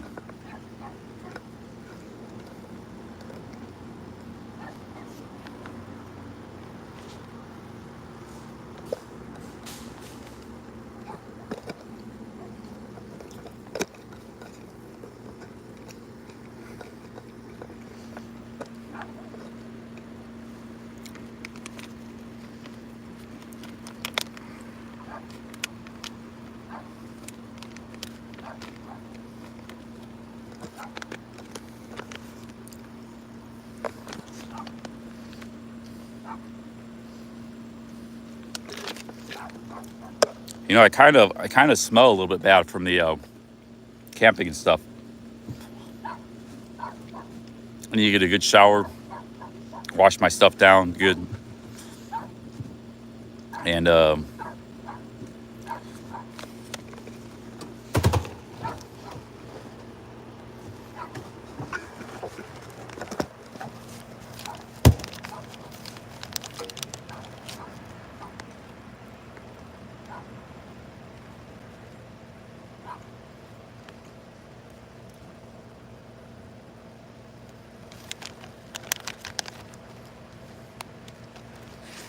I took a shower today, but my clothes kind of smell. When I started the 4-day challenge, half of my clothes were dirty. That was 2 days ago. Yesterday, so now all my clothes are pretty stinky now. I only have 2 shirts, 2 t-shirts. I have 1 pair of shorts, 1 pair of pants, 3 pairs of underwear. The only thing that's kind of clean is the pair of pants. Everything else is pretty, getting pretty, not too good.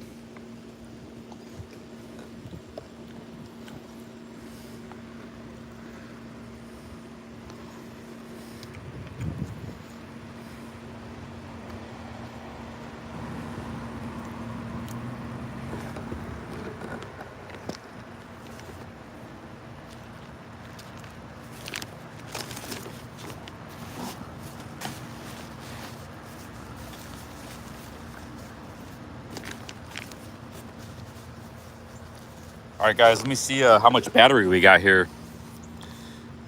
Everything's charging very slowly. I might have to just, I'm gonna try to stay here for another 15 minutes. But we've been here already for like 40. I can't sit here all day. Hey, what's up, Jay East? We just made it to Xenia. We had a stream sniper. She just drove by and dropped off a bunch of food. She just found my channel today here from Xenia, and she's been watching all day. She just dropped off all this food. Giant bag, and the bag. Said you can have the bag. So, it's a lot of good snacking, camping food, hiking food. She said, I asked her, where'd you come? Because her name is Hash Brown in the chat. So how'd you find my channel? She said, I just found it today. Like YouTube recommended. She's been watching all day. So I think that's pretty awesome. YouTube must be recommending it to some Ohio people, you know. She says she watches a lot of YouTube, but it's like true crime stuff, this, that. Somehow YouTube recommended my live stream to her this morning. So. She gave me some waters and Gatorades.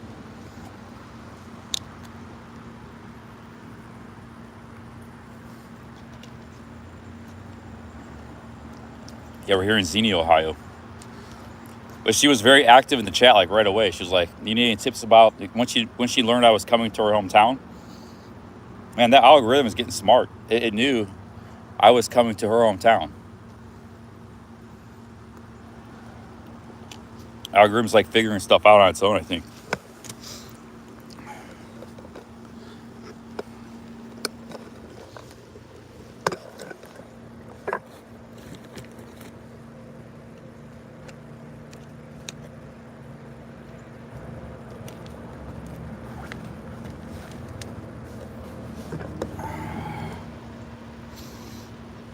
Yeah, artificial intelligence.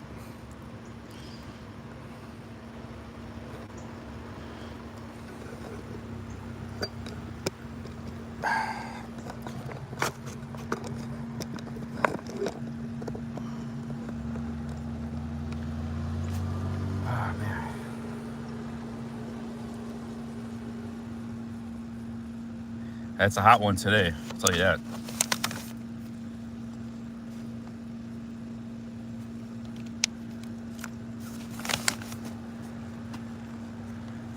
Can you imagine the raccoons breaking into this? This is the stuff they go for right here. They would tear this apart, break open the packages with their teeth, because they got hands. Their teeth, they tear it all open. Well, I'm not gonna be camping tonight, so.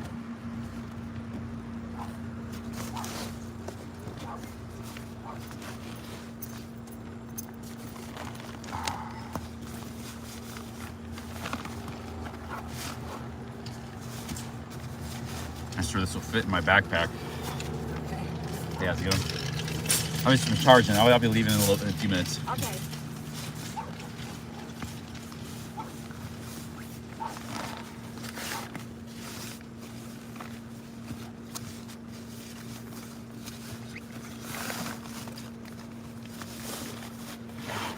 You scrunch it down in there, it gets down in there.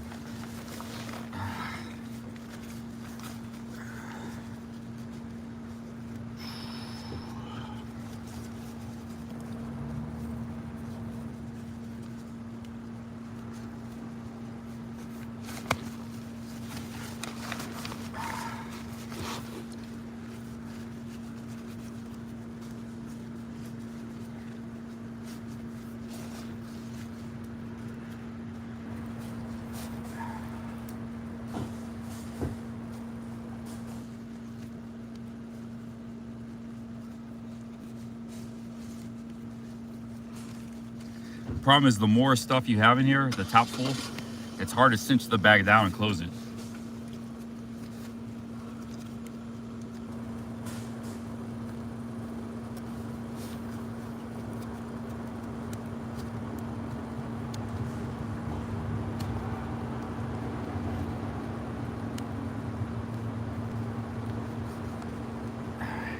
Okay, there, I got it.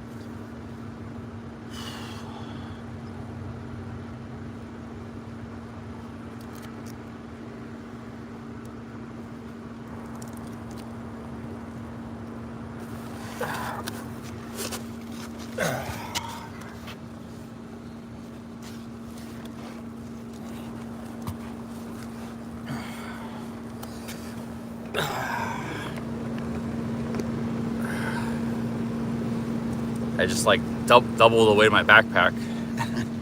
But I'm gonna get some I'll be eating probably about 30% of that stuff each day, which means in a few days it'll be all gone.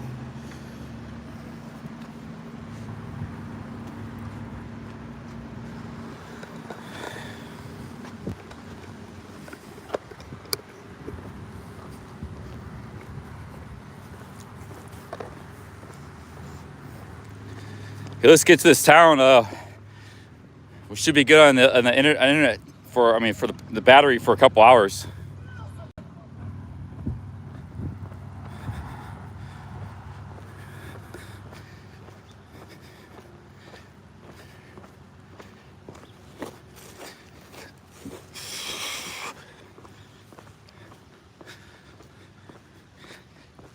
Yeah, raccoons aren't like cats and dogs. They can use their paws almost like hands. Same way humans use hands. They're just small hands, but they use them like humans do. But they got big strong teeth, so they can use their teeth to like tear stuff open and get into stuff. They got real sharp fangs.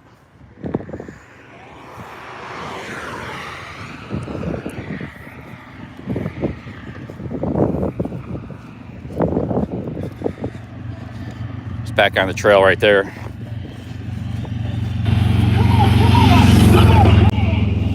Big ups to Dollar General, let me sit there and charge, and was able to meet up with Hash Brown.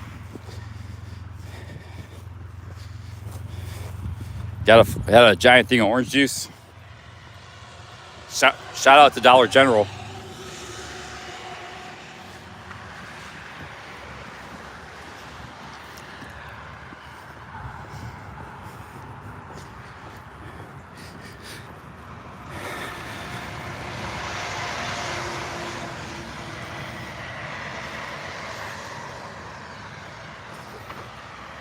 Yeah, they got Dollar Generals. They like been building them everywhere, man. Something funny been going on with Dollar General last few years in America. You see them everywhere, like even in random places, you know. But it looks like there's quite a bit of traffic on this road, so. And they were getting customers. I mean, there must have been eight different customers popped up in the 40 minutes I was there. It's not too bad. It's not great, but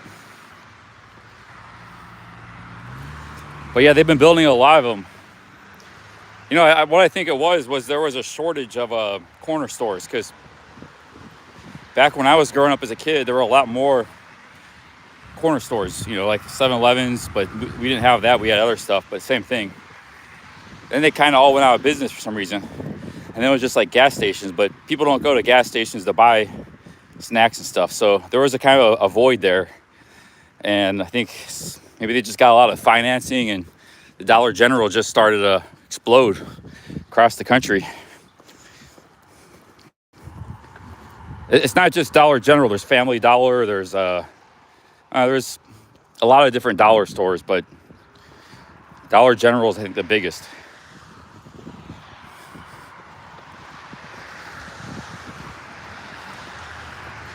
Yeah, we call them corner stores, like convenience stores where you get your Snickers bars, your drinks, pop, soda pop, chips.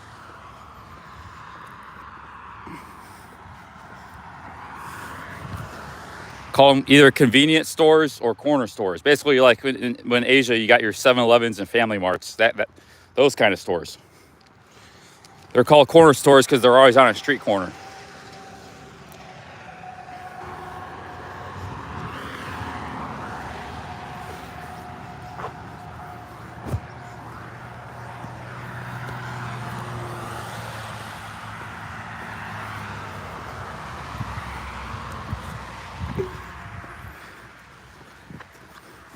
Back when I was a kid, they used to have arcade games. People would hang out outside and stuff. It was like a little community place. People would be smoking cigarettes and playing the arcade games and drinking beers sometimes, buying snacks.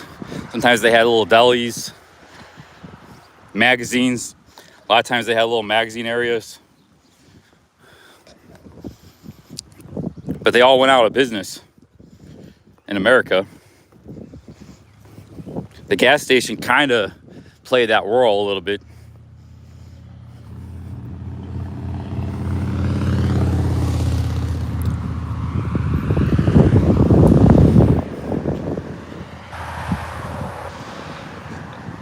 Len Newton says check PayPal. I can't check PayPal. I'm on YouTube right now. I can check it later. I don't think that's a sincere message, because it's like he's mimicking another YouTuber, Ben. That's one of the reasons I don't put PayPal out there, is because I don't, you know, every time somebody sends you a PayPal dono, they say check PayPal. That disrupts the stream. It interrupts the stream. You gotta go in and log in your PayPal and check, see what happened. But just keep it simple, you know, keep it simple, just everything's super chat.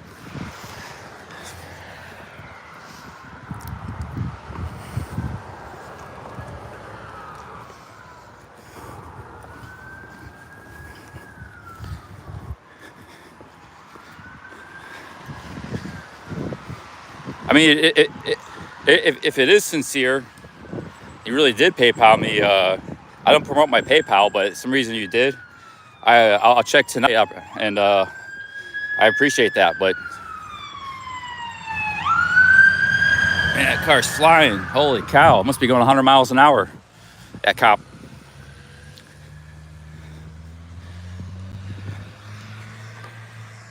All right, I'll check the PayPal just for the hell of it, because this is like the first time this has happened.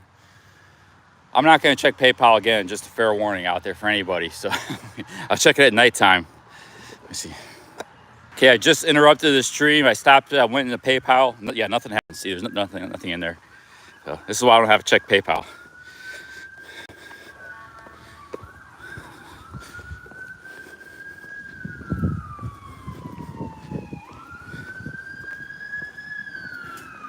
Something's going on here.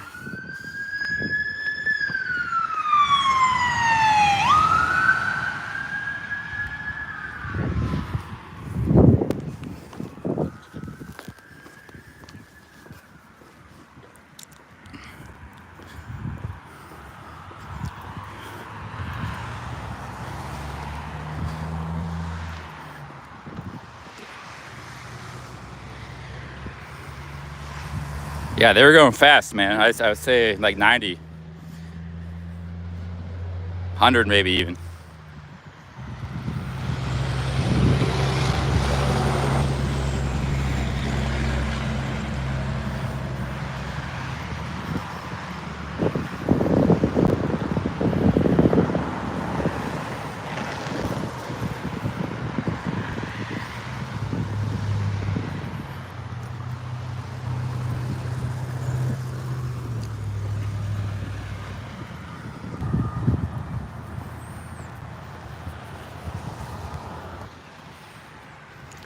Got the sun back out, so I gotta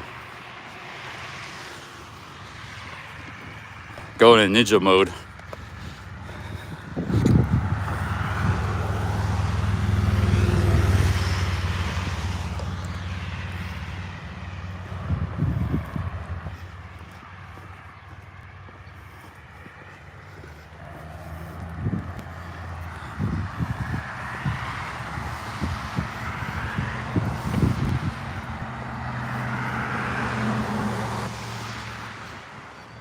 Hell is that noise?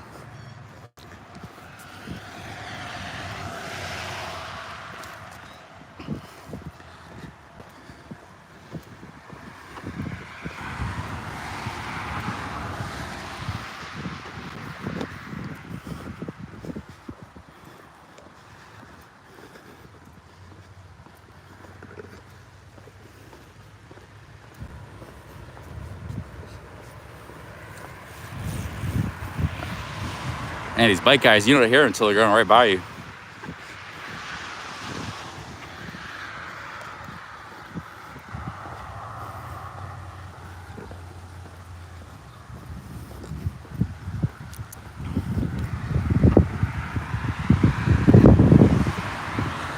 I think we set a Guinness World Record for raccoon jokes today.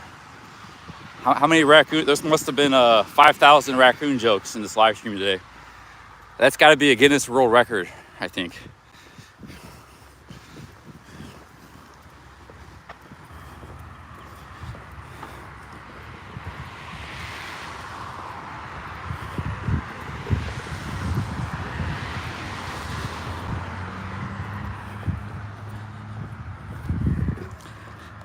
It's a protect from the sun, my dude. Sun's like just beating down on me. I already got my neck's been like damaged from the sun all the time. My nose gets bad. Just we're getting direct sunshine here. So this is what I bought this for. Oh, that's why I try to walk in a straight line. Like the one time I was cutting over to go to the bench, happened to be a dude coming by on a bike and kept looking back at me like pissed. But you know, I try to walk in a straight line. But you know, sometimes I have to veer off. Then it just so happened the guy was, but he could he could slow up a little bit. You know, I've ridden plenty of bikes. I know how bikes work. You can slow up a little bit on the brakes. You go make sure you get around a guy.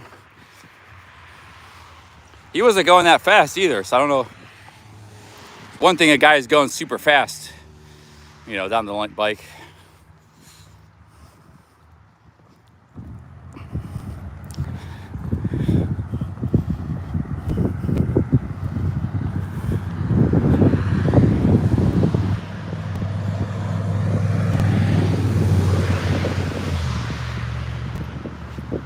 Hey, Hash Brown in the chat.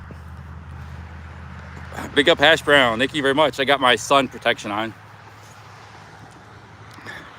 I think that's awesome. You found me today and you came out and able to meet me, and you know, you gave me some food all just in one day. So really happy to have you here. Thank you so much for that. I'm going to be putting that to good use next few days. I just had some of the beef jerky.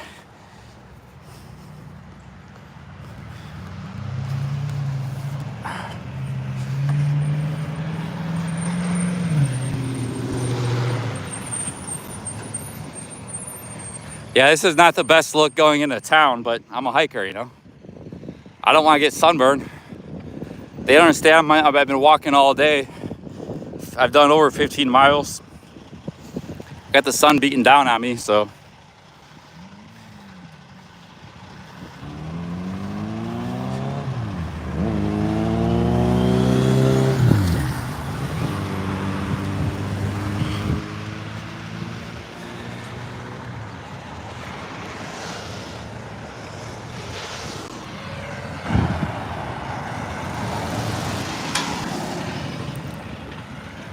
Oh, I got a green light here.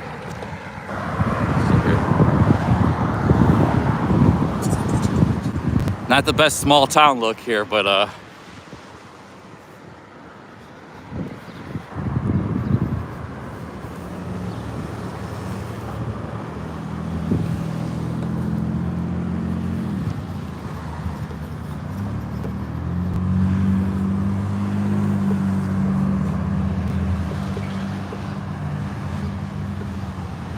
It's not just I'm a hiker, I'm also a live streamer. I'm carrying a selfie stick, I got a cord attached to my phone.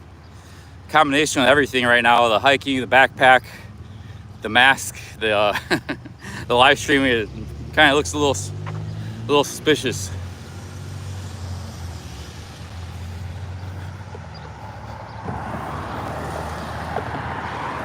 Casey's, never heard of that. That's a pretty nice gas station. Casey's gas station.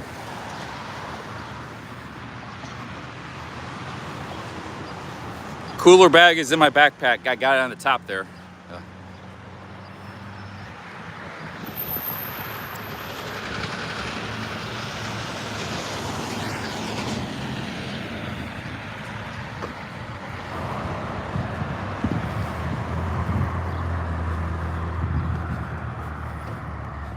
Hey, what's up, Bart Bus in the house? We're still in Ohio. We've been here all day, or all 17 days, I think now. Almost through the state, not quite. Shows you how big America is. 17 days of walking and rides, and I'm still not through the state yet. Got a long ways to go, about another 50 miles, I think.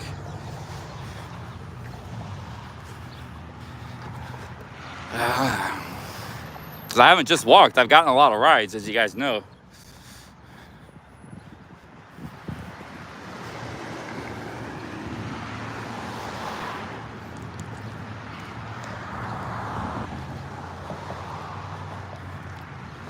I can take this off now, it's starting to get a little shade.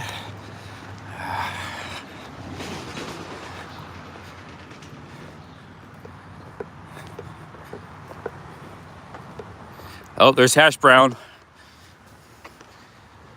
We got hash brown. We got just want some coffee. I don't know if I think that's a lady. I don't know if it's a lady or not, but she's got a lady picture. It looks like she's been kind of new too. She's from Cincinnati, so we're just getting Ohio people. And seems to be a lot of ladies. Truth Warrior, hash brown. Want some coffee. This is like a whole new audience we're tapping into here. We should do this in every state. Hey, Anthony Giambavo, big ups. Thank you for the $5, my man. Big ups, New York City side of the game.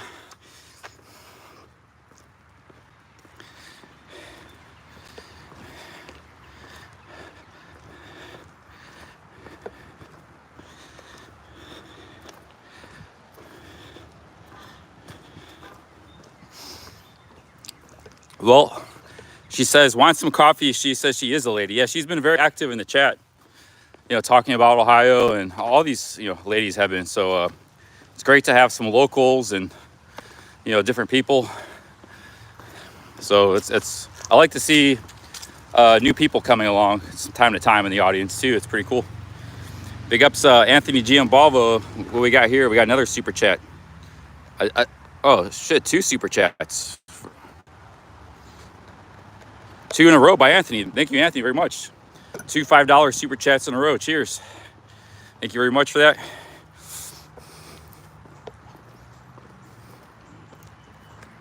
It's not Truth. You could just call her Truthy. That's what people call her. Truthy. You just call her Truthy.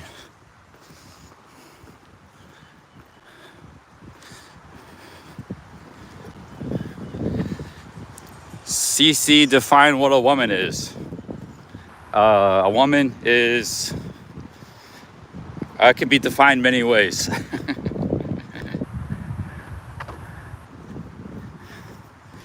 Some polite, some not so polite.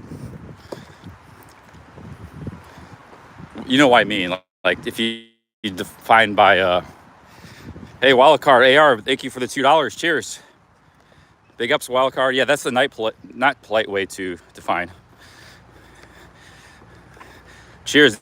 Thank you for the $2, Wildcard. Big ups. Yeah, a woman is, how you define a woman?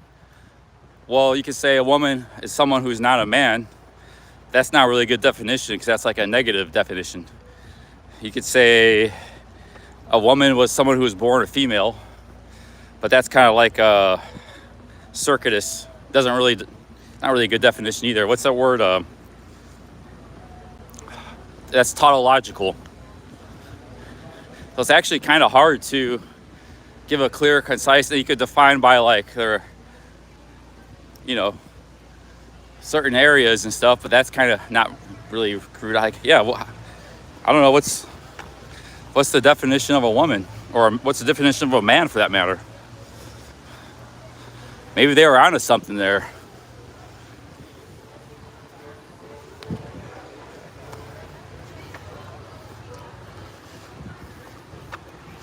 A woman's just a woman. A man's a man. I guess that is the definition.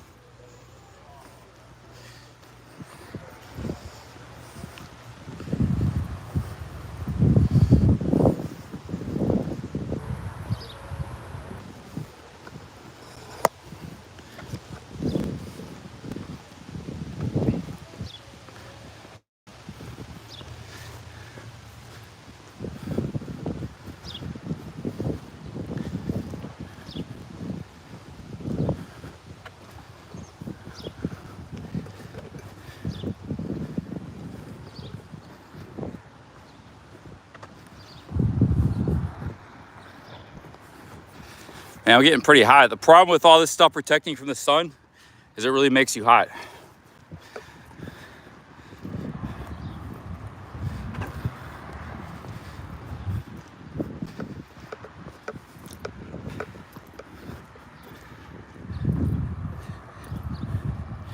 Is Hash Brown a hiker? I don't know, but she seems to know a thing or two about hiking and camping. She got a tent. Maybe she does a lot of camping. A lot of sun on this trail here. Maybe you get across the street, the sun won't be so bad. Then it'll be off the trail. I gotta check my map here. Getting pretty tired now.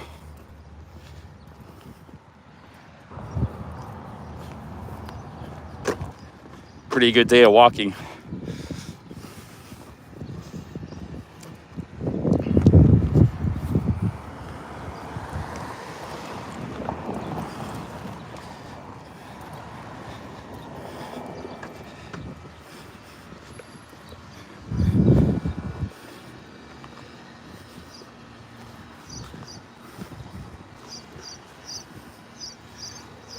This is a pretty big town. You actually got a little ways to walk just to get to more the center of town here. That's kind of a projects here. See, they're boarded up.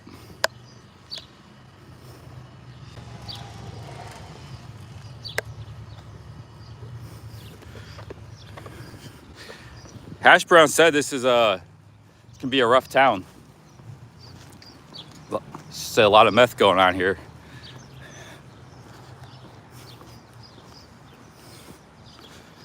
I gotta use the bathroom. I gotta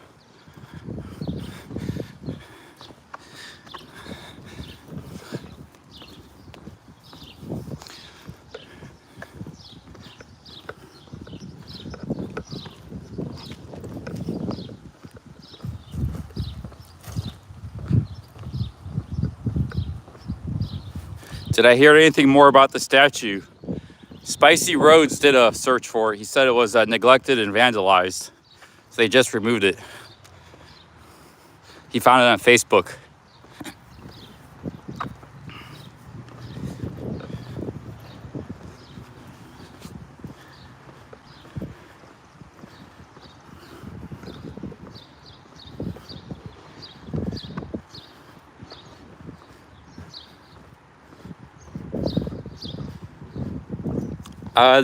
Began to stream a statue of Horace Mann. The plaque and the statue was removed. He was a prominent abolitionist who was the first president of the college out of the town, last town I was in, Antioch College. I speculated they removed it because of rewriting history, erasing history. But maybe I was wrong. Maybe there's other reasons, who knows?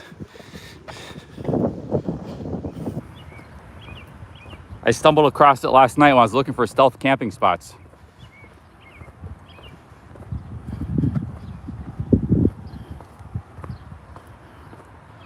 How far am I from Columbus, Ohio? Now I'm probably about 100 miles or so.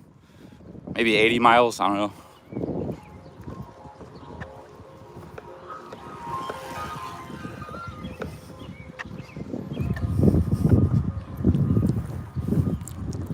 Yeah, Jay East. I was spent all day in Yellow Springs yesterday and today, and I saw Dave Chappelle yesterday. Got him on camera for a few seconds. Met a lot of cool people in Yellow Springs. Yeah, we were all day yesterday, and this today we were half of today we were in Yellow Springs. Cool place. A lot of hippies. Got the college there. Met a lot of interesting people. Met a guy selling a dinosaur bone. He was a dinosaur bone. He was carrying around with him. Had the raccoon situation that was in Yellow Springs. So, hey, how's it going? A lot of stuff happened.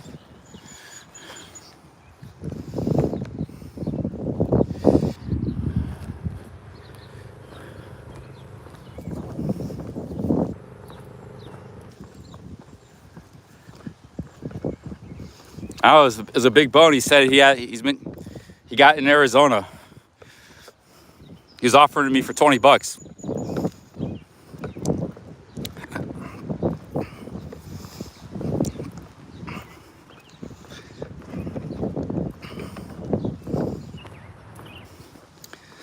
Who else did we meet in Yellow Springs?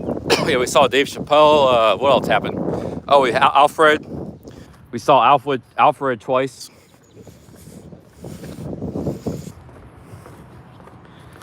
Who else did we meet in Yellow Springs?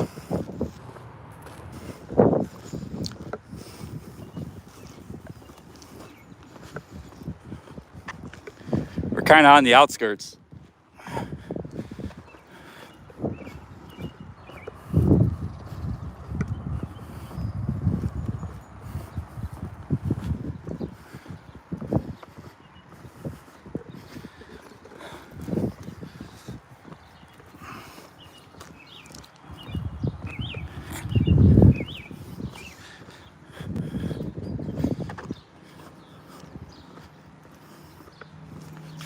Hash Brown says the freaks come out at night in Xenia. We're in Xenia, Ohio.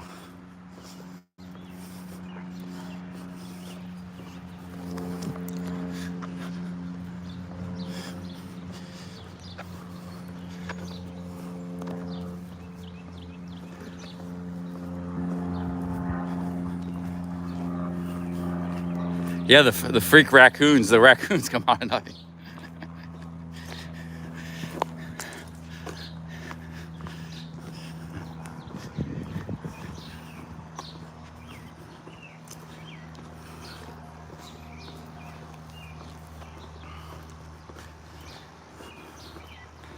I'm putting the cold soaking on hold.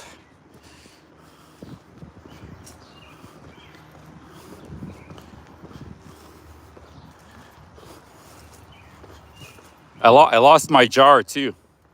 That was another thing.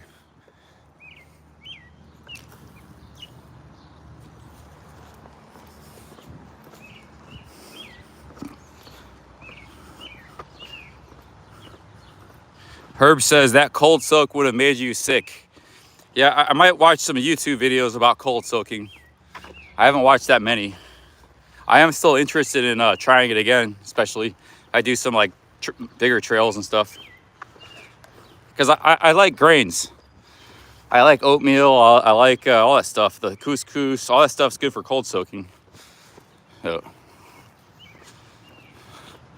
high carb food.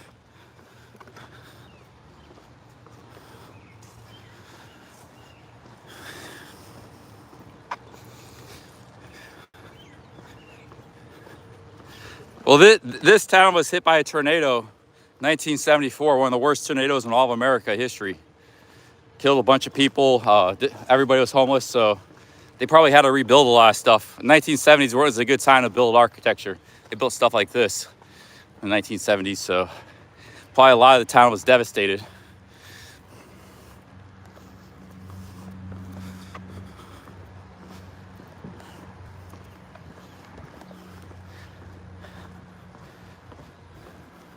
But Hash Brown's from this town, guys. So yeah, take it easy on our hometown here. Maybe we haven't seen the nice parts yet. This is just normal residential stuff here.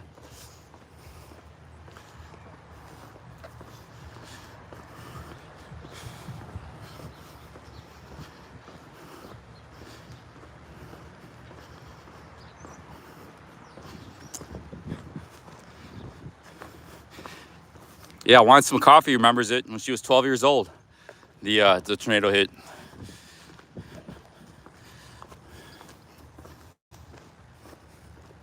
She's from the area too. She's from Cincinnati.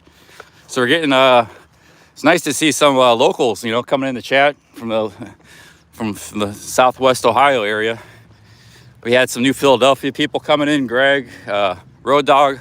Although to be fair, those guys have been following me for a while.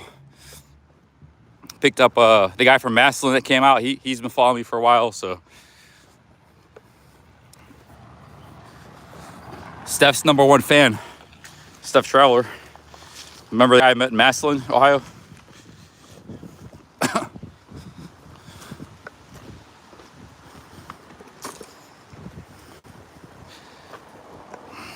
Yeah, we got a bit of walking to do to get to this downtown here, and once I do that, see what's going on down there. It's actually a decent sized city, town.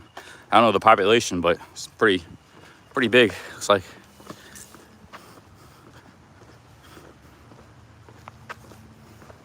Well, yeah, Skittles wasn't a viewer. He might be now. He knows the channel, but he wasn't at the time I met him.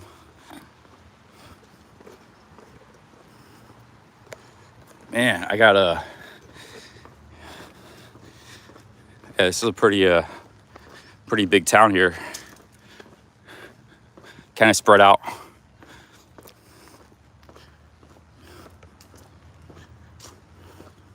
Yeah, that Dollar General was like a ways from town. Jay East was right.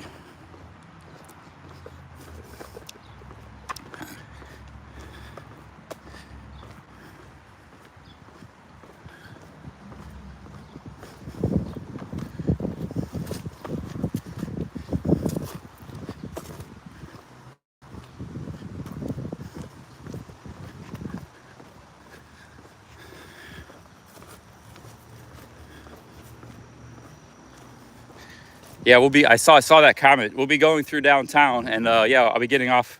I'm pretty good at navigating. I'm pretty good at navigating in cities and towns I've never been to before. So I just use Google Maps once in a while. If I get sense of direction, I use my compass, and then I make my way to a hotel or motel or whatever. So yeah, it's not a problem. I'm just trying to get to the middle of town first. It's a long ways. I still got a bit of ways to walk. I used to do this never even using Google Maps or a compass. I don't know how I just figured it out, man. Sometimes, you know what I used to do? Because I didn't have a phone. I would go on my laptop and make like a map. So I go on Google Maps. This was like 10 years ago. I was in Japan. I had to find these card shops and stuff. And, you know, some neighborhoods I've never been in before. And it can be really hard to find. I would research it on Google Maps. I would write it down like a map. Okay, here's a subway station. You got to go here 4 blocks. And it's on the 5th floor, that card shop. A lot of these places are like on the 5th floor and stuff. It's not easy to find. And that worked. Hey, Dave Dayholt, thank you very much to the 10 Canadians. Yeah, that worked most of the time. Big ups, Dave. Appreciate the 10 buckaroos. Yeah, that worked, but still sometimes it'd be really hard. And there were a few shops I never ever did find. I don't think they existed or what. We got basketball courts here. Yeah, I used to navigate all over Tokyo and stuff without a phone. But I knew the train system pretty well. So the challenge was like once you got to the train stop, then you had to go into a neighborhood and find a certain shop or something. That was where the profit was too, because everybody knew about the shops in the main neighborhoods like Akihabara. But Akihabara is the famous electronic gaming, video game area. There was a lot of good shops there. But they didn't know about all these other shops. They're kind of off the beaten path. Those were some of the best profit margins, you know. You had to go in these random neighborhoods that you've never seen before. Some of them were pretty busy too. Like I said, it could be on a 4th, 5th floor of a building. So, eventually, I used to go cover the shops in every city in Japan. Everything from between Osaka and Tokyo. So Nagoya, Kyoto, Osaka, and Tokyo, and Yokohama. I had about 50 different shops I go to buy and sell. And even doing all that, I barely made a profit. the travel expenses. It's like, I mean, it was fun, but like, a lot of, there's gotta be an easier way to make some money.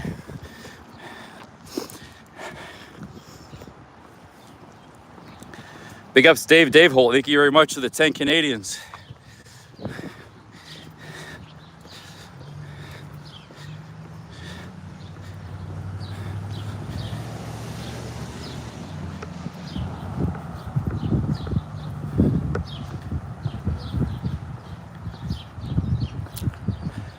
Kabukicho is like, actually there's, Shinjuku is a big area. It's bigger than Kabukicho. That's a big red light area, but it's actually not that impressive. I don't know. A lot of it's just like hostess bars and stuff. You know, it's actually a lot of the places are for females. They go like, they're actually a big clientele. They like these like men with like, you know, pointy hair. They got like dressed like, it's actually a big business for like men to entertain women, you know, like have drinks with them, to chat, hang out for a few hours. They call them hostess bars or host bars, or I don't know what they call them. That's what you see a lot of in Shinjuku, in Kabukicho. But there were a couple car shops in Shinjuku I go to, but they were never that good. A lot of times I wouldn't even stop in Shinjuku because they also have a big camera store section. You can buy and sell lenses used and stuff like that. Oh man, I'm getting stomach cramps, I think from all that orange juice. It's making me want to go to the bathroom real quick, like number 2, run through my system.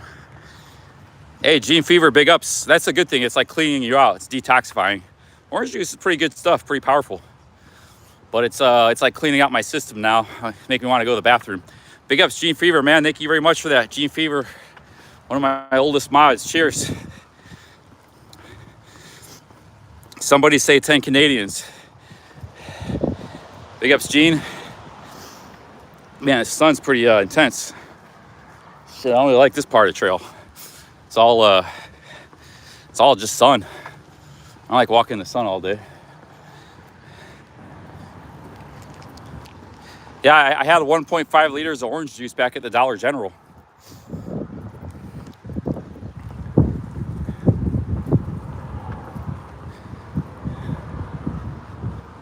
I think we're starting to get a little closer to downtown here. I gotta stop here for a second. Actually, I need a little break. Oh man, I gotta put this back on. Sun on my neck.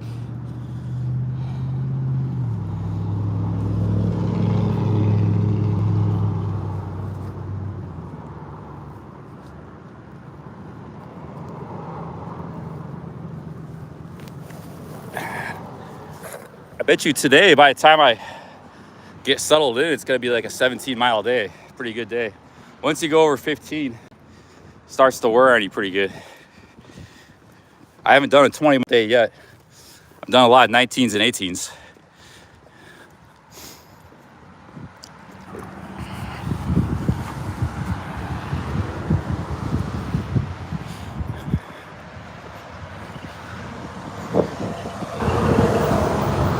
The place I used to go in Japan, I never did anything with the red light stuff. What I would do is I would just hang out. There was Roppongi and Shibuya. They were kind of like little party districts.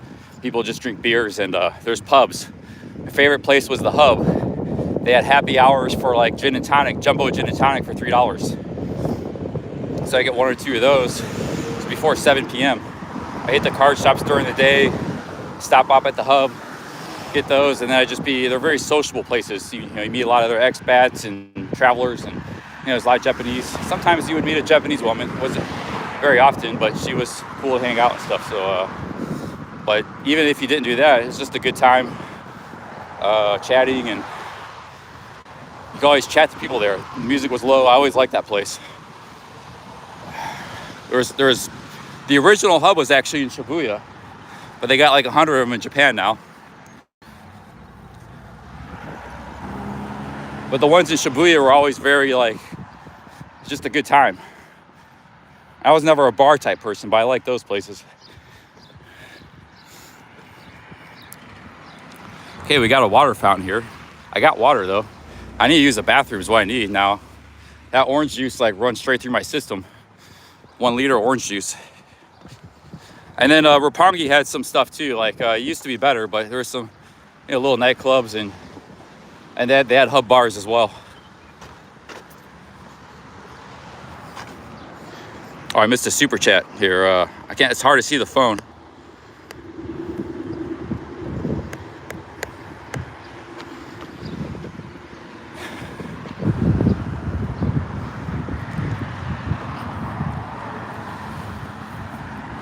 This town's got no shade. The tornadoes must have destroyed all the trees. Toilet at the park. All right.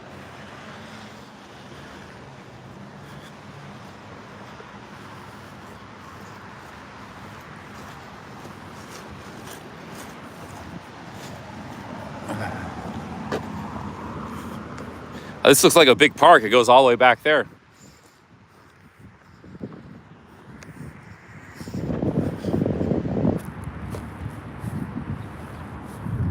Yeah, I think I should just get to the motel, guys. Maybe end this stream here in a little bit. Or you want to see a little bit of downtown. See, there's just no shade here. It just feels different than the other towns I've been in here. Can't get out of the sun. Oh man, I got the yeah, that orange juice is 1.5 liters. It's doing something. Hope I can hold it. This is a nice lake here. Guys, I can't read all the messages. I appreciate all the help. I can only catch a few messages here and there. You know, Greg, you know how small my screen is. You know how hard it is. I gotta walk and see where I'm walking and looking around. The messages are flying by all the time. And I'm tired too. I'm just trying to wrap this up here. We're fine. There's hotels, motels.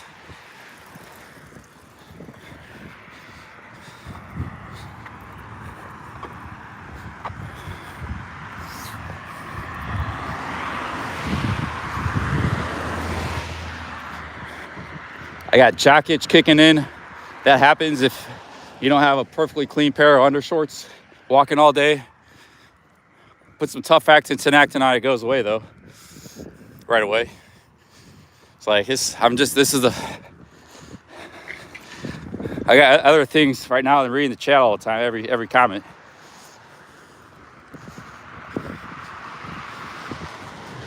I want to get across the street. I'm kind of tired of walking in the sun. I don't need to be on the trail anymore. There's more shade over here. See, there's more shade over here. That sun is just pounding that trail. I gotta take this thing off. All right, here. Looks like we're getting close to downtown here. Yeah, it's been a good normal day. The stream's gonna be wrapping up. This is what happens at the end of the day.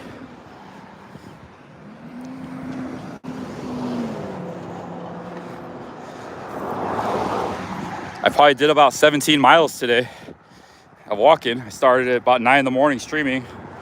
We're going on 10 hours of streaming. It was 90 degrees all day today.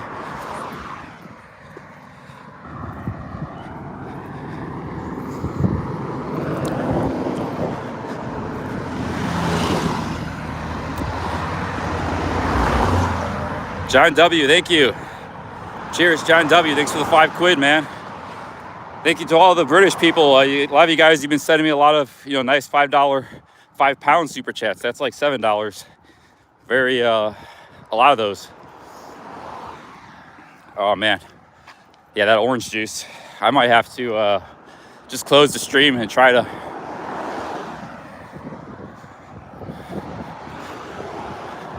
This is not good. This town's too spread out.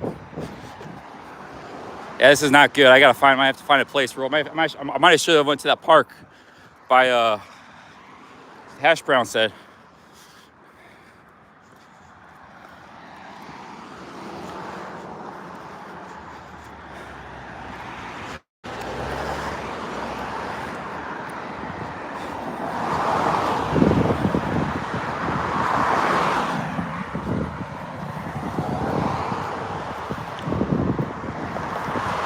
Oh man.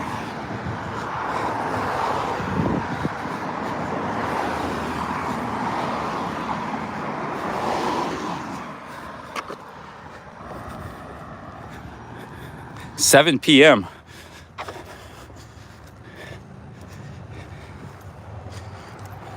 Yeah, it was a good day today, but sometimes at the end, that's when it sucks.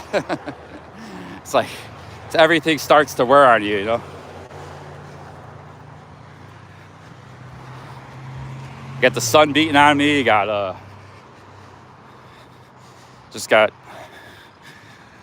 to get to a hotel here. Guys, I think I'm gonna close the stream because it's one less thing I have to, oh, we got another super chat. You guys hit me these super chats right when I'm about to close the stream here. OG, thank you for the 20, man. Cheers, thank you. I gotta close the stream. It's one less thing I have to worry about. Actually, I'm gonna have to go into someplace quick. Church here. This is bad.